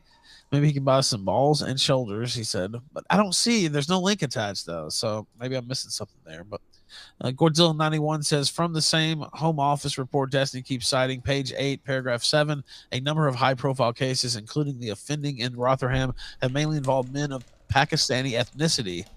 Then he admonishes you to read more closely. He says, I did read more closely, but this is what I was attacking Mark over. There were a number of high-profile cases, but that doesn't mean the majority of the cases or the majority of the people that engaged in that type of is like child grooming, rape behavior, or whatever. There were some high-profile cases that were of Pakistani people, so people saw those high-profile cases and they extrapolated it to, oh, most of the rapists must have been Pakistani. Dan Bigfoot says racial mixing plus migration means European population gets mixed and replaced. Only one group believes they are commanded by God to do it. Deuteronomy 25:19, quote, blot out the memory of Amalek. Pepe says, so by Destiny's logic, we could limit USA immigration to Europeans and people married to Europeans, and that wouldn't make it an ethno-state. Destiny just solved it for us, he said. European isn't an ethnicity, so I have no idea what that means. Homo Trolley says, can Destiny or the good man, Mr. Collett, explain to me why the most melanated part of my white-skinned body is my butthole, as he said. I don't know if they can explain. I don't think anybody can explain that. I feel like I've outpaced him. Destiny says,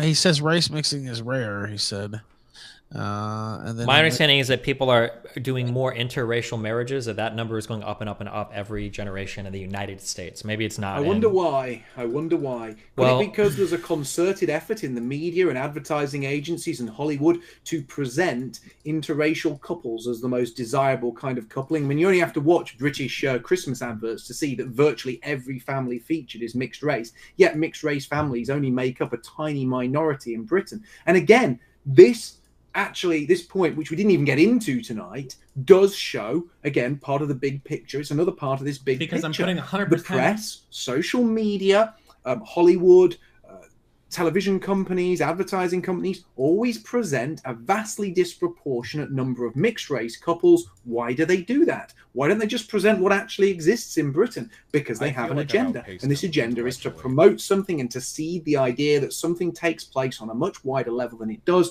to promote it. Absolutely true. I remember for my first wife, I thought about having kids so much, but every time I would see another commercial with another mixed race family, I was just thinking, God, I wish I could marry a Hispanic lady and have some kids. And I think that's why my first marriage didn't work out, actually, when I think back on it. I watched a lot of commercials back then, though. I think I was watching too much TV. Godzilla 37 says, yeah, because you said it's not just the whites are being bred out. You countered with others are too, the Chinese, etc. So F you again, Destiny. Pesatron says the most passionate Destiny show tonight was when describing culturally homeless and lost U.S. blacks, yet claims to not understand why white people should be upset about increasingly marginalized white culture and history in UK. And then he says anti-white. I've never said anything about not understanding like why white people might feel shitty in the United States. I think there's a lot of issues with how we address groups of people in the Western world. I think that the constant, I even said earlier, the constant idea that you can be like, fuck white people, white genocide, Mayo-cide, but if you were to ever say anything like that about like Asian people, black people, Hispanic people would jump down your throat. I think that's super ultra cringe. And then I think when people on the left get, with me, I on the most superficial level possible, which I guess is the only level you operate on, sure, I agree with you, Mark. I think it's really cringe when you have like groups of people that think it's okay to shit on white people and they do so openly, but then every other group is protected. I think that if you're on the left, I think you have to stop. That's what I've been saying all night. That's not a superficial point necessarily. I mean, it's a superficial point because I see where it comes from because I'm more mature than a 4-year-old, but Mark thinks it's an intentional move towards dispossessing white people. I think that it's unfortunately the reaction of way too much corporate influence, way too many people that are caught up in the cancel culture, way too many people that have too much power online on social media, and way too much pressure on advertisers to buckle to the like slightly controversial thing or whatever they see to like, yeah. So basically, after everything I said earlier on, you've just admitted that what I've said is true. You've just admitted that it is okay, absolutely, to dunk on whites and to say whatever you want Mark, about I have never said anything different than that ever. I don't like. This is why I said before. I don't think you know who you're talking to. Or I don't even know if you know what the conversation is about. Our conversation, even Ralph had to pull you in several times on this. Our conversation has never been, are there like people that act shitty towards whites in the mainstream media more so than other groups? That's obviously true. Nobody would deny that. But your argument is that there's an intentional effect there to breed out the white race, led by a group of mysterious men behind the scenes for every single country. Basically, what you're saying is, more or less, everything I pointed out tonight is right, but you don't think there's intentionality behind it. So everything's just one big coincidence. It's not a coincidence. Let me catch you up to the last 2 hours of conversation. What I'm saying, my issue with conspiracy theorists, I'm explaining to you. Don't worry. I'll talk slowly, okay? Please. My issue with people that speak sometimes in conspiracy, and I don't mean that in a negative way, I mean when you say there's a giant plan orchestrated, is that you'll take a collection of facts that could have what is otherwise a reasonable explanation and then try to ham-fist this idea of white genocide. So when there are cops covering for other cops, instead of it being dirty cops covering for dirty cops, it becomes white genocide. When there are advertisers that are worried that somebody engaging in hate speech might cause people to do a big boycotting campaign, like what happened in 2017 on YouTube, instead of seeing that as, well, you know, advertisers want to make money, you say white genocide. Or when you see some white people that are like, man, I've had a really good life, I feel bad, a lot of people in the US have really shitty lives, maybe I like hate myself, or maybe there's like slavery fucked everything up and now I feel bad for it. Whereas I see like normal white liberal guilt that's cringe, you see white genocide. Our whole conversation has been about you and me agreeing descriptively on a lot of facts, but you trying to ham-fist a white genocide explanation for everything, when I think there's a plenty good reasonable explanation for why people act the way they do in every other circumstance. So basically what you're saying is I'm a conspiracy theorist, but people in the chat are calling you a coincidence theorist. So whereas I look at the breadcrumbs and I see where they're heading and I see a pattern in this. You just see things pointing all in the same direction, but then you put your thumbs in your ears and scream coincidence, and that's it. One So of the best basically- things that humans can do is find patterns where they don't exist. It's one of the biggest things that gave us an advantage in the wilderness, and it's one of the things that fucks us up the most today. If you wander in accidentally to literally any psych course for the first like 6 months, you're gonna learn about a whole bunch of things that explain your entire worldview. For instance, why you can say with a straight face, I don't agree with a massive report on rape because I saw 4 news stories from Sky News and the Daily Mail for what is actually happening, right? Yeah, I can't engage with that with that level of thought. There's no back and forth that can happen there. Well, I think that last point has been very illuminating and interesting. I That's agree, all I'm absolutely. I'm glad we hit that too. All right, real quick. But Destiny, one last question. Then. Go ahead. Is it a coincidence or is it a coincidence? You know what I actually think it is? I think that it's a conspiracy by white people to destroy every other country. I think that what's happening is I think white people are trying to take all of the smartest and best workers from other countries and they're importing them to white countries, and then we're going to breed with them to make superhuman white babies. They get all the intelligence of the white people and all the hard work ethic and whatever else we import from the other people, and we're destroying every other country. So I don't think it's actually white genocide. I think every single place where you see white genocide, it's actually white supremacy. You are actually the one advocating for white genocide because you're advocating for white people to remain in closed borders where we can't take on the most powerful and best immigrants from other countries. You want the weakest, whitest NBA team imaginable, and the white supremacist people that you call the white genociders are actually bringing the strongest immigrants ever that we can breed into our own population to make super white people. I think you're actually you're like a psyop. You're the one that's actually encouraging the real white genocide by inbreeding and eliminating the white race. Disgusting, Mark. Well, do we want to take callers real quick, or I mean I think we've kind of wrapped up. I mean, if you, that's kind of I kind of want to do closing points. I mean, it's been 2.5 hours. You said this was going to be 2 hours, Ralph. Well, you hey, hoodwinked me so you could make more super chats. No, it was a good conversation. I like to keep it going. When Ralph's making the coin, he likes to milk it. He'd have this as a 6-hour stream if he could. Oh boy! Also speaking, I know that Fuentes is wanting to talk to you again, Destiny, about vaccines. I've been hearing some noise about that. So yeah, but I've got like 7 people that want to schedule that debate, so Right, we'll see well, who finally gets it. Yeah. All right. Well, I'll talk to you about it soon. Then. Yeah. Okay. So let's just do closing statements. I'll let Mark start off and let Destiny get. Southern Dingo wants to be a caller though, doesn't he? He's just messaging me saying, "Can he be the one caller?" So that's up to you, Ralph.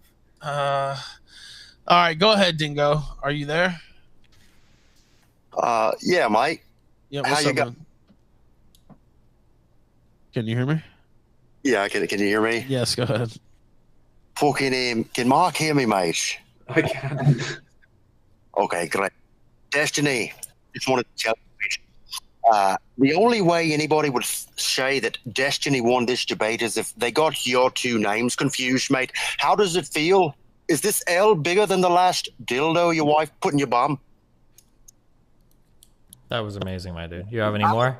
You've been waiting for 3 hours to hammer that one out. Yeah. What else did you write up?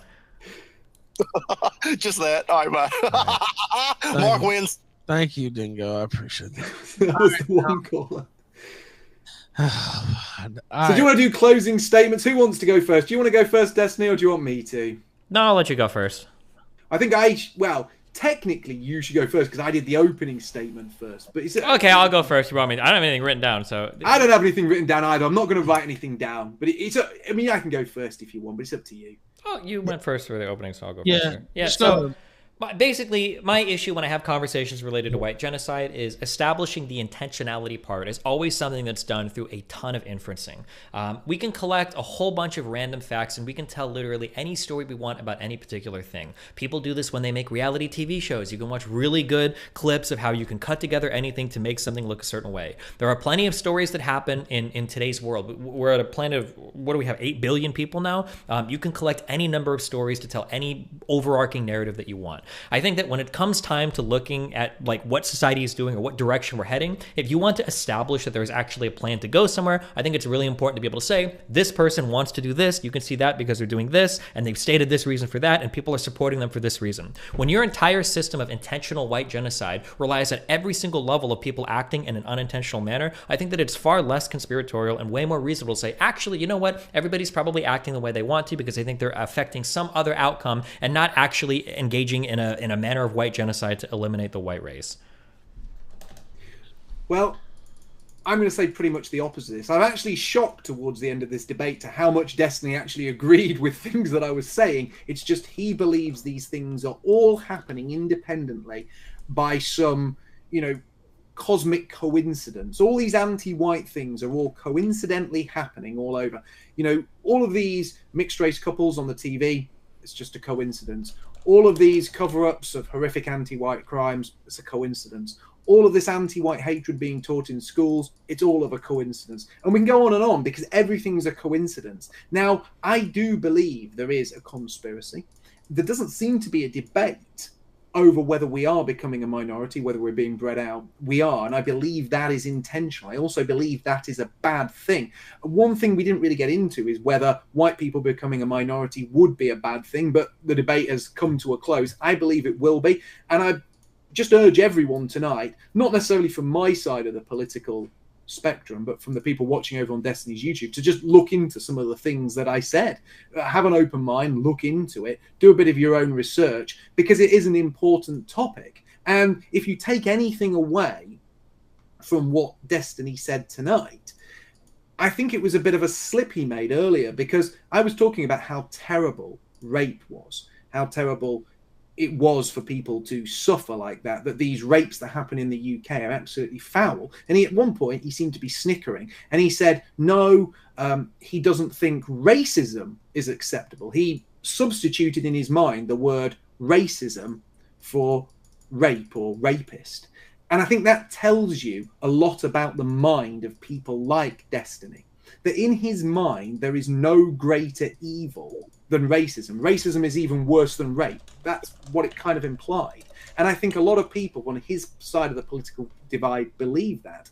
And it is that kind of nonsense that has been seeded into our people that prevents our people from defending themselves, because people are so desperate to avoid being called racist. They're so desperate to avoid being publicly wrecked and being thought of as somebody who advocates for their own race, that they will stand idly by as hundreds of thousands of white girls are raped by grooming gangs. And I think that tells you the core of the problem. White people have been indoctrinated to hate themselves. That is part of a concerted effort that is aimed at our people to reduce our people to a minority. And when we are a minority, things are going to get a lot worse. I urge you to look into the things I've said. I urge you to take on what I've said tonight, at least some of those things. And I hope you've enjoyed the debate. Please follow me on Odyssey at Mark Collett. Follow me on Telegram. Follow me on Gab. And thank you for being here tonight with us. And thank you to Ethan for hosting it. Thank you both, gentlemen. Always a pleasure to have both of you here on the show. So thank you so much. Happy New Year to you both. Hope to see you again soon. Thank you, my friend. Thank you so much, Destiny. You have a good one too, man. Have fun, buddy. All right, now let me switch tabs here. That was a fun one, I have to say. Let me see. Oh, there we go. Oh, now they're gonna come God out. of Conquest. Okay, hold on. Wait, $3 hold on. I'll play those. Jesus Christ. I don't know how to I need to figure out like a more rhetorically effective way to counter like, hold on, where are we at? Okay, so cognitively we can do things like this, like in our human brain. Okay, let's say that I give you a picture. All right, this is something that we're really, really, really good at as humans. Okay, so I give you a picture and I say, what is this? And you say, this is a line. And you're like, what do you mean that's a line? And it's like, oh, look, this is a line. 100%. Well, it's like, well, wait, hold on. When somebody starts with a coherent narrative and they say that they've seen a line, basically the way the debate works is I have to say, okay, well, this happened because of that, this happened because of that, this happened because of that, this happened because of that, this happened because of that, and this happened because of that. I think that when you're starting off from that point, I think it makes your argument look really weak. I think that even if you're right, so like, well, what about these police that covered up this rape? I mean, it's probably shitty cops covering up rapes because they're shitty cops, would be my guess, or somebody you don't want to fuck up, right? What about multicultural messaging advertising? Probably because advertisers just like to make money. So you advertise to as many people as possible. Mixed families is an easy way to hit like every demographic in the United States. Okay, well, what about politicians that are hypocritical between Israeli and American borders? Well, they're a different country, right? I feel like that when you're on this, I feel like when you take this approach, it feels like even if you're 100% correct, it always just looks so weak. And then I feel like it basically feels like I'm arguing against what's true and I'm just trying to make excuses for every point. It's because you have to defend shit the whole time instead of developing your own case/argument. I think typically the way that you argue with this in data is we have to look at outliers. And then we have to develop, if it was a data thing, we would look at outliers and then we would develop a better regression that fits all the data more. Or if there is a correlation. There's a number for that. Like, is it the R squared or whatever? The relationship between things? So I think rather than trying to explain away all of this, I need to have a story for, well, actually, and I was kind of figuring this out in the middle of the debate, talking about the slavery thing. What I need to do is I need to say, like, well, actually, throughout all of human history, certain groups of people have suffered more than others. So it makes sense that at some point there would be groups of people that would try to right those wrongs. And I think that this is more explanatory of that behavior than anything else. But even so, I still have to deal with all the data that looks like it fits the line. And, man, I don't know. It's also really annoying to argue with people like this because they're never going to give you a smoking gun, or they're never really going to truly prove deductively something is true. It's always going to be a ton of inductions to build some premises that kind of sort of fit a deduction, but it's so much more tenuous. Yeah, it's hard to like grapple with that. Yeah, I don't know. I'm not sure. It's a difficult one. It's the hardest people to debate are kind of like conspiracy theorists. I need a different word. People that present to you a grand narrative, but don't give you like any hard points. They're just trying to connect a whole bunch of data in a certain way. And it's not like I don't disagree on any of the fundamental points, but I just disagree on the connection.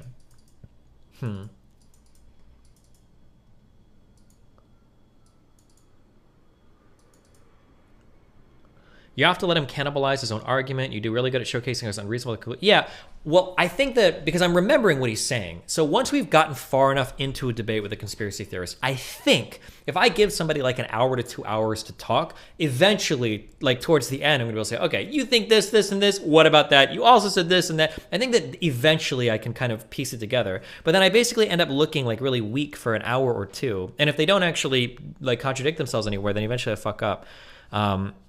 Yeah, I don't know. If his point are the Jews control it all, wouldn't the Jewish people then get bred out by minorities as well? No, because when you talk about there's always escapes. This was the frustrating thing with my mom. So when I would argue for my mom, because she would always say Democrats are rigging all the elections. I'd say, well, why didn't they rig the last one? Well, the good guys won that time.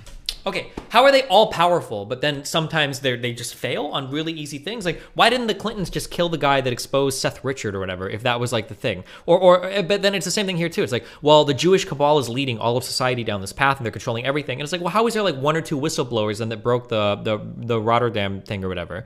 And it's like, well, because there was so much pressure. It's like, but I thought these people were all controlling, right? You're talking about people that can control. So it's like these, whatever group of people they're talking about are always so powerful that they can control so much until they can't, until it fit. I don't know. It's very, very, very frustrating to deal with it because it's simultaneously like so powerful, but not powerful at the same time sometimes, you know?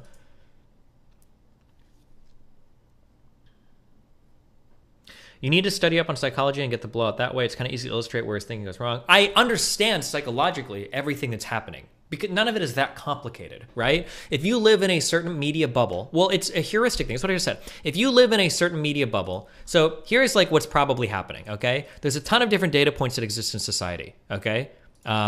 This might happen, this might happen, this might happen, this might happen, this might happen, right? This is what I was kind of getting at when I said there's like 7-8 billion people on Earth, okay? There's a ton of data all the time. Depending on what media bubble you might live in, you might only see like this story, this story, this story, this story, and maybe a fake news story here. Well, what is this a picture of? This is a picture of a circle. That's 100% what we're seeing here. It's a circle, all right? And, you know, you tend to discard the data that you disagree with, and you tend to find data that you agree with. So the only data you're going to be looking at now, if you think this is a circle, is this. This is called confirmation bias in psychology. You're only going to be looking for this data. And you know what? A lot of it is probably true. You can probably find a lot of it that supports your argument. Only a few of these will be fake. A lot of these might be true. You can find a lot of police beating black people or a lot of black people committing crimes. And then, like, this is it. And I think like this way of like putting together trends and establishing trends and seeing data in a certain way and only looking for certain data and only being certain meeting environments, it's just so bad for the mind. And you will always have, if you're not cognizant of this, it will destroy you. It's, I don't know. Hold on, I'll be back 1 second. Hey, if you guys are watching from another country and you're an American and you want to watch all of your free, legally available media on whatever computer you want, surfshark.deals/destiny, okay? Check that out, surfshark.deals/destiny, all right? You can get Surfshark VPN. It's amazing. You can access it on all of your devices, watch Netflix, Amazon, Hulu, whatever you want, okay? Check it out, okay? Surfshark.deals/destiny. Great VPN provider, okay? Amazing. I'll be back 1 sec. I'll let Donuts play. Hold on.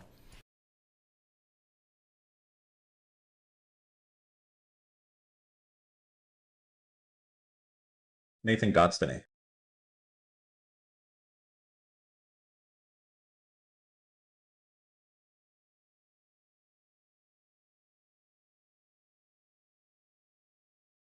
Zero 0161 Manny on the map.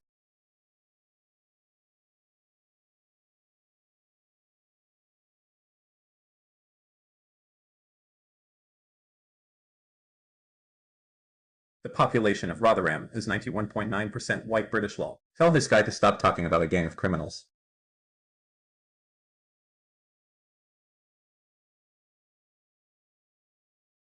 Mark. They have 300 nukes, just let it go.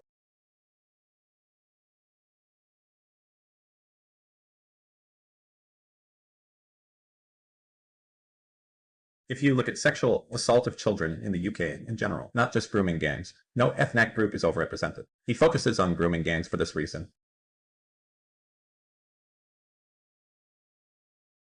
No, you can't say that Germans killed millions of Jewish people, so you're telling them to hate themselves.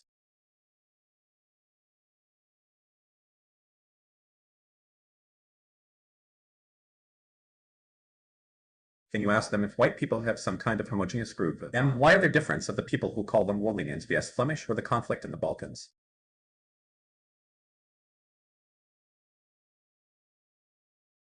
This guy is so pepiga.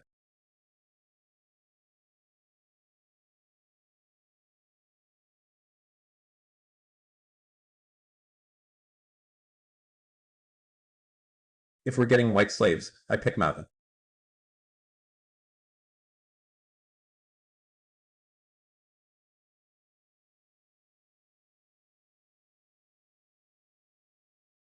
This anti-neo-Nazi content is what I came for. I enjoy the anti-commie stuff too, but this anti-Nazi content is really admirable considering this is not your home base. But you did really well, so to me you've earned the T4 sub. Love you, buddy DGGL. This is also interesting. What was the left/right divide over the issue of slavery and civil rights immediately prior to the Civil War, and how did that develop over time? Don't let Collett's followers fool you. They bombard the comment as an endeavor to one-up the debaters, and to add, Europeans are not being bred out. Believing that it's some kind of non-consensual form of colonizing is despicable. What you need to do is just describe how all these points describe liberal capitalism way better than they do white genocide.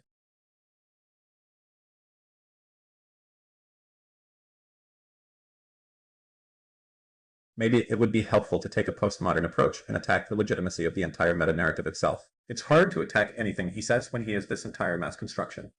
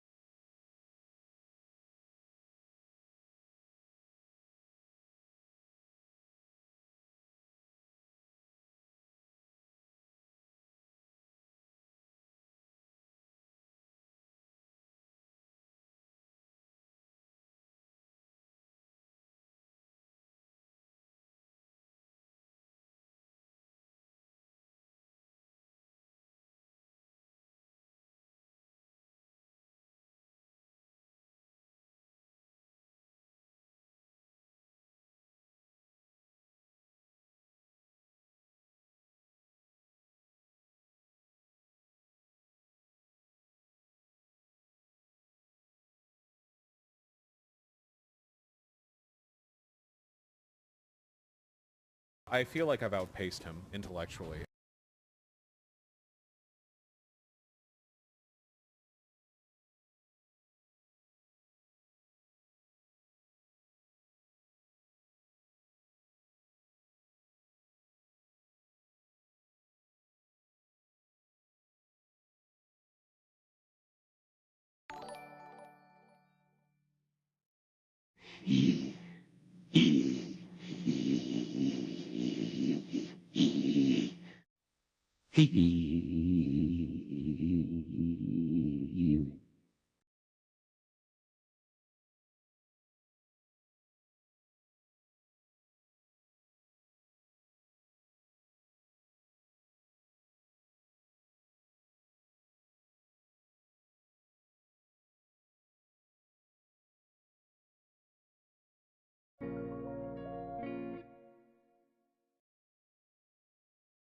Ever pass a kidney stone while busting a fat load, eh? Aye. Yeah. Hey. Aye. Aye.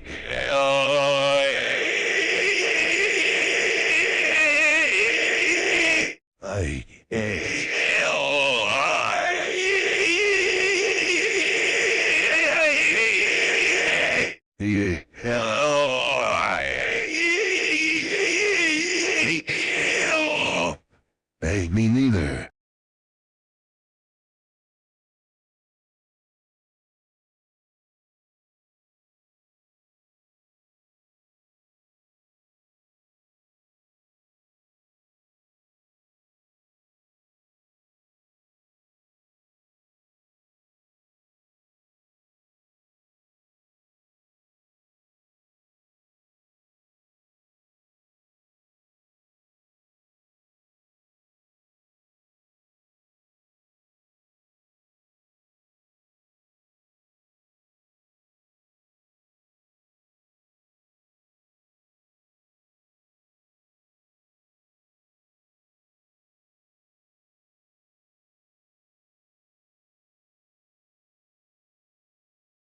I feel like I've outpaced him intellectually. I lay in bed at night and I can't sleep. All I can hear ringing in my head is, Emma man. Whoa. Emma man. Whoa. Emma man. Whoa. Emma man. Whoa. Emma man. Whoa.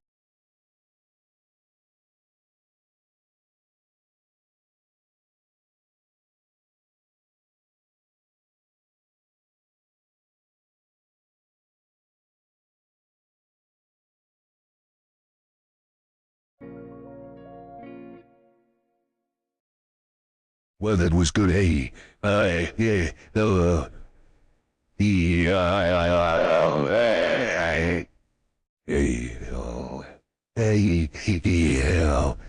Hey, oh, hey, I, oh, hey,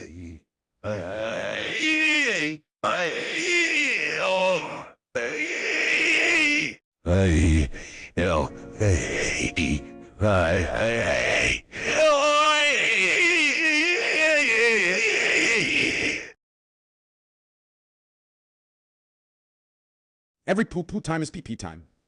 But not every pee-pee time is poo-poo time. Ever think about that?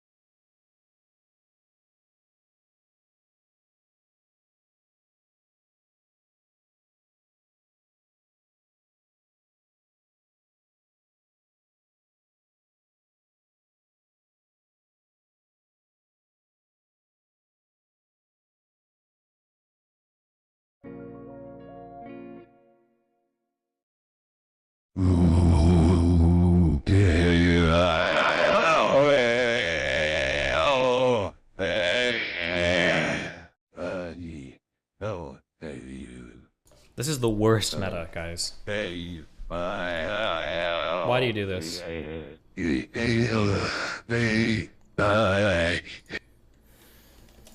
ever feel like an NPC in like someone else's life? Thanks for all the amazing content. Keep up the awesome work, less than 3.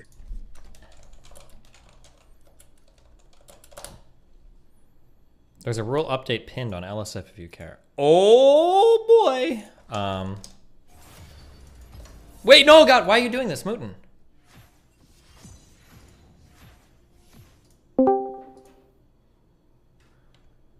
LSF mods clamping down on the Twitter meta. Years ago, you weren't interested in beating these people with a competing narrative because you weren't trying to win in that way. Has that changed? Oh yeah, I guess so. Probably, if I want to look good in these debates. I ordered food, Mooten. Oh, he's not talking to me because his mic is fucked again.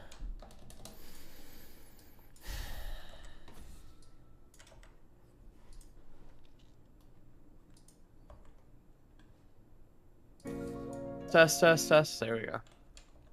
Oh. Yo, Des, I had some nice underwater photos from when we went scuba diving last week. You didn't invite me, but I latched on the bottom of the boat as you left the dock. Anyway, can you sign one of these when I make it in an NFT? I'm down bad.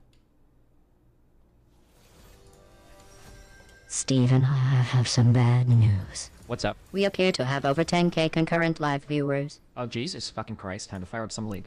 True. My computer. Do me a favor and 3-ban Marquette. Ms. Kiv's Parasocial. Oh, is this like a mega thread? Oh, gotcha.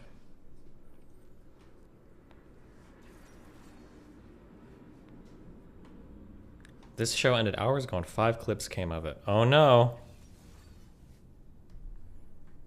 Oh, Nick is in the thread crying.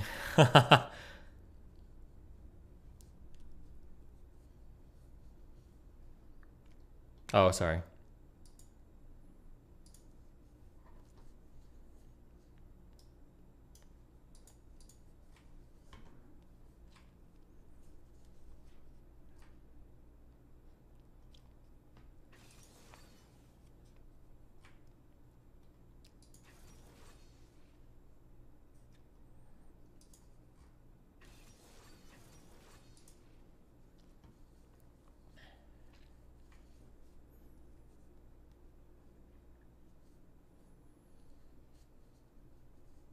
Tweets must also not be related to any topic from any thread within the last 7 days.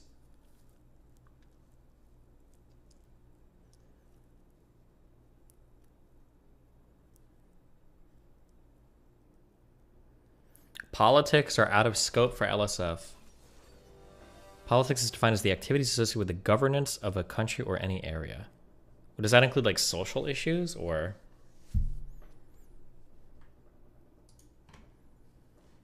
Moot, what are we gonna do when What? my food gets here in 6 to 9 minutes? Melina's here, right? Nope. Where's she at? I don't know. Dude, you're oh my god. I'm not. I'm having fucking allergies, dude.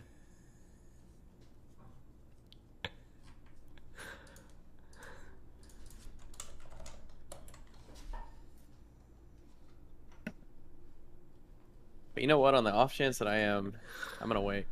It's okay.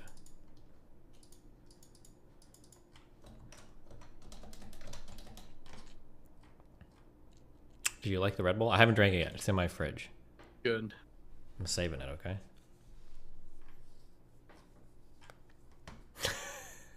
Sorry. I have allergies too. Love you, dude. In chat, keep up the good work. Okay. Also, ye wins frogs, get the fuck out. Yee.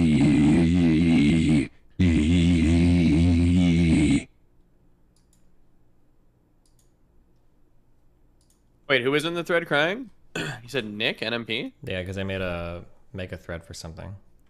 Oh.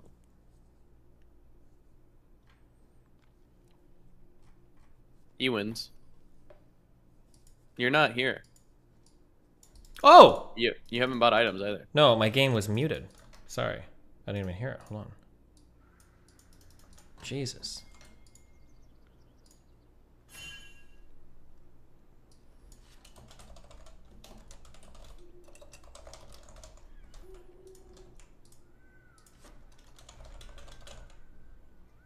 Minions have spawned.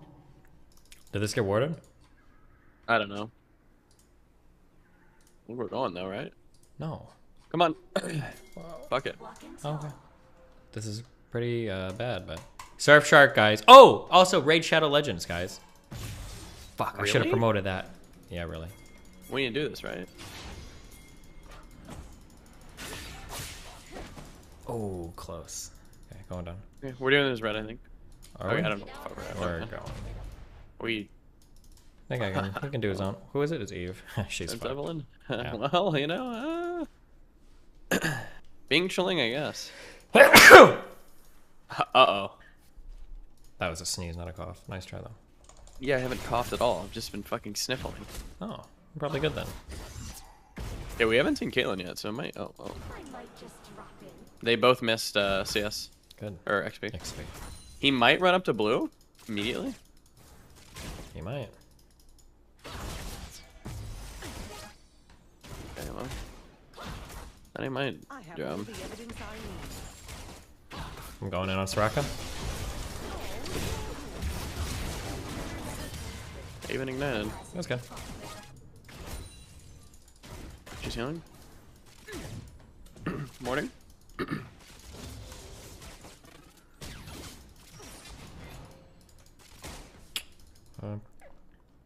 Okay. Just thinking.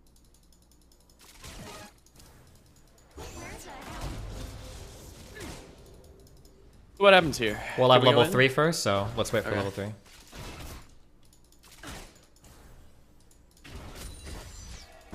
Fucking cunt.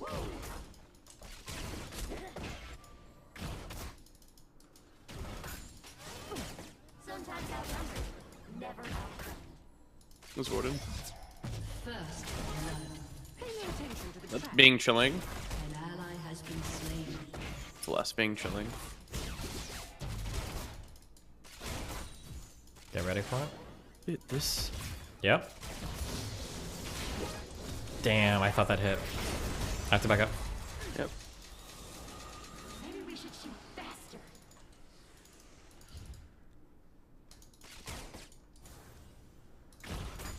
When's all your Nope. shit up? 9 seconds. Okay. Hit this? I don't think it's time. Never mind.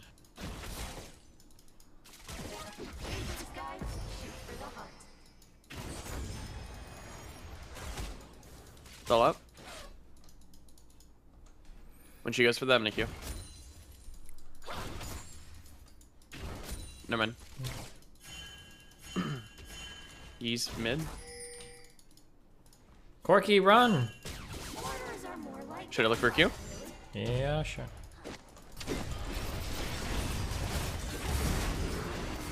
Okay, back up. Oh. I'm so fucked. I didn't think she'd heal. I thought they used it earlier. It's not good.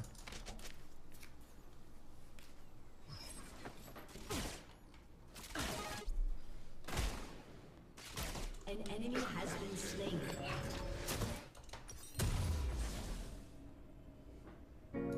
Get in my way. I dare you. Destiny, listen, my friend. We all saw that you still haven't fixed your microwave. If you don't fix it, the consequences will be severe. Do you understand me, Mr. Destiny? Oh no, Moot. What? 1 to 2 minutes. Okay, well, we just gotta end before then.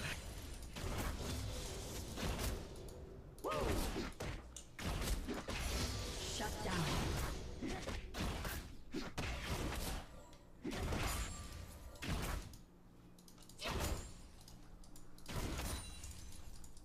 Easy peasy.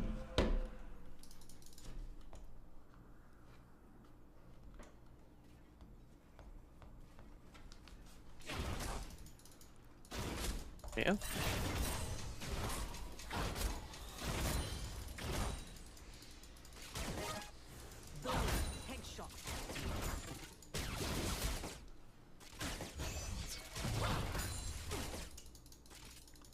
All right, Moot. Godspeed. Don't let me die here. You're alright. I'm gonna roam.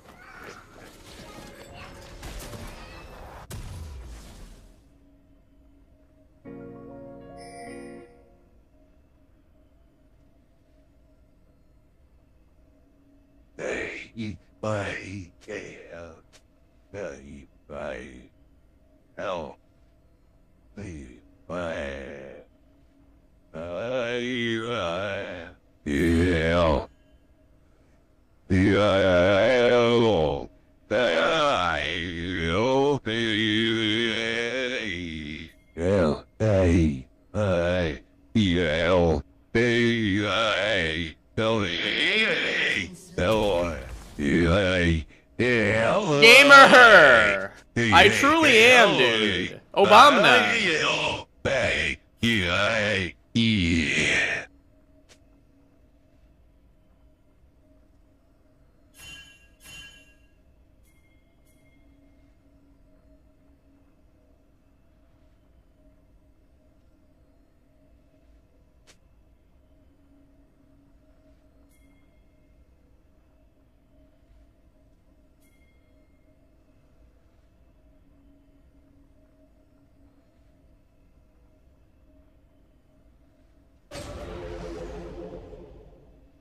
An enemy has been slain.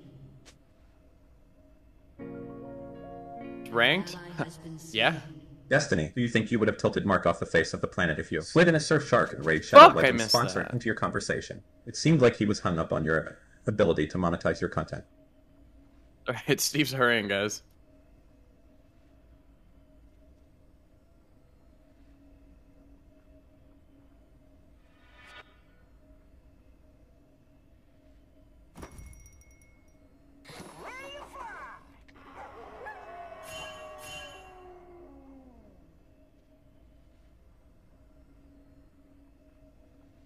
A summoner There he has is. reconnected. An ally has been Am I? I'm slain. here, right? Alright, I started mine. I feel like you guys need, you know, league content, so.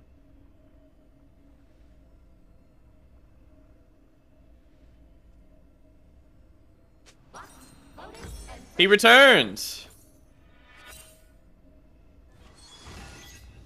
The game is over. Why would you start the game? How long did that take? They're like level 12. Yeah, you took a long time. I was on the world elevator, okay? Every single fucking floor. There were like No. 7 fucking stops, okay? Every single floor, somebody had some shit to do. People get on I floor can imagine 6. you getting fucking madder and madder. 2 Thanks, people got Isaac, on for floor 2 like 6, and 1 got off on 5, and 1 got off on 4, and then somebody else goes on a 3 to go to floor fucking 2. Are you serious? Well, we can't fight right now, and the turret's about to die. Cool. Thanks, Moot. Your turret has been destroyed.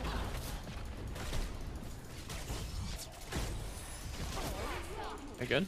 No, I'm not good, Moot. I'm fucked, okay? I'm actually feeling really bad right now. She's soloing me. Don't do it, don't do it. No, no, no, no, don't get baited. I'm not. You are.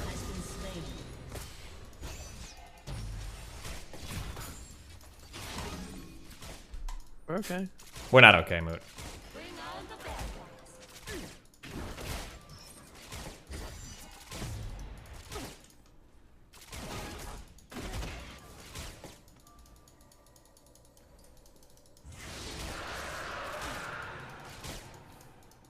I knew you were one for me. Where's the action? Ready? Yep.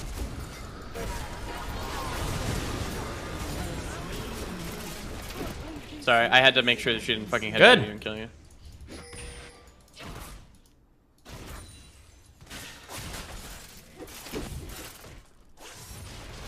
When you left, I got 2 kills top though. Nice. E? Heads up. Pinked. Okay, well, hold on. The victor's here now. Hey, you're a 1 with a 2-3. Yeah, I'm dead.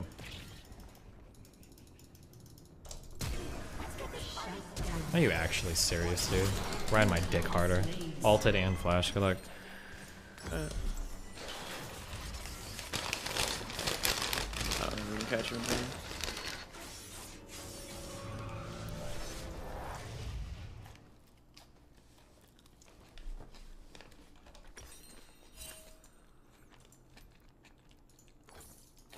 That looks cool. Yep, killed 2 pinks down here. What'd you order?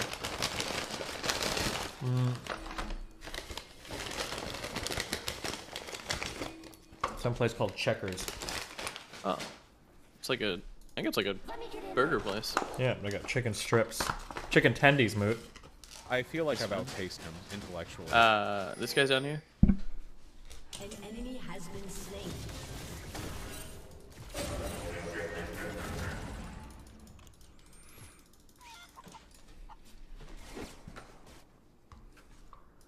Wanna see the fireworks? What's up, Twitch chat?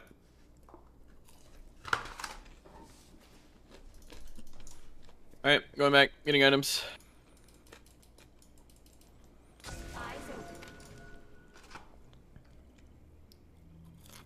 Yeah, sorry guys, no more Gordo content. The big streamers took it from you. The 1%. True!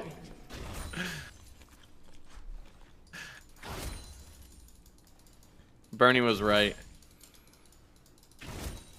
What's up, Sergio? I have ult and everything, but you're useless right now. Oh no, I got ult, baby. Oh, Corky's coming for this climb. Soraka.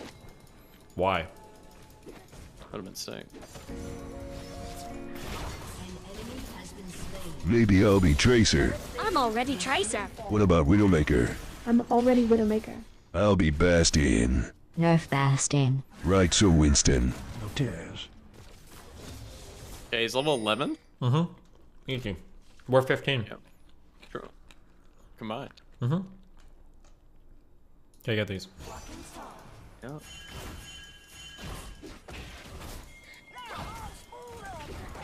I can get the... Oh, I can't get that one. Oh, you're trolling me. What are you doing? Sorry. Oh, she's trolling.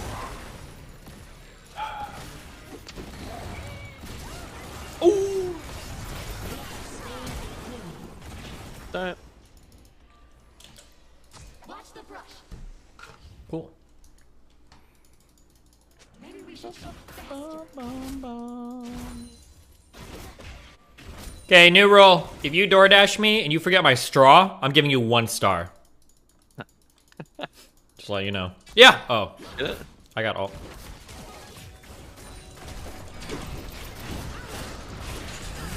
Oh my gosh, she's so fucking mad. She's hella mad.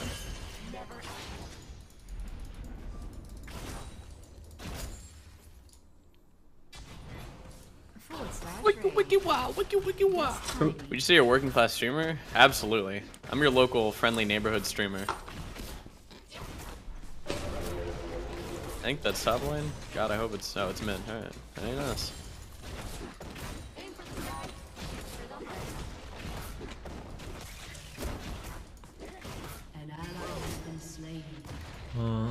Ult in a minute 20. I'm gonna go back and get a big item. Yeah.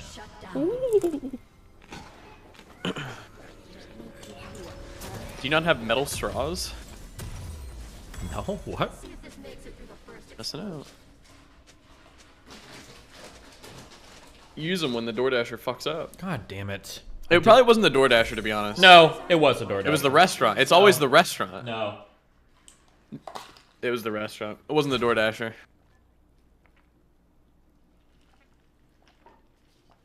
It doesn't even taste good drinking like this. What? It's true. Ruined your taste, man.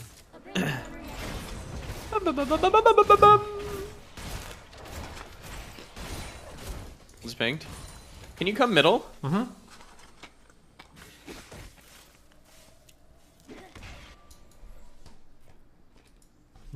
Thank you.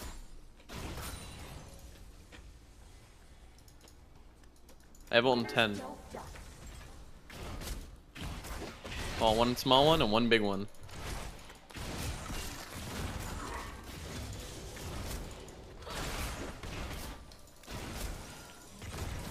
Ready to get this guy? This is pink. This is pink, which means that they could be there easily. Oh my god, dude. You're just gonna let Victor walk all over us like that? I'm not gonna get him because he has crown right now. We have to pop the crown. Yeah, that's what you do with your Q. You pop Corky's the crown. dying, but Nah, Corky will win. standard. Dumb fuck.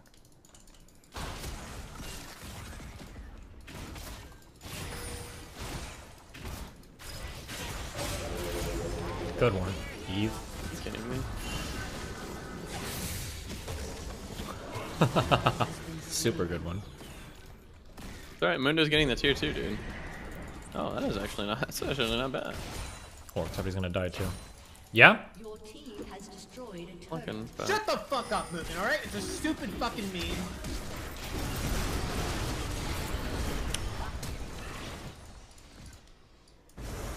Stop stuffing your fat fucking mouth.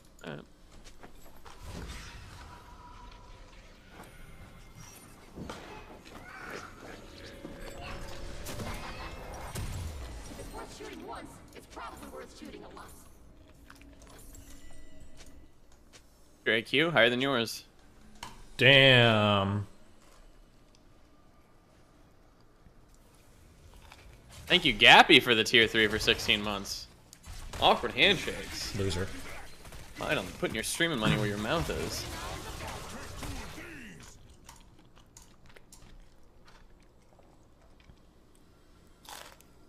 Never my intention to brag. Oh, his crown's down. That's free kills. Cool. Is it though, Moot? Oh, when you know, it is what it is.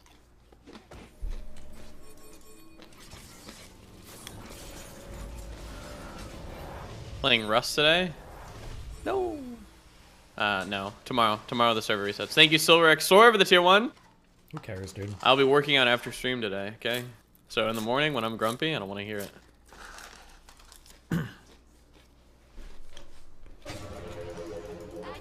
What a loser of a champion. Who, a Mumu? This guy. Am I an idiot if I just can't drink things with ice in them? Is there a trick to this? No, you're not. It's impossible, it's right? It's too cold. Yeah. No, it's not about it being cold. It's just the ice pushing against your mouth. It's hard to like get it like in like it's just hard. Okay, well for me it's too cold. It's too cold. You're fucking dumb. Okay. it's chilly.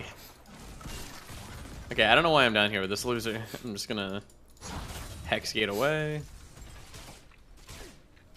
Did you know the hex gate warping? That's in the anime. No, it's not. It looks like the hex gate warping, but it's actually a different thing. It's in the anime. It's not. Why don't you get the Victor? That's right there, waiting to die. Going. You're trolling me.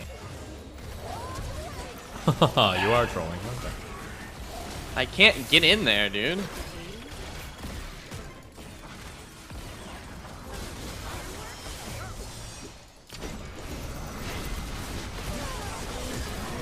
All wasted because he alpha strike. I killed this. Killed the Soraka.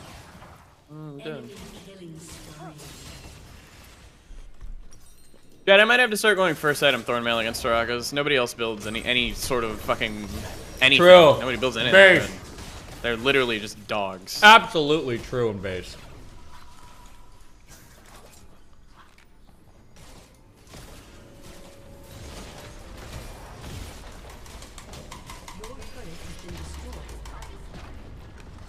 You're my Nubian king, Mooten. I don't know what that means. Yes. You're very special to me, okay?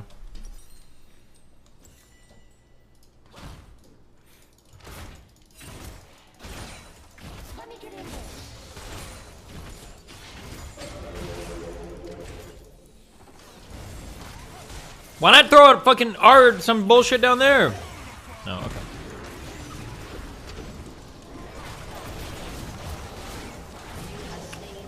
Well, now he's about to go fuck everybody up.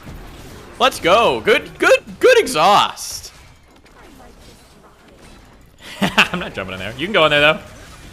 Okay, now I am jumping in. I am gonna jump in. Oh, kill me. Where the fuck is my team at? Oh, they're all dying to Yi. Like trolls. Every time, guys.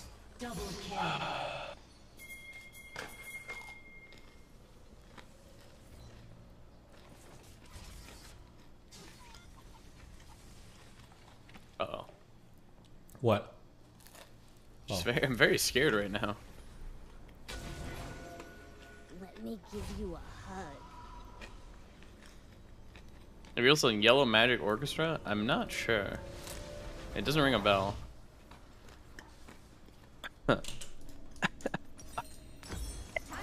Now I'm scared. You're fine.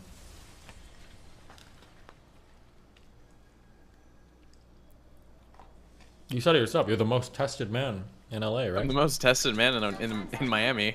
I think I've had like 3 tests in the past week. You can't get sick if you've had a lot of tests. That's true.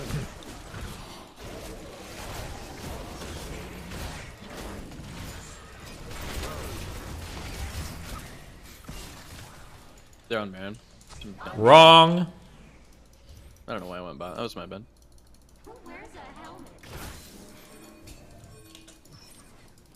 Oh.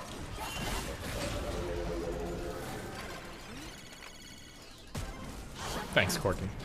Oh, don't blame me, dude. 5 ults, by the way.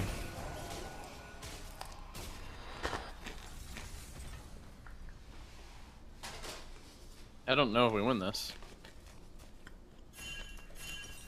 Yeah, I don't really want to find that.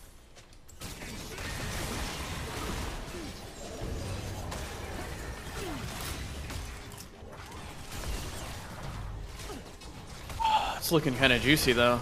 Okay, shield.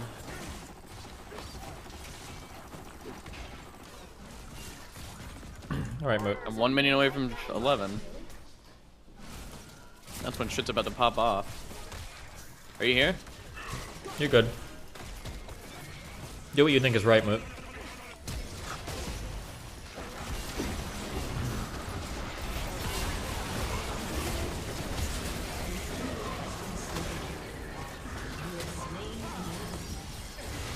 Thank God that fucking Yi died. Oh my god, Wait, why didn't he stop? He went for the Caitlyn.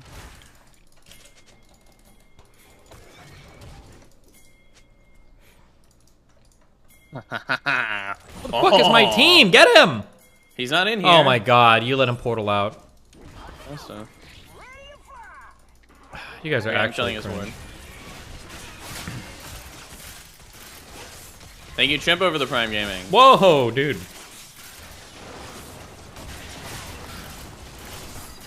True. I admit that.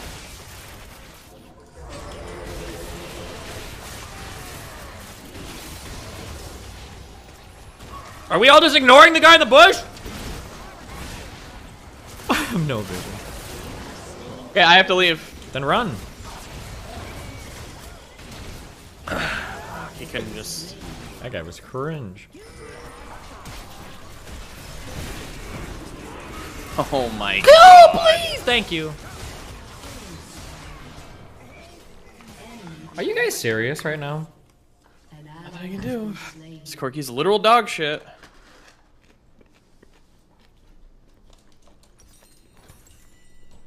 You're squeaking right now. No, you are. What's up, Dono?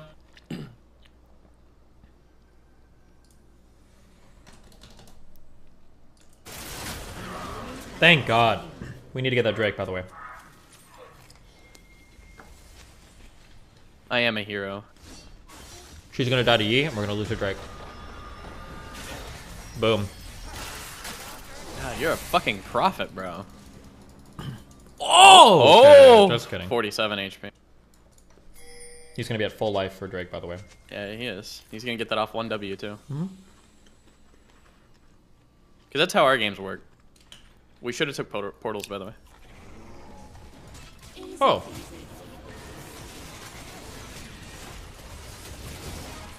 We're just giving this? I mean, we got it.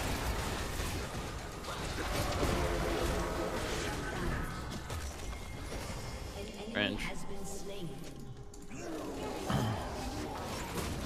I'm a simple man. I see ward, I get ward.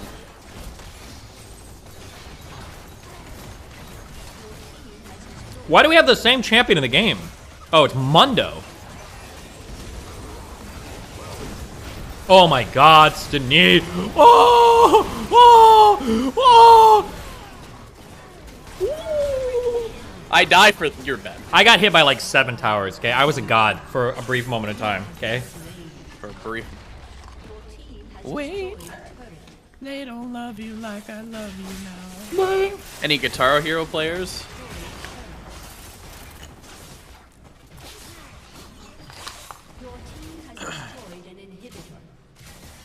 Still minimum $3 dono? It was always that. Afrobot was the one who changed it originally. If you ever wanted to fuck with somebody, there was some dirty fuck and you needed to bully him, and he was talking about rock music trying to be cool, and he's like, yeah, I've heard of all these rock bands. All you had to do was ask him about Metallica, and they would never know anything. What? What? You'd be like, oh, do you like The Master of Puppets? Do you think it was a good album? They'd be like, what's that?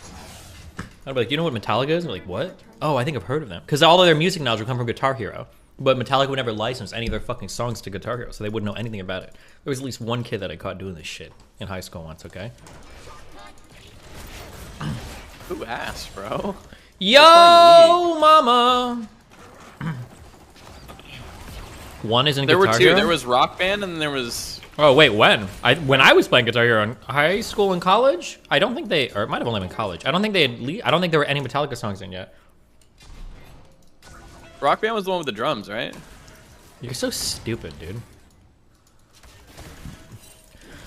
You're... Follow me, my child! Popped his crown. You're welcome. Oh, you're trolling. Well, the issue is I saw the Soraka. So you decided to troll? I thought it was a key. I can't tell with these dog shit skins. Okay, let's not. They don't love you like I love you. Let's go. Let's not. We just got a nice kill mid, and I don't really want to int it.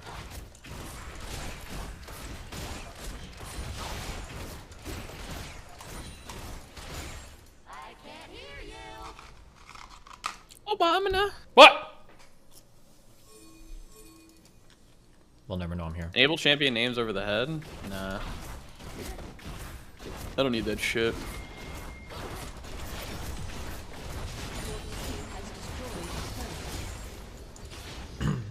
He's still down for 13 and I have ult.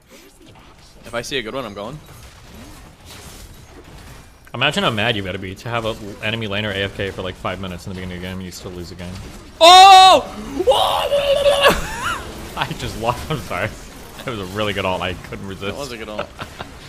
Get that. Suicide for the inhib. Loser. We didn't even get the fucking inhib. Pretty cringy, bro. Oh, this was a good meal. Thank God. This is so dog shit. What is? Just display. Unstoppable. Oh, this Evelyn was trying to bait me. Oh wait, she got him. Alright. Oh, okay, she died.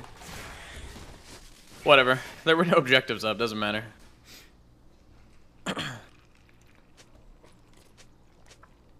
Reduces incoming damage from attacks up to 5 plus capped at 40% of attack damage. Is that 5% base?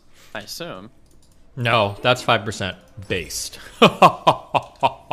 Based. Base is how you feel inside, man. That's only 13 health? Fucking dog shit. I don't care about Baron, because all I care about is Drake. Oh, we should put on some Drake then. True! Wait, we're kind of trolling not going to Baron though. No, I think this is better. We actually, because Well, they're just going to be able to walk over here. Nah, It's over, it's too late. Nah.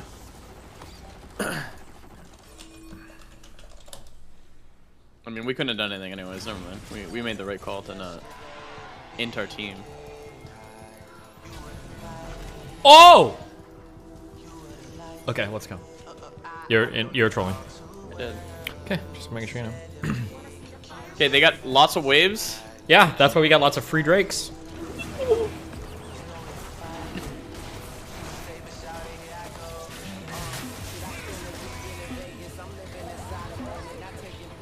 Nice job, Corky. Corky, not quirky. That's what I said. That's what I said. Alright, we need to go back, we need to go back. Go bot or help top? You can get the inhib. Like, oh my god, this would have been a sick Well, I ult can't though. do that. Oh, that would have been sick. I'm going up.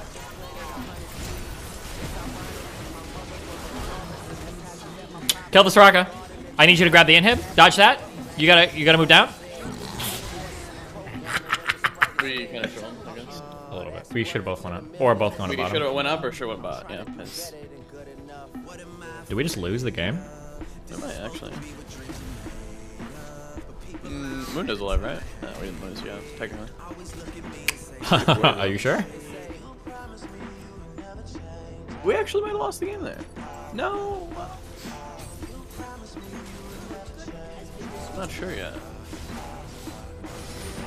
Corky's up in 4. Tristana is up in 7. Oh shit! If this guy ints here, It would not be good. Yeah. oh my god, he's so tanky.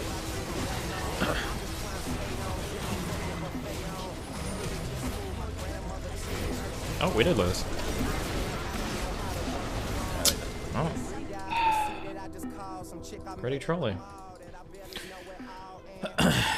Alright. We understand why we lost. Yeah. Because you started the game when I was AFK. Blame Dog shit plays. Mooten. Okay? I feel like I've outpaced him intellectually. It's fine. Game didn't even affect me. Good, I'm glad. I'm in promos. Yeah, I know. You're one away from a win, I think, right? 2. You only won 1? Yes.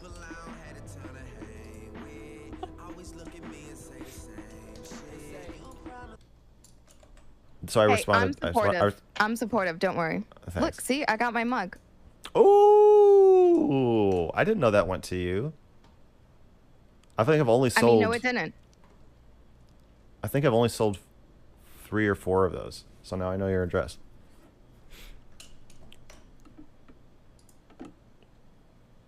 My husband has guns. Right. Now I know your husband's address too. Nice. You are the first veto that we've encountered. Really? Yes. So Okay. after I morality. was in... Shaylin, if Shaylin's watching this, Shaylin, I love you, but I have to ask more about this line of questioning. I only have eyes for you, and we're in a monogamous relationship. But why? What happened? What did he say?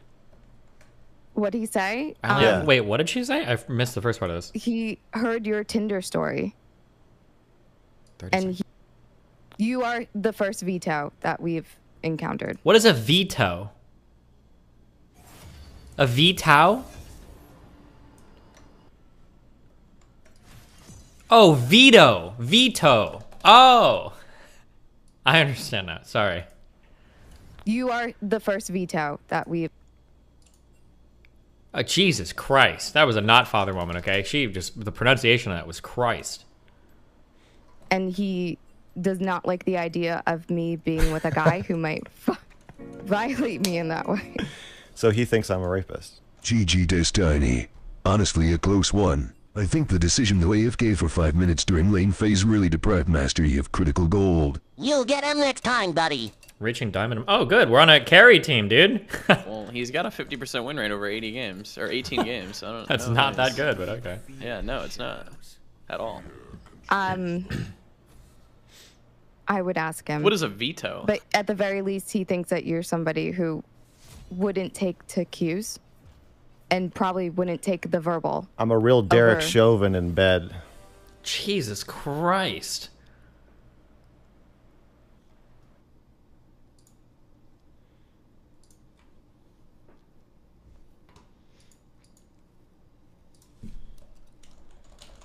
They're in an open relationship. Why is everybody copying my lifestyle? Okay.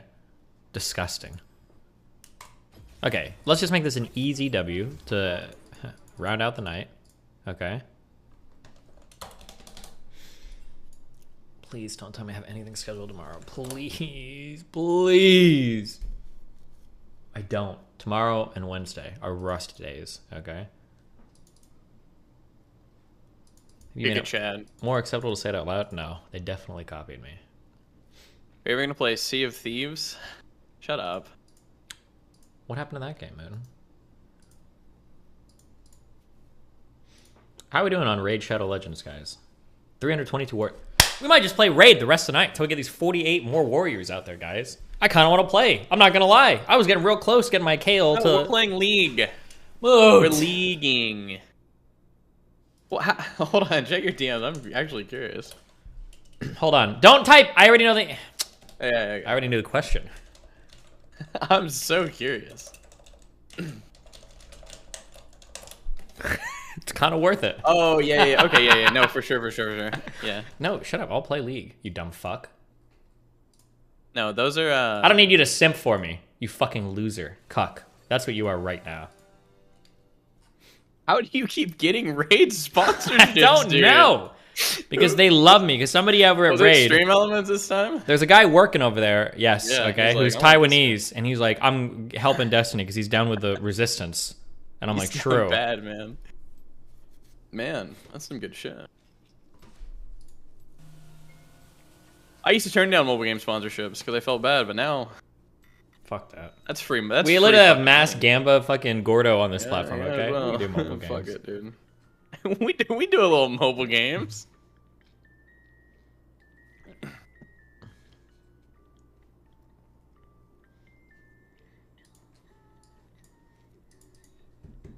Fuck, I feel like I have a headache. Aches in my body, Mooten. From when you were up here earlier. Shut the fuck up. Did you try your peach Red Bull? Oh my god. Go get it. Could you imagine if I missed the Texas debate shit and said it's because I had COVID? You know how many people would hate you? Holy shit. That would make you the You're most... gonna hate yourself. That would when make you the go and most get COVID. hated person in the community. And then we just stay up and play League while everybody's doing real life debates. Sorry guys, I'm sick. We're playing League today. Oh yeah, Mom, I can't go to school. I have to stay home and play video games. Hey, we got a new subreddit going for Destiny. No politics, just memes. It's called reddit.com/Dalaban. Join us. It's actually good. DGG memes. This isn't a sub for the YouTuber. It's a sub for the DGGer, okay? Aim for the sky, shoot for 30 seconds until minions spawn. It's just us three. Oh, we're inting. Moot! he opened a package? Limitheo. He's dead in the lane now, actually. True. How can she hop over walls and hit people? What the fuck are these abilities? Why is this song so quiet? I started light and keeping it light since my hamstring flexibility is trash. K Cappuccino. RDLs. They're the key to everything, okay? Steve's gonna teach me What the are gym we tonight, doing? boys. Why? Why though?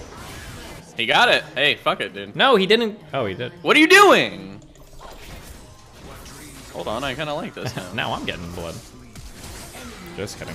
Nope, now we lose.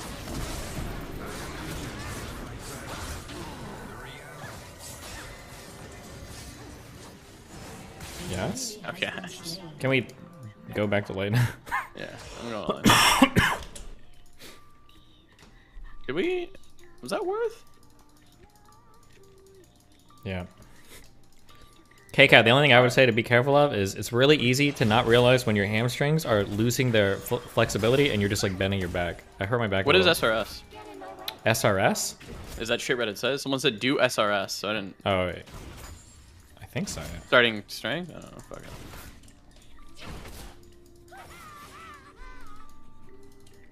Oh, SLS?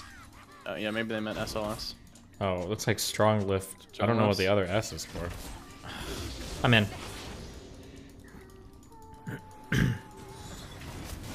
What the Did that not hit?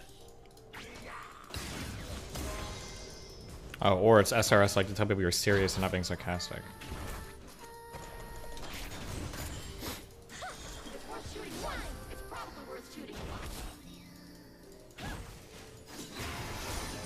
Wish I had my bomb up. Damn, you could all end.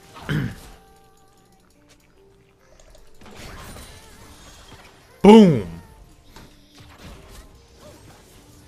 How do you think you did in that debate, 1 out of 10? The beginning was kind of weak. I just don't know how to respond to like a collection of points like that. I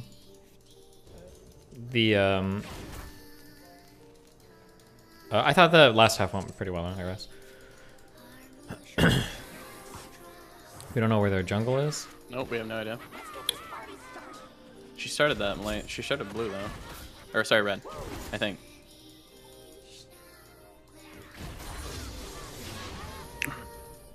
Fix cam, sorry, league. It's Diana. She's playing a little bit more aggressive, so I'd be a little scared. Cool. I'm gonna win.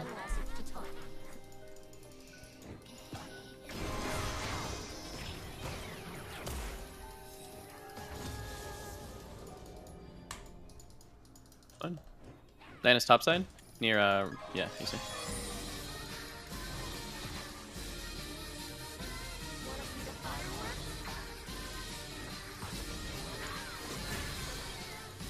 Fuck. Careful, I have nothing.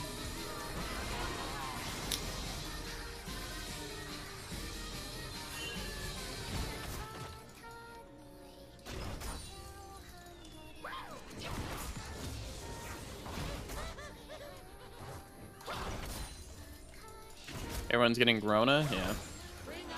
It's inevitable.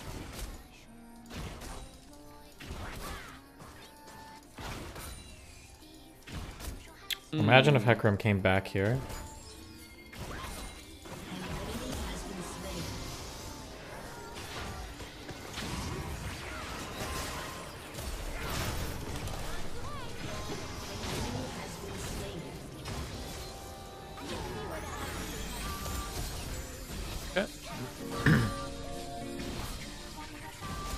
That Jolly guy who talked with about low-skilled jobs is pinning comments on his YouTube video that are accusing you of being bad faith in that convo. Oh, the Jonah guy? Yeah, I don't give a fuck. I might be too poisoned for my like real life experience, and I need to like overcome that or something.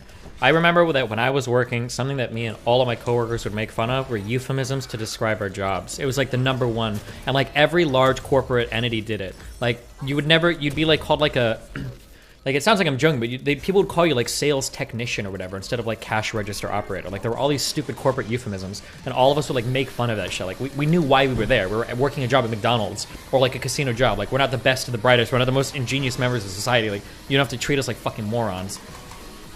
I don't know, that always triggered the fuck out of me. But maybe I'm unique, I don't know, maybe that's not true.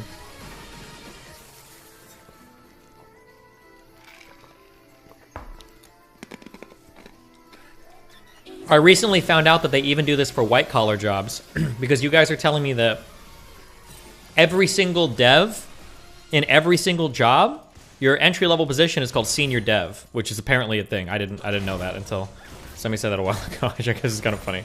Wait, is that true? Yes, every dev that's hired is a senior dev. Hold on. I've never seen that before. Wait, really? Because a whole bunch of people in chat were saying it last time. Because I think I joked about something. Somebody was hiring and they called a position, it was like senior dev or whatever that they were hiring for or something. And people were like, yeah, everything, like every job is like senior dev or some shit. They call them all that. And I'm like, really? Fragile dev. Maybe somebody in chat was exaggerating about. Fringe. Now we can scuttle. Sure. Why? Want scuttle? Why would you fuck me on that ward?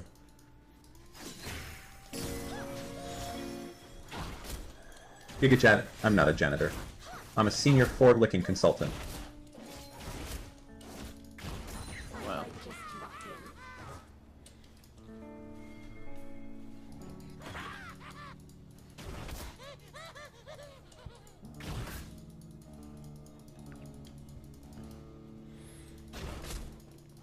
Why did my dad hate Kanye? My dad was like, he's always like, well, I think he just thought rap was the devil. Kanye loved Jesus, even in the early albums. Dad conservative? Yeah.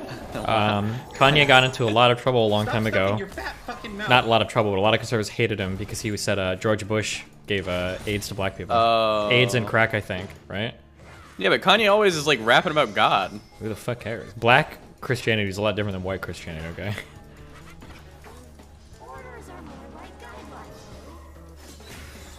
Ooh! Nice shot, dude. I'm in. I'm out. Alright, we got 2 sums on that. I can't tell if Destiny's Mimi or not.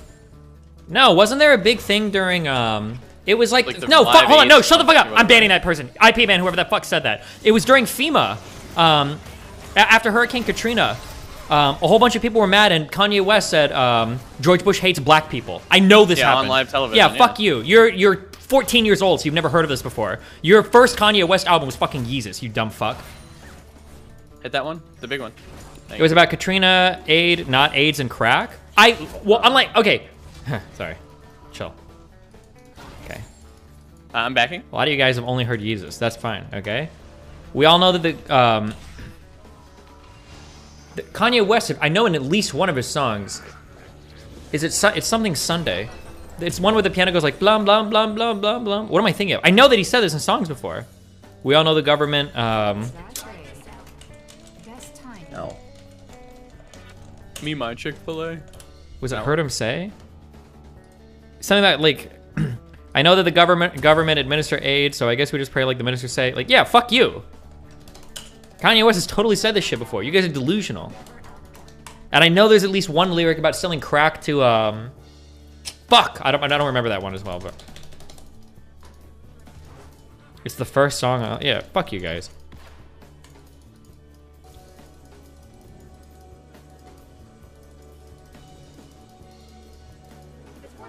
Something about like he sells crack and the white man gets paid off of all of that or something. I don't know. Yeah. Yeah. Fuck. I'm a fucking god, dude. Got our flash too, by the way.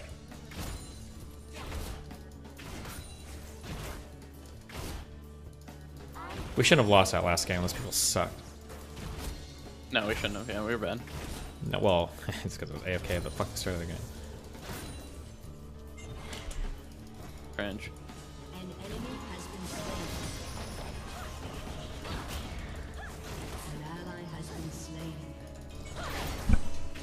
Oh! Got her. I knew it. She wasn't ready for it to blow up on the tower. They're never ready for the tower damage. They're never ready for that.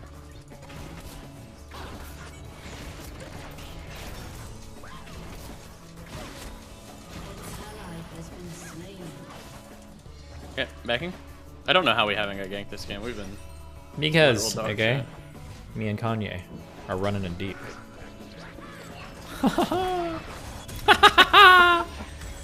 Throw up the control. How the fuck did you get out of that one? Oh my god. Okay. You know what, chat? I think Crown is actually a bad item. Why? I don't know. I feel like I do 10 times the amount of damage with Ludens. Oh, for sure. Never mind. True. Wait, how much does Crown cost? It's 1,400 cheaper. Or, sorry, I think it's 800 cheaper. Hold on. That's so much mana too, which you probably don't need, right? It's only 20 ability power and 6 magic pen difference. Plus the damage from the echo, obviously. I don't know. You're so dumb. You're just fucking troll. You don't know shit. Wait, what? Pop! I wanted that.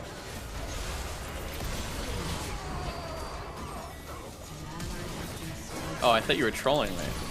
Who, me? Yeah. About what? About the item. I'm dead. Thanks, Matt.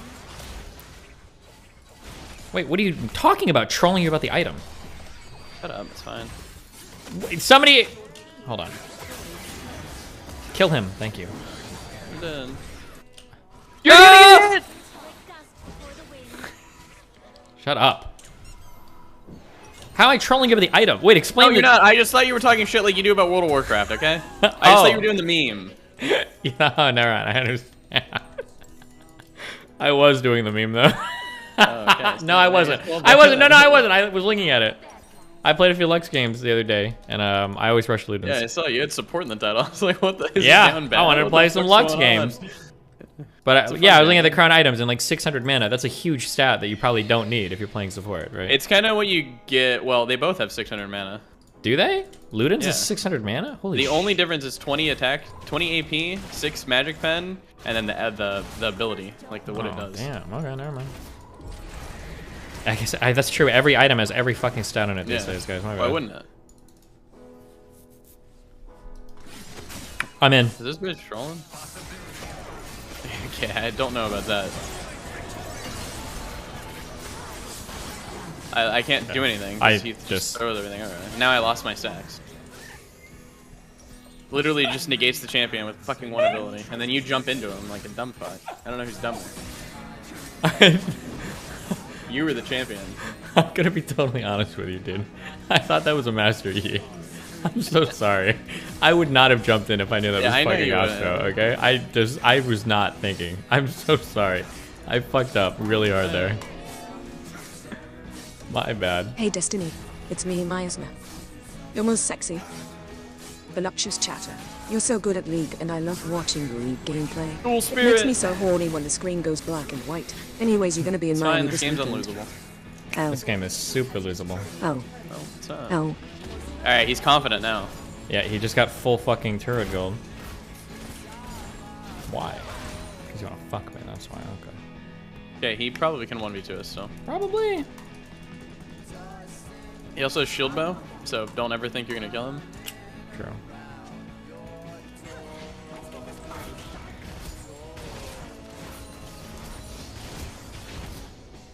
I'm gonna E the back, but never mind. We're gonna die. Run.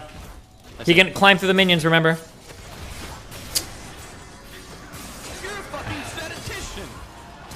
What? I hope you're having a great day. He's a god. Okay.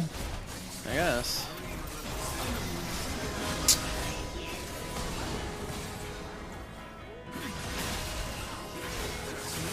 What? Okay. I got 4 people down here. Oh my god! He almost 1v like 5. Well, she bought us a lot of time. Hecarim? Oh, okay. Okay.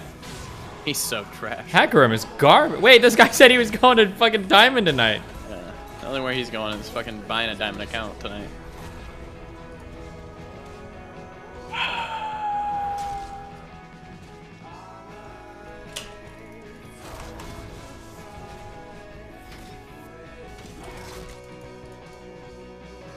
This dog shit player.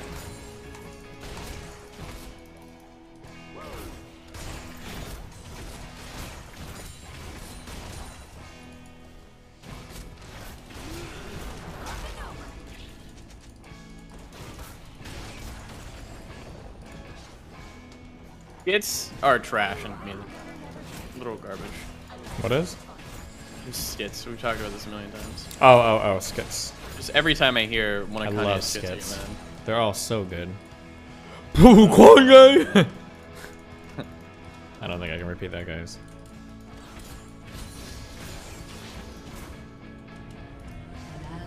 Fuck.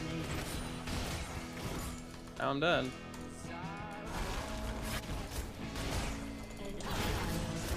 Oh, I'm actually gonna smash it. It was the skit.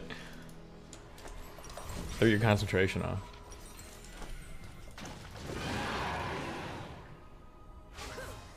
We crushed our lane and we didn't get a single drake. That sucks. Now they're on their way to 4 drakes. Oh, that guy is unkillable. Yep. And he's only gonna get worse.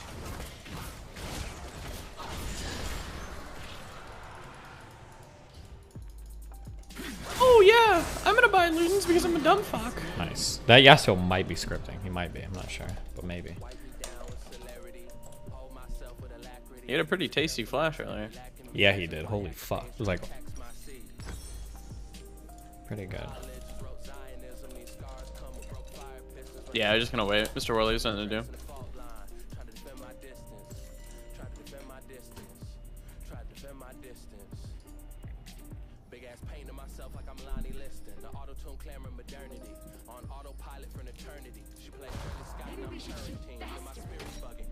He doesn't play a lot of Yasuo, maybe not.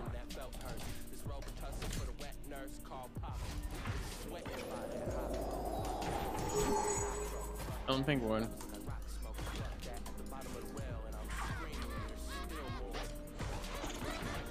Yasuo was top lane, probably coming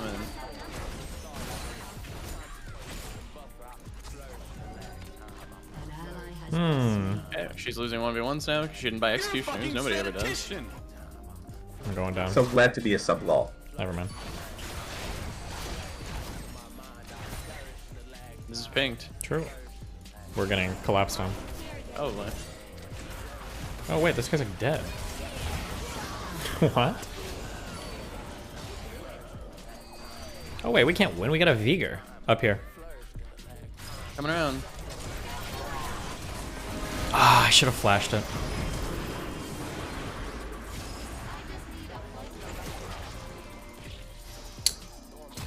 Good flash, dude.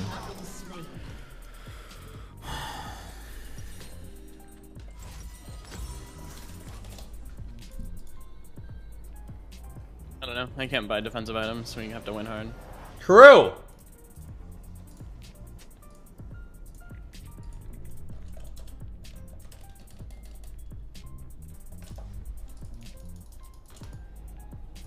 If you link your Twitch account and your dog shit, you should get banned.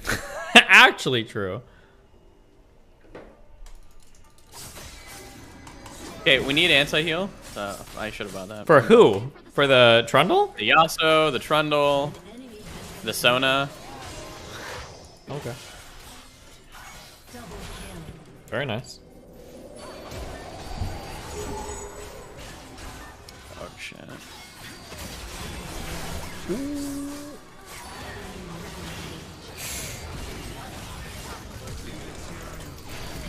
Okay. That was good. Bottom Trundle. Could go ban, I guess.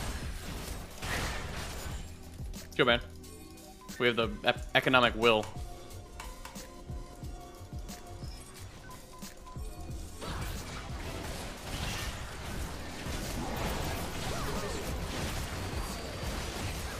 We're gonna lose bot in him for this. Probably.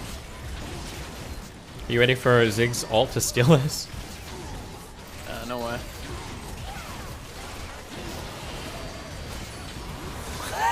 Close though. Oh wow! Good one, Domi. Or should I say, Coroni? Omi? Just kidding. You're safe. Promi? Like the WoW player?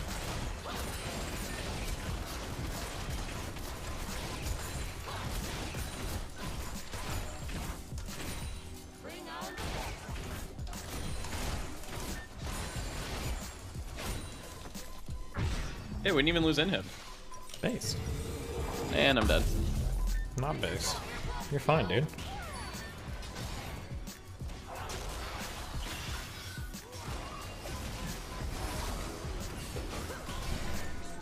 Ooh.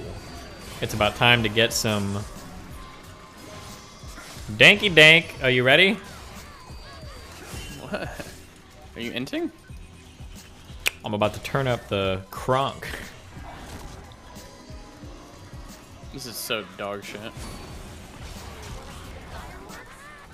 I just feel it getting worse and worse. Oh my god. Yo, what up, sexy Steve?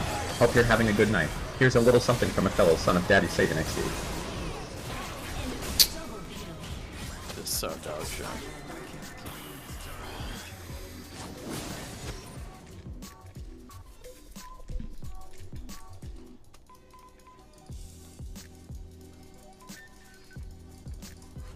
This guy's just gonna kill me.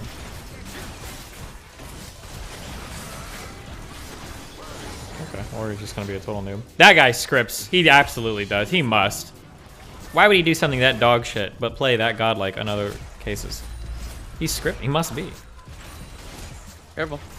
You be careful, bitch. Hey.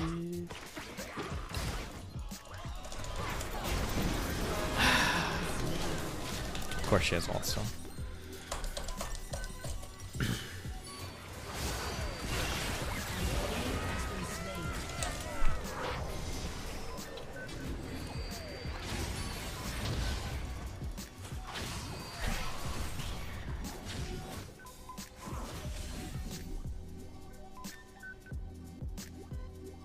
Okay. I'm close.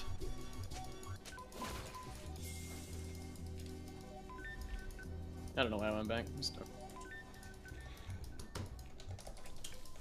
Good job, K-Cap. Be careful, buddy. What do you say? He's lifting hard.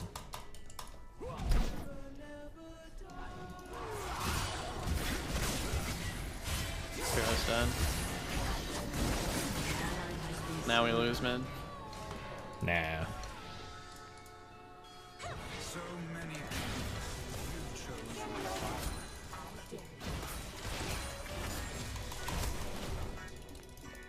We Gucci. They have a pink ward in there. I can't do anything about it. And?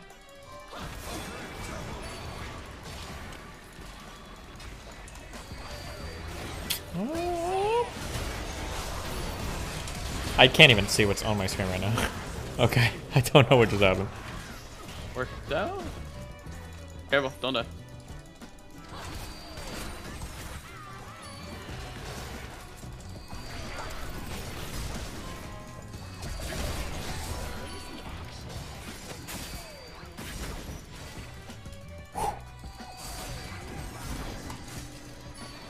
Our Dalaban mods, get to moderating if you're gonna fucking do it.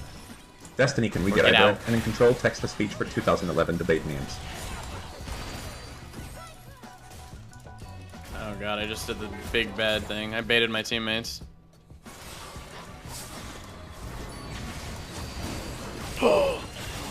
That's really good. That was really good.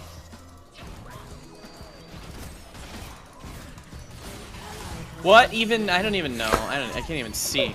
I'm just not looking. I'm not using my fucking eyes. You're getting old, boomer. What? What is this guy doing? I don't know. All right. Good job. Too good for me.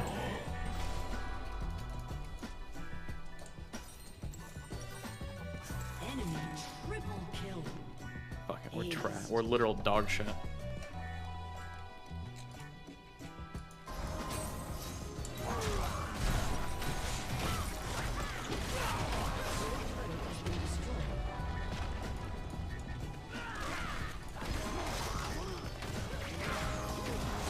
Oh.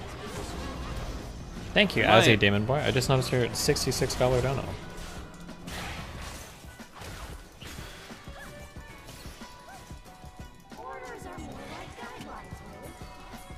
We should stop them for backing if we can.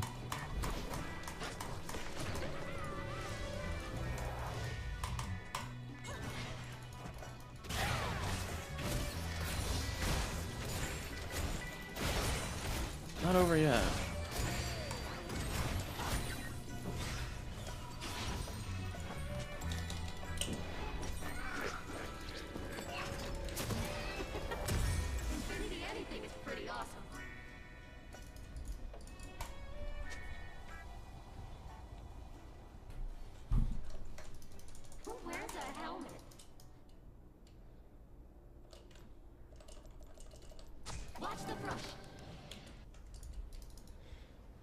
Oh, why is This she? Fiora literally solo losses this game.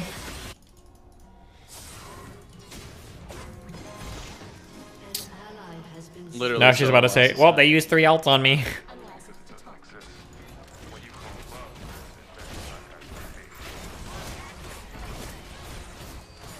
I'm gonna try to pressure the inhibitor, but they're gonna get it. Burn it. Burn it. Got it. Oh wow, what a god. Because he hit me with his thing, then he is able to jump over. Yeah, chat. No, it's probably good. No, it's Tracer.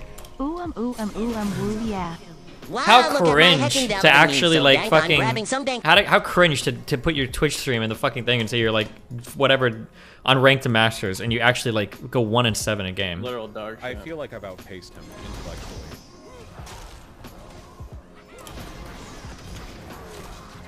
It's not over yet. It's 1 million. You want to bet right now? $5,000. 5,000.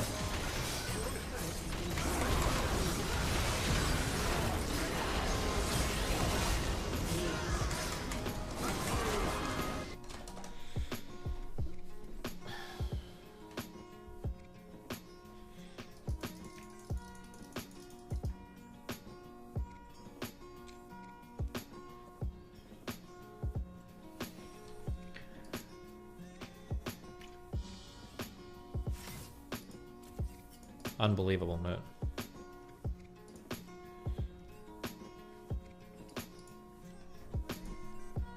What? And he's still... Okay. Sigma. That's a Sigma male right there. No, that's a fucking loser. Goes 1 and 7. Link stream.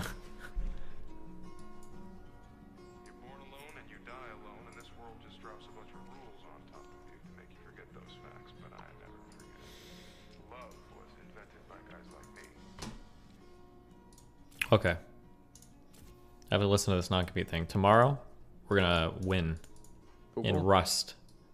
Yep, tomorrow's Rust Day. 1:30 p.m. is Rust Day, guys. Are you guys hyped for it? All right, what time are you doing the gym? As soon as I finish stream. Probably like, it might be like 9. Okay, let me know. Bye. Yeah, bye. Alright, guys. We're doing a Raid Shadow Legends while we watch this non-compete thing. Do I have any warriors in chat right now? Hold on. We need 44 warriors. The non-compete shit is boring. I'll times to it. Fuck it.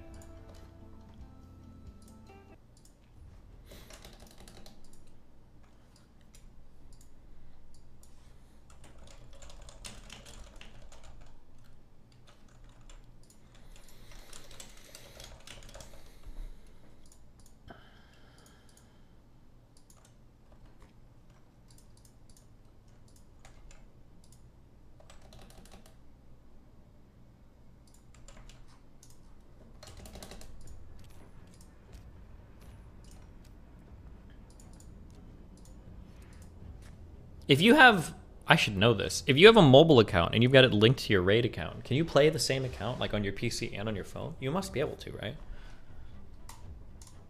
Not that I would advocate for that. I feel like I've outpaced him intellectually.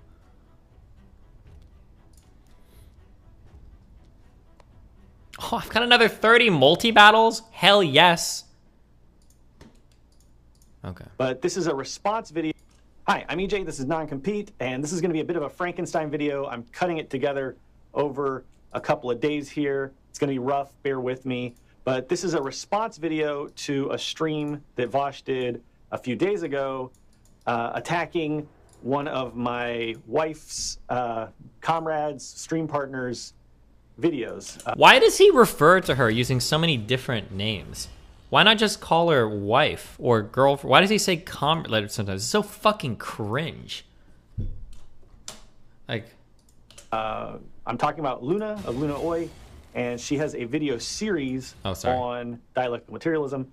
Vosh did a 2-hour stream going through the video, and I found it to be very disappointing. So that is what this video is about. I know a lot of you are going to be upset that I'm making this video.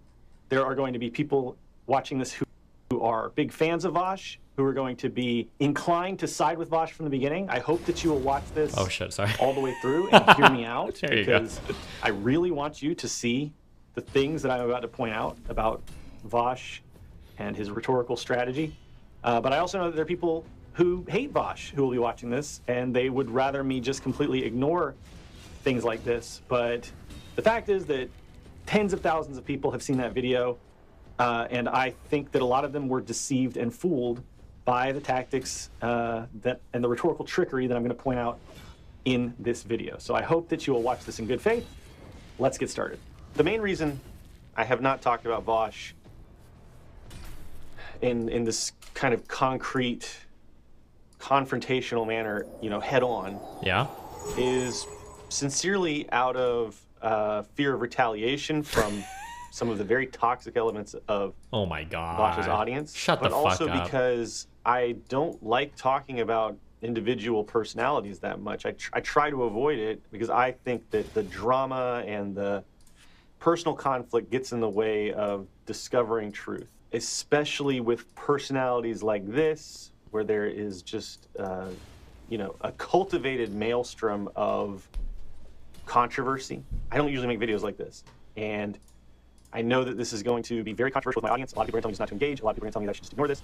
But now I'm going to tell you why I am actually deciding. I can't watch Vosh's stream live because I can't watch a stream live because he's banned. Stop. I think it's a huge problem. I think that the methodologies, if you want to call them that, the lens through which Vosh sees the world, the methodologies which Vosh applies to what could be considered his analysis is counterproductive. I think it's harmful, and it really worries me that so many people are falling for what I see as sophistry. What is sophistry? It's basically a word that refers to rhetorical strategies which are deceptive and in which the main focus is on winning, dominating, and there's really no emphasis put on actually discovering truth. So it's basically just the strategy of doing what it takes to win in rhetoric. And I think that that's what Vosh does best. One of the most famous sophists of all time was Stephen Douglas, who famously debated Abraham Lincoln in the Lincoln-Douglas debates. If you've ever done debate in high school or whatever, you probably are familiar with that. And somebody wrote a description of Douglas, and they said, I think this is a really great description of Vosh, actually. He, Douglas, / Vosh, was everywhere known as a debater of singular skill. His mind was fertile in resources. He was a master of logic. No man perceived more quickly than he the strength or the weakness of an argument, and no one excelled him in the use of sophistry and fallacy. Where he could not elucidate a point to his own advantage, he would fatally be clouded for his opponent. In that particular style of debate, which in its intensity resembles a physical contest, he had no equal. He spoke with extraordinary readiness. There was no halting in his phrase. He used good English, terse, vigorous, pointed. He was utterly destitute of humor and had slight appreciation of wit. Okay, that's not really Vosh's bag. Vosh has a little wit, I'll grant you that. He never cited historical precedents except from the domain of American politics. Inside that field, his knowledge was comprehensive, minute, critical. Beyond it, his learning was limited. Sound like someone familiar? He was not a reader. His recreations were not in literature. In the whole range of his voluminous speaking, it would be difficult to find either a line of poetry or a classical allusion. But he was by nature an orator, and by long practice a debater. He could lead a crowd almost irresistibly to his own conclusions. He could, if he wished, incite a mob to desperate deeds. He was, in short, an able, audacious, almost unconquerable opponent in public discussion. I don't think that sophistry is good for the left. I don't think that we just need to be trying to focus on winning debates on the internet, even with right-wingers. I think we need to be focused on discovering truth and aligning our ideology, right, our thoughts and our ideas with reality. To me, that is the main focus of political activity. This, to me, is one of the core reasons why dialectical materialism is such an important framework for my work. This stream that Vosh did, it's really remarkable. It's a remarkable document of the ways in which Vosh uses dishonesty, rhetorical trickery, and a lot of bullshit to kind of fool his viewers into thinking he knows shit when he doesn't. And believe me, I've seen enough of Vosh's stuff now that I know that this is not an isolated example. I also know that Vosh's more energetic fans love to talk about not showing context. I'm not going to obviously play the whole 2-hour video, but I will show the timestamp for every point we're talking about. And I'm going to try to show, you know, the beginning, middle, and end of each point that I'm responding to. But if you feel like I've left context out, the time code is there and you can go look it up for yourself. If you want to watch the whole stream of Vosh's, go ahead. Vosh does this stuff regularly. It's a pattern of behavior. I don't believe that Vosh is actually interested in seeking truth. I don't think that Vosh engages with people like Luna or the other people on the left that he has attacked to truly discover truth. He's there to win arguments in a performative manner to get clicks and views and money. Damn. That's the other thing. So Vosh has spent the past year like basically avoiding debates. And now he's being attacked for being the ultimate debate bro. It's like the worst of all worlds. Whoops. Holy shit. Like, he's huge, okay? Being huge and having a huge audience doesn't mean you're right. Popularity is not criterion for correctness, right? If that were true, then Ben Shapiro and Steven Crowder would be much more correct than Vosh because they have much bigger audiences. So you can kind of tell when somebody is a sophist by looking at their worldview, right? Examining their worldview. Is it consistent? Is it coherent? Do they have clearly defined and established values? And do they have a clear, easy to identify perspective, right? Do they have a starting point where they see the world in a certain way? Do they have a philosophy that underlies everything that they say? You're looking for consistency and coherency and perspective. Sophists use eclecticism. Eclecticism is a hodgepodge philosophical framework in which you just grab points from wherever they're convenient to build your case. You can think of it as trying to build like a case from an a priori position, meaning you start with a conclusion and then you backtrack and look for evidence to support the conclusion that you made at the beginning. The video that we're going to watch and check out today, this stream, is nothing if not an a priori conclusion. Vosh goes into the video trying to guess and predict what Luna is going to say, already having the confidence that Luna is wrong, even though he's read none of the source material which Luna's ideas draw from. In that 2-hour stream, it's the first time he's ever watched the video live. He goes into it cold. He hasn't even done the basic investigation of watching it offline first and getting a basic idea of what she's going to say. In fact, he's guessing what she's going to say throughout the stream, and his guesses are all wrong. So it just shows that he has done no investigation before he speaks. I don't think that Vosh's worldview is coherent at all. Vosh is attacking concepts in Luna's video that he's unfamiliar with, and it's very obvious, and I will show you it. He's stretching and manipulating. So Luna's coming at this with a very concrete framework, the framework of dialectical materialism, which she understands very, very well. I also understand it very well. The reason I understand it very well is because I helped Luna over a year now. We've been researching, Luna's been translating, we've been editing, and I've been helping annotate a 300-page textbook, a translation of the Vietnamese curriculum on dialectical materialism. None of these ideas are our own. We don't come up with any of them from whole cloth. This is a text that was written by several dozen Vietnamese experts. These are people that have PhDs on Marxism-Leninism, on dialectical materialism. They actually do know the source material very well, and it's very well cited and sourced in the text. So there will be a few times where I'm going to go back to the words of Marx and Engels and show where Luna's ideas and information comes from, because it's not just something that she's making up at the top of her head. Okay? Now you can disagree with this stuff, whatever, but Vosh is not interested in the big picture, coherent framework of dialectical materialism. Basically, Vosh's goal in watching Luna's video is to obfuscate, to distract from the points Luna's making, and I'll show you that again and again and again, and to derail the points that Luna very carefully constructs in, again, what is part 1 of a 3-part series, which isn't even really finished yet. So it's not like Luna is claiming to completely and exhaustively cover all points of dialectical materialism in this part 1 of this 3-part series, or even in the whole 3-part series. It's a basic introduction to dialectical materialism. There are concepts that Vosh clearly does not understand. Whoa! This is boring, but important, okay? Hey, listen, okay? We need 43 more raiders, okay? Where are you guys at? 43 more raiders, okay? This is essential, comrades, or else I'm gonna starve to death, all right? You might say that I'm poisoning the well. I'm telling you that these are patterns to look for. If you really think that I'm poisoning the well, then go watch the whole stream and then come back and watch this if you have that much time. But I'm just trying to build a case here that these are the things that we're going to be looking for again and again and again. Sophistry, incoherence, eclecticism. Another big thing you see with Vosh a lot is solipsism. In his book Ethics and Progress, the Marxist philosopher and ethicist Howard Selsom introduces this idea of moral solipsism. This is basically the worldview which begins in one's own mind, and it's the viewpoint that basically you can just sit around and discover truth by thinking about things in your own mind, and that your essentially opinions and logical conclusions that you craft idealistically in your own mind is a solid foundation from which to build a worldview. I think that Vosh, in his rhetoric, in his analysis, is a moral solipsist. He doesn't want to go to the text. He doesn't want to go and look at the world. He wants to start in his own mind, sit around and think about stuff, come up with his idea of what's right, and then just blast it out and present it as though it's concrete fact. He's very confident in presenting things that he hasn't researched and hasn't experienced himself. When he talks about Vietnam, a country that Luna grew up in, he acts like he knows everything, when he clearly has a very, very shallow understanding of this country and these people and of their lived experiences. And he's actually very disrespectful towards their lived experiences, as you'll see later in the video. And he's clearly not focusing on what Luna's saying. He's clearly half paying attention. He's looking at the chat as much, if not more, than he's looking at Luna. What I would expect to see in a respectful and thoughtful analysis, I would expect somebody to be paying attention, to go into it in good faith, just basically trying to understand what is actually being said. And then after checking all that stuff out, then drawing conclusions. There's this concept which the big, horrible, scary, tanky Mao came up with, but I don't care if you like Mao or not. The point is that it's a sound concept. I'm going to quote Mao now from his paper, Opposed Book Worship. He says, "You can't solve a problem? Well, get down and investigate the present facts and its past history. When you have investigated the problem thoroughly, you will know how to solve it. Conclusions invariably come after investigation and not before. Only a blockhead cudgels his brains on his own, or together with a group, to find a solution or evolve an idea without making any investigation. It must be stressed that this cannot possibly lead to any effective solution or any good idea. In other words, is bound to arrive at a wrong solution and a wrong idea."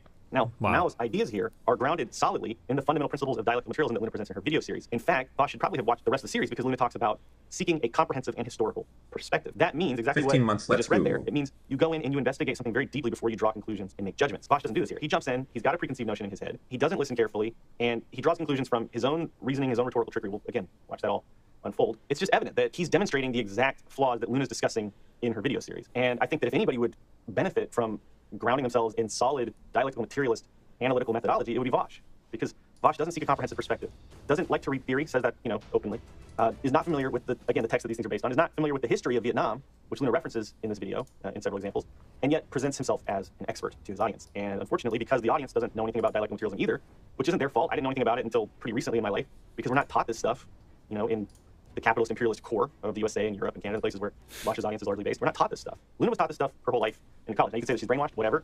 I hope that you will at least check out what she's saying before you make those accusations. Again, Okay. I hope that you seek a comprehensive perspective before passing judgments like that. Because honestly, what she's learned through the curriculum of dialectical materialism is to examine as much evidence from as many sources as possible for making a judgment. It's as simple as that. And there are many other things that Vosh misunderstands about Luna's points on dialectical materialism, which I don't think comes from a lack of ability to understand Vosh's point. I don't think that Vosh has any kind of like mental or psychological or any other kind of barrier to understand these points. They're actually very simple points. I think the problem is he's going into it already thinking he knows everything, and that is exactly what dialectical materialism seeks to prevent. And I think that it also presents a problem that Malatesta talked about. Malatesta talked about how we should not try to build and stoke up conflict with potential comrades in the working class as we try to build socialism. Malatesta was an anarchist, and he lived at a time when there was a lot of tension between anarchists and Marxist-Leninists and various other factions in the anti-capitalist, anti-fascist left. And he wrote, if we anarchists could achieve the revolution on our own, or if the socialists could on their own, we could enjoy the luxury of each acting independently and perhaps quarreling. But the revolution will be made by all the proletariat, all the people, whereas the socialists and anarchists are a numerical minority. That's even Remember, more true guys, than the revolution will not be but they appear to know the televised. sympathy of the people as a whole. For us to be divided, even when there are grounds for unity, would mean dividing the workers, or rather cooling off their sympathies, as well as making them less likely to follow the socialistic line common to both socialists and anarchists, and which is at the heart of the revolution. It is up to the revolutionaries, especially the anarchists and socialists, to see to this by not exaggerating the differences and paying attention above all to the realities and objectives which can unite us and assist us to draw the greatest possible revolutionary advantage from the present situation. So in all honesty, I don't want to have beef with Vosh. I don't want to make this video. But I think that Vosh, by making videos called "This is the stupidest tanky video I've ever seen, brain damage suffered," about a Vietnamese woman who's just honestly, legitimately, I can tell you from spending every day of my life with her, trying to educate people about what she's learned and what she finds valuable as a socialist. And she's never said you have to do what she says. She's never once said you have to follow her ideas or follow what Vietnam has done. In fact, she says all the time, repeatedly, that you can't follow Vietnam's path because Vietnam has very unique history and material conditions, and your material conditions wherever you are in the world are going to be different. She's not trying to sway you or convince you. She's just giving information she's translating this work from the Vietnamese curriculum on dialectical materialism and presenting it to you and hoping that you'll find something valuable in it. And maybe it's not much. Maybe you don't like the ideas generally, but there's probably stuff in there that you'll find valuable if you'll just watch it and pay attention to it in good faith and check out the source material that it draws from, which is, again, fully cited in the book that she's translating. All right. The number of warriors has stagnated. It's time to hold content hostage. True, eviscerated. If we're going to finally get into this, I'm going to need to see 335 warriors to continue in this video. Now that we're finally in the Vosh part. Can you put the video in the bottom of your screen? Yeah, I can do that. This car ain't moving, though, until we have 335 warriors, okay?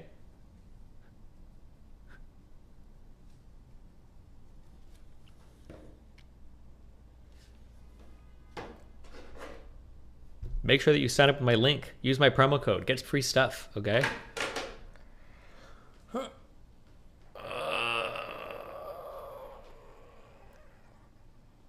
How long is the tutorial? You're probably gonna done in 15 minutes. Probably 5 minutes.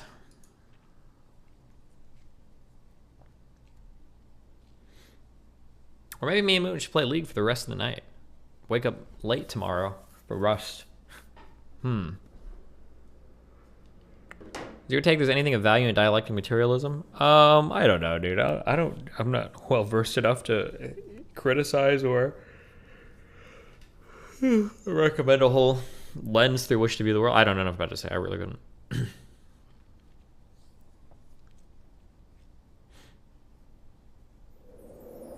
Oh, there we go. One warrior came through. Good job.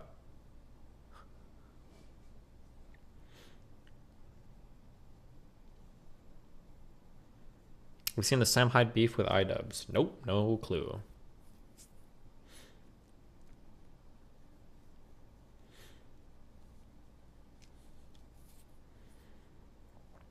The way Luna presents it is basically the scientific method because Marx people didn't engage in empiricism. It's fucking insane. Okay. Destiny, no one wants to play this shit. Whoa! Bing Chiling! Party member. I think you mistyped.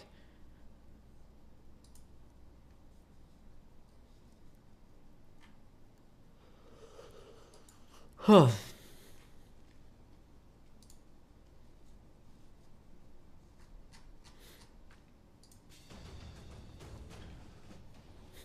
Straight to re-education. Luna and non-compete will house you, okay? Oh, another warrior walked through. Hello, brave warrior. Remove your cloak, take a seat, have a sip of hot chalky. Shut the fuck up, movement, alright? It's a stupid fucking meme. Destiny, wow, this game looks great. However, it can't play on my work network. Do you have a VPN you can recommend? I do, Bonus actually. meme, Binkerling. Surfshark.deals/Destiny. Check it out. Will you say my name if I become a warrior? Of course, Torm. Wait, what is this? New champion. Oh, cute.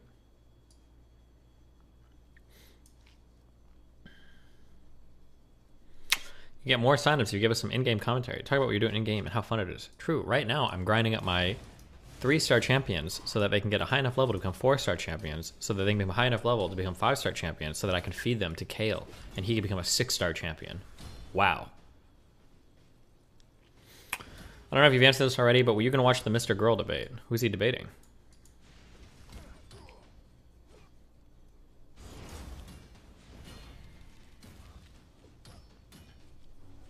Cherry? Oh, are they talking right now still?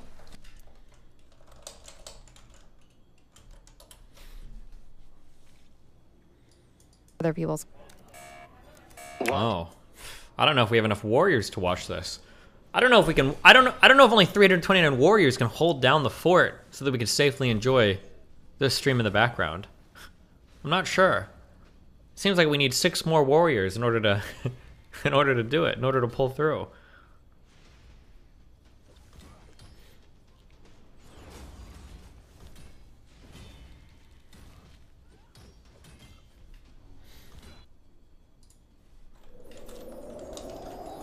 Oh, another warrior comes through.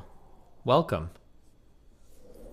Oh, hold on. We got a fresh batch.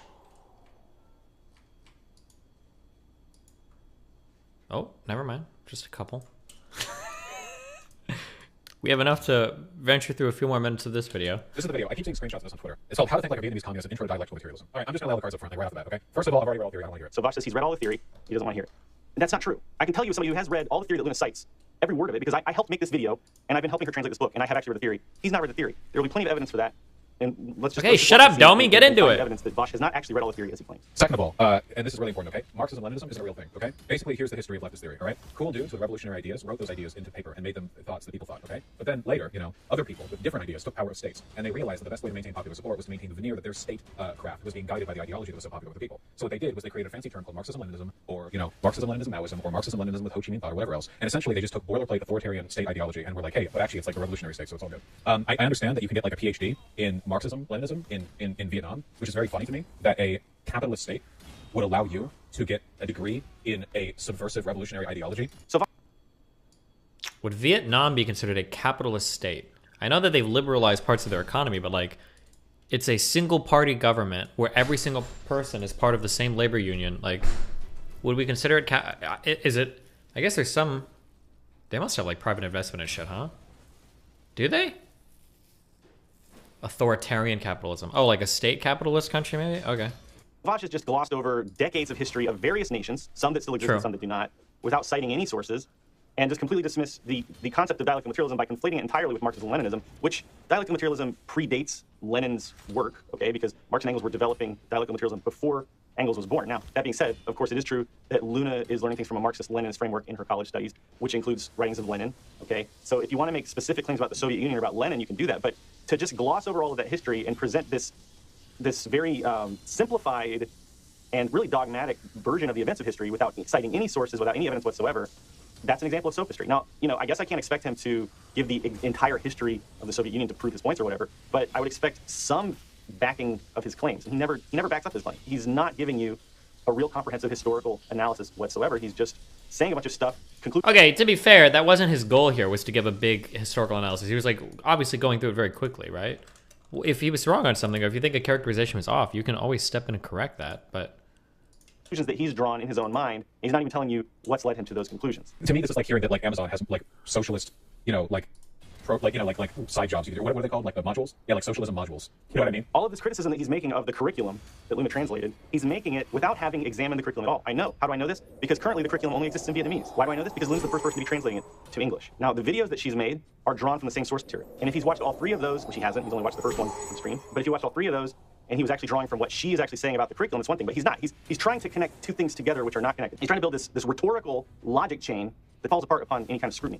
He's saying, okay, first of all, these socialist states, they're actually capitalist states, so we can't trust anything that they say. Second of all, these curriculums that they make, they can't be subversive because they're not actually socialist states. But none of this is addressing what Luna actually says in her videos, which is literally just relating the essential ideas of Marx and Engels, dialectical materialism. He is, in fact, making a logical fallacy. And I always thought debate bros are supposed to be the experts on logical fallacies, but what he's doing is he's making an ad hominem attack. Now, the word ad hominem gets thrown around a lot, especially in the debatosphere, but it doesn't just mean that you're insulting your opponent. It means that you are saying that an opponent's arguments are invalidated because of who your opponent is. So in this situation, basically the entity that is the Vietnamese Department of Education, the Ministry of Education, is being invalidated. So it's like saying anything that comes from the Ministry of Education is invalid. Period. Thank you, Brave Warrior. One more, and we can leave this godforsaken fucking video. I was making this video, and I just said, hey, Vash is a jerk, he's a jackass, so everything he says is wrong. That's an ad hominem. It doesn't stand to scrutiny. Also, again, Vash knows nothing at all about the Vietnamese Ministry of Education, doesn't know anything about the materials that they produce, has never seen the curriculum, hasn't even watched Luna's video, doesn't even know what she's going to say. So Vash wants you to go ahead and dismiss all of these ideas from this curriculum, sight unseen, even though he's not seen them himself, simply because they come from a state which Wait, he did doesn't somebody think come home is, early? legitimately socialist. Is to say.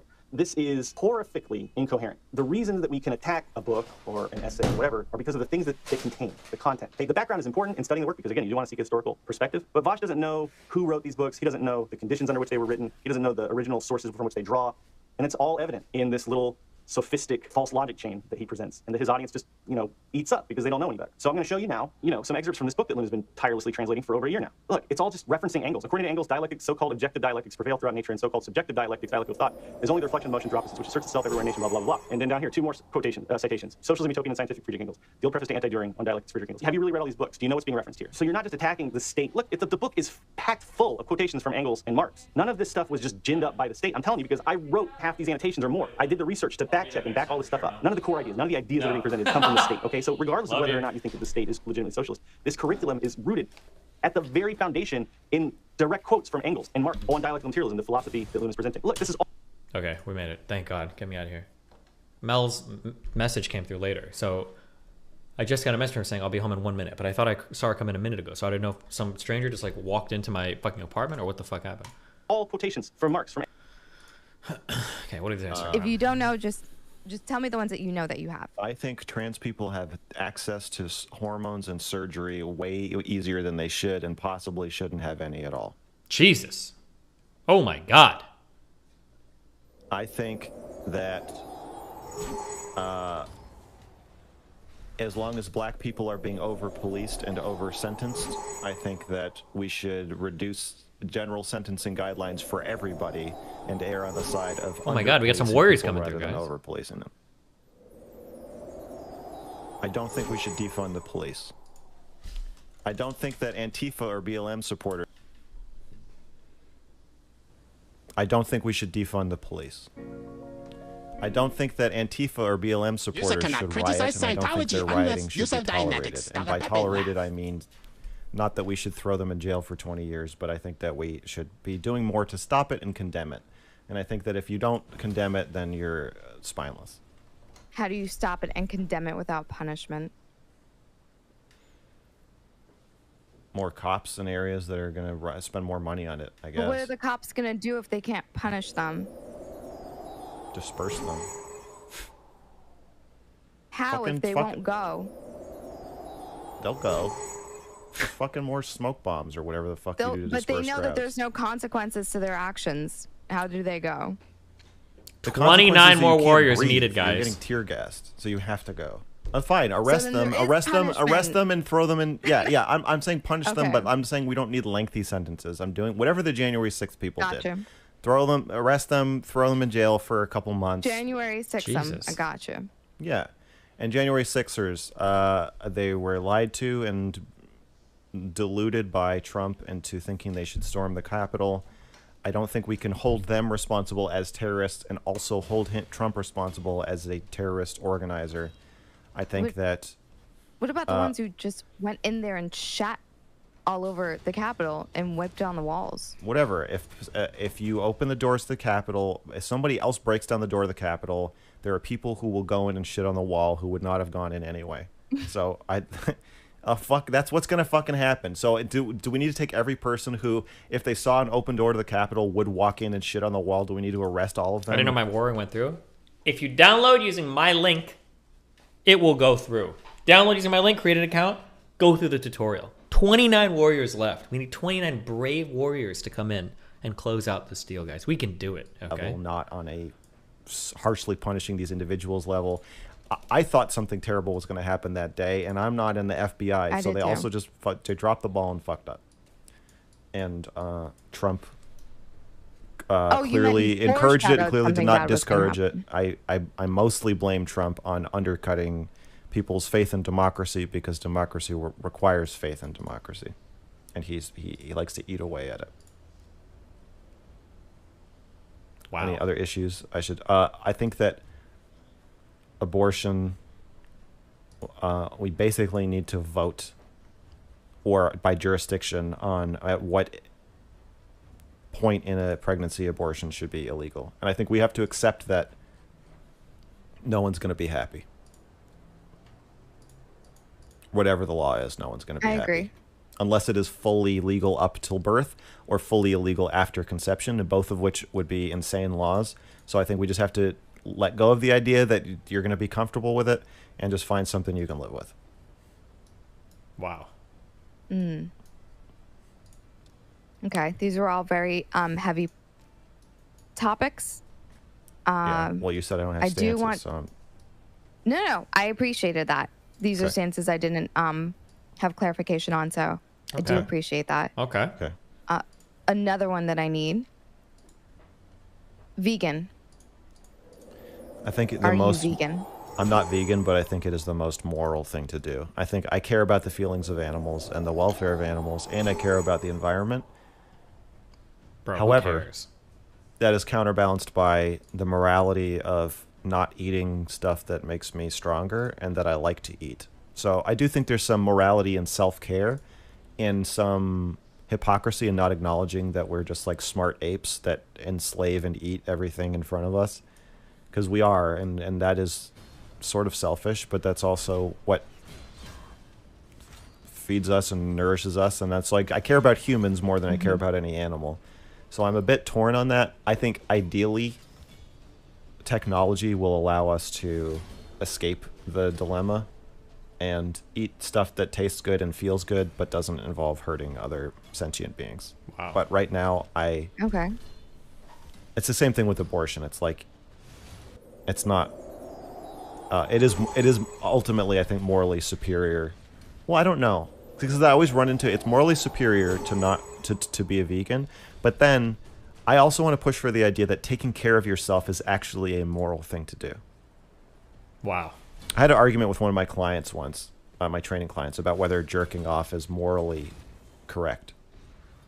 Because I was like, you're taking care of yourself. Like it's actually a good deed to jerk off. And he like couldn't wrap his head. He kept being like, no, it's like selfish. And I was like, yeah, but that's why it's a good deed for the world to jerk off. Sometimes it's medically necessary. Yeah. Like when I have really bad cramps, which sometimes they're just fucking awful. Yeah. Masturbation actually helps with that. Wow. Sure, and then the equivalent would be like eating iron for anemia or something. But I'm talking about self-pleasure being, like that it's moral to just eat a cow because you feel like it. Like on some level, I do believe that. So if you're talking about from a selfless, Wait, is Cherry altruistic stance, veganism is obviously superior. But if you factor in your own health and your own carnal desires, then I think it becomes more complicated. I don't know if it's superior. I'll accept that you believe that.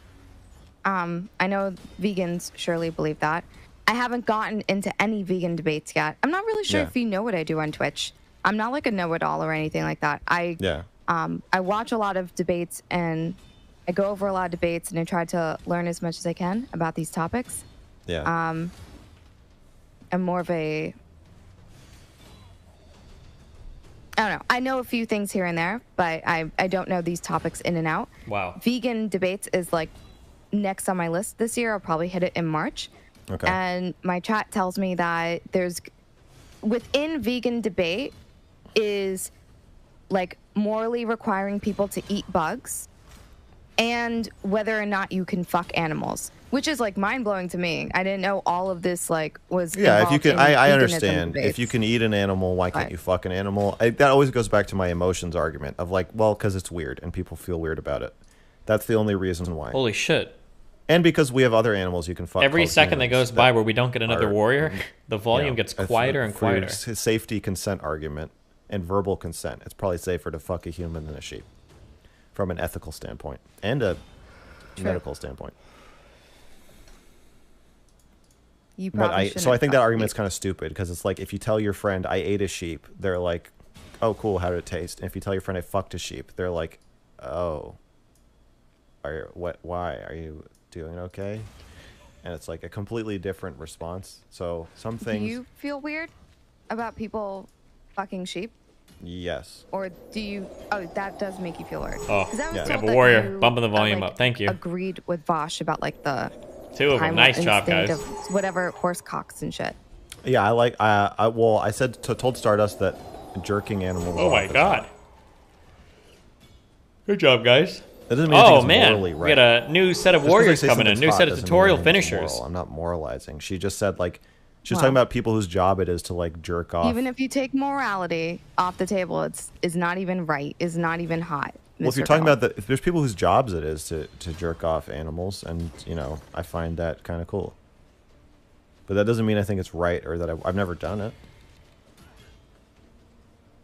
Yeah, I've never done it. Horses have really big penises. Yeah, I feel like it would I love be horses' penises.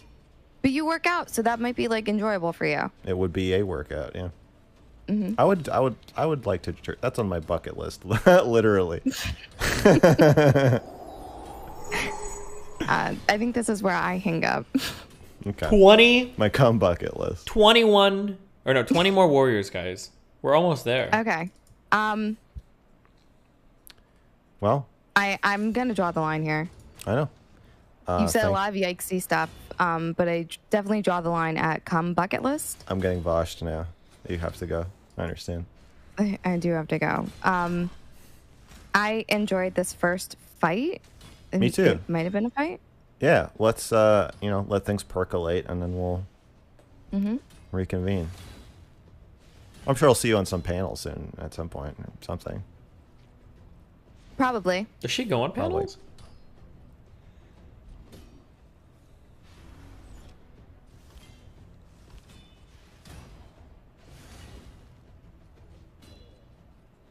Well, great. Okay. Yeah, I'll check out your streams, see if you have anything else to add after the fact once you have done some more reflection, and yeah. Anything else you want to say? Yeah. Okay. One more thing. Yeah. Wow, she just left. That was rude. What? She just... Okay, guys. The content's drying up. How many more warriors do we need? Melina, we need 20 more warriors. What do you mean? For Raid Shadow Legends. You still doing this? Yes. They're coming, though. I can feel them. They're on their way. We're just waiting for them to come in from the cold. Yeah. Yeah. What? Mel W. Oh, a few more just came in. Welcome, warriors. How many have you gotten so far? 352. We need... Wait, really? Yeah, why? That's insane. Yeah, because I'm a good person to sponsor. Okay, we play games over here. Damn. Okay, let's see what everybody's up to.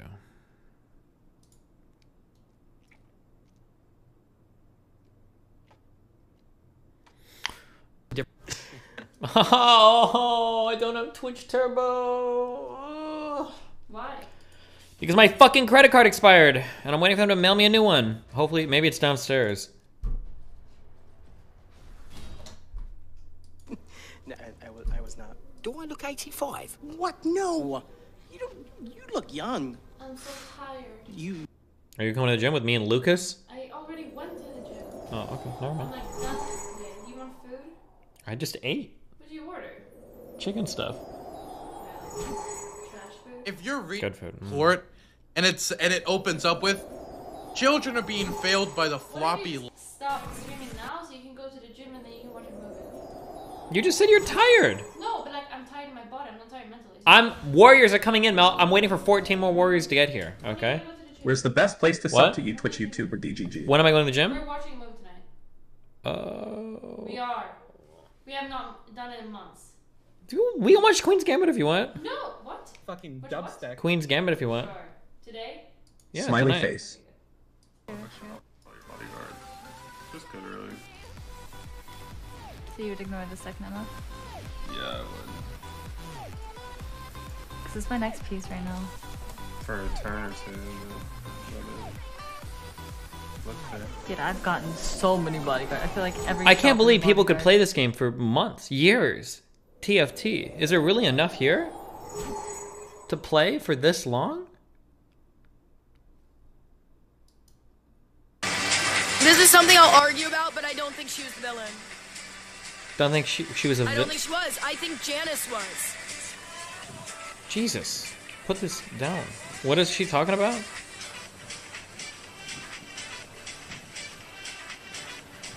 $12 more warriors, guys.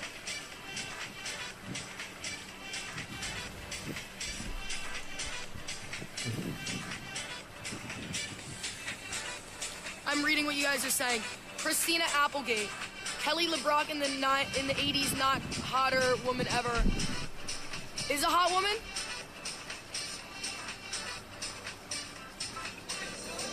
Big yay for your dad's pick. Okay, I don't know. Michaela, playing some League of Legends. Not looking too hot for the team, though.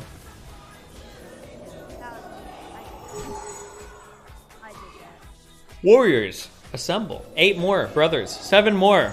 Come in from the cold. Take a seat. Do you ever max W? Really? On support Lux, do you max W over Q or E? Is that real?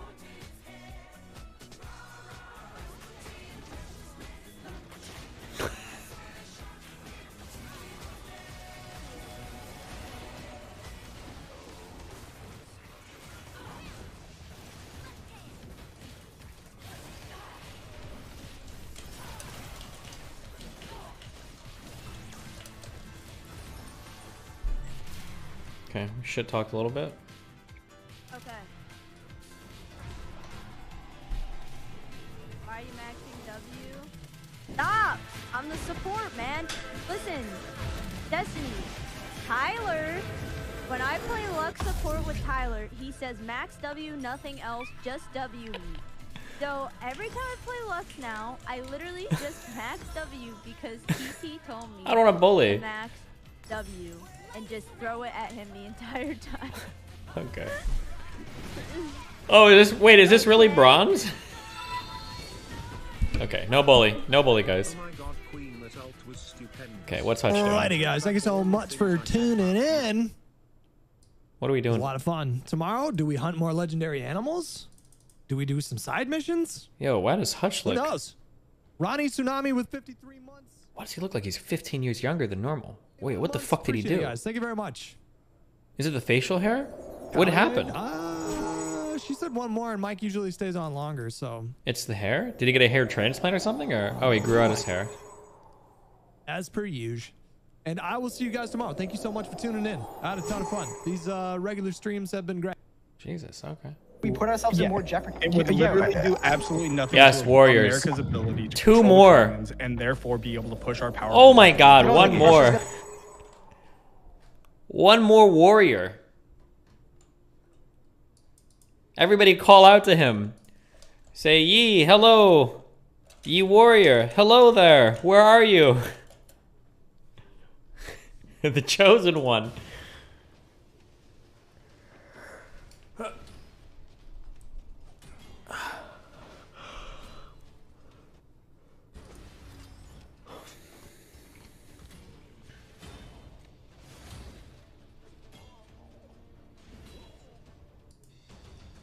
I wonder if it'll go up another thing if I hit 370, do you think?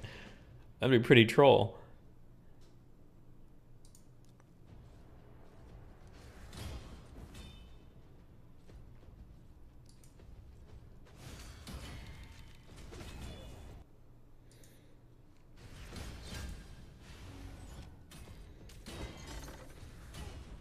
We stream the gym. I don't think Moon wants his first gym session ever streamed, guys. Okay. Vosh non-compete is getting tense. That's gotta be the biggest shit show debate ever.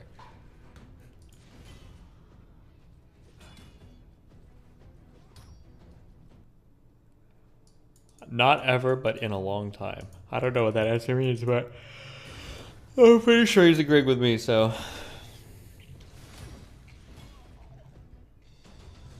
Oh! What if a warrior came in just in time with my level 24 level up?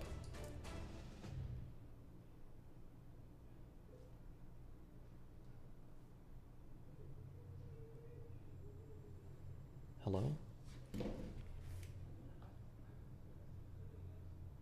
Warrior? Warrior, are you coming?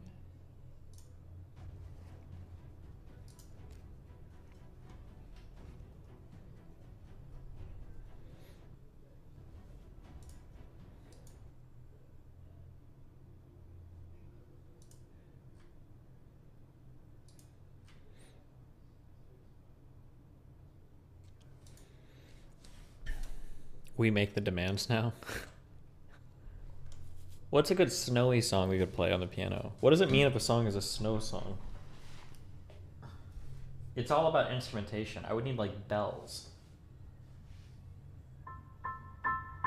And it probably has to be major.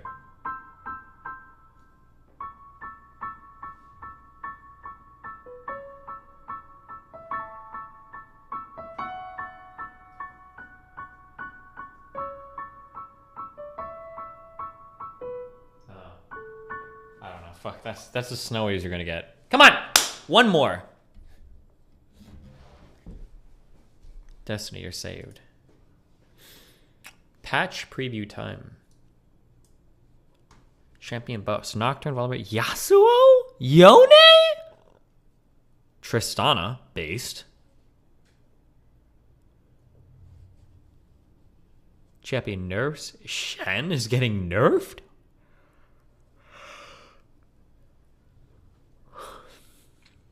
Why does Zed get nerfed? I feel like Zed's in a rough spot right now. I haven't seen very many powerful Zed players recently. Oh, the final warrior. Shen's performance skyrocketed after TP nerfs. Oh, a few more warriors.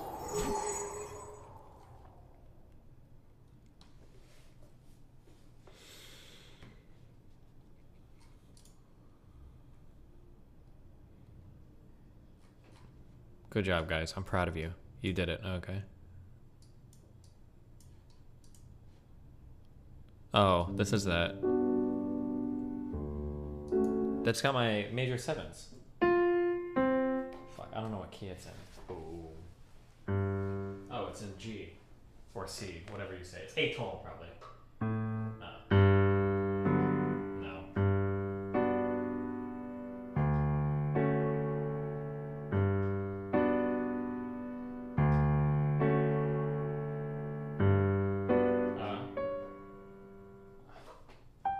I don't know what the melody is. I don't know, some dumb shit like that. Who knows? Something like that. Okay. You guys did a great job today. I'm proud of you. We're going to play so much Rust tomorrow, guys. It's going to be amazing. Okay? You're going to be Rustafarians by the time I'm done with you guys. I don't know what that means. I think it's a religion.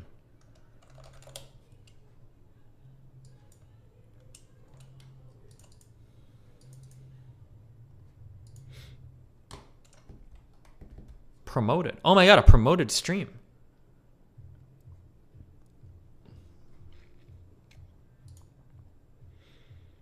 Oh, and you can go watch IRI after. Now, it is too friggin' early, and Jay here is making scrambled eggs for Tommy. And it's gotta happen fast, or it's gonna be crayons for breakfast. Now, Jane doesn't give a damn if those eggs are made from plants, and she's creating a more just food system for Tommy's future and the planet. She's just happy she found something a one-year-old likes more than crayons and boogers. No! What a Jane, dumb... these little kids is nasty. Just egg. Really good eggs.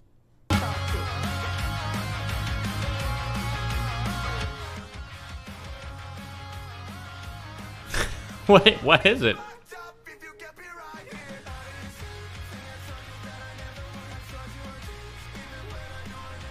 Are we just reacting? I think she's like 14. Oh, oh whoa. Yikes. All right, good luck, guys. Rip. Cappuccino, Cappuccino, Cappuccino, Cappuccino, Cappuccino, Cappuccino, my dude. I'll catch you guys on the flip side arena.